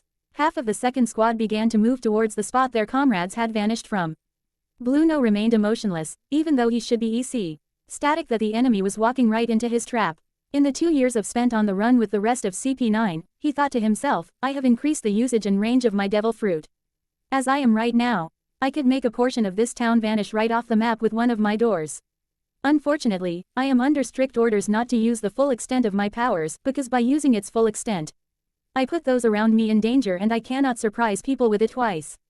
And so, I will lure them, by picking them all off one by one, and once my actions attract a large enough group, I will open a door large enough to trap them all. Bluno thought, once I open up a trap door, those who fall through it remain trapped, as though they are in a prison. A fate worse than death, for sure, but a fate that they more than deserve for opposing the world government and the Conqueror's coalition. Bluno clapped his hands together once more. Trapdoor, he said once more as a trap opened up underneath the other squad, causing them all to fall through like the squad before. Bluno immediately took notice of other soldiers who had begun gathering. That's right, play into my hands. He thought, let me use your kindness and concern for your comrades against you. Out of all the members of the strongest generation of CP9, Bluno was easily the most emotionless, even more so than the cold and cruel Rob Lucci. However, he was also the most aware of his humanity, as evidenced by his effort to save the other assassins after the debacle at Eni's lobby. It was for this reason, Bluno was the most emotionless of CP9. Whereas the more human members of the group, like Kaku, Khalifa and Kumadori allowed their emotions and humanity to run wild, Bluno, along with Lucci, actively worked to kill it. Although Lucci had his moments of humanity as well. The reason why Kaku, Khalifa and Kumadori, 3 people who had their moments of morality, were not as aware of their humanity as Bluno was Beck. As the 3 of them never worked to rid themselves of that humanity. To them, their sadists were natural to the trained killers. So, they simply allowed their emotions to run wild when pursuing targets. To Bluno, a cold-blooded assassin had no need for humanity. This was especially true for an assassin of justice, in the service of the world government. An assassin of justice had no need for humanity. He simply needed to eliminate his targets in the name of justice for the government. He had a moment of weakness when he saved the other members of CP9 from the buster call that destroyed Eni's lobby. But that would be the last time. For one thing, they were much stronger than they were, and in spite of the early setbacks, such as his and Khalifa's defeat in Chitsujo's palace and Jabra's G. Roop being beaten at the Anemone's plains. They were stronger, their power levels had all doubled at the very least since Eni's lobby. They would not fail again. More squads showed up to find out what happened to those who had vanished. Bluno clapped his hands together for the 3rd time. Trapdoor, he said as the process he had begun repeated itself for the 3rd time. Bluno's actions had begun to catch the attention of the rest of the 2nd Division. Something's wrong, Sabo spoke up. I'm checking all the channels on my headset, and I've lost contact with a few of our squads. Damn, I spoke too soon. He cursed to himself. Hiyashi, Sabo called out. Use your Byakugan to check the last area those squads had been around.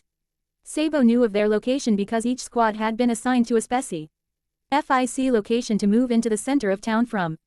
Understood, Hiyashi Hyuga nodded as he stared out into the distance before sending chakra into his eyes, Byakugan. Hiyashi looked out into the distance with his Byakugan. and then quickly caught on Bluno's location. It appears we have a single man in the area where our squads have vanished. Shuhei readied his Zanpakuto. Alright, if that's the case. No, Shuhei. Hiyashi held his hand out in front of him. Allow me to go instead. Huh, since when do you want to play the hero, Hiyashi? Jiru inquired curiously, having not pegged Hiyashi as such. I don't, I'm simply the best suited for this situation. Hiyashi noted. How do you figure? Shuhei inquired, frowning a bit at being told he was not as suited for a job as someone else was. There are no bodies around this man. Hiyashi explained. It's like they all vanished from existence. That means his powers are still an unknown. Let me go instead, my Byakugan can catch anything that he throws at me. Hiyashi requested. Hey, you'd do better not to underestimate lieutenants, Hyuga. Shuhei said before being cut off by Izuru Kira. Easy there, Shuhei. Izuru calmed down his close friend. That's not what Hiyashi's saying at all. You can't really deny that having a weapon like a Byakugan makes figuring out the enemy's abilities easier. Shuhei calmed down. Yeah, I guess you're right. He said. Sorry, Hyuga. Couldn't have let my temper run like that. Hiyashi nodded in understanding before Lizana spoke up. Regardless, you're not going alone. She said. You're going to help me out. Hiyashi raised an eyebrow at Lizana's declaration. You sound disappointed, Hiyashi. Lizana noted. What? Don't think I can be of much help. No, it's not that. Hiyashi promised. I'm simply trying to understand how you could help me. You're right when you say that we don't know what kind of power this guy has. Lizana pointed out. And that's exactly why I need to go with you. You need someone who can pull you out of the proverbial fire on the off chance you can't beat this guy. Lizana then transformed into a half-bird half-woman creature with her animal soul magic. And thanks to my takeover magic, I can pull you out of whatever trouble you get into quite easily. She's got a point, Hiyashi. You need someone shadowing you in case the worst happens. Sabo pointed out. Hiyashi could not argue with such logic.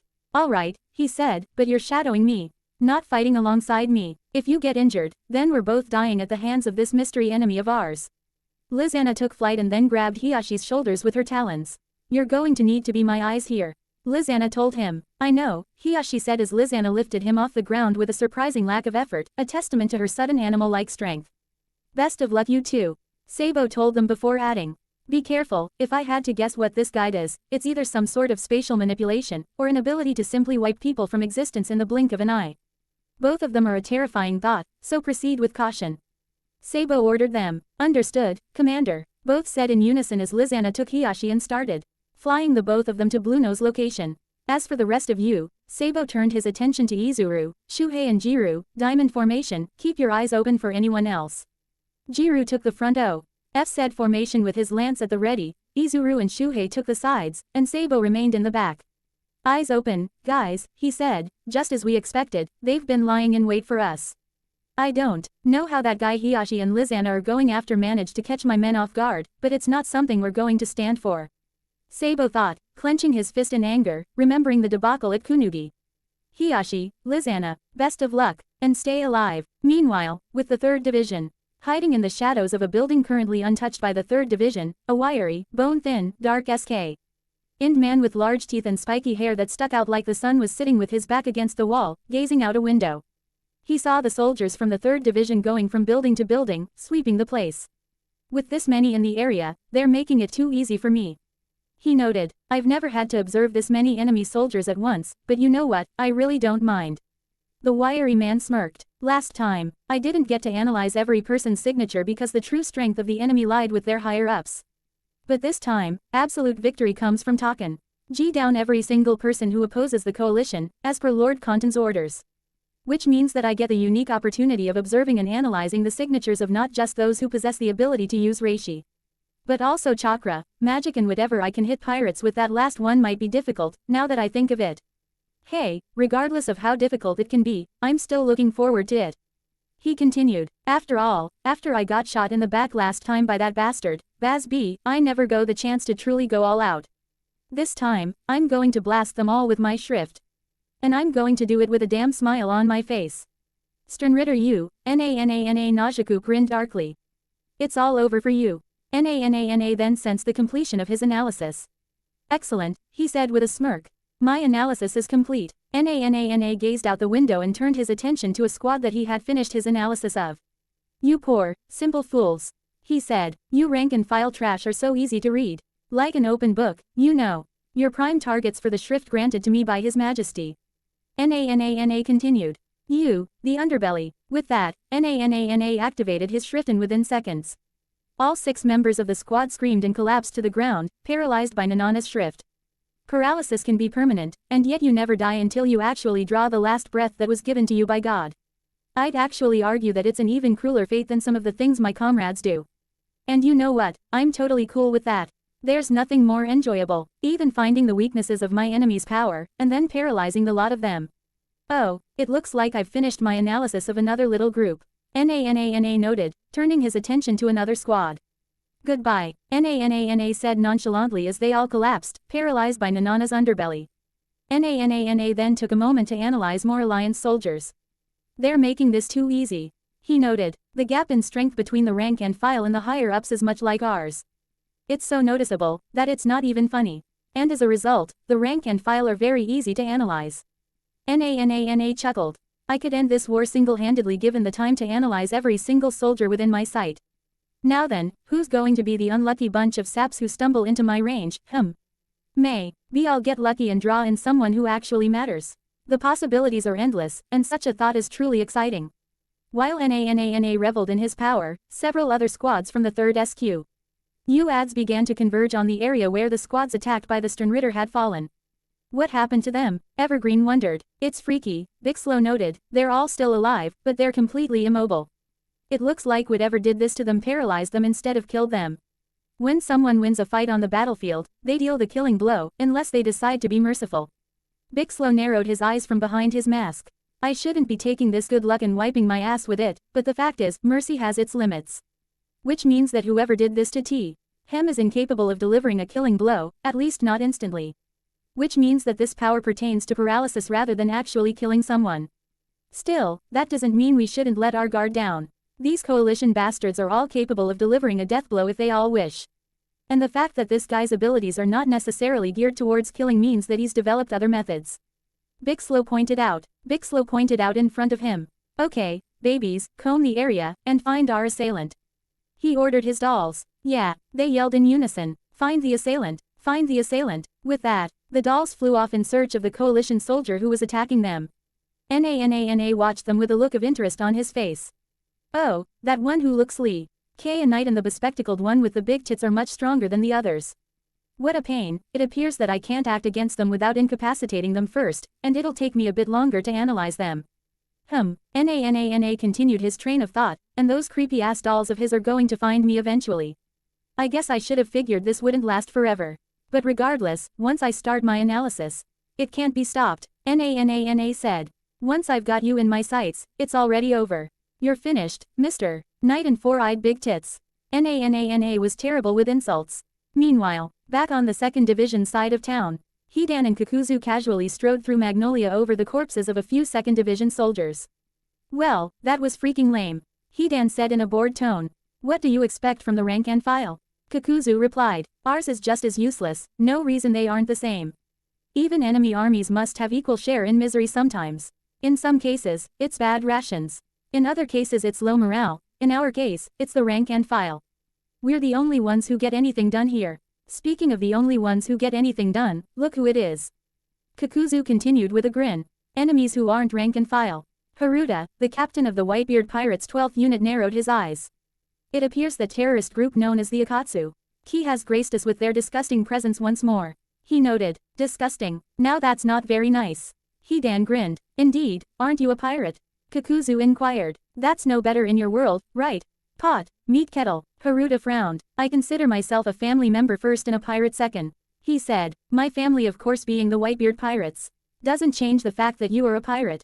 Kakuzu pointed out, you bloody hypocrite. Haruta drew his sword. Regardless, I know I am in the right at the moment. He said, and you are in the wrong. Of course, you became in the wrong the Anute you joined the world government and empowered them into making a run at ending the pirate era forever. That would mean taking the rest of my family away from me. Haruta narrowed his eyes. That is something I simply cannot allow. It's nothing personal, Kakuzu said. It's just good business. It's always personal with me. Hidan pointed out. After all, this has given me the unique opportunity to sacrifice more and more people to Jashin. Hey, Kakuzu, Hidan continued. Let me go on ahead, I'll show these losers what for. Fine, Kakuzu shrugged, just try not to get yourself killed. Hidan scowled. Every damn time, he muttered. How many times have I told you not to say that to me? It pisses me off to no end. Because you know that they can't kill me. Hidan then grinned maniacally as he readied his triple-bladed scythe. Panther Lily, who was with Haruta's group, narrowed his eyes. This one won't be easy. He noted. Neither of them will. The Akatsuki aren't people we can take lightly. Levi McGarden nodded. We've encountered 4 of them already. I'm pretty sure this is the second time we've encountered these 2 in particular. Haruta had already started speeding towards Hidan with Hiyori Surugaki close behind. Levi's eyes widened. Haruta, she yelled. We can't charge him head-on. In the brief span of a single second, the speedy swordsman known as Haruta had slashed Hidan a total of 4 times horizontally. 3 times across the midsection and 1 time across the throat. Hiyori then leapt over Haruta and Hidan and towards Kakuzu. Butcher them, she commanded, Kubikiri Orochi. Hayo. Ri's Sanpakudo transformed into its Shikai, a cleaver, and swung it down at Kakuzu, who blocked the attack with ease with his arms. Hiyori narrowed her eyes. Do you honestly think that we're going to let one of you sit this one out? You're all going to fight, and you're going to like it. Hey, me staying out of this for the time being was me being nice, little girl. Kakuzu taunted. To both sides. I was being nice to Hidan because I knew he'd want to spend time on his useless religion, and I was being nice to the 6 of you because if the 2 of us fought together, it would be quite unfair to you fools. I think you'd regret that now. Hiyori pointed out, especially now that Haruta just made mincemeat out of your partner. Are you absolutely sure about that, little one? Kakuzu taunted again. Damn it you two, why didn't you listen? Levi asked exasperatedly. You can't kill Hidan, he's immortal. Haruta's eyes widened. Immortal. Hidan gasped in pain before his wounds quickly healed, stopping the bleeding as well. I may be immortal, but it still hurts like hell when I get cut open. Levi gazed at Hidan in fear. So it is true, she said. I had heard after Clover Town that one of the Akatsuki members was immortal. But seeing it in person is horrifying. Damn, Panther Lily cursed as he transformed into his battle mode. Just when I thought things were finally going to get easier, we run into an immortal. Hidan swung his scythe at Haruta, forcing him to leap backwards before turning back to Kakuzu with a glare. Hey, Kakuzu, he yelled in anger. You freaking jackass. How many times have I told you that my religion is not useless? Jishinism is the only way to true salvation. If there is such a thing as salvation, Hidan. Kakuzu said casually as he forced Hiyori away from him and back to Haruta. Then it is money. Greedy, miserly heathen, Hidan muttered before leaning back and barely avoiding decapitation. However, his throat was sliced open again by Haruta. Freaking hell that hurt, Hidan wheezed out as his throat regenerated. He then addressed Haruta. You are too damn fast for my liking, you know that pirate.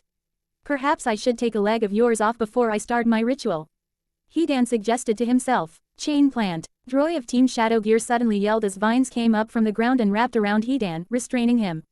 Oh freaking hell, Hidan muttered in annoyance. This caught Kakuzu's attention. Plant manipulation, he noted. I haven't seen that since the first Hokage's wood style. But, it's so weak compared to his it's almost laughable.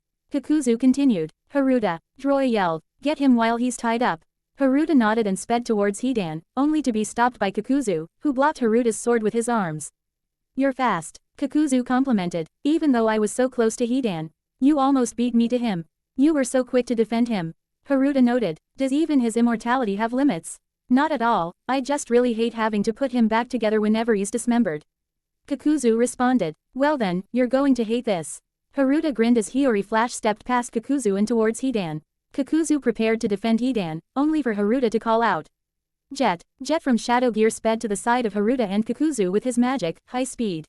Heavenward Falcon. Jet delivered a devastating kick to the side of Kakuzu's head, only for the man to not budge at all. Jet then gritted his teeth before crying out in pain and clutching his leg. Son of a bitch, he yelled. What the hell, is this guy's leg made of iron? Kakuzu chuckled. You fool. Hiyori, meanwhile, prepared to swing Kubikiri Orochi at Hidan, intent on cleaving his head in half. Let's see how you come back to life from having your head cleaved in half and your brain cut to pieces. Hidan grinned. I certainly don't want that, he said as he leapt backwards, uprooting the chain plants from the ground. While he was still restrained, he could now move and avoid Hiyori's attacks. Panther Lily readied his musica sword. Levi, get ready, he said. These two are going to be tough. Don't need to tell me twice. Levi said. I'm not backing down though, if that's your way of telling me. Panther Lily smiled tauntingly. You're Gajil's woman, he said. I wouldn't expect you to back down from anything. Levi turned bright red at Panther Lily's words. She then saw Panther Lily's face, which could only be defined as a troll face. She looked away in embarrassment. Stupid cat, she said in annoyance as the two prepared for battle. Meanwhile, Darui looked wary as he readied his weapon, the cleaver sword. Well, he said, this one might be a bit dull. Sternritter H, Baz B, chuckled. That all you have to say, bud? He asked. I'm hurt. Usually people have a lot more to say when they come across the likes of me. With that hair of yours, I can see why. Darui admitted, but frankly, I don't really care about looks. It's too much of a pain to care. Now that's just silly. Baz B responded. I put a lot of effort into my majestic mohawk, you know. The least you could do is give me a compliment. Jenny Relay could not help but gape in surprise at Baz B's words. He's kidding, right? She thought. Who in their right mind would compliment a mohawk of all things? It's a stupid hairstyle that should have died out a long time ago. Okay, Darui shrugged, much to Jenny's shock. He's going to compliment him? Jenny thought in surprise. The captain can't be serious. What could he possibly compliment him about? It makes you look like you're ready for a fight. Darui said, and that's actually kinda cool. Baz B laughed at this. Well, thanks a lot, he said. I wish I could say the same to you, but your droopy-looking eyes makes it impossible for me to take you seriously. Darui frowned. What, you see, couldn't find something nice about me to say? He inquired. Baz B thought it over before grinning. That sword of yours looks badass. He said. Now that makes you look like you're ready for a fight. Darui looked at his cleaver sword. Huh, you're right, he said. It does look pretty badass, doesn't it? Hey, I like you. Since we're being so friendly with each other, I've gotta ask, what's your name, Droopy? Baz B inquired. It's Darui, Storm-style Darui, right-hand man of the Rakage. Oh, this caught Baz B's interest. The right-hand man of a cage. Now we're talking. I've been waiting for a good fight. The name's Baz B. I'm what's called a Sternritter, an elite fighter from the Wandenreich. Baz B introduced himself. And I've been designated with the letter H, the heat. Baz B started to power up, generating flames all around him. Pretty self-explanatory about what my special power is, Darui. Darui narrowed his eyes, inwardly concerned about Baz B's powers. Damn hell, this guy's at L. East as strong as the Gold and Silver brothers, and they were monsters in their own right. I shouldn't be surprised. Darui continued. I always knew there'd come a day where I'd come across an enemy stronger than those two beasts. Merging a bunch of worlds together filled with super-powered guys will do that. Darui turned to the three rank-and-file soldiers behind him and Jenny. You three keep moving towards the center of town. He ordered. Jenny, back me up against this guy. What? But Captain, we can't leave you and Ms. Jenny to fight this guy alone. We can't waste too much time, we need to keep pushing towards the center of town. Darui insisted. Don't worry, we'll be fine against Baz B. Jenny nodded reassuringly to the three rank-and-file soldiers, who all gave each other one last look of uncertainty before running past Baz B, who surprisingly let them leave. Seems a bit counterproductive to let anyone run past you. Baz B shrugged. Frankly, I don't care what they do. He admitted. The further they get into town, the more their lives are in danger. To be perfectly honest, I could care less about the coalition's intentions. Baz B admitted. I just have my own reasons for being here. Flames continued to surround Baz B. Reasons that you're not going to find out, I'm afraid, because the two of you are going to be burnt to a crisp. Hey, it ain't gonna be that easy, Baz B. Darui promised. Hey, Jenny. Darui addressed his lone comrade next. You're ready for this guy, right? Of course I am, Jenny responded. I'm just wondering if you're sure you're going to need my help. You are very strong, Captain. I'd be more help to those guys you sent off alone. Darui shook his head. You'd be of huge help regardless, Jenny. He told her. Because frankly, I may need you to back me up in case I can't beat this guy alone. Then shouldn't we have kept them with us? Jenny inquired. They'd only be in the way, and using them like meat shields doesn't exactly sit well with me. Darui admitted. You can't beat me even with the two of you. Darui, Baz B promised. I'm on a completely different level from most of the other Ritter. That was quite true. It was very probable that Baz was in the top 10 Sternritter in terms of strength. Although, beyond the Sternritter Grandmaster and the Schutzstaffel, Uwatch's elite guards, it was hard to say who was stronger than who on the Sternritter. However, Baz B's claims did have merit. Considering that he had been able to remain the rebellious young man he always was without being confronted by the Sternritter, the lone exception being Jugram Hashwolf, the Grandmaster and the strongest of the Sternritter. We'll just have to see about that, Darui said as he went through some hand signs. You know, you really shouldn't have revealed your powers so quickly. You've actually given away your weakness. Baz B looked amused at Darui's statement while the Cloud Jonin finished his preparations.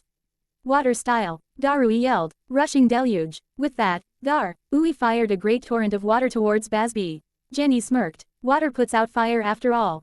Baz B grinned and responded by powering up again, sending out a burst of flames that acted as a wall. When the deluge collided with Basby's wall of flames, something surprising happened. The water actually evaporated upon colliding with the flames. Darui gaped in surprise. No way, he muttered, the Florida Mies were intense enough to make the water evaporate. One more thing I forgot to mention, Basby said with a cocky grin. But to explain it, I need to put a few things into context first. First of all, you're aware of the guy who was head captain before that flowery dude, Kiraku, right? Darui had heard of the man. Love, Lisa, Shuhei and Izuru had spoken very highly of him. Hiyori, not so much. Genryusai Shigekuni Yamamoto, right? Darui said, very concerned with the fact that the man had cancelled out his water attack with such ease. That's right, Basby said, the man who had possessed the strong just fire type Zanpakuto in the Soul Society, Ryujin Jaka. Legend has it, the man possessed flames that were so intense, that they could actually make the very moisture in the air evaporate at their highest level. Want to hear something dope? Basby inquired mockingly. My flames are strong enough to cancel out the old geezer's flames. Darui and Jenny's eyes widened. I know, crazy right? Basby grinned. Little old me can cancel out the flames wielded by supposedly the strongest soul reaper of all time. Should give you an idea about what you're up against, right? You've gotta be kidding me. Darui muttered. His flames are that strong. Well, we're in it, Jenny said, no turning back now. Geez, you're right, Darui sighed. Sorry, Jenny, I didn't mean to drag you into a fight against an enemy this strong. I knew I'd have to fight enemies like this, Captain. Jenny responded. It's all right, I'm ready to do my part, even if it means taking on someone this powerful.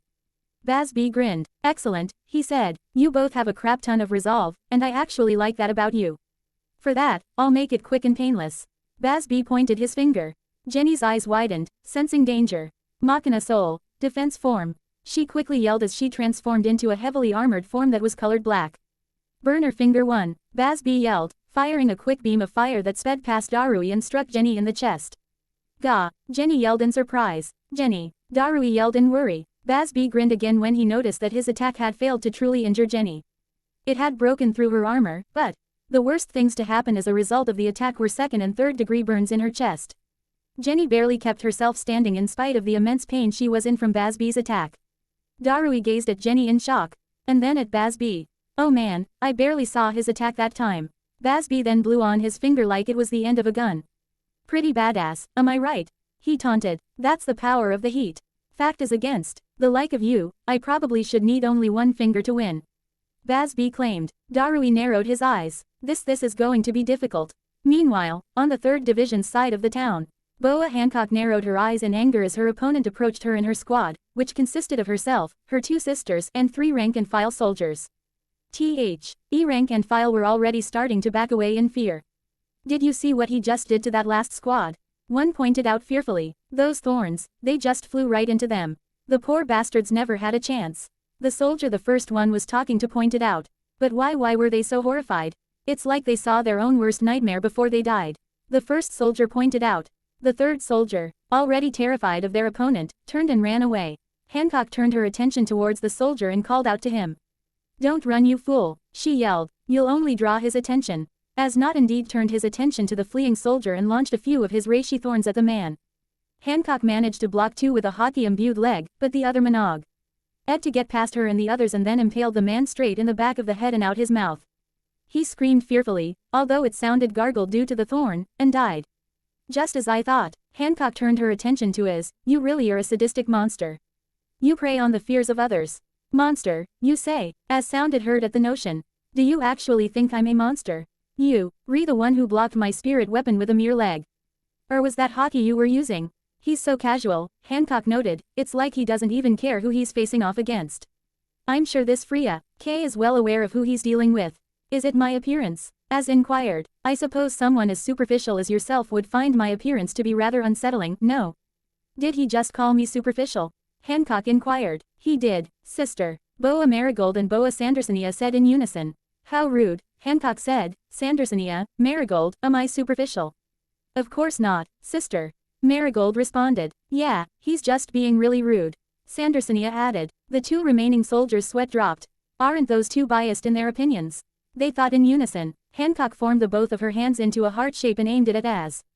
Not only are you rude, but you are also every bit a man as the other disgusting cretins have come across in my life. Which means unlike a select few, you shall fight.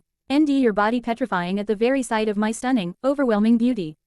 Love love beam, Hancock yelled as the strange pink, heart-shaped beam was launched towards Az just laughed as he was enveloped by Hancock's attack. And then, much to Hancock and her sister's horror, he did not turn to stone at all. Impossible, Sandersonia yelled, yet another one who can withstand sister's love love beam. Marigold was in disbelief. Only Luffy, Sasuke, and that demon can withstand such things. Hancock looked and sounded indignant. This is simply unfair, she yelled. My beauty is the greatest in the entire universe. And yet I'm coming across more and more people who can withstand it. How do so many people not carry such dirty, perverted thoughts? Heh, Az laughed eerily, foolish, foolish, woman. I have no lust in my heart. I delight in tormenting those who enter battle with me bravely, yes, but I have no real lust nor perversion in my heart. The only emotion that I possess, Bessid, the loyalty I feel for His Majesty is fear. As revealed, fear, Hancock repeated in confusion, fear that I may confront an enemy too strong for me. As explained, fear that I may disappoint my king. Fear that I may die a horrible death. Fear that I may one day go to hell for my actions. And finally, as continued, fear that I cannot drive my opponents into experiencing fear similar to my own. For you see, as said, it is fear that is the driving emotion behind all living beings, any other emotions they claim to have are nothing but bold-faced lies. Hancock narrowed her eyes. All other emotions other than fear are lies. She said lowly. Sister, Marigold said carefully, taking note of the fact that Hancock was starting to get angry at his not's words. Tell me something, Hancock continued, those emotions you claim to be useless, do such things include love as well? Love is nothing but a lie, as said uncaringly, a false emotion made up by people who wanted to find some way to live happily. Hancock now looked angry. Love is a lie, she yelled. How dare you, sister? Marigold and Sandersonia asked in concern. Hancock glared at Az. Not only are you disgusting to look at, but your words are just as disgusting. She noted, I'm going to take great pleasure in taking you down. Then, with a glancing look, Az felt Hancock's overwhelming willpower rain down on him. In fact, unbeknownst to Hancock, she was so enraged when she was unleashing her conqueror's haki, it was affecting her allies as well. You bastard, Hancock yelled. Sister, please, compose yourself. Marigold yelled. Yeah, your haki is affecting us as well, sister. Sandersonia added. In fact, the other two soldiers had already collapsed due to Hancock's overwhelming power. Az, however, had barely moved an inch even though he had first been surprised by Hancock's will. When she noticed this, Hancock let up and narrowed her eyes. Even my conqueror's haki cannot bring you down. You are truly a monster. Still acting so foolish, Az taunted. Do you really think that your will can dominate someone who's already terrified of something else? I'm well aware of the inner workings of your conqueror's haki. As explained, by using your willpower, you can subdue someone without the need for actual combat. But you see, I cannot be subdued so easily with willpower, even if in terms of physical strength you are most definitely stronger than me. Yes, I do acknowledge that you are stronger than me. But, my willpower is far greater than you realize. For you see, my will has been tempered by experiencing the greatest fears imaginable. The terror of watching those around you slaughtered. The terror of lying in a hospital, wondering if you are going to live or die. The terror of trying to figure out whether you are going to heaven or hell. The terror of actually dying. Yes, my willpower has been tempered to points you cannot possibly imagine. As said with an arrogant smirk behind his mask. In fact, I think it would be quite accurate to say that among the Sternritter, my will is only surpassed by our Grand Master. Conqueror's haki does not work on me, I'm afraid. Now that we've established which of your abilities will not work on me, as said, raising his great spiritual power, why don't we get this show on the road? I want to plunge you all into fear. Those looks of fear, those looks of despair, as said with an insane gleam in his eyes. Let me see them all. Hancock narrowed her eyes. This monster I won't lose to him, even if he can withstand my powers. I will survive this battle, and I will see Luffy again. Meanwhile, with Rusty Rose. Rusty Rose took a moment to gaze at his opponent, who struck his signature pose before readying himself for battle. It appears fate that I must fight those with personalities as large as the world itself. Rusty Rose said poetically, and it appears that my initial assessment was correct. Much to my surprise, much of my old personality has indeed remained in spite of the breaking of my heart, my grimoire heart. So, Rusty Rose turned his attention to his opponent. Are you going to simply stand there posing, or are you going to fight me? Cyborg Frankie turned his attention to Rusty Rose after posing. His pose amazing his 5 squad mates, who applauded Frankie. Quite honorable, you could have attacked me while posing, but you didn't. Frankie noted. Actually, not honorable at all, why? Oh, you probably had your own reasons for not attacking. Perceptive, Rusty Rose noted, I found myself confused with your behavior. But now that you've finished with your ridiculous routine, Rusty Rose continued, we can get this started. Rusty Rose's arms started to transform. Arc of Embodiment, Rusty Rose chanted, Jet Black Sword. Rusty Rose swung a black sword at Frankie. Star Shield, Frankie held his arms together and blocked Rusty Rose's attack. Whoa, Frankie said in surprise, I've never seen magic like that before. It's lost magic, an unbeatable magic known as Arc of Embodiment. Rusty Rose introduced with a smirk on his face. It is magic whose capabilities extend as far as my imagination goes. I am Rusty Rose, the third strongest member of the Seven Kin of Purgatory, the elite fighting force of the mighty Grimoire Heart. Not entirely true, Zancro could give Rusty Rose a run for his money. Remember that as I crush you underneath my feet. Frankie scowled, so your magic just creates whatever it is you want on a whim. That's cool and all, but where's the pride in your own craft? Where's the effort? Just having something created for you takes all the fun out of making something yourself. Take me for example, Frankie flexed. This totally awesome body you see here. It's a cyborg body made from scratch by yours truly, Frankie. Rusty Rose raised an eyebrow at this. My, quite poetic. He noted, the woe, RK in progress versus the finished product. It's as though our match was predetermined by the heavens above. Let's see who wins this fight. Meanwhile, with Suigetsu Hazuka and Jugo. Suigetsu Hazuka, the second coming of the demo. And bipolar Jugo both stared up at the man who had made his presence known. Suigetsu, he's tough, Jugo pointed out. Suigetsu remained silent as he stared up at man in BL.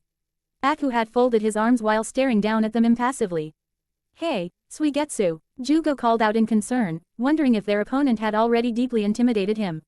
Suigetsu, the soldiers behind Jugo spoke up as well. Suigetsu finally spoke up. Oh good, Jugo said, you haven't been intimidated into silence yet. That guy is all angular. He's weird, Suigetsu said with an impassive expression. Everyone behind Suigetsu fell over comically at his words. Is that seriously what you're focusing on now? Jugo inquired. There's an enemy right in front of us, don't concentrate on the fact that he looks strange. The enemy then leapt down from the rooftop, keeping his arms folded. He frowned at Suigetsu. I look strange, this coming from the guy who has fangs like a shark. You are quite hypocritical, young man. You deserve a good old-fashioned beating. World government assassin Kaku placed his hands on his two swords. Suigetsu could not help but grin in anticipation. A fellow swordsman, he said gleefully as he readied his executioner's blade. Excellent, I haven't had a fight with a swordsman since the war began. Kaku smiled. Ah, the enthusiasm of youth.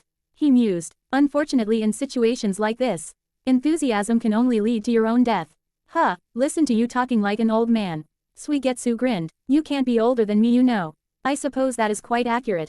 Kaku admitted. I'm only 25 years old. Yeah, see, only 8 years older. Suigetsu noted. Although, if you like talking like an old man so much, I'll gladly treat you like one. So, what do you say, Grandpa? Suigetsu taunted. How about you back down before you break a hip from fighting a young man like myself? Kaku grinned. Old man or not, I'm still your elder.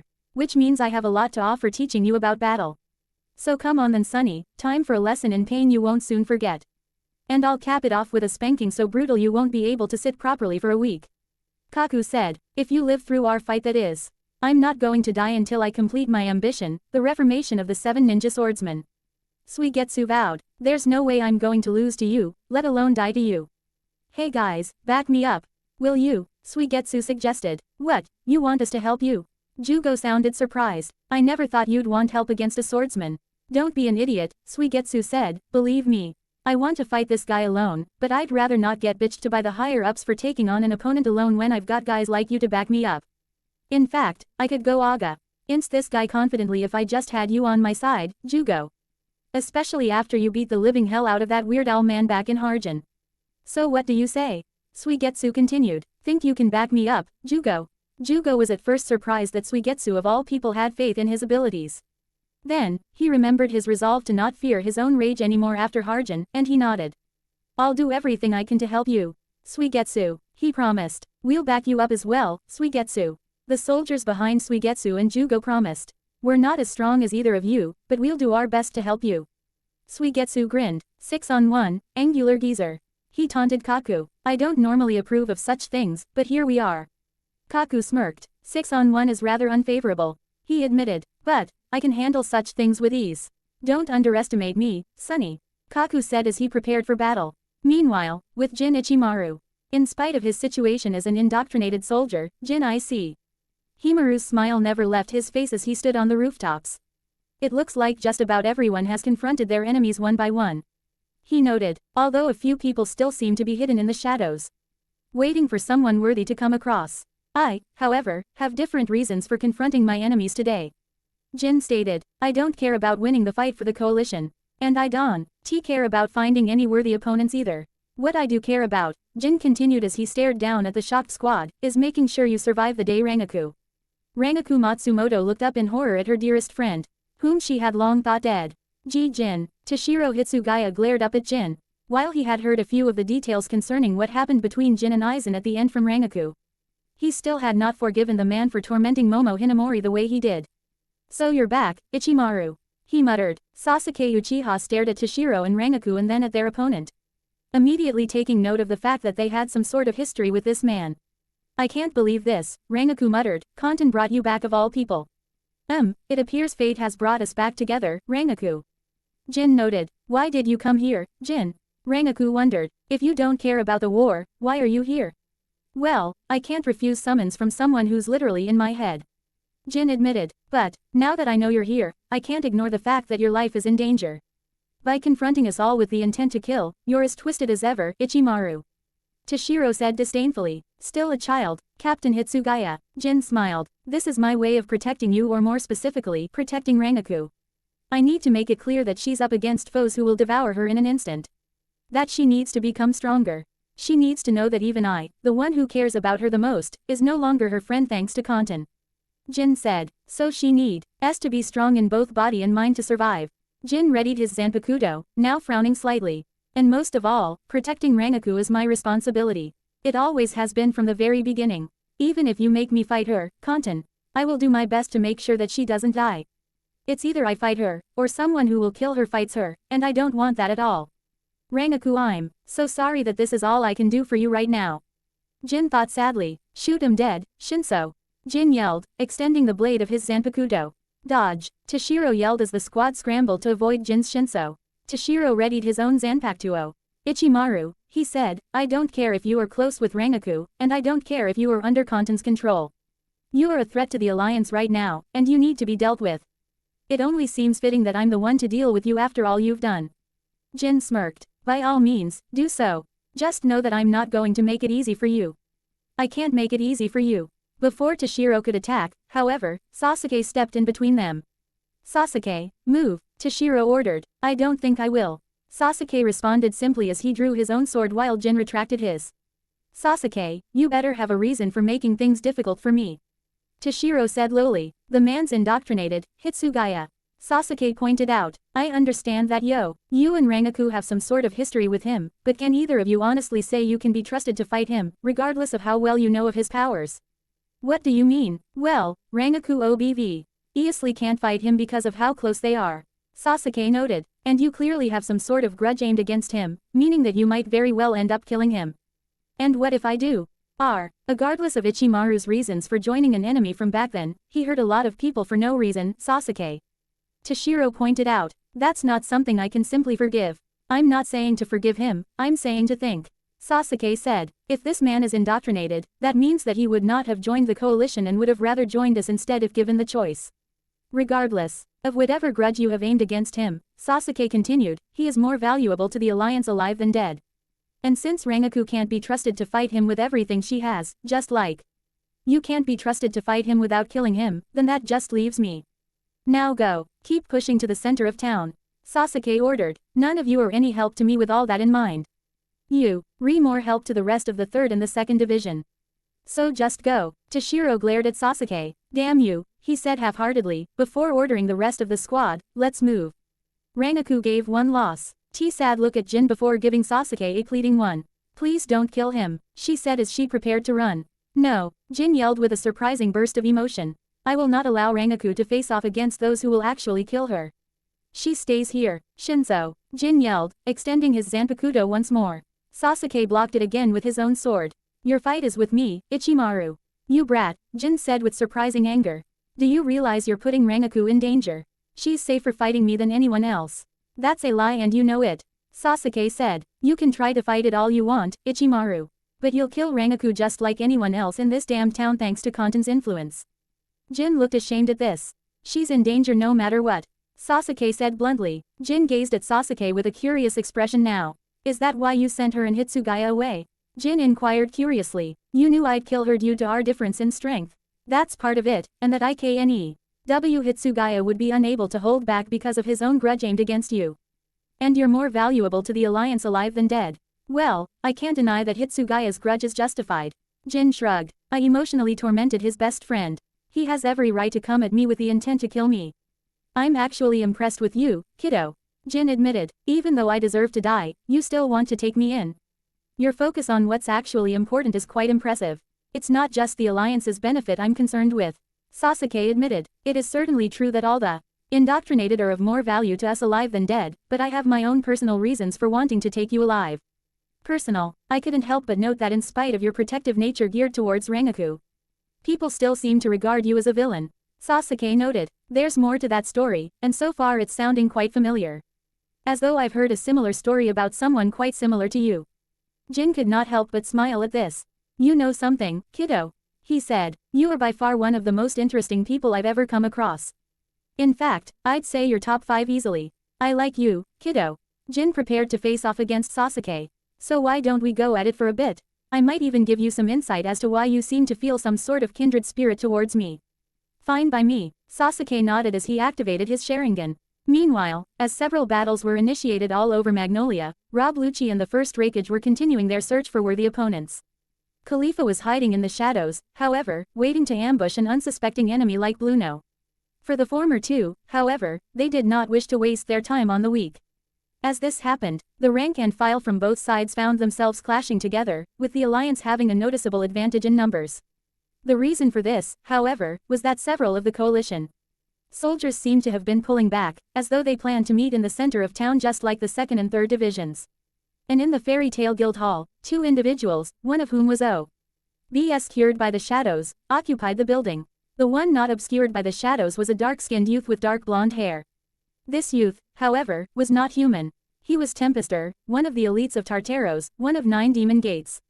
It's strange while I can never remember my name without being reminded of what it is, I can never forget this bloodlust of mine. Tempester mused. Calm yourself, Tempester. An older-sounding voice belonging to the man in the shadows said smoothly, carrying an air of wisdom. You will get your chance soon enough. You are very important to our success in this battle. The shadow man reminded him. I would hate for you to waste your role so soon. My role, Tempester said in confusion. Have you forgotten? Tempester thought it over before speaking up. No, I have not forgotten. Tempester said. It is a good plan. Indeed, the man in the shadows nodded before laughing. A good plan indeed. A plan that will bring the destruction of 2 enemy divisions at once. And then leaned out of the shadows as Tempester got a good look at the man's face. It still shocked him that the one leading this particular operation was him of all people. I can't wait to watch them all wither and die. The leader of the Magnolia unit admitted with a cruel smile. Omake. 10 Little Idiots Part 2. So, Mr. Ryazaki, Enko Mitarashi said nervously while she massaged Ryazaki 07's back, do you have any idea who this killer is? Hard to say, Ryu admitted, it's too early to find out who the killer is. According to Pegasus though, they all had a motive, even L of all people. Well, they GHT want to hurry if they don't want to die. Altir Milkovich noted while handing a drink to the man. What do you mean? Enko inquired. Did you forget? This is live. This is actually happening. Altir pointed out. Oh that's bad. Enko said as the trio took a moment to gaze at the screen to see the current situation the group was in. Wait, Enko's eyes widened. ND put 10 people in a room with one of them being a serial killer. What was he thinking? Do you want to know? Altir inquired. Nope, Enko admitted as we now moved to check in with the group. L took a seat in a strange position. We really are in a crappy situation. He noted. One of us is dead and going to be stinking up the room, another is a cold-blooded murderer, and the rest of us are targets. L then sighed at his empty plate. And I don't have any cake to calm my nerves. Sasha Braz moaned in joy at the thought of such food. Cake. I can't believe that you're thinking about food in a time like this. Edward Elric stated in annoyance. Food'll help me think, L said. I want to solve this murder, after all. Especially considering that we're not going anywhere until dawn when the security locks are lifted. I want to as well, but how? Krillin asked. Because Pegasus died of a trap, we have no way to find out who actually did it. We have no clues. Not necessarily, Krillin, L said. We do have the envelopes.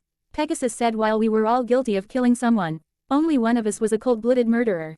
I get it, Lelouch v Britannia spoke up. You think if we look at the envelopes, we can determine which among us is the cold-blooded murderer?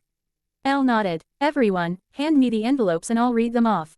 Why? Solf J. Kimbla asked. Because we need to make sure no one leaves any details out. Elle said. How do we know you won't? Cinderfall asked suspiciously. Elle tossed his envelope over to Cinder. I'll tell you the whole truth right now, he said, and feel free to confirm it yourself. I was on the trail of a murderer, not Kira but someone else. Elle said, and I ended up shooting an innocent man thinking that it was the murderer. I was reprimanded but also reassured that with the evidence we had at the time, it was an honest mistake. And that I could not risk my own life knowing that he could have killed me if he was the murderer.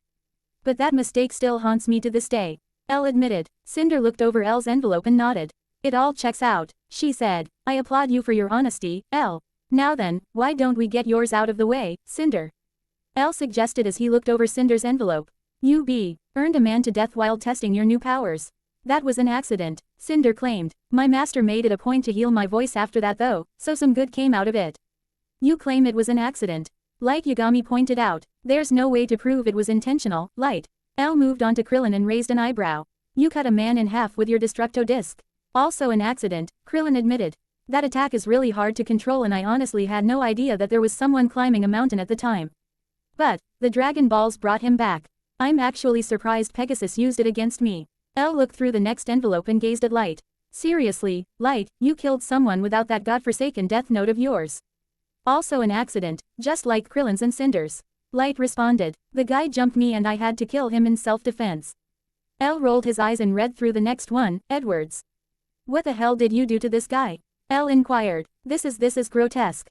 Edward sighed. It was botched alchemy, he said. It was an experiment he volunteered for, and when it went wrong I had no choice but to put him down. He would have lived a life of pain. Elle gazed at Edward in suspicion before moving to Hange Zoe's. Another very grotesque one, Elle noted. I was a new member of the Survey Corps at the time. Hange admitted. I ended up getting pulled into some twisted science experiments trying to understand the Titans more. We were trying to find out how similar their anatomy was to ours. Next thing I knew, I accidentally fatally struck a one who had volunteered for the experiments. Elle shook his head in disbelief as he went through the remaining envelopes. Sasha stabbed a trainee to death over food. An accident, I swear. Sasha said. She fell on my knife. The tribunal acquitted me. Lelouch shot a politician in his persona who heavily supported the horrific actions of Britannia. One who had an epiphany of his horrible actions and asked to die in repentance. Knowing that his death would send the country into chaos, like every other death I caused. Lelouch admitted. Of all the deaths to use against me, Pegasus chose that one. It's so odd. And finally, Kimbla killed an Ishvalan chief who was trying to surrender and negotiate a ceasefire. I was under orders at the time, Kimbla claimed, and I'll have you know that his men were planning to kill me as well. That's self-defense too, Elle sighed. All we have are pictures and the basic information. He noted. I can imagine Pegasus probably kept more information somewhere, perhaps his car. And we can't get to his car, unfortunately. Great, so we've made no progress. Edward muttered in annoyance. No, we've made progress. Elle said. Now we know of the crimes we've committed. This is a good start. How is this a good start? Sasha complained. The midget's right, we've made no progress. Hey, don't call me a midget you jerk. Edward yelled while being held back by Cinder and Light. Sasha, you don't understand, Elle said. By knowing our crimes, we now know how violent we all can be and how we'd actually kill someone. From here, we can take this information and combine it with the fact that the first victim died of a trap, and then. Oh my god, all this is still too damn complicated. We have made no progress. Sasha was tearing at her hair now. Sasha, Hange tried to calm her down. Damn it, I am pissed. Scared and hungry, Sasha complained as she turned to the kitchen and started marching towards it. And where are you going? Lelouch inquired. I'm going to get something to eat from the pantry. It's locked. You know that right, Kimbla pointed out. Sasha glared at them all with a very dark expression, surprising everyone present. I have my methods, she responded as she entered the kitchen. Then, a few seconds later, the group heard the sound of a large crash and they all scrambled to the kitchen to see that Sasha had broken down the pantry door with sheer rage. They then saw Sasha hungrily munching on loaves of bread. Well, at least we won't get murdered on an empty stomach. Krillin tried to joke. Not helping, Baldy, Kimbla said with a frown. Hey, Sasha, Elle spoke up, is there any cake there? Before Sasha could respond, the girl started to choke. Sasha continued to choke. Sasha, stop choking and answer Elle's question, Lelouch said nonchalantly. Sasha then started foaming at the mouth. Much to Edward's shock. Oh crap, something's wrong, he said as he ran towards her. Sasha collapsed before Edward reached her and twitched for a few moments before going still. Edward checked her before gasping in horror. She's dead, he said before immediately realizing what had happened. Poison, she was poisoned. How would you know? Krillin yelled. You must have killed her. What? It certainly makes sense, Cinder pointed out. You pretend you care about her, knowing she's going to die, and then freak us all out by telling us what killed her. I am not the murderer, Edward insisted. Oh God, poor Sasha. Hange moaned in horror. Hange Lelouch went to put a hand on her shoulder in sympathy. Don't touch me, Hange yelled. None of you can be trusted, you all realize that, right? Hange started walking away. And where are you going? Kimbla inquired. I don't trust any of you, Hange yelled. One of you killed Pegasus and now you killed Sasha. I'm surviving this night alone. Hange, we have to stay together, Elle pointed out. Right, because that worked out so well for Sasha. Hange shot back as she left. I'm with her, I'm leaving you guys and surviving this godforsaken night on my own. Edward started walking away. Oh, you've gotta be kidding me, Light muttered. Shut up, pretty boy, Edward yelled. You bastards go and accuse me of murder. Screw all of you, they've got the right idea, Cinder admitted. You can't be serious, Lelouch said. Don't you know that going off alone is a bad idea in horror movies? I don't give a damn, Cinder responded. Fact is, I can't trust any of you. Especially now that I know that one of you has turned this part of the mansion into a death trap. Fact is, at this point, I'm starting to think I'm safer alone. Cinder's words seemed to strike AC. Hort and everyone as they all left the kitchen one by one, glaring hatefully and suspiciously at each other. Then, only Light and Elle were left. Are you going to leave too, Light? Elle inquired. I can't risk it. You could be the killer for all I know, Ryazaki, Light pointed out. And what if you are? Elle asked. I know I'm not, but I don't know if you are either, Light said as he left Elle alone. Elle then remembered the next part of the poem divided and full of hate. He remembered. He then stared at Sasha's body. Hunger can be a vice, he continued. Elle's eyes widened. Oh God, it really is playing out just like the poem. One had a vice, and then there were 8. Steel met steel in one clash after another as 2 figures moved around an area in Magnolia at blinding speeds. Jin Ichimaru's smile seemed to be permanently etched on his face as he swung Shinso about, blocking all of Sasuke Uchiha's strikes from his own sword. My, Jin said in an almost mocking tone, so aggressive. Sasuke, are you sure you want to take me alive? Sasuke frowned slightly. If I wanted to, I could end this fight quickly, he admitted, but if I went all out, I'd run the risk of killing you. I don't want that. Ah, so you really don't want to kill me? Jin smiled even wider. I'm touched. But still, Jin continued, you might want to put a little more effort into this fight, Sasuke. I'm not going to make this easy for you. I can't make this easy for you. If I could just look him dead in the eyes with my Sharingan, this can all be over, Sasuke thought. But I can't make eye contact with him. Sasuke then found himself sweat dropping uncharacteristically. Are his eyes even open? He wondered in slight disbelief. Going for Genjutsu is all I can do in order to keep Jin alive, Sasuke noted after getting over his disbelief. Almost all of my attacks are quite lethal. That right there is the result of most of my life being spent developing techniques meant to kill my own brother, and then everyone else I had transferred my hate to. Sasuke could not help but note the tragedy behind that little fact. Just another sobering reminder of how I wasted my life up until this point, he bitterly realized. It's like there's some higher power out there that's constantly reminding me that second chances like this don't come often. Don't go drifting off into La La Land now, Sasuke, Jin yelled as he aimed his Zanpakuto at Sasuke's chest. Shoot him dead, Shinso. Sasuke quickly held his sword out in front of him, blocking Jin's attack but being driven towards the wall of a building. Sasuke quickly went through a few one-handed signs. Earth style, he said as he held his free hand behind him, weathered ground. Sasuke's hand touched the building and it almost immediately softened and collapsed. Jin applauded in his usual mocking manner. Bravo, Sasuke, bravo, he complimented. No matter how tough you are, getting pushed into a building at the speed Shinso goes hurts a ton. So that was some real quick thinking on your part. I have to admit, Sasuke recovered from his brief trip, that blade was incredibly fast. With how close we were, the only reason I blocked it was because of instinct. That sword is fast, a bit too fast for my liking, Sasuke stated. Jin smiled even wider than usual. Oh my, you've actually caught on to what truly makes Shinso dangerous. Very impressive, Sasuke, Jin complimented. You're a regular prodigy of combat just like yours truly. Sasuke narrowed his eyes. I really wish he wasn't so casual about this whole thing, he thought. Honestly, at some point, Someone's gonna think that he's not indoctrinated. That attitude of his is going to get him killed a second time. Right on the mark, huh? Sasuke inquired. Jin nodded. Perhaps an explanation is in order.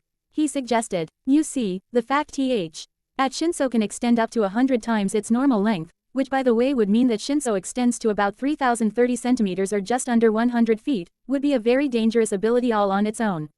But that is not Shinso's true power. Jin explained. Shinso's true strength lies in its blinding speed. It gets even faster when I use Bankai. Oh, but you don't need to worry. Jin waved his hand dismissively. I ain't so cruel as to use that on you right from the get-go. Looks like the boss man seems to think he'll be able to kill you without going Bankai on you. Kantan's underestimating me. That doesn't seem wise. Sasuke responded. Oh please don't take it the wrong way, Sasuke, Kantan ain't underestimating you at all. Jin promised. You are number 11 on the blacklist after all. And the ONLY reason you're not higher than that is because the 5 people in front of you before the acts of order and Kantan's saintly brother, Chitsujo, shouldn't even be considered human with their level of power. Yeah, 11's definitely the right spot for the eternal rival of Naruto Uzumaki, considering the people in front of you. It's just that the little voice in my head knows that you don't want to kill me. Jin said. So, you're obviously holding back, and as a result, I'm holding back as well, because he wants me to go all out against people who won't hold back against me. So I'm 11 then? Sasuke inquired, taking an interest in that fact. If I may inquire, who's in front of me, besides Naruto, Chitsujo, and Naruto's brothers? Jin shrugged. I never paid attention, he admitted. I do know the Alliance Supreme Commander. That dragon fellow is number 6 though. Sasuke gave Jin a deadpan expression. Jin, have any of your superiors ever confronted for your lack of responsibility? He inquired. Nope, Jin said in a sing-song tone. Of course they didn't, Sasuke muttered. Jin smirked and launched Shinso at Sasuke once more, who attempted to move to the side and avoid Jin's dangerous Shikai. Jin then waved Shinso about, sending it into different directions, surprising Sasuke. However, Sasuke kept with his original plan and placed his hand on the flat end of the blade, much to Jin's surprise. Gutsy, he mused. Chidori cable. Sasuke channeled lightning that ran across Shinso's blade. Jin gasped in surprise and pain as the lightning struck him in the arm, forcing the blade to retract to its original size and giving Sasuke enough time to rush him. First, disable his sword-wielding arm. Sasuke thought. That'll keep him from fighting effectively. Before Jin could react, Sasuke impaled him through the shoulder. Ah! Jin grunted in pain as the sword came out the other end. Thank you for not going for my heart. Jin said. We both know that my aim isn't to kill you, Jin. Sasuke reminded him. I'm simply going to disable you. So you went for my shoulder, Jin noted. In another life that would have been smart. What Sasuke was cut off as Shinso was driven into his stomach. Sasuke grunted in pain, as he looked down to see Jin easily gripping his sword in spite of the fact that Sasuke should have disabled that arm by stabbing his shoulder. Jin smiled sympathetically at Sasuke. Come on, Sasuke, he said. If a simple stab to the shoulder was enough to disable my sword arm, would I really be able to call myself a captain? I guess you're right. Sasuke complained before coughing up some blood. Damn, that hurts. Hate to break it to you, but I'm about to aggravate the wound a bit more. Jin told him. Shinso. Sasuke gasped in pain as the blade came out of his back and then continued to extend outwards. He gritted his teeth as the steel running through his body continuously aggravated his injuries. However, this pain was nothing compared to several other things Sasuke had already experienced in his life. Sasuke slowly raised his free hand in the air, much to Jin's surprise. He then grabbed Jin by his other shoulder, lightning crackling around Sasuke's arm. Oh dear, Jin muttered. Chidori stream. Sasuke yelled as lightning cracked around Jin's body. Jin cried out in pain as the lightning coursed through his body. Shinso immediately started retracting back to its original length. The blade eventually dropped down Jin's side with his arm, leaving Sasuke's body in the process. Now to disarm him, Sasuke thought as he put some distance between him and Jin and then kicked him in the arm, forcing him to let go of Shinso. Sasuke then closed the distance he had created and kicked Jin into the air. Jin quickly recovered and floated in the air only for Sasuke to appear behind him. Oh hello, Jin said casually. Sasuke frowned and kicked Jin towards the ground again, delivering multiple blows in the process, increasing the velocity with every blow. Lion's barrage, Sasuke yelled as he delivered a final kick to Jin's chest that created an impressive crater around the two of them. Sasuke leapt away from Jin. There's a technique I haven't used in a while, he noted. Good to know I haven't lost my edge with it. You okay, Jin? Sasuke inquired. I didn't damage you too badly, did I? Jin coughed from the crater. Unfortunately, I'm more than okay, he said as he got to his feet before Kazu. Ally dusting himself off as if nothing happened. Seriously, Sasuke inquired in annoyance. Sorry, Jin apologized, but it's like I said before, it's going to take a lot more than that to bring me down. Sasuke scowled. What a damn pain. He simply said, I liked it better when Naruto was my only real competition. Sasuke added mentally. Sorry, Sasuke, but I think you're going to have to come up with something else. Jin pointed out. Or, you can do the smart thing and just give up on me. There aren't gonna be many people who will be happy to have me back, regardless of my reasons for doing the things I did. That's not going to happen. Sasuke said. Then you doom yourself to a long fight where you could possibly lose, or at least take too long and fail to help comrades who could die otherwise. Jin pointed out. Continuing like this is bad no matter how you slice it, Sasuke. Jin said. I take back what I said earlier. You desperately need to get your priorities in order. What happened to wanting to protect Rangaku, huh? Sasuke inquired. I want to, more than anything. Jin admitted. She means more to me than my own life. She is the reason I even sacrificed reputation as a captain, my honor as a soul reaper. And ultimately my life the first time I died. But you were right, earlier. Jin said with surprising somberness. I can't protect her, not the way I am now. I'd try to kill her like anyone else no matter how much I pleaded otherwise. Whether you agree with the notion or not, I'm better off dead. Jin said with a sad smile. If you take me alive, great. If not, I ain't gonna hold a grudge against you, Sasuke. Sasuke sighed. Stop that, right now. He said lowly but demandingly. What the hell do you think you're trying to accomplish, talking like that? Do you know my story, Jin? Sasuke inquired. Do you know how many sins I'm guilty of? How I, by all accounts, deserve to die far more than you ever could. Jin smirked. What, are we suddenly debating on who deserves to die more? He inquired. That's a new and interesting way of asserting your manliness, Sasuke. What, is that a new way for you kids to boast how much more of a badass you are than your friends? Sasuke gave Jin a deadpan expression. If nothing else, you should be rendered mute for those cringingly awful jokes of yours. He said. Jin, I should have died for my sins on so many different occasions. I even remember every single moment. My team against Killer Bee. Sasuke said. Me against the 5 Cage. My brother and I against Kabuto Yakushi. Me against Madara Uchiha. Me against my best friend and rival one final time.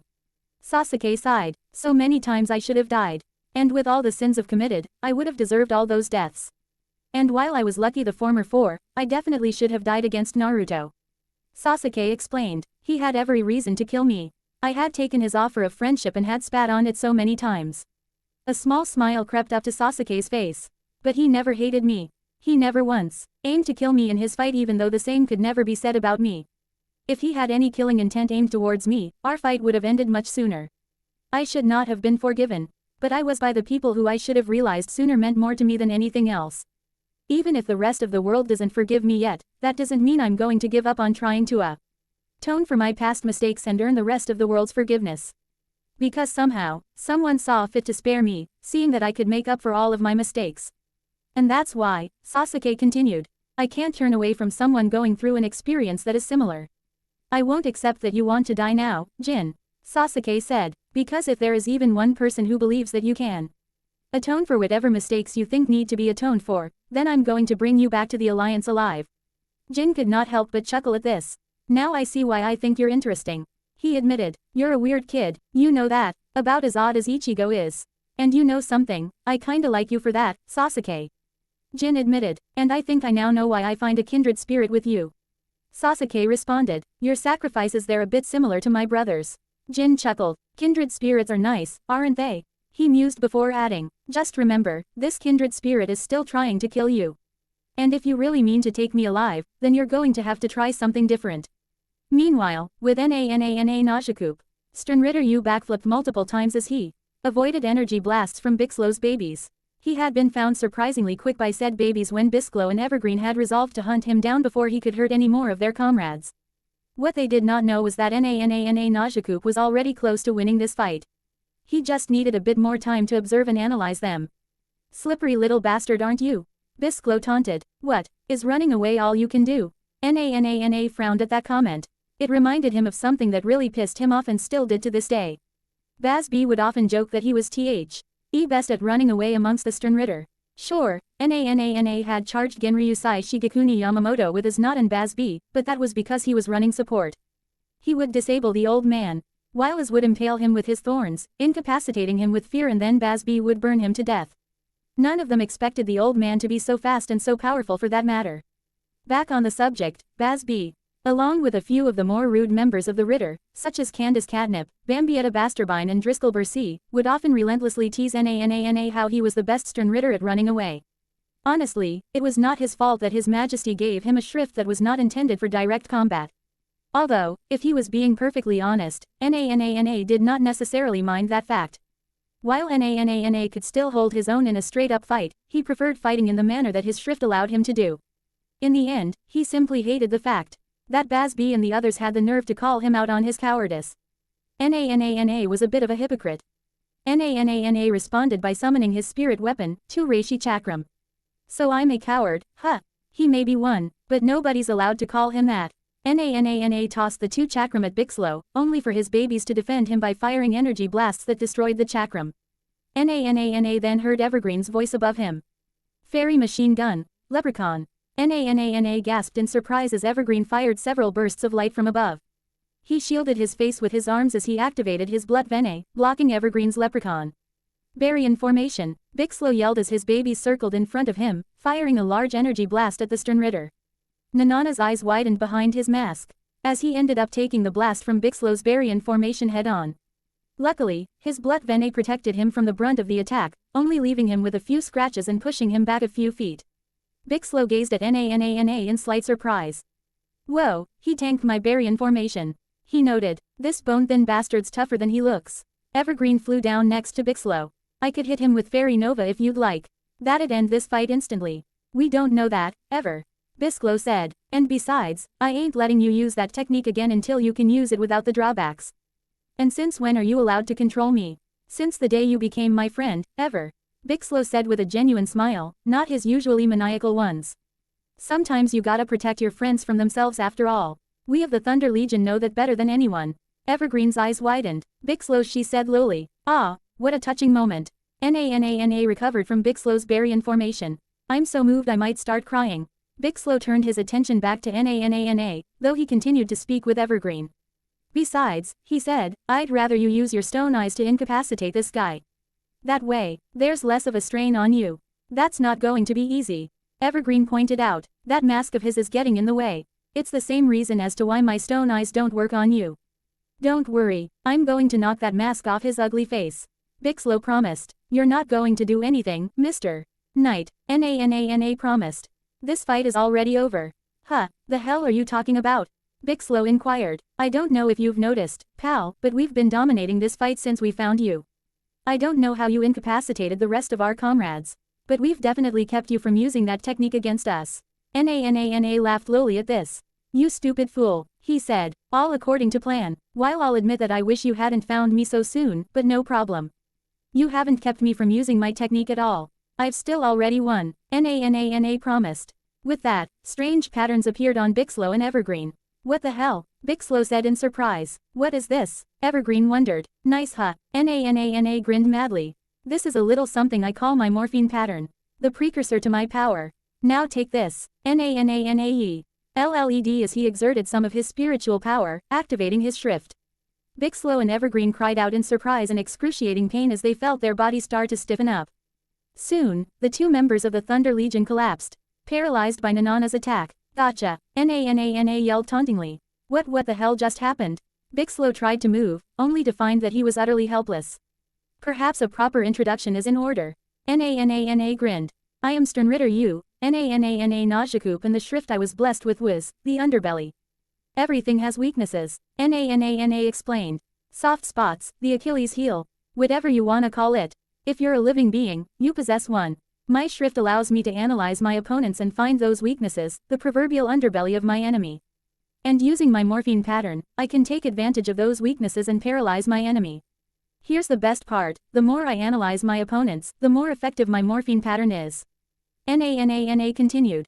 So all that time you thought I was running, I was analyzing you and prepping a counterattack that could take you both out of the fight. Too bad, you lose. Nana arrogantly declared as the paralyzed Bixlow and Evergreen glared at him. Frankie versus Rusty Rose. Frankie, typically being the aggressor, rushed in head-on to initiate the fight, much to the chagrin of his squad. Frankie, they yelled, don't charge him until you've figured out his abilities. Frankie ignored them and attacked Rusty Rose. Strong right, he yelled, throwing a devastating punch at Rustyrose's face. Rust. Rose raised his own left arm into the air and transformed it with his arc of embodiment. Blue Demon Fist, he yelled, throwing a punch with a giant blue arm that matched Frankie's strong right. Frankie grinned. That arc of embodiment's awesome. He complimented. It's almost like eating multiple Paramesha devil fruits. Bah, my magic is far superior to measly fruits. Rusty Rose raised his right arm in the air before chanting. Red Demon Claw. Rustyrose's right arm transformed into a giant red arm with sharp claws at the end and swiped them at Frankie's face. Frankie moved his head downwards, avoiding T. He clawed but losing his hair, which was in a pompadour today, in the process. Fresh fire. Frankie yelled, breathing out a large stream of fire that forced Rusty Rose to leap back. Frankie then popped out new hair, causing Rustyrose's eyes to widen comically. Super. Frankie yelled as his hair grew back at a super fast rate. Awesome. Frankie's squad all yelled in unison. Rusty Rose got over his surprise to issue a compliment mired in awe. What an interesting body, he said. You've done well with it. Frankie grinned. Flattery will get you everywhere with me. Frankie told him, but I'm still going to kick your ass. Rusty Rose smirked. So confident, he mused, I'm going to take great pleasure in crushing that confidence of yours. Crush my confidence? Buddy, you don't know who you're talking to here. Frankie smirked back. I'm Cyborg Frankie, you can never crush my confidence. So you claim, Rusty Rose responded, but every man has his breaking point. I just need to find yours. Pale white spear. Rustyrose's rig. HT arm transformed into a white object with a sharp end that extended towards Frankie. The cyborg grinned as the lance went straight into him, stopping as soon as it reached the skin. Frankie's squad cheered at this. Go Frankie, they yelled in unison. Super. Frankie yelled as he knocked the spear away from him. Rusty Rose narrowed his eyes. Why you, he growled before summoning a monster in front of him. Frankie raised an eyebrow as the monster began to take shape. Come forth, sacred guardian beast. He chanted. Belcuses the thunderclap. Frankie watched as the great muscular beast known Belcuses the thunderclap appeared in front of him. Wicked looking beast you've got there. Frankie complimented. This wicked beast will tear you apart soon enough. Rusty Rose promised. Go, Belcuses, crush this cyborg eye.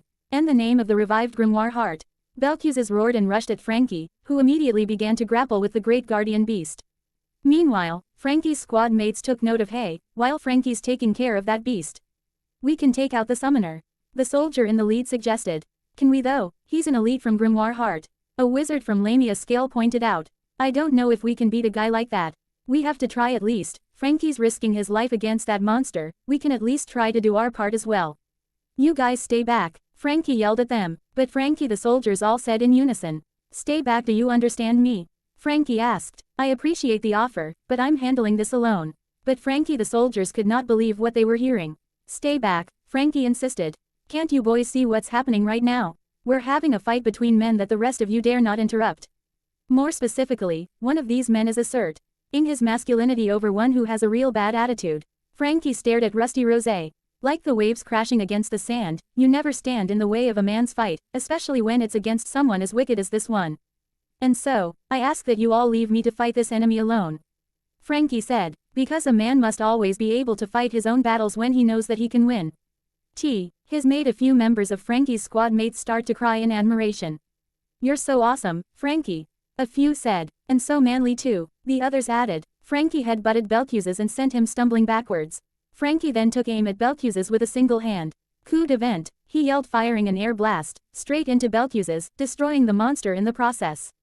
Rustyrose's eyes widened. Belcuses, he yelled in shock. The thunderclap was destroyed so easily. I underestimated this cyborg. It appears I may have no choice. Rusty Rose thought. Very well done. Rusty Rose applauded in an almost mocking tone. You show no mercy. Like a hunter seeking out its prey. I like that. However, it is time for my imagination to come to new heights.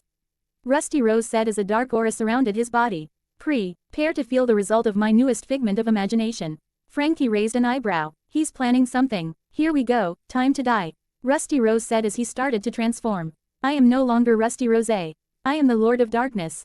Satrial. Rusty Rose spread dark wings and grew out goat-like horns as he took on a black, demonic appearance. Impressive, wouldn't you agree? Rusty Rose inquired in a demonic voice.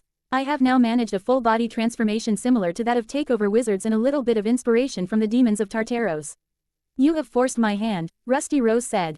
Now you have forced me, someone so elegant, to use a very dangerous spell. A spell that turns me into a living monster. Take responsibility, cyborg, Rusty Rose taunted as his black wings spread outwards and flexed his claws. Weapons left, Frankie fired at Rusty Rose, who immediately took flight and flew above Frankie's attack. So fast, Frankie said before being grabbed by the face and dragged across the ground. Frankie, the squad all yelled in unison and concern as Rusty Rose turned the tide with his new transformation. Crumble before the might of my new power. Rusty Rose yelled as he tossed Frankie through several buildings with a single throw. Frankie grunted in pain as he felt the blow from every single crash due to his back being his weakness. Frankie, his squad yelled in worry. I can't stand aside anymore. A Soul Reaper yelled, even if Frankie is a man, we can't just let him get beat up by this monster.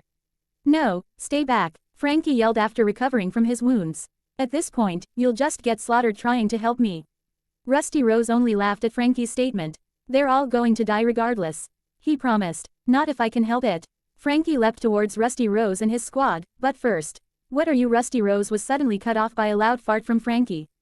Coup de fume, Rusty Rose gasped in surprise as he was suddenly enveloped by a smokescreen. Run for it, Frankie yelled to his squad mates. Run far away from this guy and worry about pushing to the center of town. But what about you, Frankie? Don't worry about me, I'm going to fall back for now too.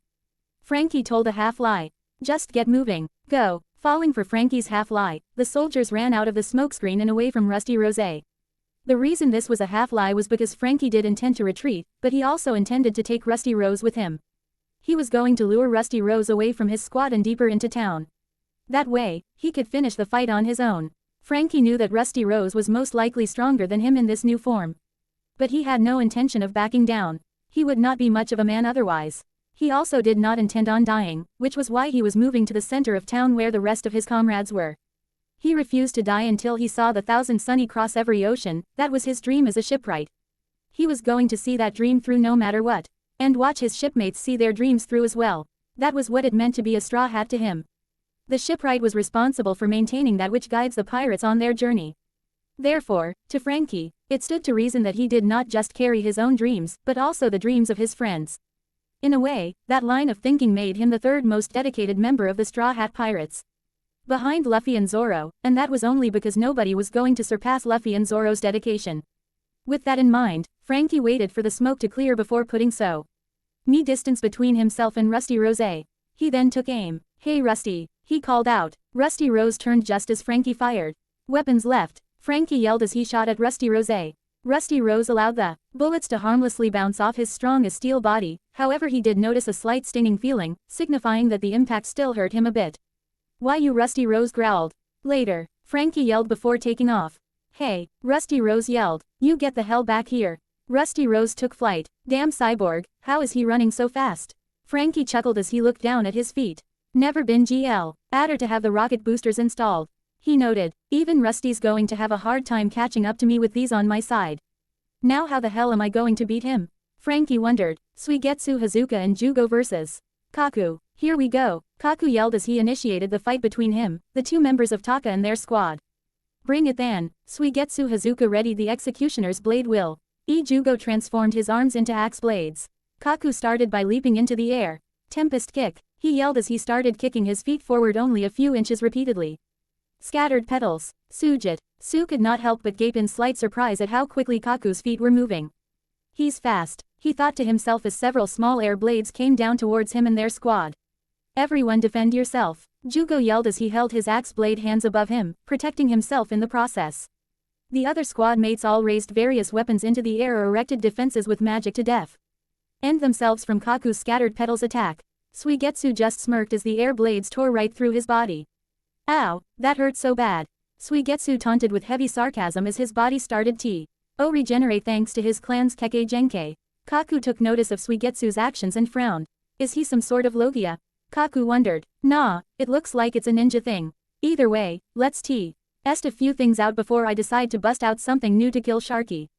Kaku decided. With that, Kaku landed and drove his swords into the ground right between the squad.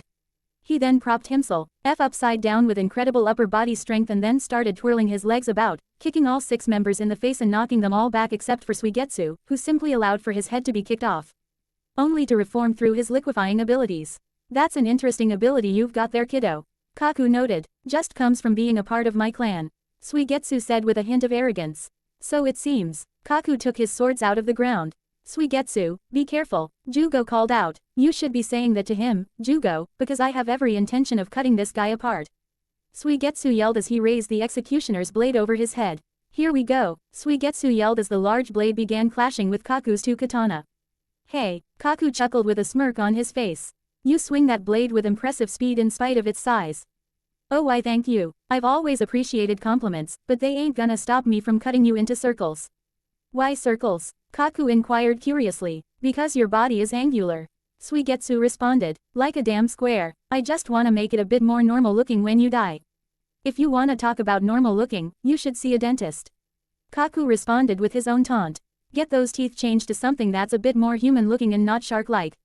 Kaku then noticed Jugo coming up at him from behind. Yeah, Jugo yelled, swinging his axe blades downwards. Kaku blocked the blades with one of his katana, now finding himself struggling on two sides due to the strength behind Suigetsu and Jugo's attacks. Your guard is down, the squad's Soul Reaper yelled as he charged forward. I think not, Kaku yelled. Remember, I use four-sword style. Speaking of which, four-sword style, Kaku brought his leg back as the Soul Reaper prepared to attack. Foot pistol. The Soul Reaper gasped in pain as Kaku drove his foot into him, piercing through his stomach in the process. The Soul Reaper was knocked backwards and into a nearby wall. Holy crap, Suigetsu yelled in surprise. Did he just stab him with his foot? Kaku was then forced to leap away from Suigetsu and Jugo because he was still struggling with holding the both of them back. Not bad, Kaku said, you actually had me worried there for a moment. Unfortunately when you get to a certain age, the first thing to go's your mind. I just don't have a memory like you whippersnappers. That talking like an old man thing is already starting to get on my nerves. Suigetsu muttered. Don't lose yourself, Suigetsu. Jugo told him. This guy is quite strong, so if you lose yourself for even a moment, you'll get sloppy and he'll take advantage of that moment to strike you down. Hey, can't believe a day's actually come where you're lecturing me on not losing myself.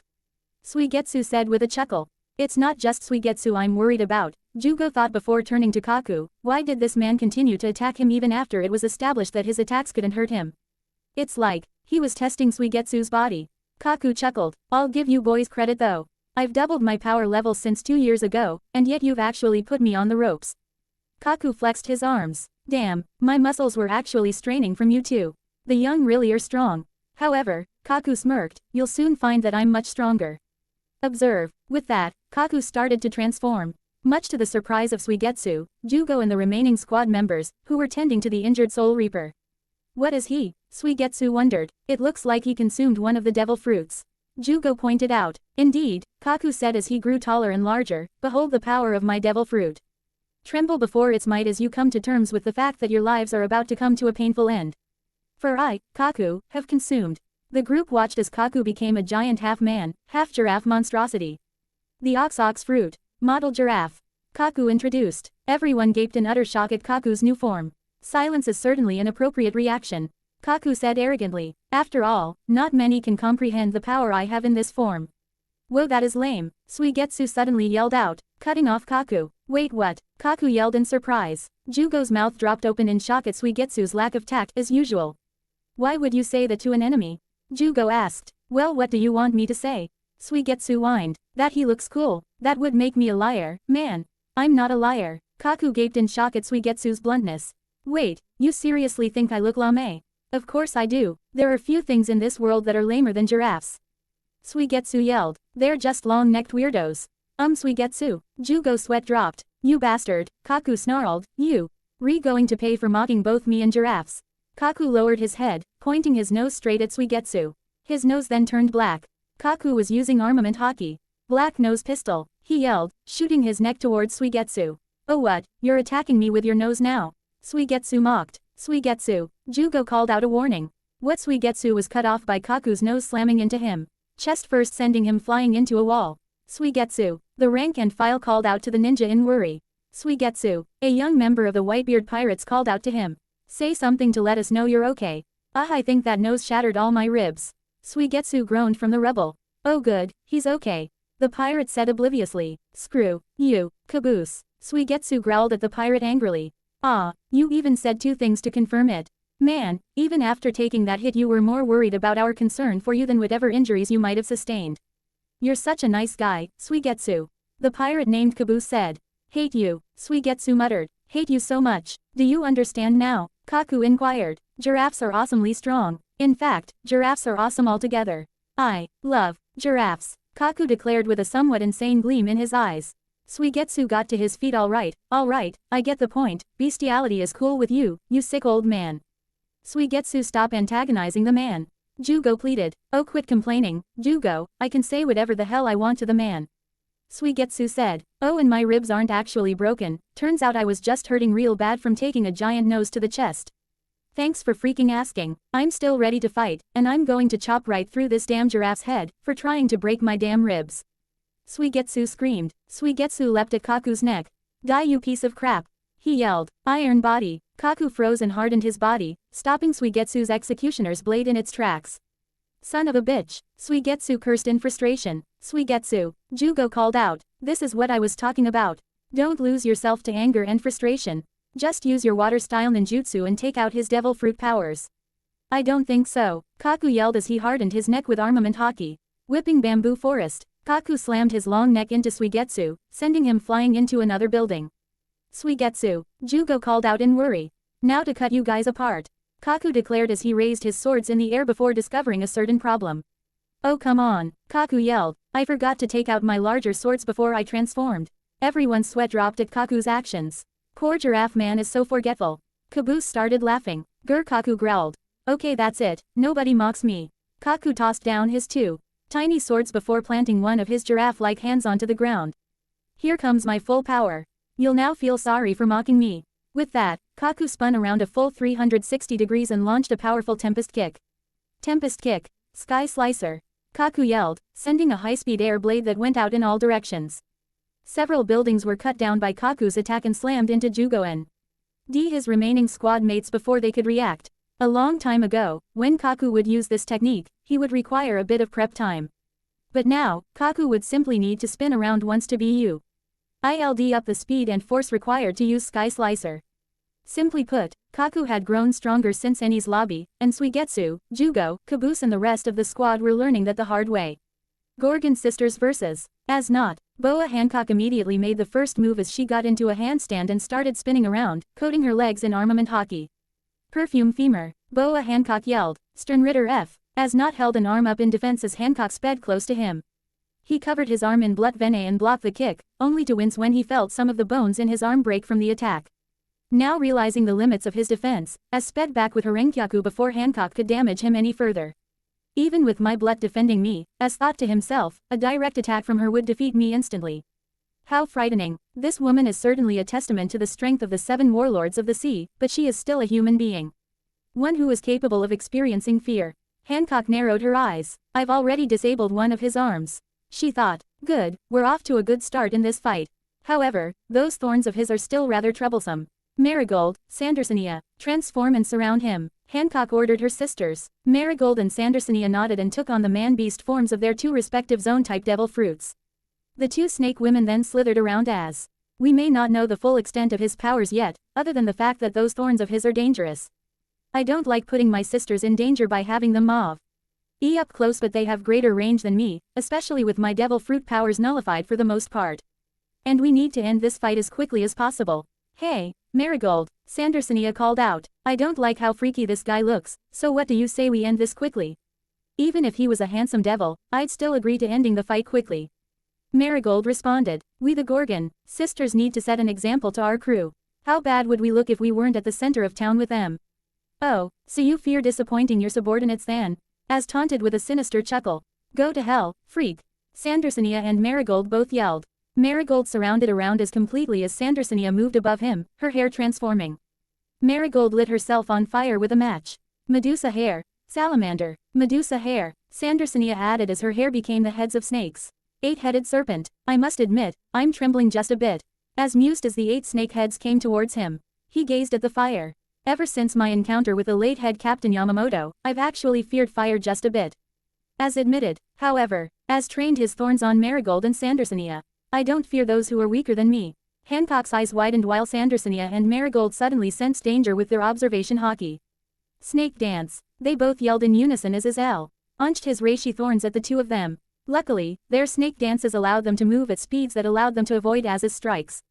Hancock and Salome also worked to avoid Az's thorns as well. Hancock then could not help but notice that she was gazing at Az with a very wary gaze.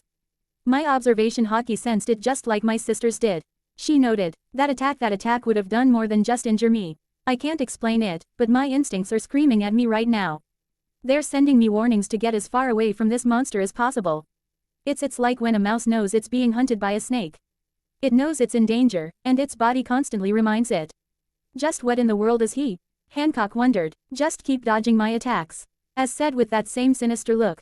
You can't run forever. Although, I will say that their hockey might make this fight irritatingly long.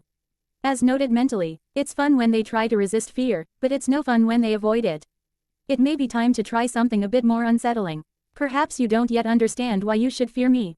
Az noted, how about I show you why that is a very dangerous mistake? With that, Az raised his spiritual pressure, causing Marigold and Sandersonia to suddenly slow down their dance as they gazed at Az fearfully. What is this? Marigold wondered. I'm scared, Sandersonia realized. Hancock gasped at this while Salome slithered behind his master. His spiritual pressure, Hancock thought, it has the added effect of unsettling his enemies. It's like he thrives off the ability to frighten us. And if he frightens us, Hancock gasped again as she realized something. Marigold, Sandersonia, Hancock called out, I've got you, Az said lowly as he stabbed Sandersonia and Marigold through multiple places with his thorns. His terrifying spiritual pressure had caused them to lose focus on observation hockey. Hancock's eyes widened when a few thorns came towards her as well. She managed to avoid most of them, but was grazed on the arm for the last one. Damn, I let my guard down, she thought before gazing at her injured sisters. But I'm more worried about Sandersonia and Marigold. While the wounds were not fatal thanks to their snake dances still being in effect, any kind of wound was all is needed. You are mine now, Az said sinisterly. What does he mean by that? Hancock wondered. What was he trying to accomplish? Hancock immediately got her answer when Sandersonia and Marigold reverted to their normal states and started screaming fearfully, clutching their heads. Get away, Sandersonia cried out. No, no more, Marigold added. Marigold, Sandersonia, what's wrong? Hancock wondered before turning to Az with a furious glare. What have you done to them, you monster? I have done nothing except made them give in to their instincts. Az responded. We all have something we fear in life. Az explained. Death, age, destitution, infidelity, weakness, all creatures may be different. But we all have one thing in common. There is something we fear above all else. Another one of your fear speeches. Hancock glared at the man. Az chuckled. You'll have to forgive me, it's a bit of a hobby of mine. Az explained. My name is Not, and I am designated as Sternritter F, the fear. My shrift allows me to use my spirit weapons to drown my enemies in a sea of never-ending fear. Az explained. What your sisters are experiencing is what they fear the most. Something that you will be experiencing soon enough, my dear. What do you mean? Have you forgotten? My thorns grazed you. Already, you are being infected by my fear. Az explained. That's impossible, Hancock yelled. I am the Pirate Empress, the most beautiful woman in the world, I fear nothing. Az laughed. That is a full-faced lie. He said. Fear is an instinct, and my power brings that instinct to the forefront of your mind. And you cannot escape from your own instincts, for the very definition of instinct is an innate pattern of behavior. Try as you might, once fear takes you over, you will respond like any other scared creature will in life. Hancock soon found herself panting heavily. I suppose he is right in the end. I do fear things. Even with my astounding beauty, I still have my own fears. Like what if Luffy rejects my love? I don't think I could live if he rejected me. Hancock thought fearfully. No, I have no reason to fear that. Even if Luffy decides not to marry me, I will always love him, and I know in his own way he will always love me back. He is far too kind of a man to ever truly reject me. That's why I fell in love with him in the first place. No, what I fear most of all is the horrifying symbol that was branded into my back as a child. The hoof of the flying dragon, the mark of those monsters that the world government has the audacity to refer to as the nobility. Hancock thought. What I fear most of all is that my mark will one day be discovered, or worse, the marks on my sisters being one day discovered. Hancock was now spiraling out of control. And then we will be returned to the world nobles as their property. I don't want to return to that life. That wasn't even a life. It was hell. Stupid slave, you brought us our food late. Did you forget that you're in the presence of gods? You are below me, slave. Daddy says so, which means I can strike you all I want. Hey, what do you know? Devil fruit users really can't swim after all. I thought that was just a myth. Hancock let out an ear-splitting scream of fear. She was torn between backing away and trying to attack the Sternritter. Az smirked behind his mask as he created more reishi thorns. Now that's what I like to hear, he said as he launched the thorns into Hancock's arms before hoisting her up with a mental connection he had with them. As then proceeded to do the same to Sandersonia and Marigold. He smiled with cruel satisfaction as he lifted them all up above him as though the three of them had been crucified. I will not take your lives. He said. No, you will be a much better example alive. I can't plunge your comrades into fear if you're dead. That implies that you died fighting bravely, which could be a rallying cry. I certainly can't have that. No, I will leave you alive, screaming in fear and agony above me. That will drive your comrades into despair. Killing a warlord is one thing, but leaving her is a symbol of how terrifying I can truly be is another. Take comfort, my dears, you will be my ultimate weapon of fear against the Alliance. As said darkly, while as reveled in gaining a position of power, Salome slithered off, desperate to find help for his master and her sisters. Meanwhile, with Hiyashi Hyuga and Lizanna Strauss. Lizanna, Hiyashi Hyuga called out to the girl, flying him towards his desired location. We're just about there, be ready to let me down. Lizanna Strauss nodded. And stay above ground, Hiyashi continued. If things go wrong, I need you to remain there and not get hurt. You need to be able to pull me out. All right, Lizanna said, I'll admit, I don't like leaving you to do the heavy lifting, but what you're saying does have its merits. By the way, do you even see our enemy? Lizanna inquired. Hiyashi looked around with his Byakugan. Strange, he said, for a minute I thought I had seen our opponent, but he appears to have vanished. Well, be on your guard, Lizanna said as she let Hiyashi down. You did see someone before, and it wasn't nothing that made our comrades vanish off the face of the earth. With that, Lizanna flew back upwards. Hiyashi looked around. I know I saw someone in the area before. But now he's gone. I don't like this. Other than the blind spot, the Byakugan's vision is absolute. So how did the man vanish? Hiyashi then caught something opening up behind him. His eyes widened in surprise when he realized that the air was opening up like a door. Hiyashi looked over his shoulder to see a man with horn-like hair emerging from nowhere. Welcome, Bluno, the former agent of CP9 said. To my territory in this town. So you're my opponent then? Hiyashi inquired. You've got guts to challenge the head of the Hyuga clan, friend. Bluno shrugged. I don't think I care. He said. Assassins never care about their targets after all. Hiyashi raised an eyebrow. As an assassin, I've killed plenty of high-ranking politicians that were deemed enemies of the government. Bluno said simply. Hiyashi responded by getting in his gentle fist stance. All right, he said, I suppose that does make sense. But, you'll soon find that making an enemy of me was a terrible idea. The Hyuga are the strongest in the Leaf Village, and you are about to learn why. Hiyashi promised as he immediately initiated the fight, charging at Bluno. Hiya, Hiyashi yelled as he struck at Bluno with gentle fist. Iron body, Bluno yelled as he hardened his body with the use of 6 powers. Hiyashi struck Bluno multiple times, only to find that his attacks harmlessly bounced off the man's body. My turn, Bluno said emotionlessly. Finger pistol, Hiyashi quickly knocked Bluno's finger away with his hands. 8 trigrams air palm, he yelled, blasting Bluno off his feet. Bluno landed on his feet as Hiyashi rushed him again. 8 trigrams 64 palms. Hiyashi yelled, paper art. Bluno countered by loosening up his body and avoiding all 64 strikes from Hiyashi's palms. Hiyashi gritted his teeth in frustration at Bluno's surprising speed. Bluno then moved his leg backwards. Hiyashi caught onto this and prepared to defend himself. Tempest kick, Bluno yelled, 8 trigrams palm rotation. Hiyashi spun at high speed, dispersing Bluno's attack. Bluno narrowed his eyes. Hiyashi then came out of his rotation and struck at Bluno once more. Palm heel strike, he yelled, aiming at Bluno's chest. Shave, Bluno vanished from sight, avoiding Hiyashi's attack. Lizanna watched the fight from above in awe. Incredible, she said breathlessly, they're evenly matched right now. I shish, old go down there and turn things in Hiyashi's favor. But if I get hurt and this guy turns out to be too strong for him, then we both die. Bluno came out of his shave and gazed at Hiyashi emotionlessly. He then leapt into the air. Moonwalk, he yelled, kicking the air and propelling himself towards Hiyashi. Hiyashi prepared to defend himself, only to realize he could not when Bluno began part 2 of his next attack. Iron body, smash, he yelled, that kind of momentum will result in a devastating impact. Hiyashi realized as he leapt away from Bluno, who came crashing into the ground. Bluno got to his feet while Hiyashi prepared to attack once more. 8 trigrams air palm, he yelled, blasting Bluno once again with another air blast. Bluno narrowed his eyes, somewhat annoyed with the fact that Hiyashi had been doing well thus far when he should have lost already. And then there was the girl who was flying above him. He fully expected her to swoop down and try to aid Hiyashi eventually. These Alliance types were far too emotional for their own good. It would get them killed eventually. And by eventually, in the case of Hiyashi and Lizanna, Bluno meant now. Tempest kick, Bluno did a back lip and kicked both of his legs forward simultaneously, charging bull. Bluno launched 2 air blades that looked like the horns of a bull that were meant to impale Hiashi. Rotation. Hiashi yelled as he spun again, confident that his absolute defense could protect him from Bluno's tempest kick.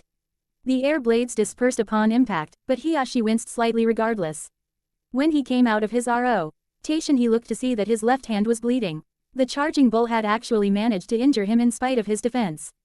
Immediately realizing that something was wrong, Lizanna knew that she could no longer stand by and watch. "I'm sorry, Hiashi," she said as she swooped down towards Bluno. Bluno immediately caught onto Lizanna's actions. "So you couldn't wait any longer, girl?" he inquired in a somewhat mocking tone. His tone could be interpreted as mocking because of how emotionless yet condescending it was. Hiyashi's eyes widened in surprise and a hint of anger. "Lizanna," he yelled, "what are you doing?" "I'm sorry, Hiashi," Lizanna repeated as she flew in to attack Bluno. "I can't just let you fight this guy alone. Fairy tale wizards don't let their friends fight alone. Besides, you two are evenly matched as it is." Lizanna continued. "If I join in, I can turn the tide in your favor." Bluno gazed at Lizanna as she circled around Bluno, ready to attack him at a moment's notice. "You fool," he said. "There's a reason why this territory of mine is so dangerous. It's because of my devil fruit, the door fruit." Bluno explained. "If I wanted to, I could create a trapdoor that could send the Hyuga far away from here. That's how you managed to make all of our men disappear." Hiashi realized. "And in your case, my dear." Bluno turned his attention to Lizanna. "I can do this. Revolving door." Bluno pointed at Lizanna's head. Almost immediately, Lizanna's head divided into 3 sections as the middle one, the section with her eyes, started rotating around at high speeds. "Kaya!" Lizanna screamed in horror. "What is happening?" Hiashi could not believe what he was seeing. Such an odd power, and to think he managed to make it dangerous in its own way. This assassin is quite impressive.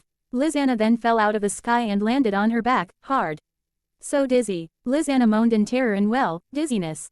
Bluno moved towards her. "Time to clip your wings, birdie." Bluno Tao, NTED in his usual emotionless tone as he raised his leg in the air to stomp on Lizanna and break her neck. "Damn it," Hiashi cursed as he rushed towards Bluno to protect Lizanna. "I warned her about this."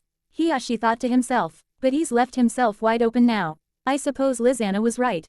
She did turn the tide. Now I can put everything into this attack. Either destroy his spine or destroy his heart. Bluno then noticed Hiashi coming towards him. Iron body. Wheel. Bluno cartwheeled backwards as Hiashi charged towards him, expecting to be attacked where he was originally. Hiashi then SMIR. Ket as he continued charging after Bluno without attacking. Bluno could not help but feel impressed with Hiyashi's planning. He anticipated me avoiding his attempt to defend his comrade. Bluno noted. "A sound strategy. This man definitely has years of combat experience on his side." Bluno complimented mentally. "He's clearly preparing to end me in one strike, perhaps take advantage of the fact that I'll be recovering from the momentum to use paper art or shave. However, I do have one thing to defend myself." Bluno soon stopped cartwheeling backwards and was now skidding across the ground. Due to the momentum he had built up, he could not use paper art or shave. But he could use iron body. Iron body. Strength. Bluno hardened his body to his strongest defense as his body eventually skidded to a stop. "Alright, let's see who's stronger then, your defense or my offense." Hiashi yelled. 8 trigrams. 128 palms. 2 palms. Hiashi yelled, striking Bluno, who simply stood there and took Hiyashi's vicious onslaught. 4 palms. 8 palms. 16 palms. 32 palms. 64 palms. Bluno was now bleeding a bit from the mouth. 128 palms. Hiashi finished his attack with a blow to the chest that sent Bluno stumbling out of his iron body strength, causing him to cough up a bit more blood. Hiashi felt his hands numb from striking against Bluno's strong as steel body repeatedly. Even with his chakra protecting his hands, Hiashi eventually felt the wear and tear on them from striking such a powerful defense. "It appears in the battle between Maestro NGEST defense and your strongest offense, we have tied." Bluno noted. "So it would seem." Hiashi nodded in agreement. "That may have been a battle, Hiashi Hyuga, but you're about to lose the war." Bluno vanished with shave. Bluno then reappeared in front of Hiashi before the man could react. Finger pistol. Spear. Using the added momentum from going towards Hiashi in a straight line, Bluno pierced the man with a devastating finger pistol. Hiashi gasped in pain as the impact knocked him onto his back, incapacitating him. "Hiashi!" Lizanna cried out in horror as she flew towards the man, having recovered from Bluno's revolving door. Bluno watched as Lizanna scooped the injured man up and flew into the air. There is no escape. Bluno leapt into the air, moonwalk. Lizanna watched in horror as Bluno kicked the air towards her. "I can't get away," she realized. "He had us from the very beginning. There was no way I was ever going to get away from him with Hiashi." Just as Lizanna came to that realization, Bluno moved above her. "I've got you," he said lowly as he delivered a devastating kick to Lizanna's head, sending her crashing down. Lizanna cried out in pain as she hit the ground once more. Bluno landed on the ground as Lizanna frantically tried to crawl away with Hiyashi. "There is no escape, foolish girl." Lizanna dizzily got to her feet. "I'm not going to escape," she said, "I'm going to fight you, and damn it, I'm going to find a way to win." "You're on your last leg," Bluno pointed out. "Hiyashi broke through your defenses with that last attack. You're not doing so well either," Lizanna pointed out. "Animal soul, tigress." Bluno was now frowning in annoyance as he prepared to finish off the stubborn girl, who refused to give up and die easily. Levi Magarden's squad vs. Hidan and Kakuzu. Levi Magarden and Panther Lily looked at the scene before them in horror while Hiyori Surugaki glared at their opponent with hate.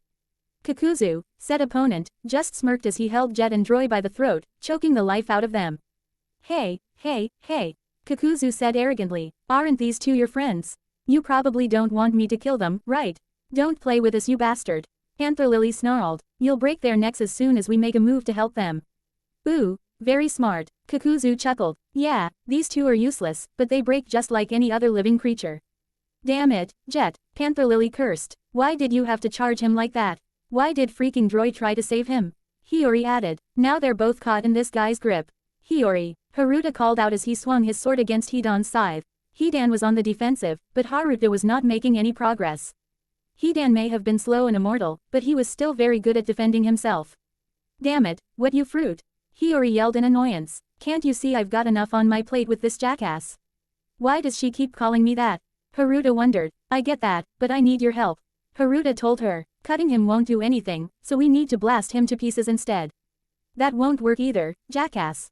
Hidan pointed out. Not if we vaporize you, Haruta growled, and I'm confident that a Sero from Hiyori will do that. Hidan frowned. Well, if she moves then Kakuzu will break their necks, right old buddy? Actually I'm quite curious to see if that will vaporize you. Kakuzu shrugged. Oh screw you, Hidan yelled angrily. Hiyori sighed. Fine you troublesome fruitcake, she said as she turned her attention towards Hidan. Seriously, why do you call me that? Is it the way I dress, because that's not very nice. Haruta pointed out. Do you want my help or not? Hiyori yelled. I don't know how the other wizards put up with you. Haruta muttered as Hiyori walked towards him and Kakuzu, summoning her mask. Kakuzu chuckled. And then there were two, he mused as he gazed at Levi and Panther Lily, and just what am I going to do with you two, I wonder. Let Jet and Droy go, Levi demanded, you've made your point. They're overmatched against you. As a shinobi who's no stranger to death, let me tell you something, little girl. Kakuzu replied. Enemies do not know that they are outmatched until they die. Panther Lily narrowed his eyes, now knowing that Kakuzu intended to kill Jet and Droy regardless. Levi, please tell me you have something you can use against this guy. Not without putting Jet and Droy's lives in danger. Levi responded. Levi, Droy choked out. Oh, the fat mouse wishes to speak. Kakuzu noted. Levi, you don't have to worry about us. Droy smiled. We're men, you know, we can take care of ourselves just fine. Kakuzu then noticed that Droy had dropped a seed into the ground. Knuckle plant. A giant plant with a fist sprouted from the ground and punched Kakuzu square in the jaw, knocking the man backwards. Droy and Jet both gasped for air as Kakuzu was repeatedly assailed with punches from more knuckle plants sprouting from the ground. By the time the attack let up, Kakuzu was revealed to have been knocked around, but unharmed as he landed on his feet away from Jet and Droy. However, the attack had messed up his Akatsuki robes. Che, slippery bastard, Kakuzu noted as he tossed off his robes. Nearly 100 years in the same business and it appears I still let my guard down sometimes. Levi and Panther Lily gaped in horror at the sight. Various parts on Kakuzu's upper body pulsated. What in the world is he? Levi inquired. He looks like an Aetherius. I can assure you, I'm quite human. Kakuzu responded. However, I am also a human who took the knowledge of a forbidden jutsu in an act of vengeance. What you see now is the result of years of extending my lifespan through this jutsu. A side effect if you will. And what you're about to see, Kakuzu continued with a sinister grin, is the result of some improvements I've made. Hidan chuckled darkly as he prepared to face off against Hiyori and Haruta. Looks like the old man's about to go crazy, he said, somewhat excited to see Kakuzu fight. Baz B vs. Jenny Relight and Darui. Darui looked over at Jenny Relight. Can you still fight? He inquired. Jenny looked at her injured chest and nodded. I'm fine, she said, this is no big deal. Although I hope I can get rid of the scar that's definitely going to be here, Jenny added mentally, that is not attractive at all. I feel bad, scarring that rocking cleavage of yours. Baz B admitted, but, that is how it is when you enter the battlefield, you know what I'm saying. Darui narrowed his eyes at Bazby while he continued to speak with Jenny. If you have something faster, I'd use that. He told her. I don't think defending ourselves is going to mean much against this guy's firepower. Firepower. Bazby grinned. That's a clever way of saying it, Darui. I hear you, Jenny nodded as she transformed. Speed form. Darui nodded at Jenny. That's more like it, he said as he readied his cleaver sword, channeling lightning chakra on it. Ooh, Bazby gazed at the sword. That looks like it could hurt if it hit me. Darui responded by rushing Bazby, raising his cleaver sword in the air to cut down Bazby with a single strike. Bazby blocked the sword with his arm, using Blood Venet to defend himself from both the blade and the lightning. Of course, it would only hurt if I lacked the ability to use Blood Venet. Bazby taunted as he prepared to strike Darui with fire. Jenny then appeared behind Bazby in her speed form and delivered a roundhouse to the back of his head, knocking him off balance and sending him stumbling forward. The hell? Bazby grunted in surprise. Darui then aimed his cleaver sword at Bazby's neck, intent on decapitating. Bazby quickly recovered and did a handstand, delivering 2 fiery kicks to Darui and Jenny, knocking them backwards. Both of them winced at how intense the flames were. No wonder my water style evaporated instantly. Darui realized, this guy's flames are comparable to the Amaterasu, and I seriously doubt this is as hot as they get.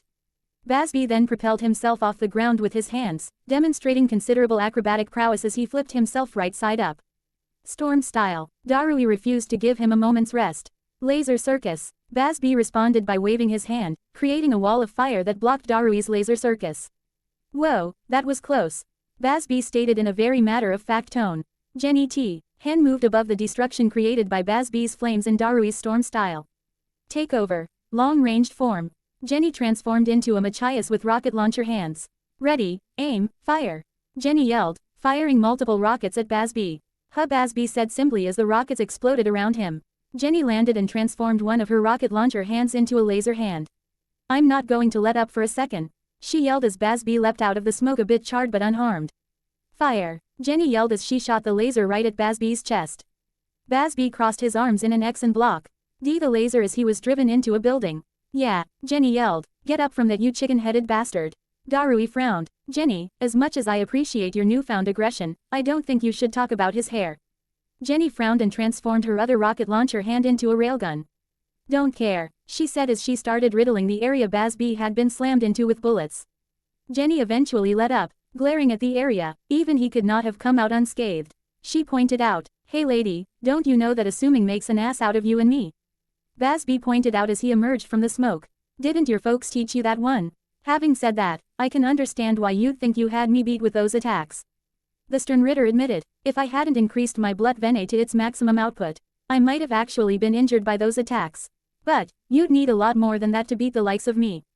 Bazby continued with a confident smirk. Then how about another laser beam, huh? Jenny yelled as she pointed her laser hand at Bazby once more. Storm style. Laser circus. Darui yelled, adding to Jenny's attack with his own. Bazby grinned and raised his leg into the air while the attacks came towards him. Burning stomp, he yelled, slamming his foot into the ground, creating a torrent of flames all around him that dissipated Darui and Jenny's attacks, forcing them to leap away as the flames neared them. Bazby then leapt in the air and took aim at Jenny with a single finger. Don't think I'm going to take your insult of my mohawk lying down, he yelled. Burner finger 1, Jenny cried out in surprise as Bazby's flames pierced through her body. Jenny, Darui called out in concern. You use that machina soul of yours to cover up for the fact that you don't train often. Bazby noted, if you spent less time showing off that rocking body and more time training, you could actually be a threat to me. Having said that, I don't necessarily mind that you only spend time showing off. You are pretty damn hot. Jenny collapsed to her knees and was about to fall forward, before Darui caught her and started falling back to take her someplace safe. You can't get away, dumbass. Bazby took aim at Darui. Burner finger 1, Darui held up his cleaver sword in defense, only for Bazby's burner finger to go right through the sword and pierce through Darui's shoulder. Darui gritted his teeth in pain as he struggled to hold on to Jenny. See, one finger's all I need to beat you guys. Bazby taunted, I'm on a completely different level compared to the people you've fought against before. I mean think about it, Bazby continued, my flames are able to cancel out the strongest fire type Zanpakuto. What did you think you were going to do? Do you ever shut up? Darui inquired. How dull. Darui drove his cleaver sword into the ground and did some one-handed signs. Lightning style. Flying crow. Darui held out his hand towards Bazby as black lightning came off of his arm. The lightning then took the form of what appeared to be a bird as it flew towards Bazz-B, intent on impaling him like a spear. Bazz-B responded by gathering fire around his fist. Burning punch, he yelled, punching the lightning, creating an explosion between him and Darui. Taking the opportunity, Darui turned to take Jenny away from the fight, only to be suddenly shot in the back by another burner finger one. Phew, that actually stung a little. Bazz-B said as he shook the hand he had used for his burning punch, the index finger on his other hand smoking from using burner finger one. That black lightning of yours was actually pretty strong. Bazz-B gazed at Darui, who was now struggling to stay on his feet, and was actually succeeding in spite of dealing with his own injuries and holding on to Jenny. You're a tough son of a bitch, Darui. Bazz-B complimented. But, unfortunately for you, I'm stronger. Like I said, one finger is all I need to win. Bazz-B continued. But, since I'm not really a fan of torturing my enemies, I'll end this with two. With that, Bazz-B held out his index and middle fingers in the peace sign, gathering flames around them. Burner finger 2. Bazz-B swiped his fingers out in front of them, leaving a trail of flames that expanded and then exploded right behind Darui, sending him flying away from Bazz-B. Darui cried out in pain, having had his back SCO. RCHED while trying to shield Jenny from the blast. Bazz-B smirked victoriously as he saw that Darui was not getting up.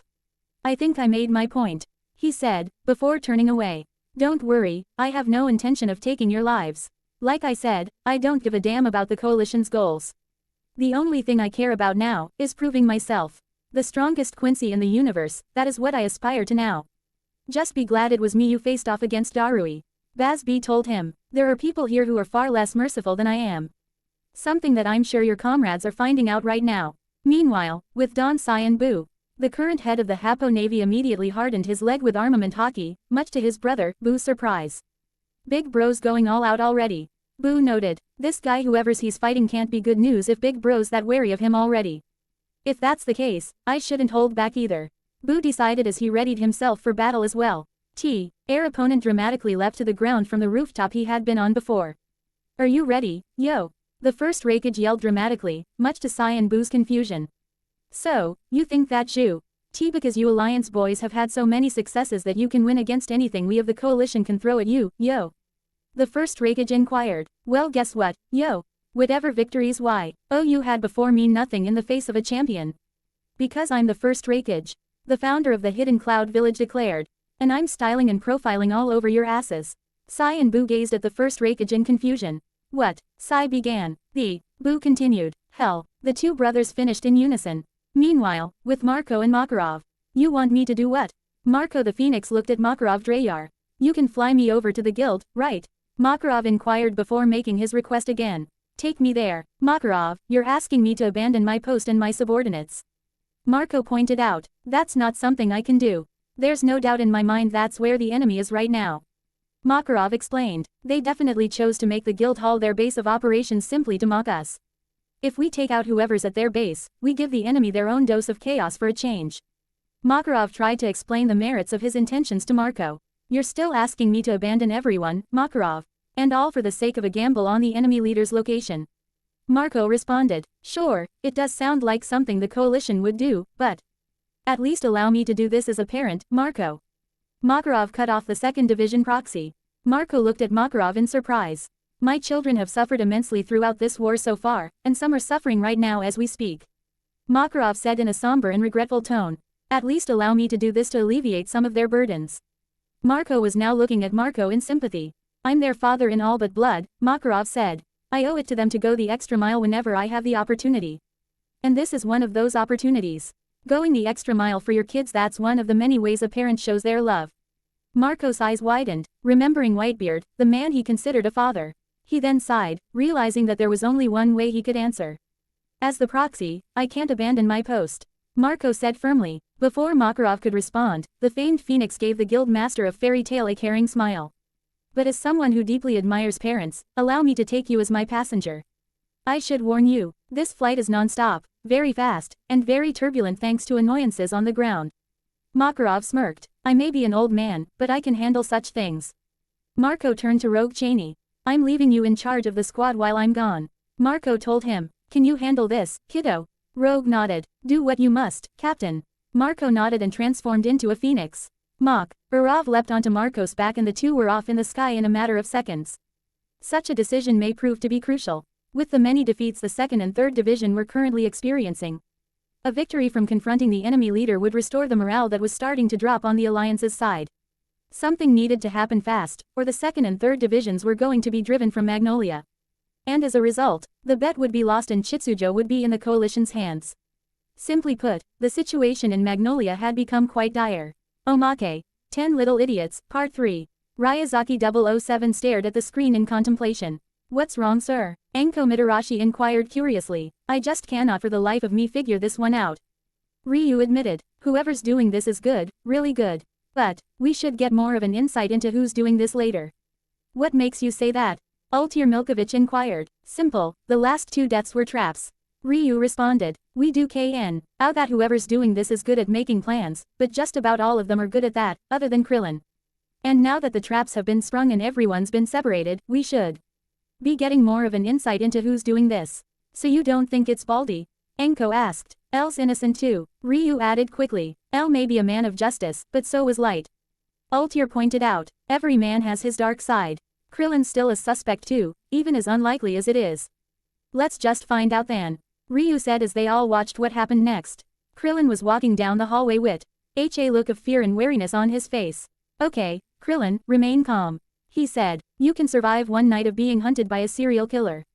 Sure, I've already died multiple times. First time was against Tambourine, second against Frieza, third against Super Boo. I could also count that death by Super 17 in GT, but who the hell counts anything from GT anymore? But you can survive this. You've beaten Outlast, and the Whistleblower DLC, and Dead Space, and Alien, Isolation, and even more games for that matter. So you can totally survive this. Krillin reassured himself. Hey Baldy, a raspy voice suddenly spoke up.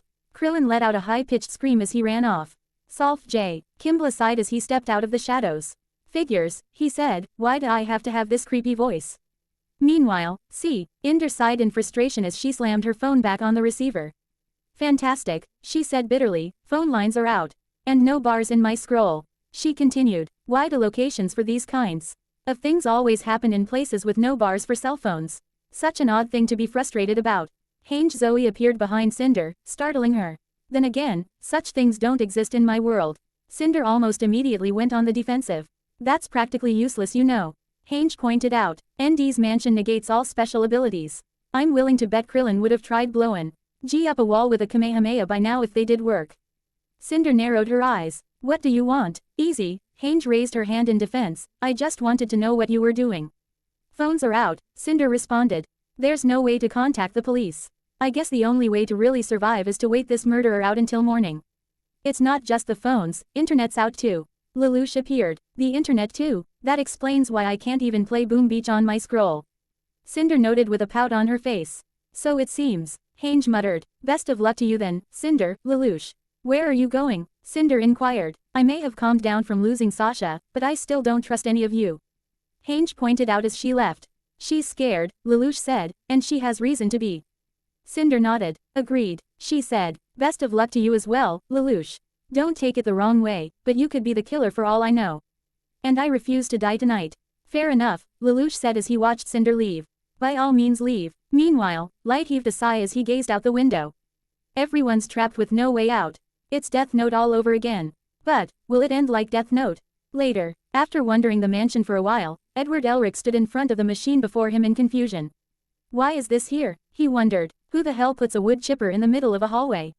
Edward wondered in disbelief. Edward sighed. Son of a bitch, he cursed. Might as well make sure this doesn't hurt anyone. Edward, a genderless voice spoke up. Oh geez. Edward jumped as he spun around. Edward looked at the speaker in surprise.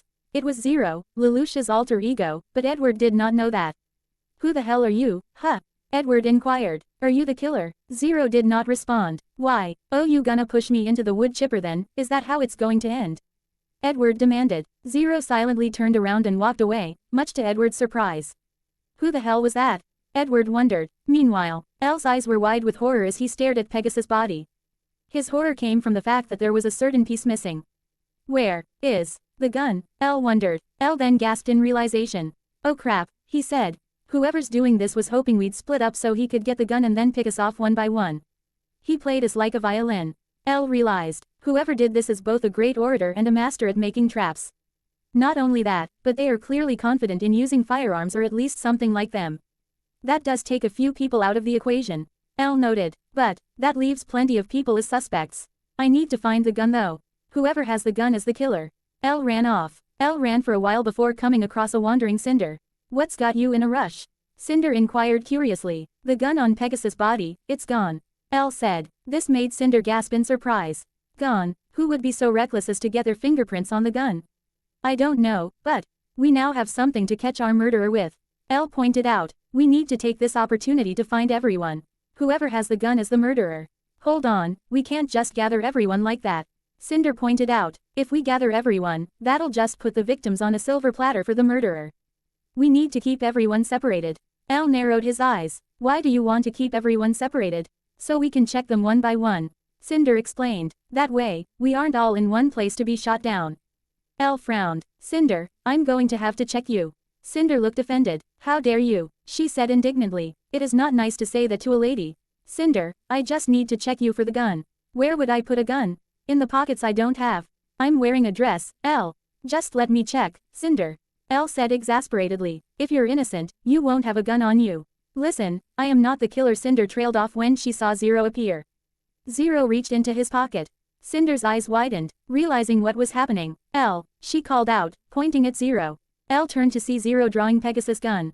Almost instinctively, L realized he had to protect Cinder from the famous terrorist.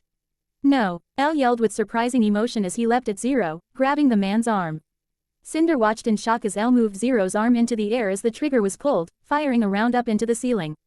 L and Zero then began a deadly dance as the two spun around, wrestling each other on their feet. Every time Cinder tried to jump in to help L, another round went off, forcing Cinder to duck and dodge. Damn it, L, at least keep that gun from pointing at me. Cinder complained. Eventually, Zero got the upper hand and aimed the gun at L's chin. L's eyes widened as the final round in the chamber went off. Cinder watched in horror as L's head whipped backwards. His body collapsed onto his back. Zero then pointed the gun at Cinder, only to find that he was indeed out of bullets. The man then retreated. Cinder ran over to L to find that he was already dead. She sighed sadly. You fool, what kind of detective dies for a criminal sake? She wondered, is chivalry that important to you? Cinder closed L's eyes in an act of respect. You truly were gallant, L, a light in a world of darkness. She said in admiration, and certainly quite the man to make me of all people sentimental. At least all his bullets are gone.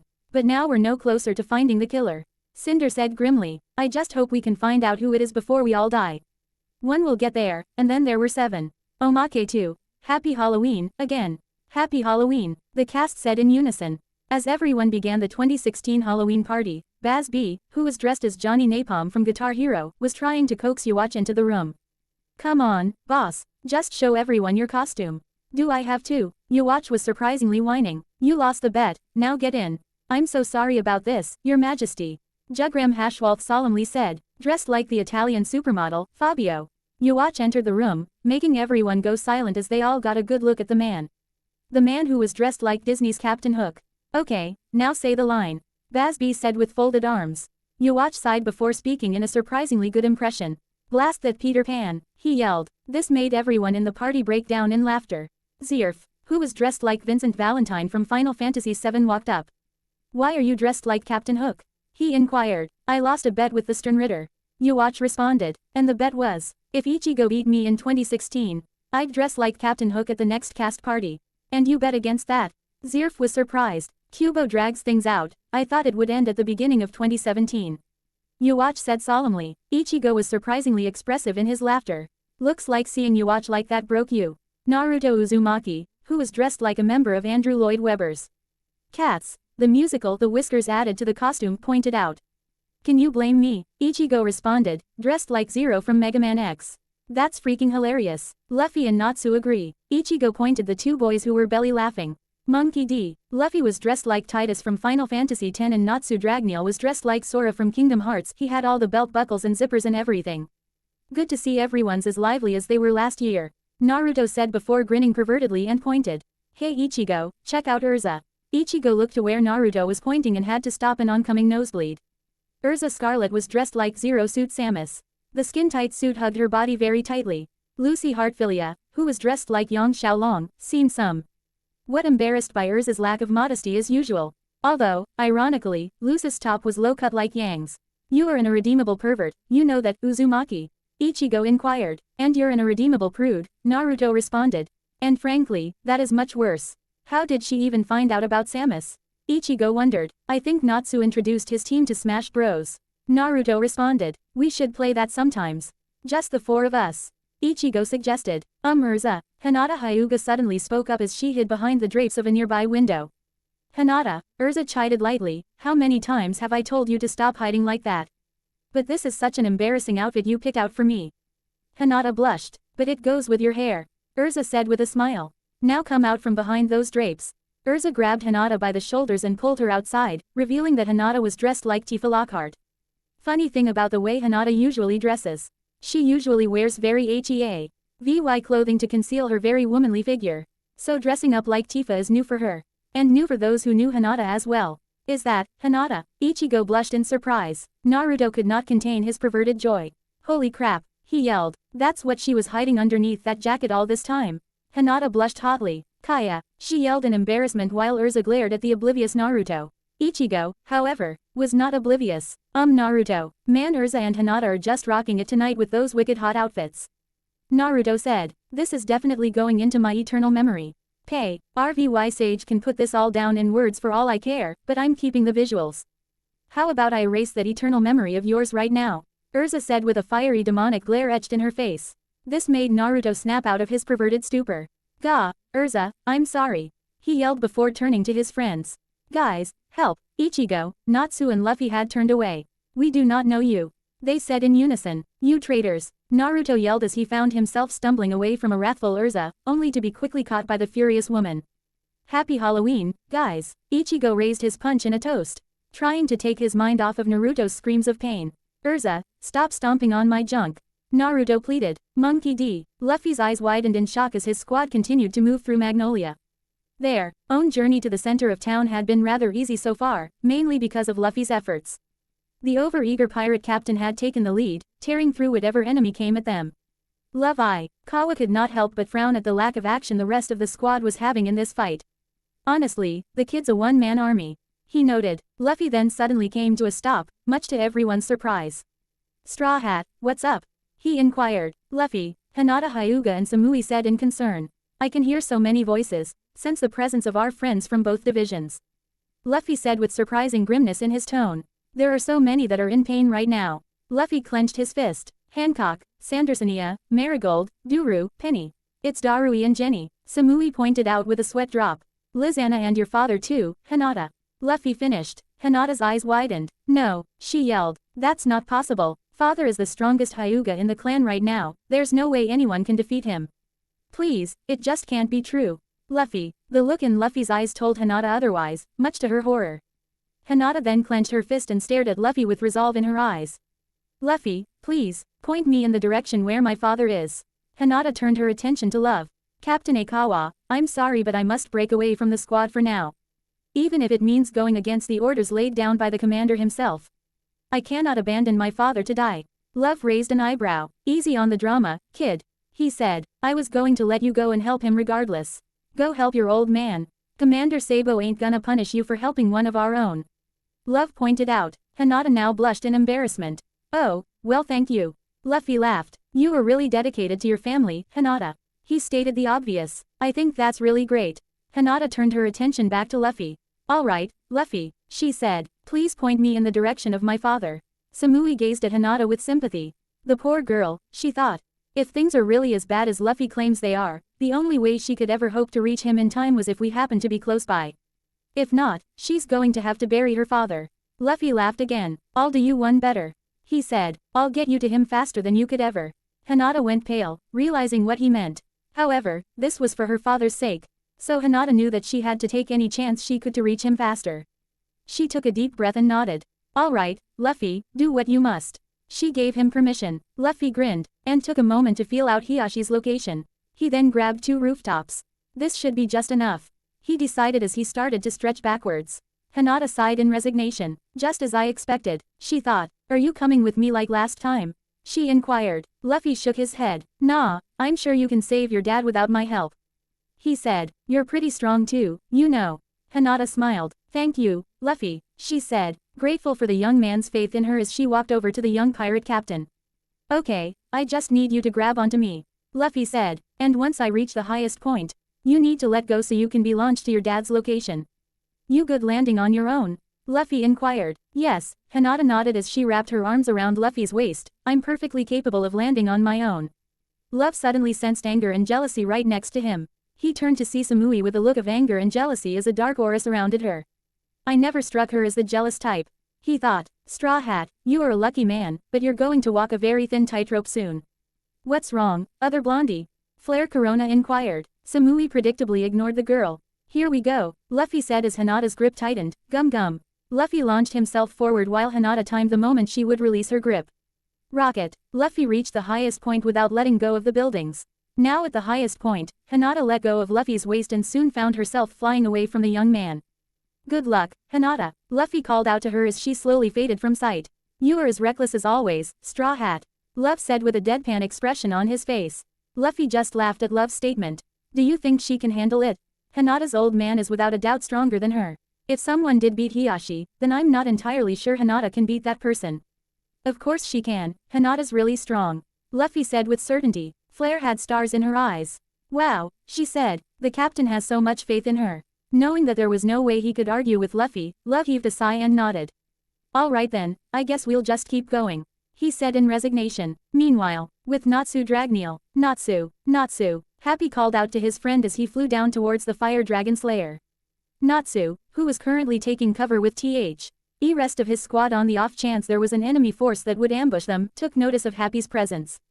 What are you doing back here, buddy? He asked. Didn't I ask you to keep flying around town in case there was someone who needed to be airlifted out of here? That's just it, Natsu. Happy said with a frantic look on his face. I can't get to anyone right now. Happy, I find that hard to believe. Rukia Kuchiki, who had rejoined the squad after taking out Black Snake, spoke up. I mean, you're really fast. I know I am, Happy said, visibly frustrated with himself, but we're being overrun right now. I just don't know if I can save anyone. I think I understand what you're saying. Jashiro Yukitaki spoke up. Even with how fast you are when flying, an evacuation to the medical tents can fail miserably when there's no one defending you. I can't believe we're already being overrun like this. Rado Namiyashi spoke up in disbelief. We should have figured something was up when Frankie didn't come back. Frankie can take care of himself. Grey Fullbuster responded. He said he wanted to help out a squad he saw was in trouble, and we let him. Having said that, things don't seem to be going well so far. Speaking of Frankie, how is he? Gray inquired. Is he still where he said he was going? No, Happy shook his head. I'm really worried about him because of that. He wouldn't just disappear like that unless things went wrong.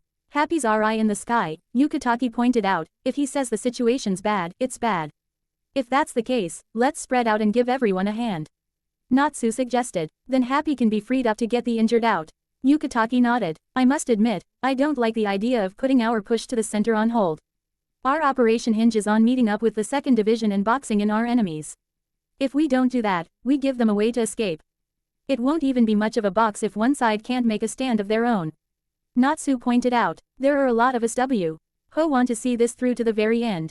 And I want to make that a reality. I say we spread out and help our friends. Natsu said firmly. This made Yukitaki smile. Luckily for you, Natsu, I agree. He said. While we're on the subject. Wonderful oration. You surprise me more every day. Alright, we'll spread out. Yukitaki decided. Rado, do you think you can track down Frankie? Just follow the destruction from all his weapons. Rado responded. Seems simple enough. With that, Rado sped off. As for the rest of you, best of luck. Yukitaki said. Let's meet up once again at the center of town. With that, everyone separated one by one. Until it was only Natsu and Happy. Natsu grinned at Happy. Keep flying around, little buddy. He said. See if you can find someone you can get out safely. You sure you don't want me to fly you to anyone? Happy inquired. Don't worry about me, I'm fast enough to make it in time. Natsu said. Besides, it's like you said. There are a lot of people who need to be saved, right? I told you to get as many injured people as you can to safety. Natsu reminded him. No matter how bad it gets, I know you'll always be able to save at least 1 or 2 people. And that's what makes having URI in the sky a much better option right now. He said. You're a soldier in the 3rd Division too, buddy. So do your part and I'll do mine. Happy smiled confidently, fired up by Natsu's words. Aye sir. he yelled as he took flight at high speeds, soon out of Natsu's sight. Natsu then turned his attention to the path in front of him, letting his nose do the letting. My nose can help me here, he noted. I can use it to isolate the powerhouses here. Natsu took a moment to smell the air, slightly miffed at how many scents there were, interfering with his nose. However, the strong ones ultimately stuck out to Natsu. And one scent in particular caught his attention. That particular scent made Natsu narrow his eyes. So he's here, he said as flames enveloped his body, signifying that he was both angered at his presence, but also excited for a rematch with the man whose scent he had caught. It was going to happen eventually. So why not now? Natsu declared mentally as he ran in the direction of the owner of this scent. Sasuke Uchiha vs. Jin Ichimaru. Jin Ichimaru had suddenly become more aggressive in his attacks on Sasuke Uchiha after Sasuke had resolved to take him alive no matter what. Simply put, the mental fragment Kanten had implanted into his mind was compelling him to fight more aggressively. Jin had no need to tell Sasuke of this. No words needed to be exchanged between the two of them about Jin's current situation. They both understood that Jin was an unwilling enemy and that everything he did right now was with great reluctance. Shinso. Sasuke's blade was parried, knocking the Uchiha off guard and leaving the tip of Jin's blade pointed right at his forehead. A tip that speedily extended towards his head, impaling him in the process. Jin frowned at killing Sasuke, only for the young man to vanish, replaced by a log. Where did that log even come from? He wondered. Jin, one does not simply question where the log comes from. Earth-style. Quicksand. Sasuke appeared behind Jin, palming the ground. Jin gasped in surprise as he found himself sinking into the sand. You intend to drown me now, Sasuke? He inquired. Earth-style. Harden. Sasuke follow. Ed up with a jutsu designed specifically to harden the ground. Normally, techniques like harden were meant as a support attack for a partner who specializes in taijutsu. The taijutsu specialist would knock the user towards the ground, and then his partner would use harden to make the ground like steel, increasing the force of the impact. It was just like Kakashi and the fourth Hokage would always pre-ACH. The most important thing for a shinobi is teamwork. However, harden was going to serve a different purpose today. Oh dear, Jin muttered, frowning just a bit, I can't move and I am starting to get an itch on my nose. Your timing is terrible, you know that, Sasuke. Sasuke frowned at Jin's pouting face. And I thought Naruto was annoying. He thought, I'm not going to scratch it if that's what you're getting at. Sasuke responded, you're mean. Jin pouted, can't you help a friend out, it's getting worse by the second. Whoever said we were friends? Sasuke asked with a deadpan expression. I thought you said we were kindred spirits. Jin pointed out, kindred spirits aren't always friends, Jin, they just happen to share similar qualities or pasts. Sasuke reminded him. Jin sighed, then I guess I have no choice, he said as Sasuke was suddenly knocked back by a sudden blast of spiritual pressure. Sasuke watched as the rocky prison around Jin was shattered. He casually stepped up to Sasuke's level while scratching his nose. Much better, he said, honestly, don't you ever have itches to scratch? It becomes hell when you're unable to scratch them, you know. You broke out, Sasuke noted in slight surprise. Sasuke, give me some credit. Jin said with that usual grin on his face, if I couldn't break out of some rocks what kind of captain-level soul reaper would I be, huh? Damn it, Jin, you are not making this easy for me. Sasuke glared at the former Squad 3 captain. I'm not allowed to, Jin reminded the young Uchiha. Sasuke sighed, knowing that he did indeed have to step up his game at the rate this fight was going. Jin was far too strong for him to limit himself the way he was at the moment. Jin, in a way I should thank you for not making things easy for me. Sasuke stated. Jin gazed at Sasuke in slight confusion. You're giving me a better idea of the appropriate level of power I need to take you down. Sasuke said as his eyes morphed from his regular Sharingan to the eternal Mangekyo Sharingan. Jin grinned at the change in Sasuke's chakra output, knowing that he was using a more powerful version of his eyes. Now we're talking, he said, no tricks, no reserves, I like it. You go all out, Sasuke.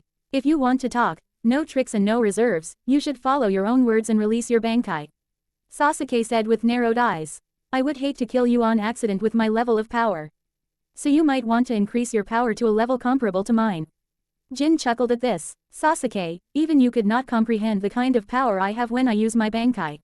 He responded, simply put, even I find its power to be a bit unfair at times. Show me what you can do and then maybe I'll use Bankai against you. Jin told him, or better yet, defeat me and don't let me use my Bankai. Because I would hate to kill you with my level of power. Meanwhile, with Hinata Hyuga, even though she had asked for this, Hinata Hyuga still could not stop the scream that came as a result of being launched a great distance by Monkey D. Luffy and his gum fruit. To be fair, who the hell would not scream from being launched a great distance?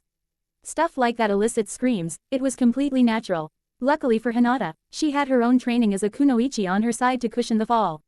Ninjas moved great distances all the time, so they had to train their legs to be able to talk. The impact that came as a result of the inhuman leaps they took on an almost daily basis.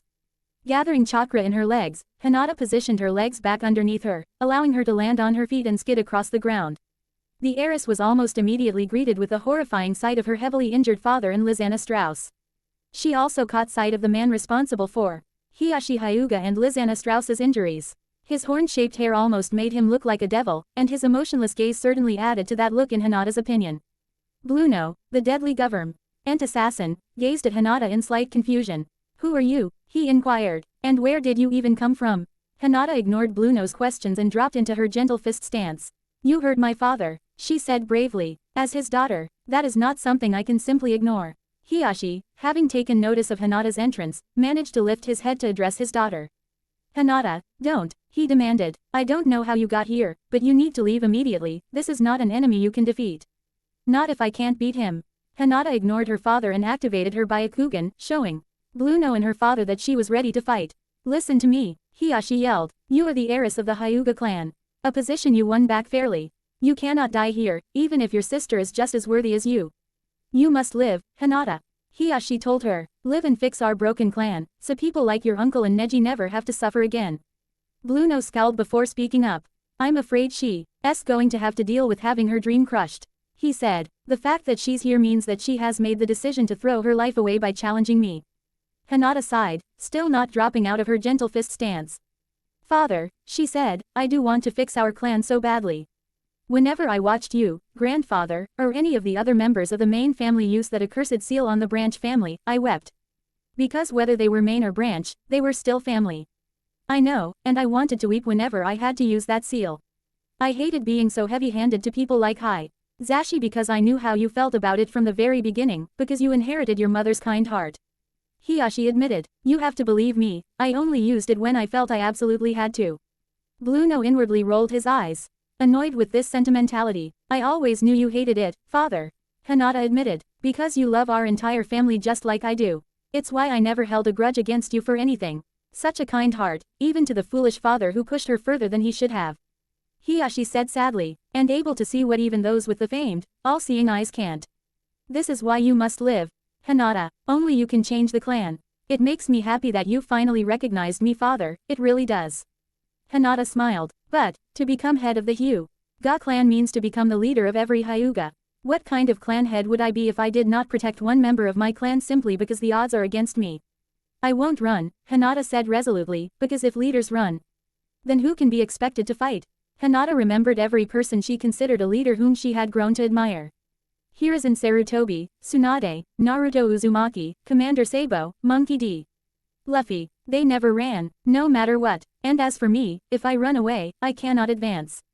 Hinata said, "So I won't despair in the face of a powerful enemy and run like a coward. I will stand and fight." "Then you choose to die?" Bluno responded. "No, I choose to live," Hinata said confidently. "I choose to live with everyone else." Bluno scowled. "What in the world is with you alliance tip? And the stock you place in hope and togetherness? Do you not realize how foolish you all sound?" Bluno inquired. "How utterly naive you all sound. Take the world government for example. We may be a united force, but we are also separate at the same time. Their power is concentrated in the Navy and the 5 Elder Stars, not some silly notion of alliances. We do so because we understand that today's friend can become tomorrow's enemy. And that's where assassins like myself come in. As a government assassin, I eliminated anyone who stands against justice. Assassins have no need for silly notions of peace. In fact, I'd argue assassins are the smartest human beings alive, especially assassins that work for governments because they understand that unity can drag people down. They harden their hearts and get rid of the dead weight in those who threaten order. Do you know why you'll fail, girl? Because you are being dragged down by a sense of unity with your father and the rest of your clan. I'm no expert on your clan, but from what I can tell, I'd say you're strong as is." This made Hiyashi narrow his eyes in anger while Hinata did not react. Sacrifice the weak and the few to protect the many. When it is the lives of the less important, the undesirables, the weak in comparison to the lives of the important, the desirable, and the strong, the choice is quite easy. Hinata frowned. "Can I ask you a question?" "I suppose so. How do you kill someone so easily?" Hinata inquired. And why do you have the right to decide who's less important, who's less desirable? Are you not a kunoichi? You are no stranger to death either, girl. Bluno reminded her. That may be true, but I have only killed to protect, whether it is my client or my friends. Hinata defended herself. That won't do at all, Bluno said, with that attitude. You'll never beat me. At some point, you're going to have to kill someone simply because they hold a different opinion than you. I already do, and I hold no regrets. Yo, you will simply be yet another addition to the pile of bodies I've accumulated over the years. Bluno promised. I won't lose, Hinata promised, not to you, and not to your government. We of the Alliance are strong united. And I'm going to prove it. Hinata promised as she charged forward, initiating the fight between her and Bluno. Meanwhile, with Nanana Najakup, the deadly Sternritter U, Nanananan. Ajakup approached the paralyzed Bixlo and Evergreen, readying his 2 chakrams. Now then, it's time to end the both of you. Damn, can't move, Bixlo thought in frustration. No, this can't be how it ends for me. Evergreen thought, fearing for her life. Nanana casually tossed his chakrams up and down for a moment before preparing to drive them into the necks of Bixlo and Evergreen. Time to die, Nanana yelled. Nanana moved the chakrams downwards, only to have his progress stopped by an invisible force. Nanana frowned behind his mask. Okay, who's got the balls? He wondered, now wearing an annoyed expression. Dark Akature. Wall. A calm but angered voice spoke up. I won't let you touch Bixlo and Ever. Fried Justine stepped forward with his sword drawn. Laxus Drayar and the rest of their squad was flanking behind him. It was you, right? You were the one who hurt them. Nanana scowled at Fried. And what if I did, huh? What are you going to do about it? Fried glared at Nanana. I'm the leader of the Thunder Legion. Fried Justine, I am both leader and friend to the 2 you just incapacitated. That is not something I can simply forgive. Fried said darkly. Laxus, Fried addressed his superior, please stay back. As the leader of the Thunder Legion, avenging my men is my responsibility. Didn't I found the Thunder Legion? Laxus inquired. You named me leader though, Fried reminded Laxus, as such. I'm much more responsible for Bixlo and Ever than you are. Fried, be careful, Bixlo yelled. The guy's powers are dangerous. He analyzes your energy signature and then strikes its weaknesses to paralyze you. Hey, loose lips sink ships, don't you know? Nanana frowned at Bixlo. Fried pointed his sword at Nanana. Your fight is with me, Quincy. He said, and I promise had I freed Justine will not lose to the likes of you. Hey, so you claim. Nanana was now smirking in amusement. But once I begin my analysis, I've already won the fight. That is the power of my shrift, you, the underbelly. The ability to analyze the weaknesses of your energy and then allow me to attack those weaknesses. Nanana explained. Fried then surprised Nanana by smirking confidently. I thank you for explaining to me the secrets behind your ability. I must admit, against me, such a thing would be quite worrisome to just about anyone who came into contact with you. You have a power that most should fear, Quincy. Fried complimented. However, Fried continued, it's just like you said, loose lips sink ships. You shouldn't have revealed the secret behind your abilities so soon. Nanana frowned. What the hell are you talking about? The Sternritter demanded. You can't beat my underbelly. I disagree, Fried said as he inscribed some runes in front of him. Laxus' eyes widened, realizing what Fried was doing. Fried, no, he yelled. Don't do it, you're putting yourself in danger too. Kakashi Hataki, concerned with Laxus' worry, spoke up. Laxus, what's wrong? Fried has locked himself in with that Quincy. Laxus said grimly. That's right, Fried said calmly, I have created an arena for the 2 of us, Quincy. The rules are simple, neither of us can leave until one of us dies. Fried said, this is a fight to the death. As it should be in a war. Nanana grinned. Fine by me, he said, you're absolutely right. A fight in a war should be a fight to the death. Unfortunately for you, this fight to the death is already over. Nanana yelled as his morphine pattern appeared on Fried's body. Suddenly, Nanana's morphine pattern vanished from Fried's body. What the hell? Nanana yelled in surprise. What the hell happened to my morphine pattern? Like I said, you messed up in revealing the secret behind your abilities too soon. Fried explained. Perhaps to make it up to you, I should explain to you my abilities. I use magic called Dark Akature, which allows me to write magic runes that have various uses. For example, if I write enough runes to form an arena around us, I can create a battle field where certain rules need to be followed. Here's the rules I wrote for our battlefield, Fried continued, all abilities that target one's energy source are automatically nullified. In other words, I've nullified your ability already. Fried said with a confident smirk. Laxus smiled at this. Alright, way to go Fried. Freed smiled and gave Laxus a thumbs up. You may be leagues ahead of me, Laxus, never forget that I'm more than capable of holding my own in a fight as well. Freed turned his attention back to the shocked Nana. Now then, I do hope you have a plan to counter this. It's very I have a chance to show off for Laxus, so I hope you can put on a good show at least. Son of a bitch, you're not taking me seriously at all. Nana quickly realized. Laxus looked over at Kakashi. You guys go on ahead. Keep moving to town. What about you? Kakashi inquired curiously. Laxus grinned and took a seat on the ground next to the paralyzed Evergreen and Bixlow. I'm going to stay here and watch the carnage. Kakashi nodded while the others looked at the 3rd Division commander, surprised at the fact that he would allow Laxus to basically laze around. However, what they did not know as that Laxus intended to back Freed up on the off chance that he lost, which Kakashi knew. Freed was also engaged in a fight to the death with the Sternritter. Laxus had every right to stay by his friend's side in what could very well be his final moments.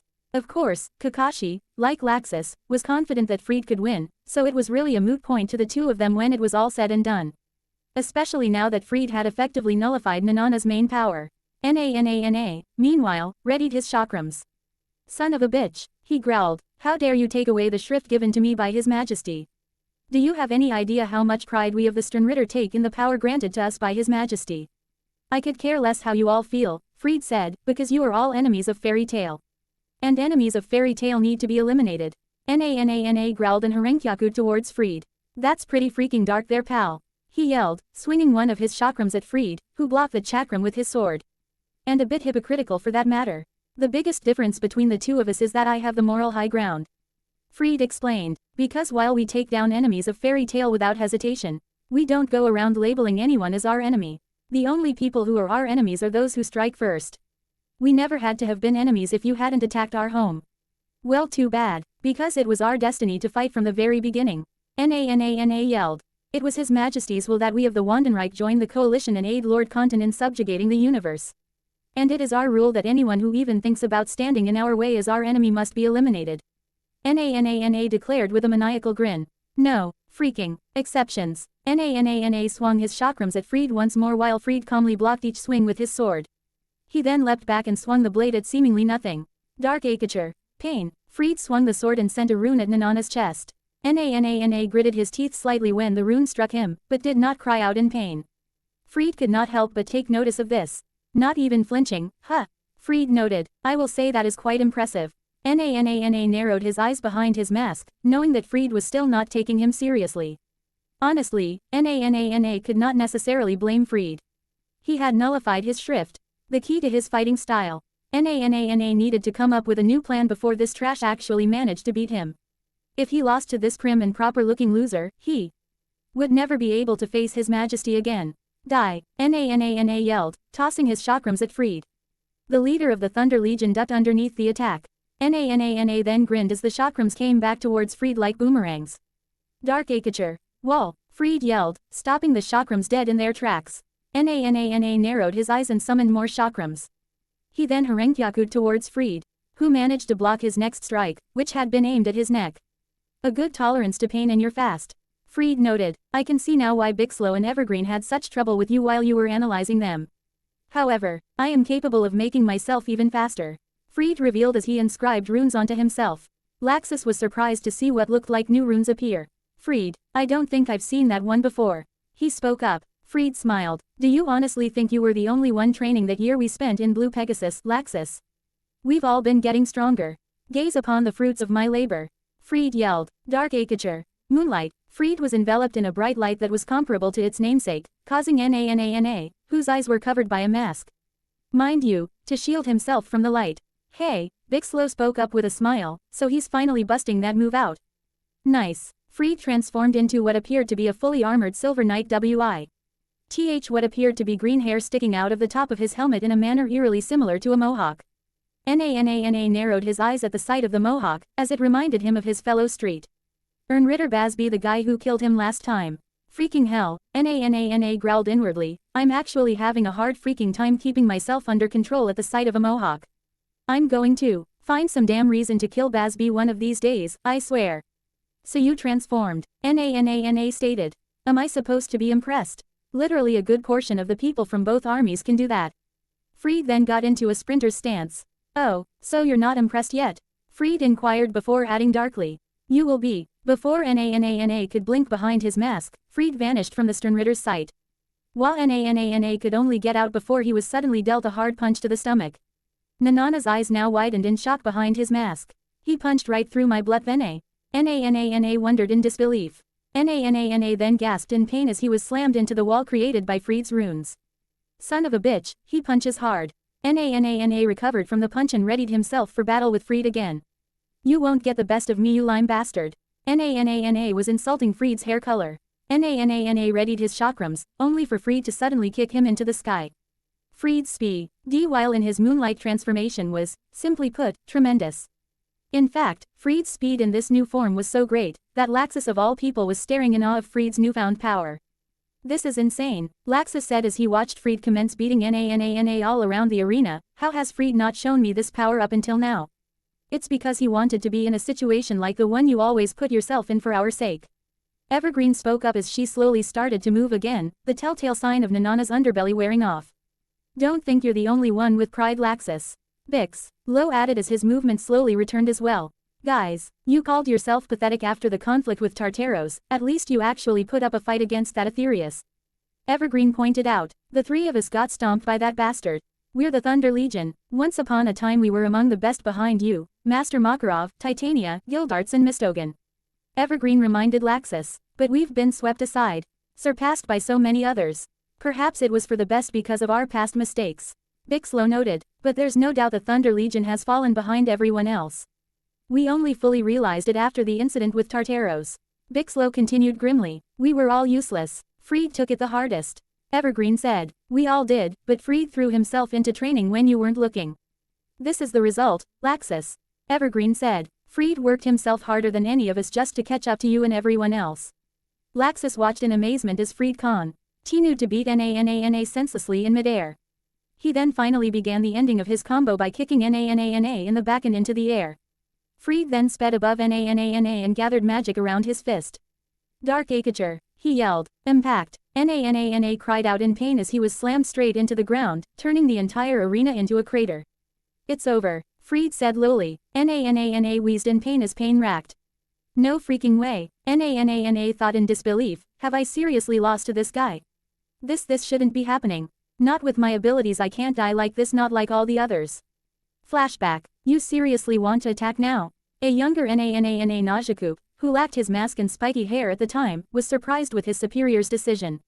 Now's a better time than any. Arav, Nanana's commanding officer, responded.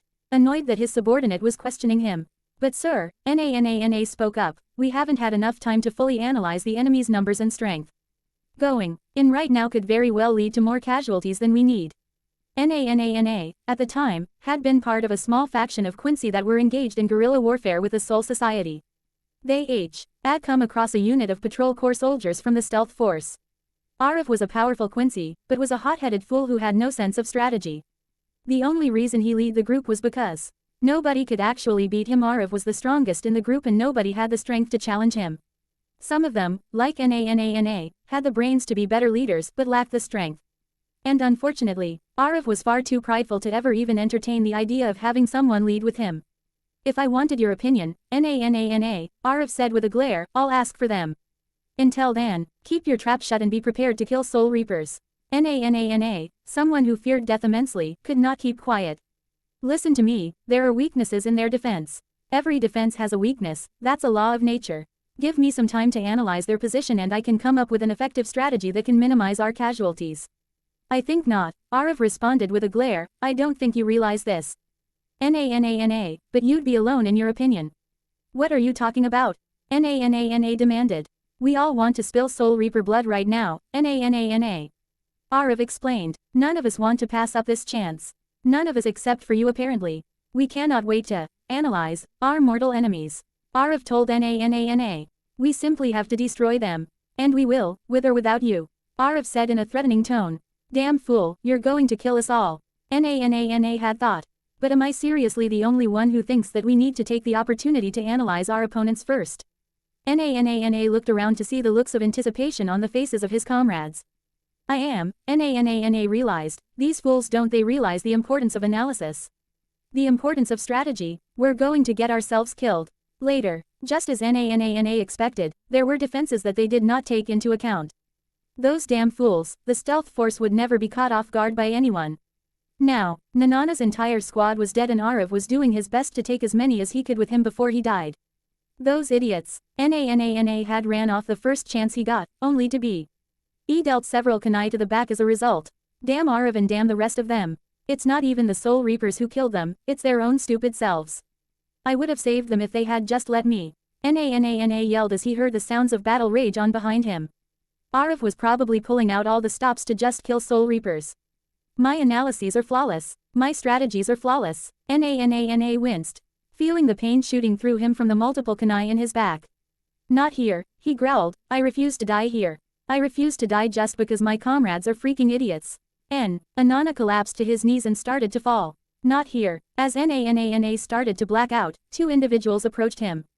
I don't think this is Arav. Sternritter H. Baz B noted. Arav wouldn't have gone down so easily as this guy. Arav is going to die. Sternritter N. Robert Acutron said calmly. I sense an energy signature that is slowly starting to fall away. Che, what a pain, Baz B frowned. So that means the mission is a failure. No, Acutron shook his head, we'll take this one back with us instead. You're kidding, right? Baz B looked at Acutron in disbelief. You seriously want to take this loser who fell over from a bunch of kunai? Trust me, Baz B, Acutron said lowly, it's better we return to His Majesty with something rather than nothing at all. Baz B frowned. I see your point, he said as he walked over and scooped Nana over his shoulder. All right then, Baz B addressed Acutron, open up the shadows. Let's head back to the palace and let His Majesty and Ju go no tea. Had we've brought back whoever the hell this guy is. Acutron nodded and did just that, and the two left with the unconscious Nana.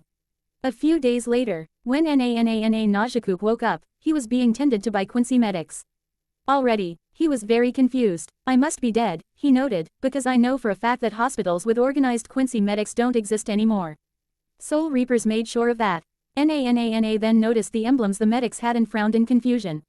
What does that symbol mean? He wondered weakly. Don't worry, a female medic said with a smile, you're among friends now, comrade. Among friends, Nana muttered, still somewhat disoriented. Indeed you are, a smooth but older voice suddenly spoke up, startling the medics, take comfort in that, Nana Najakuk. You are not alone anymore. You are among true comrades, not those hot-blooded fools who had rushed to their deaths. Oh, Your Majesty, the head medic stood at attention. We weren't expecting you to come here. You watch. The Quincy King had entered Nanana's room. Leave us, doctors. You watch ordered. You have completed his treatment, correct? Oh yes, Your Majesty. The head medic responded. The patient's out of danger. Wait. How did you know his name? Do not question me, doctor. Yuwatch said sternly. I would think that a father would know the names of all his children. Oh yes, of course sir. The head medic said frantically, realizing his mistake in questioning Yuwatch. Come on everyone, the head medic directed everyone out of the room, leaving Yuwatch alone with Nana. Nana, no longer disoriented, looked at Yuwatch in confusion. Father, he said in confusion, why did you? There's the look I have grown so used to. Yuwatch said, the look of a man who does not know who I am, and yet at the same time, somewhere inside of him, does know me. Nanana's eyes widened, realizing that Yuwatch was right. Somewhere, deep down, he did know who Yuwatch was. However, he could not put his finger on it. Who are you? Nana cut right to the chase. My name is Yuwatch, you know me as the Quincy King from the legends. Yuwatch responded, it's just like I said, you know me deep down, Nana Najakuk. Nana gaped in shock. He was standing, lying down. But who cares about specifics? Just like I know you, Nana. Yuwatch told him, I know you had to suffer from the mistakes of hot-blooded fools who wish to simply kill Soul Reapers mindlessly without any plans, any rhyme or reason whatsoever. Such a waste, don't you think? Yuwatch inquired. Yeah, it was, but it was their own damn fault. Nana said spitefully. His stealth force was never going to be caught off guard, they pretty much had soldiers patrolling the shadows. I knew it and they did too, but their bloodlust overwhelmed them. They should have detonated explosives around their campsite. It would have forced the ones in the shadows out of hiding and boxed them all in. Force a ninja into the light, and their greatest advantage is taken away. That was air weakness, and the fools refused to take advantage of that. Yuwatch smiled, impressed by Nanana's mind. You have an analytical mind, my son. Yuwatch complimented, and an appreciation for exploiting the weaknesses of your opponents. Yuwatch held his hand out. Come join us, he said, become a part of our Wandenreich, our invisible empire, and I will give you power befitting of your analytical mind. End flashback. I have not lost yet. Nana thought in fury. I am a stern Ritter, recognized by his majesty. I won't lose to this garbage. Nana got to his feet while Fried Justine landed on the ground, still in his moonlight form. So, you still wish to fight? Fried asked. I must admit, your durability is truly impressive. You haven't won yet, you lime bastard. Nana growled as blood dripped from his mouth. I am Stern Ritter you, Nana Najakoop. And I'm going to end the lot of you in less than 3 minutes. Nana then activated his Quincy Volstandig. Now, I bring forth my ultimate form, Ogle, the eyes of God. Fried's eyes widened behind his suit of armor as he gazed upon Nanana's new form. His power it is tremendous in this new form. However, I am still confident I can win, Fried continued. Thanks to the arena I have created with my runes, I've nullified his shrift. Nana grinned. And now, it is time to widen the playing field. He yelled as he opened his arms wide open. Before Fried could comprehend what was happening, a giant morphine pattern appeared all around the arena made from his runes. Then, within seconds, the arena shattered as Nanana's morphine pattern destroyed it with ease. What happened? Fried wondered in disbelief. Laxus' eyes widened. Fried, he called out, perhaps you'd like an explanation. Nana noted. Ogle is my Volstandig, and it takes the power of my underbelly to a level even greater than before. Now, I can not only analyze my opponents, but I can even analyze their techniques and nullify them completely by attacking their proverbial underbellies. But how? Evergreen wondered. Fried's runes should have nullified his shrift. No, Laxus narrowed his eyes. Fried's runes only forbade techniques that target the source of one's energy signatures, like our Ethernanos containers. Techniques that target our own magic are not off the table. Nana laughed maniacally. And now that the runes have been destroyed, Nana said after calming down from his laughter, I can do this. A morphine pattern appeared on Fried's body. Another boon from transforming, Nana continued, the time I require to fully analyze my opponents is cut down drastically. Before Fried could do anything to protect himself, he was hit by a full blast from Nanana's morphine pattern. Damn, Fried cursed as he reverted to his normal form and collapsed onto his stomach in a heap. Fried, Evergreen and Bixlow called out. Ah, that's right, I forgot about the lot of you. Nana grinned arrogantly as morphine patterns appeared on Evergreen, Bixlow and Laxus. Oh damn, Bixlow cursed. He can even analyze multiple people. Damn right I can. Nana grinned. Now fall. Bixlow and Evergreen cried out again as they were struck with the full force of a morphine pattern once again, causing them both to collapse. Laxus gritted his teeth as he felt the force of Nanana's attack strike his weak spots. However, he did not collapse, paralyzed like the others. In fact, within a few seconds, he was grinning. Nana at Laxus in confusion, trying to figure out how the man was still standing. You should be paralyzed, he said simply. Yeah, well, I'm not, Laxus said. In fact, I don't. Think that morphine pattern of yours is going to work on me. My power works on everybody, don't you dare tell me otherwise. Nana said defensively before adding. Although I will admit, I am surprised your two friends got up. It's supposed to drain energy as well. Hey, it looks like I'm the exception, and I know why. Laxus said before explaining. You said that this morphine pattern of yours paralyzes people. The fact that it's meant to wear off eventually means only one thing, that the secret behind your morphine pattern electricity. Prolonged exposure to electricity can cause internal damage to the body, destroying tissue and nerves. Laxus explained. Your underbelly is the same way, it targets energy and destroys it in a manner similar to electricity. Actually, it's not in a manner similar to electricity. It pretty much is electricity. Laxus continued. Considering that you also paralyze your victims, your power is basically electricity. And let me explain something to you, Laxus said. All electric attacks are powerless against me. Nanana's eyes widened behind his mask. You have gotta be kidding me. He yelled. Why the hell do I keep running into people who are immune to my powers? That's just not fair. Nana growled at Laxus. That's fine though, he said, I'll just kill you the old-fashioned way. My strength is more than enough. Besides, Nana continued, it's not like you can do anything to me. Laxus narrowed his eyes. We'll see about that, he said as he activated his Dragon Slayer magic. Lightning Dragon Roar. Laxus launched lightning from his mouth towards Nana. You fool, have you already forgotten? Nana yelled as he destroyed Laxus' roar with his underbelly. In my Volstandig, I have the ability to not only analyze the weaknesses of my opponents, but their techniques as well, and as a result, I can destroy them with ease. Laxus narrowed his eyes. Great, he can still do that. He remembered. Nobody said this would be easy. Nana then flew into the air. Licht Reagan, he yelled, summoning multiple Heligbogen all around him before sending them all flying towards Laxus, forcing the S-class wizard to scramble to avoid them. It looks like he plans to bombard me instead. Laxus noted, I have to get away from here then, otherwise Freed, Bixlow and Evergreen will be in danger of getting caught in the crossfire. Die, die, die, die, die, na yelled as he fired Heiligbogen after Heiligbogen at Laxus. Alright, let's see if he can move from offense to defense quickly. Laxus decided, lightning dragon heavenward halberd, Laxus yelled, tossing a halberd of lightning at na. Useless, na yelled as he destroyed the halberd with his underbelly, much to Laxus' surprise. Damn, he's still so quick even in that form. The Sternritter are truly powerful. Laxus noted, I need to come up with a plan. I can't let this guy beat me. He'll go on a rampage if I don't stop him, and I'm the only one who can stop him because of my immunity to his underbelly. By all means, keep running. Na gathered up Reishi around his right hand. Just know that you're doomed all the same. The two of us are locked in a stalemate because our main abilities are nullified. Na pointed out. Which means we fight based off of sheer power alone. And in a Volständig, there are few who can stand any Quincy's equal. Let me guess, Laxus said, you used to say no one, nth. And you met the 13 court guard squads. Shut up, na yelled. Our plans were perfect, we had analyzed our opponents perfectly. We lost because of a few strokes of good luck on their part. But never again, Sternenlicht, na yelled, firing a beam of light from his right hand at Laxus.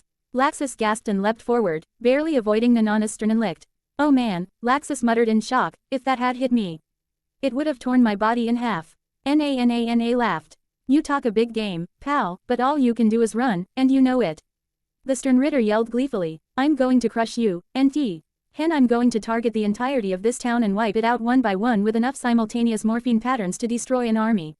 Laxus' eyes widened. Are you insane? He yelled. That kind of indiscriminate attacking will target your own men too. So what? Na responded nonchalantly. You bastard. Laxus cursed his opponent. I still have the physical strength to match this guy, but I can. Get close to him because he's flying in the air and because he's got his other techniques as a Quincy. Laxus thought, damn it, I can't figure out a way to beat this guy. Even the first master would have trouble coming up with a plan for me to beat this guy at this rate. Your great-grandfather, Yuri Dreyar. You know him, right? Laxus' eyes widened. That memory, why am I seeing it now? Flashback. Yeah, Laxus said, Gramps had told me about him. He was one of the founders of Fairy Tale, right? Yep, Mavis Vermilion smiled brightly, you remind me so much of him, Laxus. You both care for your comrades so much. Huh, Laxus looked at Mavis in confusion. You're kidding, right? First Master, as honored as I am, I'm nothing like Great-Grandpa. I set my comrades against each other and even tried to kill several of them. I'm not worthy of being compared to my great-grandfather. Laxus said solemnly. Yeah, you made mistakes, but Yuri made mistakes too. Mavis pointed out, he certainly wasn't perfect. Just because we make mistakes doesn't mean we aren't capable of loving our friends.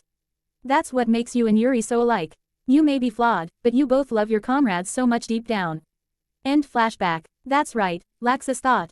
I can't give up like this. So what if this guy's strong? So what if he's nullified most of my power?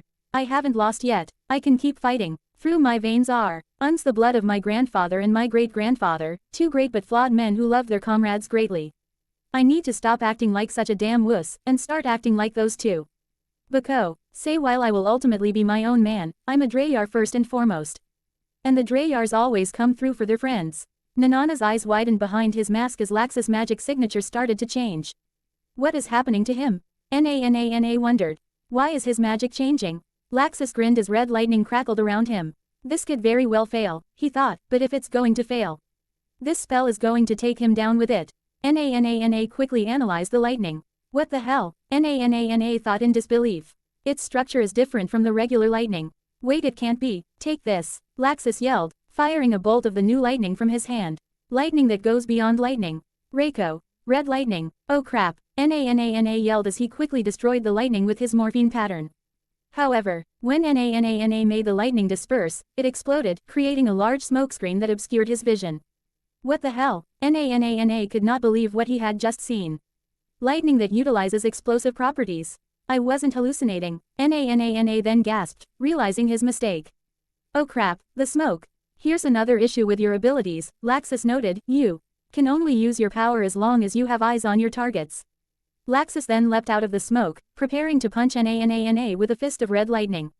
He had transformed his body into lightning, and had sped towards the Sternritter through the air, which gives me the opening I need to end this.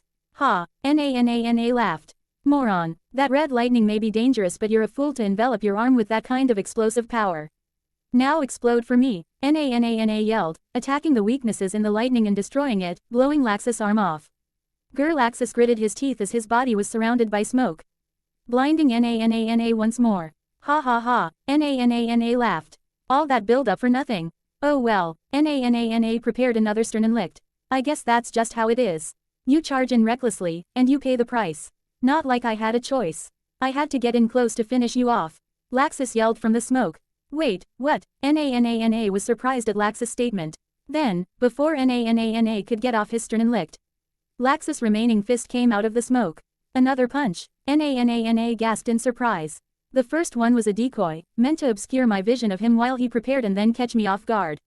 He sacrificed his left arm just to hit me with his next attack. Who the hell is this guy? Reiko. Red lightning, Laxus yelled, punching a hole right through Nanana's chest, the lightning exploding out of his back. Blurg. Nana vomited blood while yelling pain as he was rocketed towards the ground by the force of Laxus' attack. Laxus, meanwhile, landed on his shoulder, gritting his teeth in pain. He then heard the sound of Nana coughing. The S-class wizard walked over to see Nana slowly dying, having reverted to his original form. You reckless bastard, Nana said in disdain. You actually sacrificed your left arm. What the hell kind of a strategy was that? Laxus got to his feet and shook his head, clutching the stump where his left arm was. There was no strategy involved. He said, I just did it, knowing that I had to in order to beat you. No strategy, you are a fool. Nana wheezed. Laxus sighed, sometimes you have to be a little reckless in order to get results. He said, you can never hope to advance in life if you always sit back and analyze the situation. Sometimes, all you need to know is that there is something that needs to be done, and that you will do it, no matter the cost. There ain't no strategy needed for that. Nana could not help but laugh at those words. Spoken like the reckless fool you are. He said, of course, I should have at least you were reckless the moment I noticed the poisons that were inside your body. Laxus narrowed his eyes at the mentioning of said poisons. Hey, with that much in you, you shouldn't be alive. Nana noted. And somehow you're still kicking. What the hell is driving you to be so reckless? At what point is it not worth tearing your own body apart? I wouldn't expect you to understand, Laxus said, but if it's for my guild, I'll pay any price I need. Hey, Nana chuckled, what a pain. I can't believe I lost to someone like you. With that, life faded from Nanana's eyes, even though they were still concealed by the mask. Sternritter, you had died. Laxus sighed. Like I said, I wouldn't expect you to understand. Laxus then clutched his chest in pain. Damn it, he cursed, I should have figured it'd be acting up now. Using the red lightning takes a lot out of me. Laxus collapsed onto his rear as he desperately tried to keep his breathing under control. It's getting worse, he said, I don't know if I'll see the end of the war at this rate. No, don't say that, Laxus. Laxus told himself. You will see this through. You will get to see your friends smile in victory. With that promise, Laxus continued to writhe in pain, the corpse of his defeated opponent lying just a few feet away. Meanwhile, with Baz's eyes widened in slight surprise when he felt a certain spiritual pressure drop to zero. The Sternritter had been casually strolling along, looking for a worthy opponent. He had passed by several rank and file, but had left them alone before they even realized that he was there. Well, he muttered. It looks like even if we do win today, we're not going to come out without casualties of our own. Nana was struck down. That makes 4 of the Ritter killed in this war already. These alliance types are pretty damn tough. Baz complimented. Baz then shrugged uncaringly. Oh well, he said, I never did like him. His blind loyalty to Yuach always got on my nerves. Made shooting him in the back last time a lot easier. Suddenly, Baz heard the screams of several soldiers. He watched as several Alliance soldiers ran past him without even realizing that he was around them. I wonder what they were running from. Baz said with a hint of absent-mindedness. I believe they were running from me. A terrifying voice spoke up. I can certainly understand why. Baz turned his attention to the source of the voice and narrowed his eyes. Meanwhile, with Kaku chuckled triumphantly at the destruction he had just caused. Defeated Alliance soldiers were all around him. The only one that was still conscious was Caboose, who was muttering incoherently due to taking a few head injuries from the impact from Kaku's Sky Slicer sending him flying. It looks like I've gotten too strong since Eni's lobby. Kaku mused arrogantly. Well, I guess I'm not too strong. Lucci still surpasses me by miles. Freaking prodigy among prodigies. Water style. Giant palm tsunami. A shadow appeared above Kaku. Huh, Kaku looked up to see a giant hand made of water coming down towards him. Oh no, Kaku muttered as he was suddenly enveloped by water, reverting to his human form in the process. Suigetsu Hazuka collapsed forward, only to be caught by Jugo. That took the last of my chakra. Suigetsu noted, my body is not used to expanding like that too. Jugo, take us deeper into the city so I can rest. You want to retreat from this one? That's not like you, Suigetsu. Jugo noted, I've never known you to run away from a fight between swordsmen. He's not someone I can beat, Jugo. And we can't afford to have you become an unstoppable rage beast until you've got your transformation under control. I know you've vowed to not be afraid of your rage, but we need to make sure you can stay under control. Suigetsu said, and while we're on the subject of rage, that guy's gonna be super pissed when he gets up. And the others, when that angular bastard gets up, he's gonna come after us, Hiko. I'll care less about the dead and wounded. Now come on, let's go. Suigetsu yelled. Seeing no reason to argue with Suigetsu, Jugo nodded and took Suigetsu away, knowing that the others, at least, those who were still alive, would be okay. Kaku soon got to his feet and glared at the direction Suigetsu and Jugo were running. You're going to regret that. He growled as he vanished, speeding off after them. Kaku was not the only one going after retreating foes. Rusty Rose was still going deeper into Magnolia, trying to find Frankie. Where are you, Cyborg? He wondered. Meanwhile, with Hidan and Kakuzu. Idan had been forced on the defensive while Hiyori Surugaki and Haruta continued to cut him up, but to no avail. Kakuzu could not help but comment on Hidan's current situation. You look like a carved-up turkey, Hidan. Kakuzu mused. Piss off, old man, Hidan yelled. I'm with the dumbass, Hiyori said. You aren't like a turkey. A turkey would be dead from being carved up this much. Hiyori pointed at Hidan in annoyance. Stop living after us carving you up and die already. You idiot, Hidan shot back. I can't die. I'm immortal. That's what immortal means. Stop being immortal then, Hiyori yelled. Everything's supposed to die, you jerk. Haruta sighed in annoyance. I'm starting to regret asking Hiyori to help me. Meanwhile, Kakuzu continued his fight with Shadow Gear and Panther Lily. His iron skin was protecting him from all of Jet and Panther Lily's frontal assaults while Levi and Droy hung back as support. I suppose I can take comfort in the fact that my idiot partner is fighting someone as big an idiot as him. Kakuzu noted. Too big an idiot to actually vaporize him. Too bad, Kakuzu shrugged, fully capable of having a casual conversation with himself in the middle of a fight. I really want Ed to see if vaporizing him would actually get rid of him. Jet delivered a high-speed kick to Kakuzu's midsection, only to grit his teeth in pain. Hitting Kakuzu's iron skin without any results was starting to wear on him. Panther Lily, meanwhile, was starting to get irritated with Kakuzu's arrogance. Are you even taking us seriously? Panther Lily inquired through gritted teeth. You have no value to me whatsoever, even dead. Kakuzu responded. You're all weak and you don't have any hearts worth taking for me to become stronger. What the hell is he talking about? Jet wondered. I don't know and I don't care. Panther Lily yelled. I won't lose to anyone, not after what you coalition bastards did to Gajil last time. Kakuzu's eyes widened slightly as Panther Lily yelled and swung his musica sword at him. Kakuzu instinctively leapt back as Panther Lily cut through his Akatsuki cloak but not his body.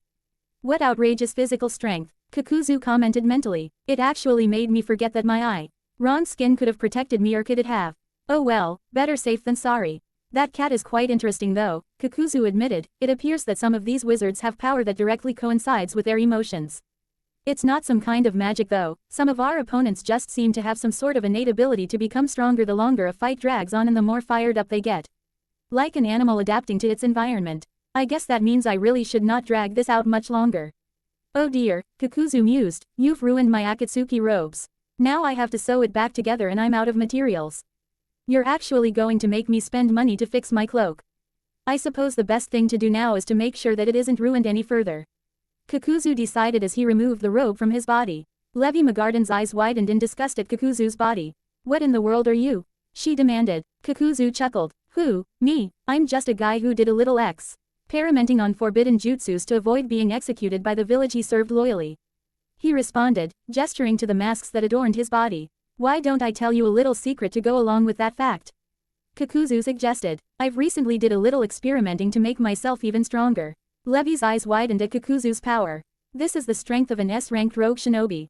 Perhaps now you'd like to see what I meant when I said none of your hearts were worth taking. Kakuzu suggested. Or better yet, he said as he bent over and the mouths on his masks opened up, why don't you put two and two together, huh? Everyone be careful, Panther Lily spoke up. I think things are about to get tougher from here. That was not just the case for those facing off against Hidan and Kakuzu. Dawn, Sai and Boo were having their own difficulties against the first Raikage. The founder of the Hidden Cloud Village had casually overwhelmed them using only taijutsu, and he was clearly not taking any of them seriously.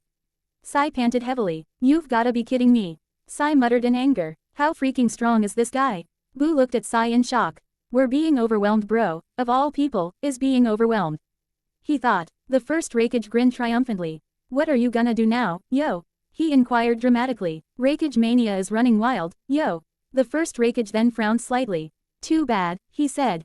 The more I look at you guys, the more I see that I was right, allying with you is a waste of the Hidden Cloud's time. Sai looked at the first Raikage in confusion. What is he even talking about?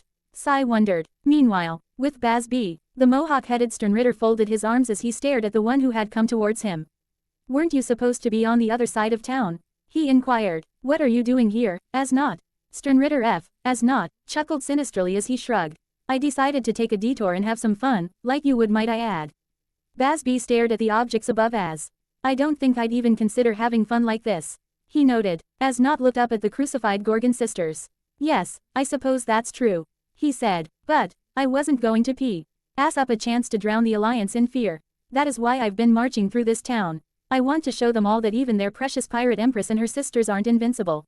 I've just been using Harenkyaku to go all over town, stopping whenever I've seen a group of Alliance soldiers to scare them. Just put them out of their misery already, as. Baz B interjected. Excuse me, as looked at Baz B in confusion. I hate listening to those three scream.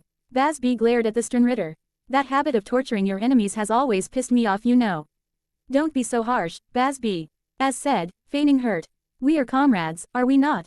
Hell no, Baz B said with disgust evident on his face. I may be with the coalition, but I'm on my own side. I've told you guys that a million times.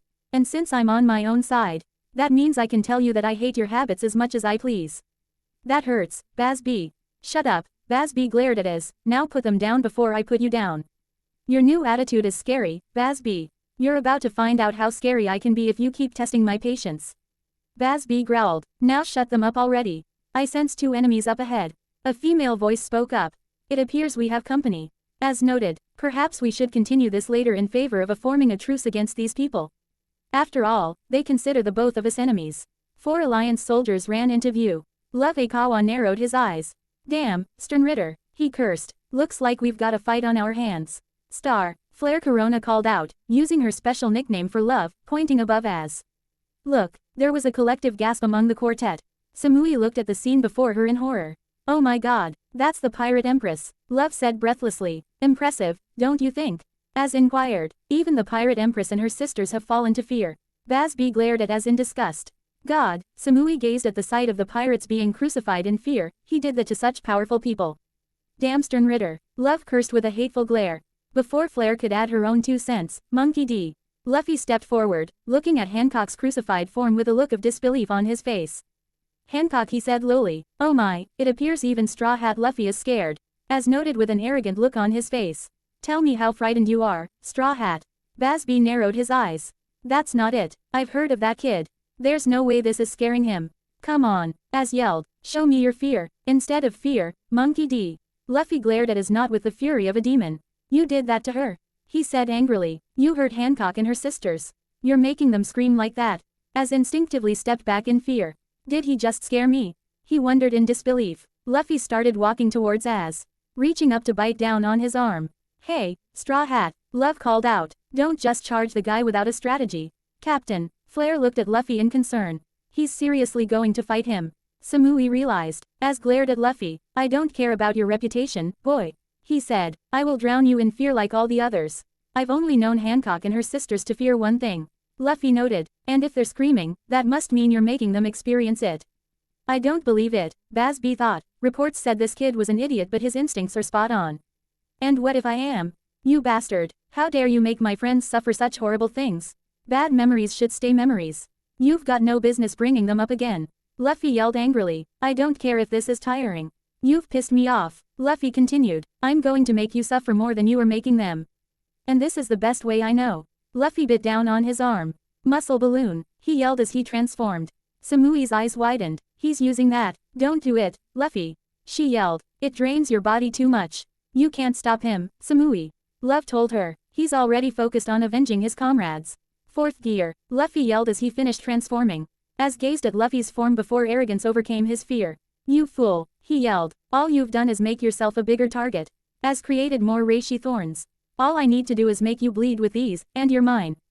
Bazby's eyes widened. That damn fool, is he even thinking anymore, or is he more scared than he lets on? Let the fear consume you.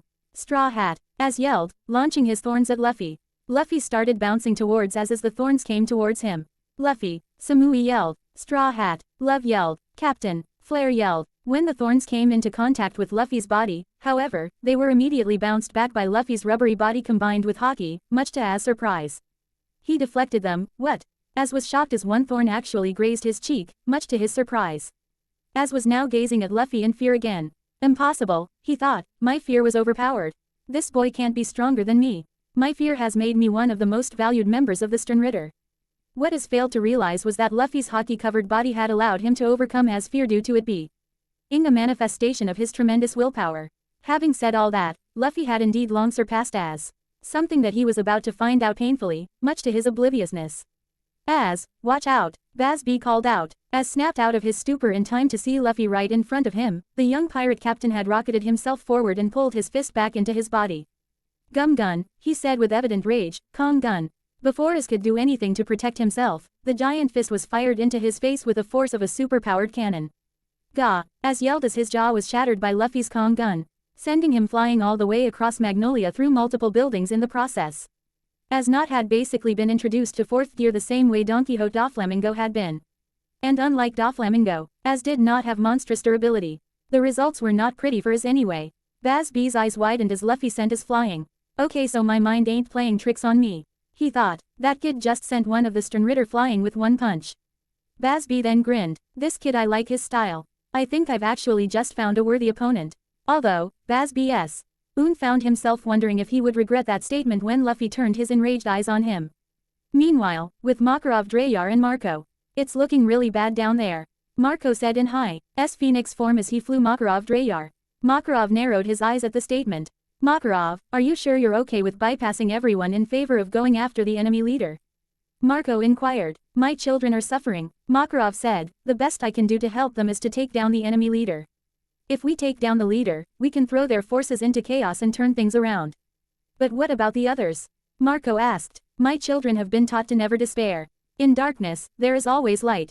Makarov said. Even if they are knocked down, they always get back up. You feel the same, don't you, Marco? Marco nodded. Maybe for a while, I had lost my ability to get back up, but now I have to admit, finally having a reason to fight and live again, I feel like my old self again. Don't despair, my children. Makarov said with a nod. Things are bad now, but I know you can pull through. After all, I raised so many of you myself, and I taught you exactly that. Meanwhile, with Natsu Dragneel, the famed salamander stepped forward as he stared down his opponent, who was looking at him with eagerness. It appears you've tracked me down with all the ferocity of a man seeking justice. Rob Lucci noted. The nose doesn't lie, I recognize your disgusting scent from our fight in Chitsujo's palace. Although let me make something clear, I didn't come here seeking justice, Lucci. I came here for a rematch. Natsu said as he was enveloped in flames. Because I intend to end you right here and now. Omake. 10 Little Idiots, Part 4. No, Ryazaki 007 yelled in horror and grief, startling Enko Mitarashi and Altir Milkovich in the process. Sir, Enko said carefully. L's dead, Ryazaki said sadly. Why did L have to die so early? Well, the killer probably saw L as a threat due to his ability ties as a detective and sought to eliminate him before he could get too deep into the case. Altir pointed out. Ryazaki and Enko looked at Altir in confusion. Altir shrugged. What if I were still a murderer? It's what I would do. No, I like that, Ryazaki said. So we know whoever did this knows of the threat investigators pose, and is smart enough to eliminate them first. I think we can also rule out Krillin and Edward too. Ryazaki continued. Why? Enko inquired in confusion. Zero was as tall as ever, and Krillin and Edward are too short to wear the outfit. And combine that with the fact Hat Cinder was present when L was killed, we have 4 actual suspects. Ryazaki continued. Light, Lelouch, Hange and Kimbla. And now, after hearing Ryazaki's comments, we return to ND's Spring Mansion. We see Cinder fall frantically running about before coming across Lelouch v Britannia. Cinder. Lelouch spoke up. Cinder, remembering that Lelouch was the terrorist known as Zero and it was Zero who had attacked her once upon a time, raised her hands in the air in defense. Whoa, hey, calm down, what happened? Lelouch wondered. Cinder refused to drop her guard. Elle's dead, she said. The killer's caught him while he was trying to protect me. Lelouch's eyes widened. The detective's dead too. Good lord, I thought he'd survive for sure. Lelouch sighed. Damn it, I should have realized that this morning was a bad omen. I never should have come to this mansion. What do you mean a bad omen? Cinder inquired. Some of my stuff was stolen last night. I found out this morning. What kind of stuff? Cinder asked carefully. Well, this is going to sound really weird, but my Zero costume from when I was a terrorist was stolen. If I had to guess, some fangirl took it. Lelouch shuddered at the thought. If that's the case, they can keep it. I don't want it back after they get through with it. So he claims that his Zero costume was stolen. Cinder thought. If you don't mind, Lelouch, I'm going to leave now. Cinder said. Do you still suspect me? Lelouch inquired with a frown. I suspect everyone, Cinder said, everyone except the bald one and the alchemist. Why them? Lelouch inquired in confusion. Because they're too short to wear the costume, Cinder said as she left Lelouch to his own thoughts. Lelouch's eyes immediately went wide as he realized the truth behind Cinder's words. Oh my god, he muttered, she thinks I'm the killer. Zero killed Elle. Lelouch thought it over. Is it possible though? Have I spent so much time as Zero that I've developed an alternate personality that I retain no memories of? No, no, no. Lelouch shook his head. You're letting the horrors of this night get to you, Lelouch. You are not the killer. Meanwhile, Light Yagami walked around the mansion, soon coming across Solf J. Kimbla and Hange Zoe. Hey guys, Light said suspiciously. Light. Hange nodded curtly. Kira. Kimbla casually addressed Light by the name of his killer. So, you guys are still alive so far? Light inquired. You sound shocked, Light. Were you perhaps hoping we'd get caught in any of your traps? Are you actually accusing me of being the killer? Light frowned. You are an obvious suspect. Hange pointed out. I'm just making deductions. So, Light, how did you manage to set up a wood chipper of all things in ND's mansion? Is this reverse psychology or something? Light inquired. Are you trying to get me to confess with reverse psychology? It's not going to work, because I'm not the killer, Light said. This time, I am not Kira. Kimbla spoke up. Easy there, he said. Perhaps we should consider teaming up and finding the killer together. No, you all heard the gunshots, right? I'm now thinking that we could very well survive this if we stuck together. So we can get killed as a group. Light glared at Kimbla. I think not. Light walked away from Kimbla and Hange. I agree, Hange said. You're a suspect too, Mr. Court-martial. Hange left a frowning Kimbla. Well, that was just mean, Kimbla said. I was being totally innocent there. Honestly, this voice of mine just sounds too damn threatening sometimes. Curse you, Eric Vale and Hiroyuki Yoshino, for giving me such sinister voices. And yes, I am referencing both subs and dubs. Kimbla sighed. I guess I really have to survive this alone. Meanwhile, Edward Elric came across Cinder, who was more noticeably relaxed in his presence. Edward took notice of this and frowned. What's up with you? He asked. You really shouldn't be so relaxed here. Oh, I have no reason to keep my guard up around you. Cinder pointed out. Well yeah, I'm not the killer. But I don't like how you're so relaxed. What, does that mean you're the killer? Edward inquired. Of course not, but I ran into him. He was wearing Lelouch's Zero outfit. Zero, so does that mean it's Lelouch? Edward inquired. Cinder shrugged. Who knows? All I know is that it's not you, me, or Krillin. Wait, what? You don't suspect me anymore? Edward looked at Cinder in confusion. I mean, I appreciate it, but why am I not a suspect? Well, how should I put this? You're too short to wear the costume. A vein popped on Edward's forehead. Oh, so I'm short, huh? Who are you calling short? He yelled as he started swinging his arms wildly at Cinder, who stepped back and avoided Edward's rage. Who are you calling so short that if someone stepped on him, he wouldn't be crushed because he'd go right between the cracks in the sole? I didn't even say that, Cinder said, sweat dropping in disbelief. Later, Krillin whimpered sadly as he came to a horrific realization. Not only could he not use his ki, but the tech in ND's mansion was limiting his physical abilities as well to a normal human. This sucks, Krillin complained. I can't Kamehameha, I can't Destructo Disc, I can't anything. Krillin sighed. At least 18's not here. Then I'd be guaranteed death. Because couples always die in these things, everyone knows that. Krillin, now grasping for straws, gasped. That's it, I'm guaranteed to survive Cause I'm not a part of the couple trope, I'm the trying to get home to his family character trope. I'm actually the hero of this story for once. Booyah! Krillin yelled happily. Score 1 for Krillin. No sooner had Krillin said that. Zero appeared behind Krillin. Krillin heard Zero coming and spun around. Ah, the killer, he yelled. Zero was holding a metal bat. Krillin grinned. Looks like it's my chance to be the hero. He yelled. Bring it on. Krillin rushed into Zero and started punching and kicking repeatedly only to soon realize that he was reenacting Hercule vs. Perfect Cell. And he was Hercule. Oh no, Krillin muttered. Krillin looked up at Zero. Can we call it a draw? He asked timidly as Zero raised his bat in the air. Whack. Krillin owned count. 37. Is that all you got? Krillin demanded. Whack. Krillin owned count. 38. Is that all you got? Krillin repeated. Whack. Krillin owned count. 39. Is that all you got? Krillin slurred. Whack. Krillin owned count. 40.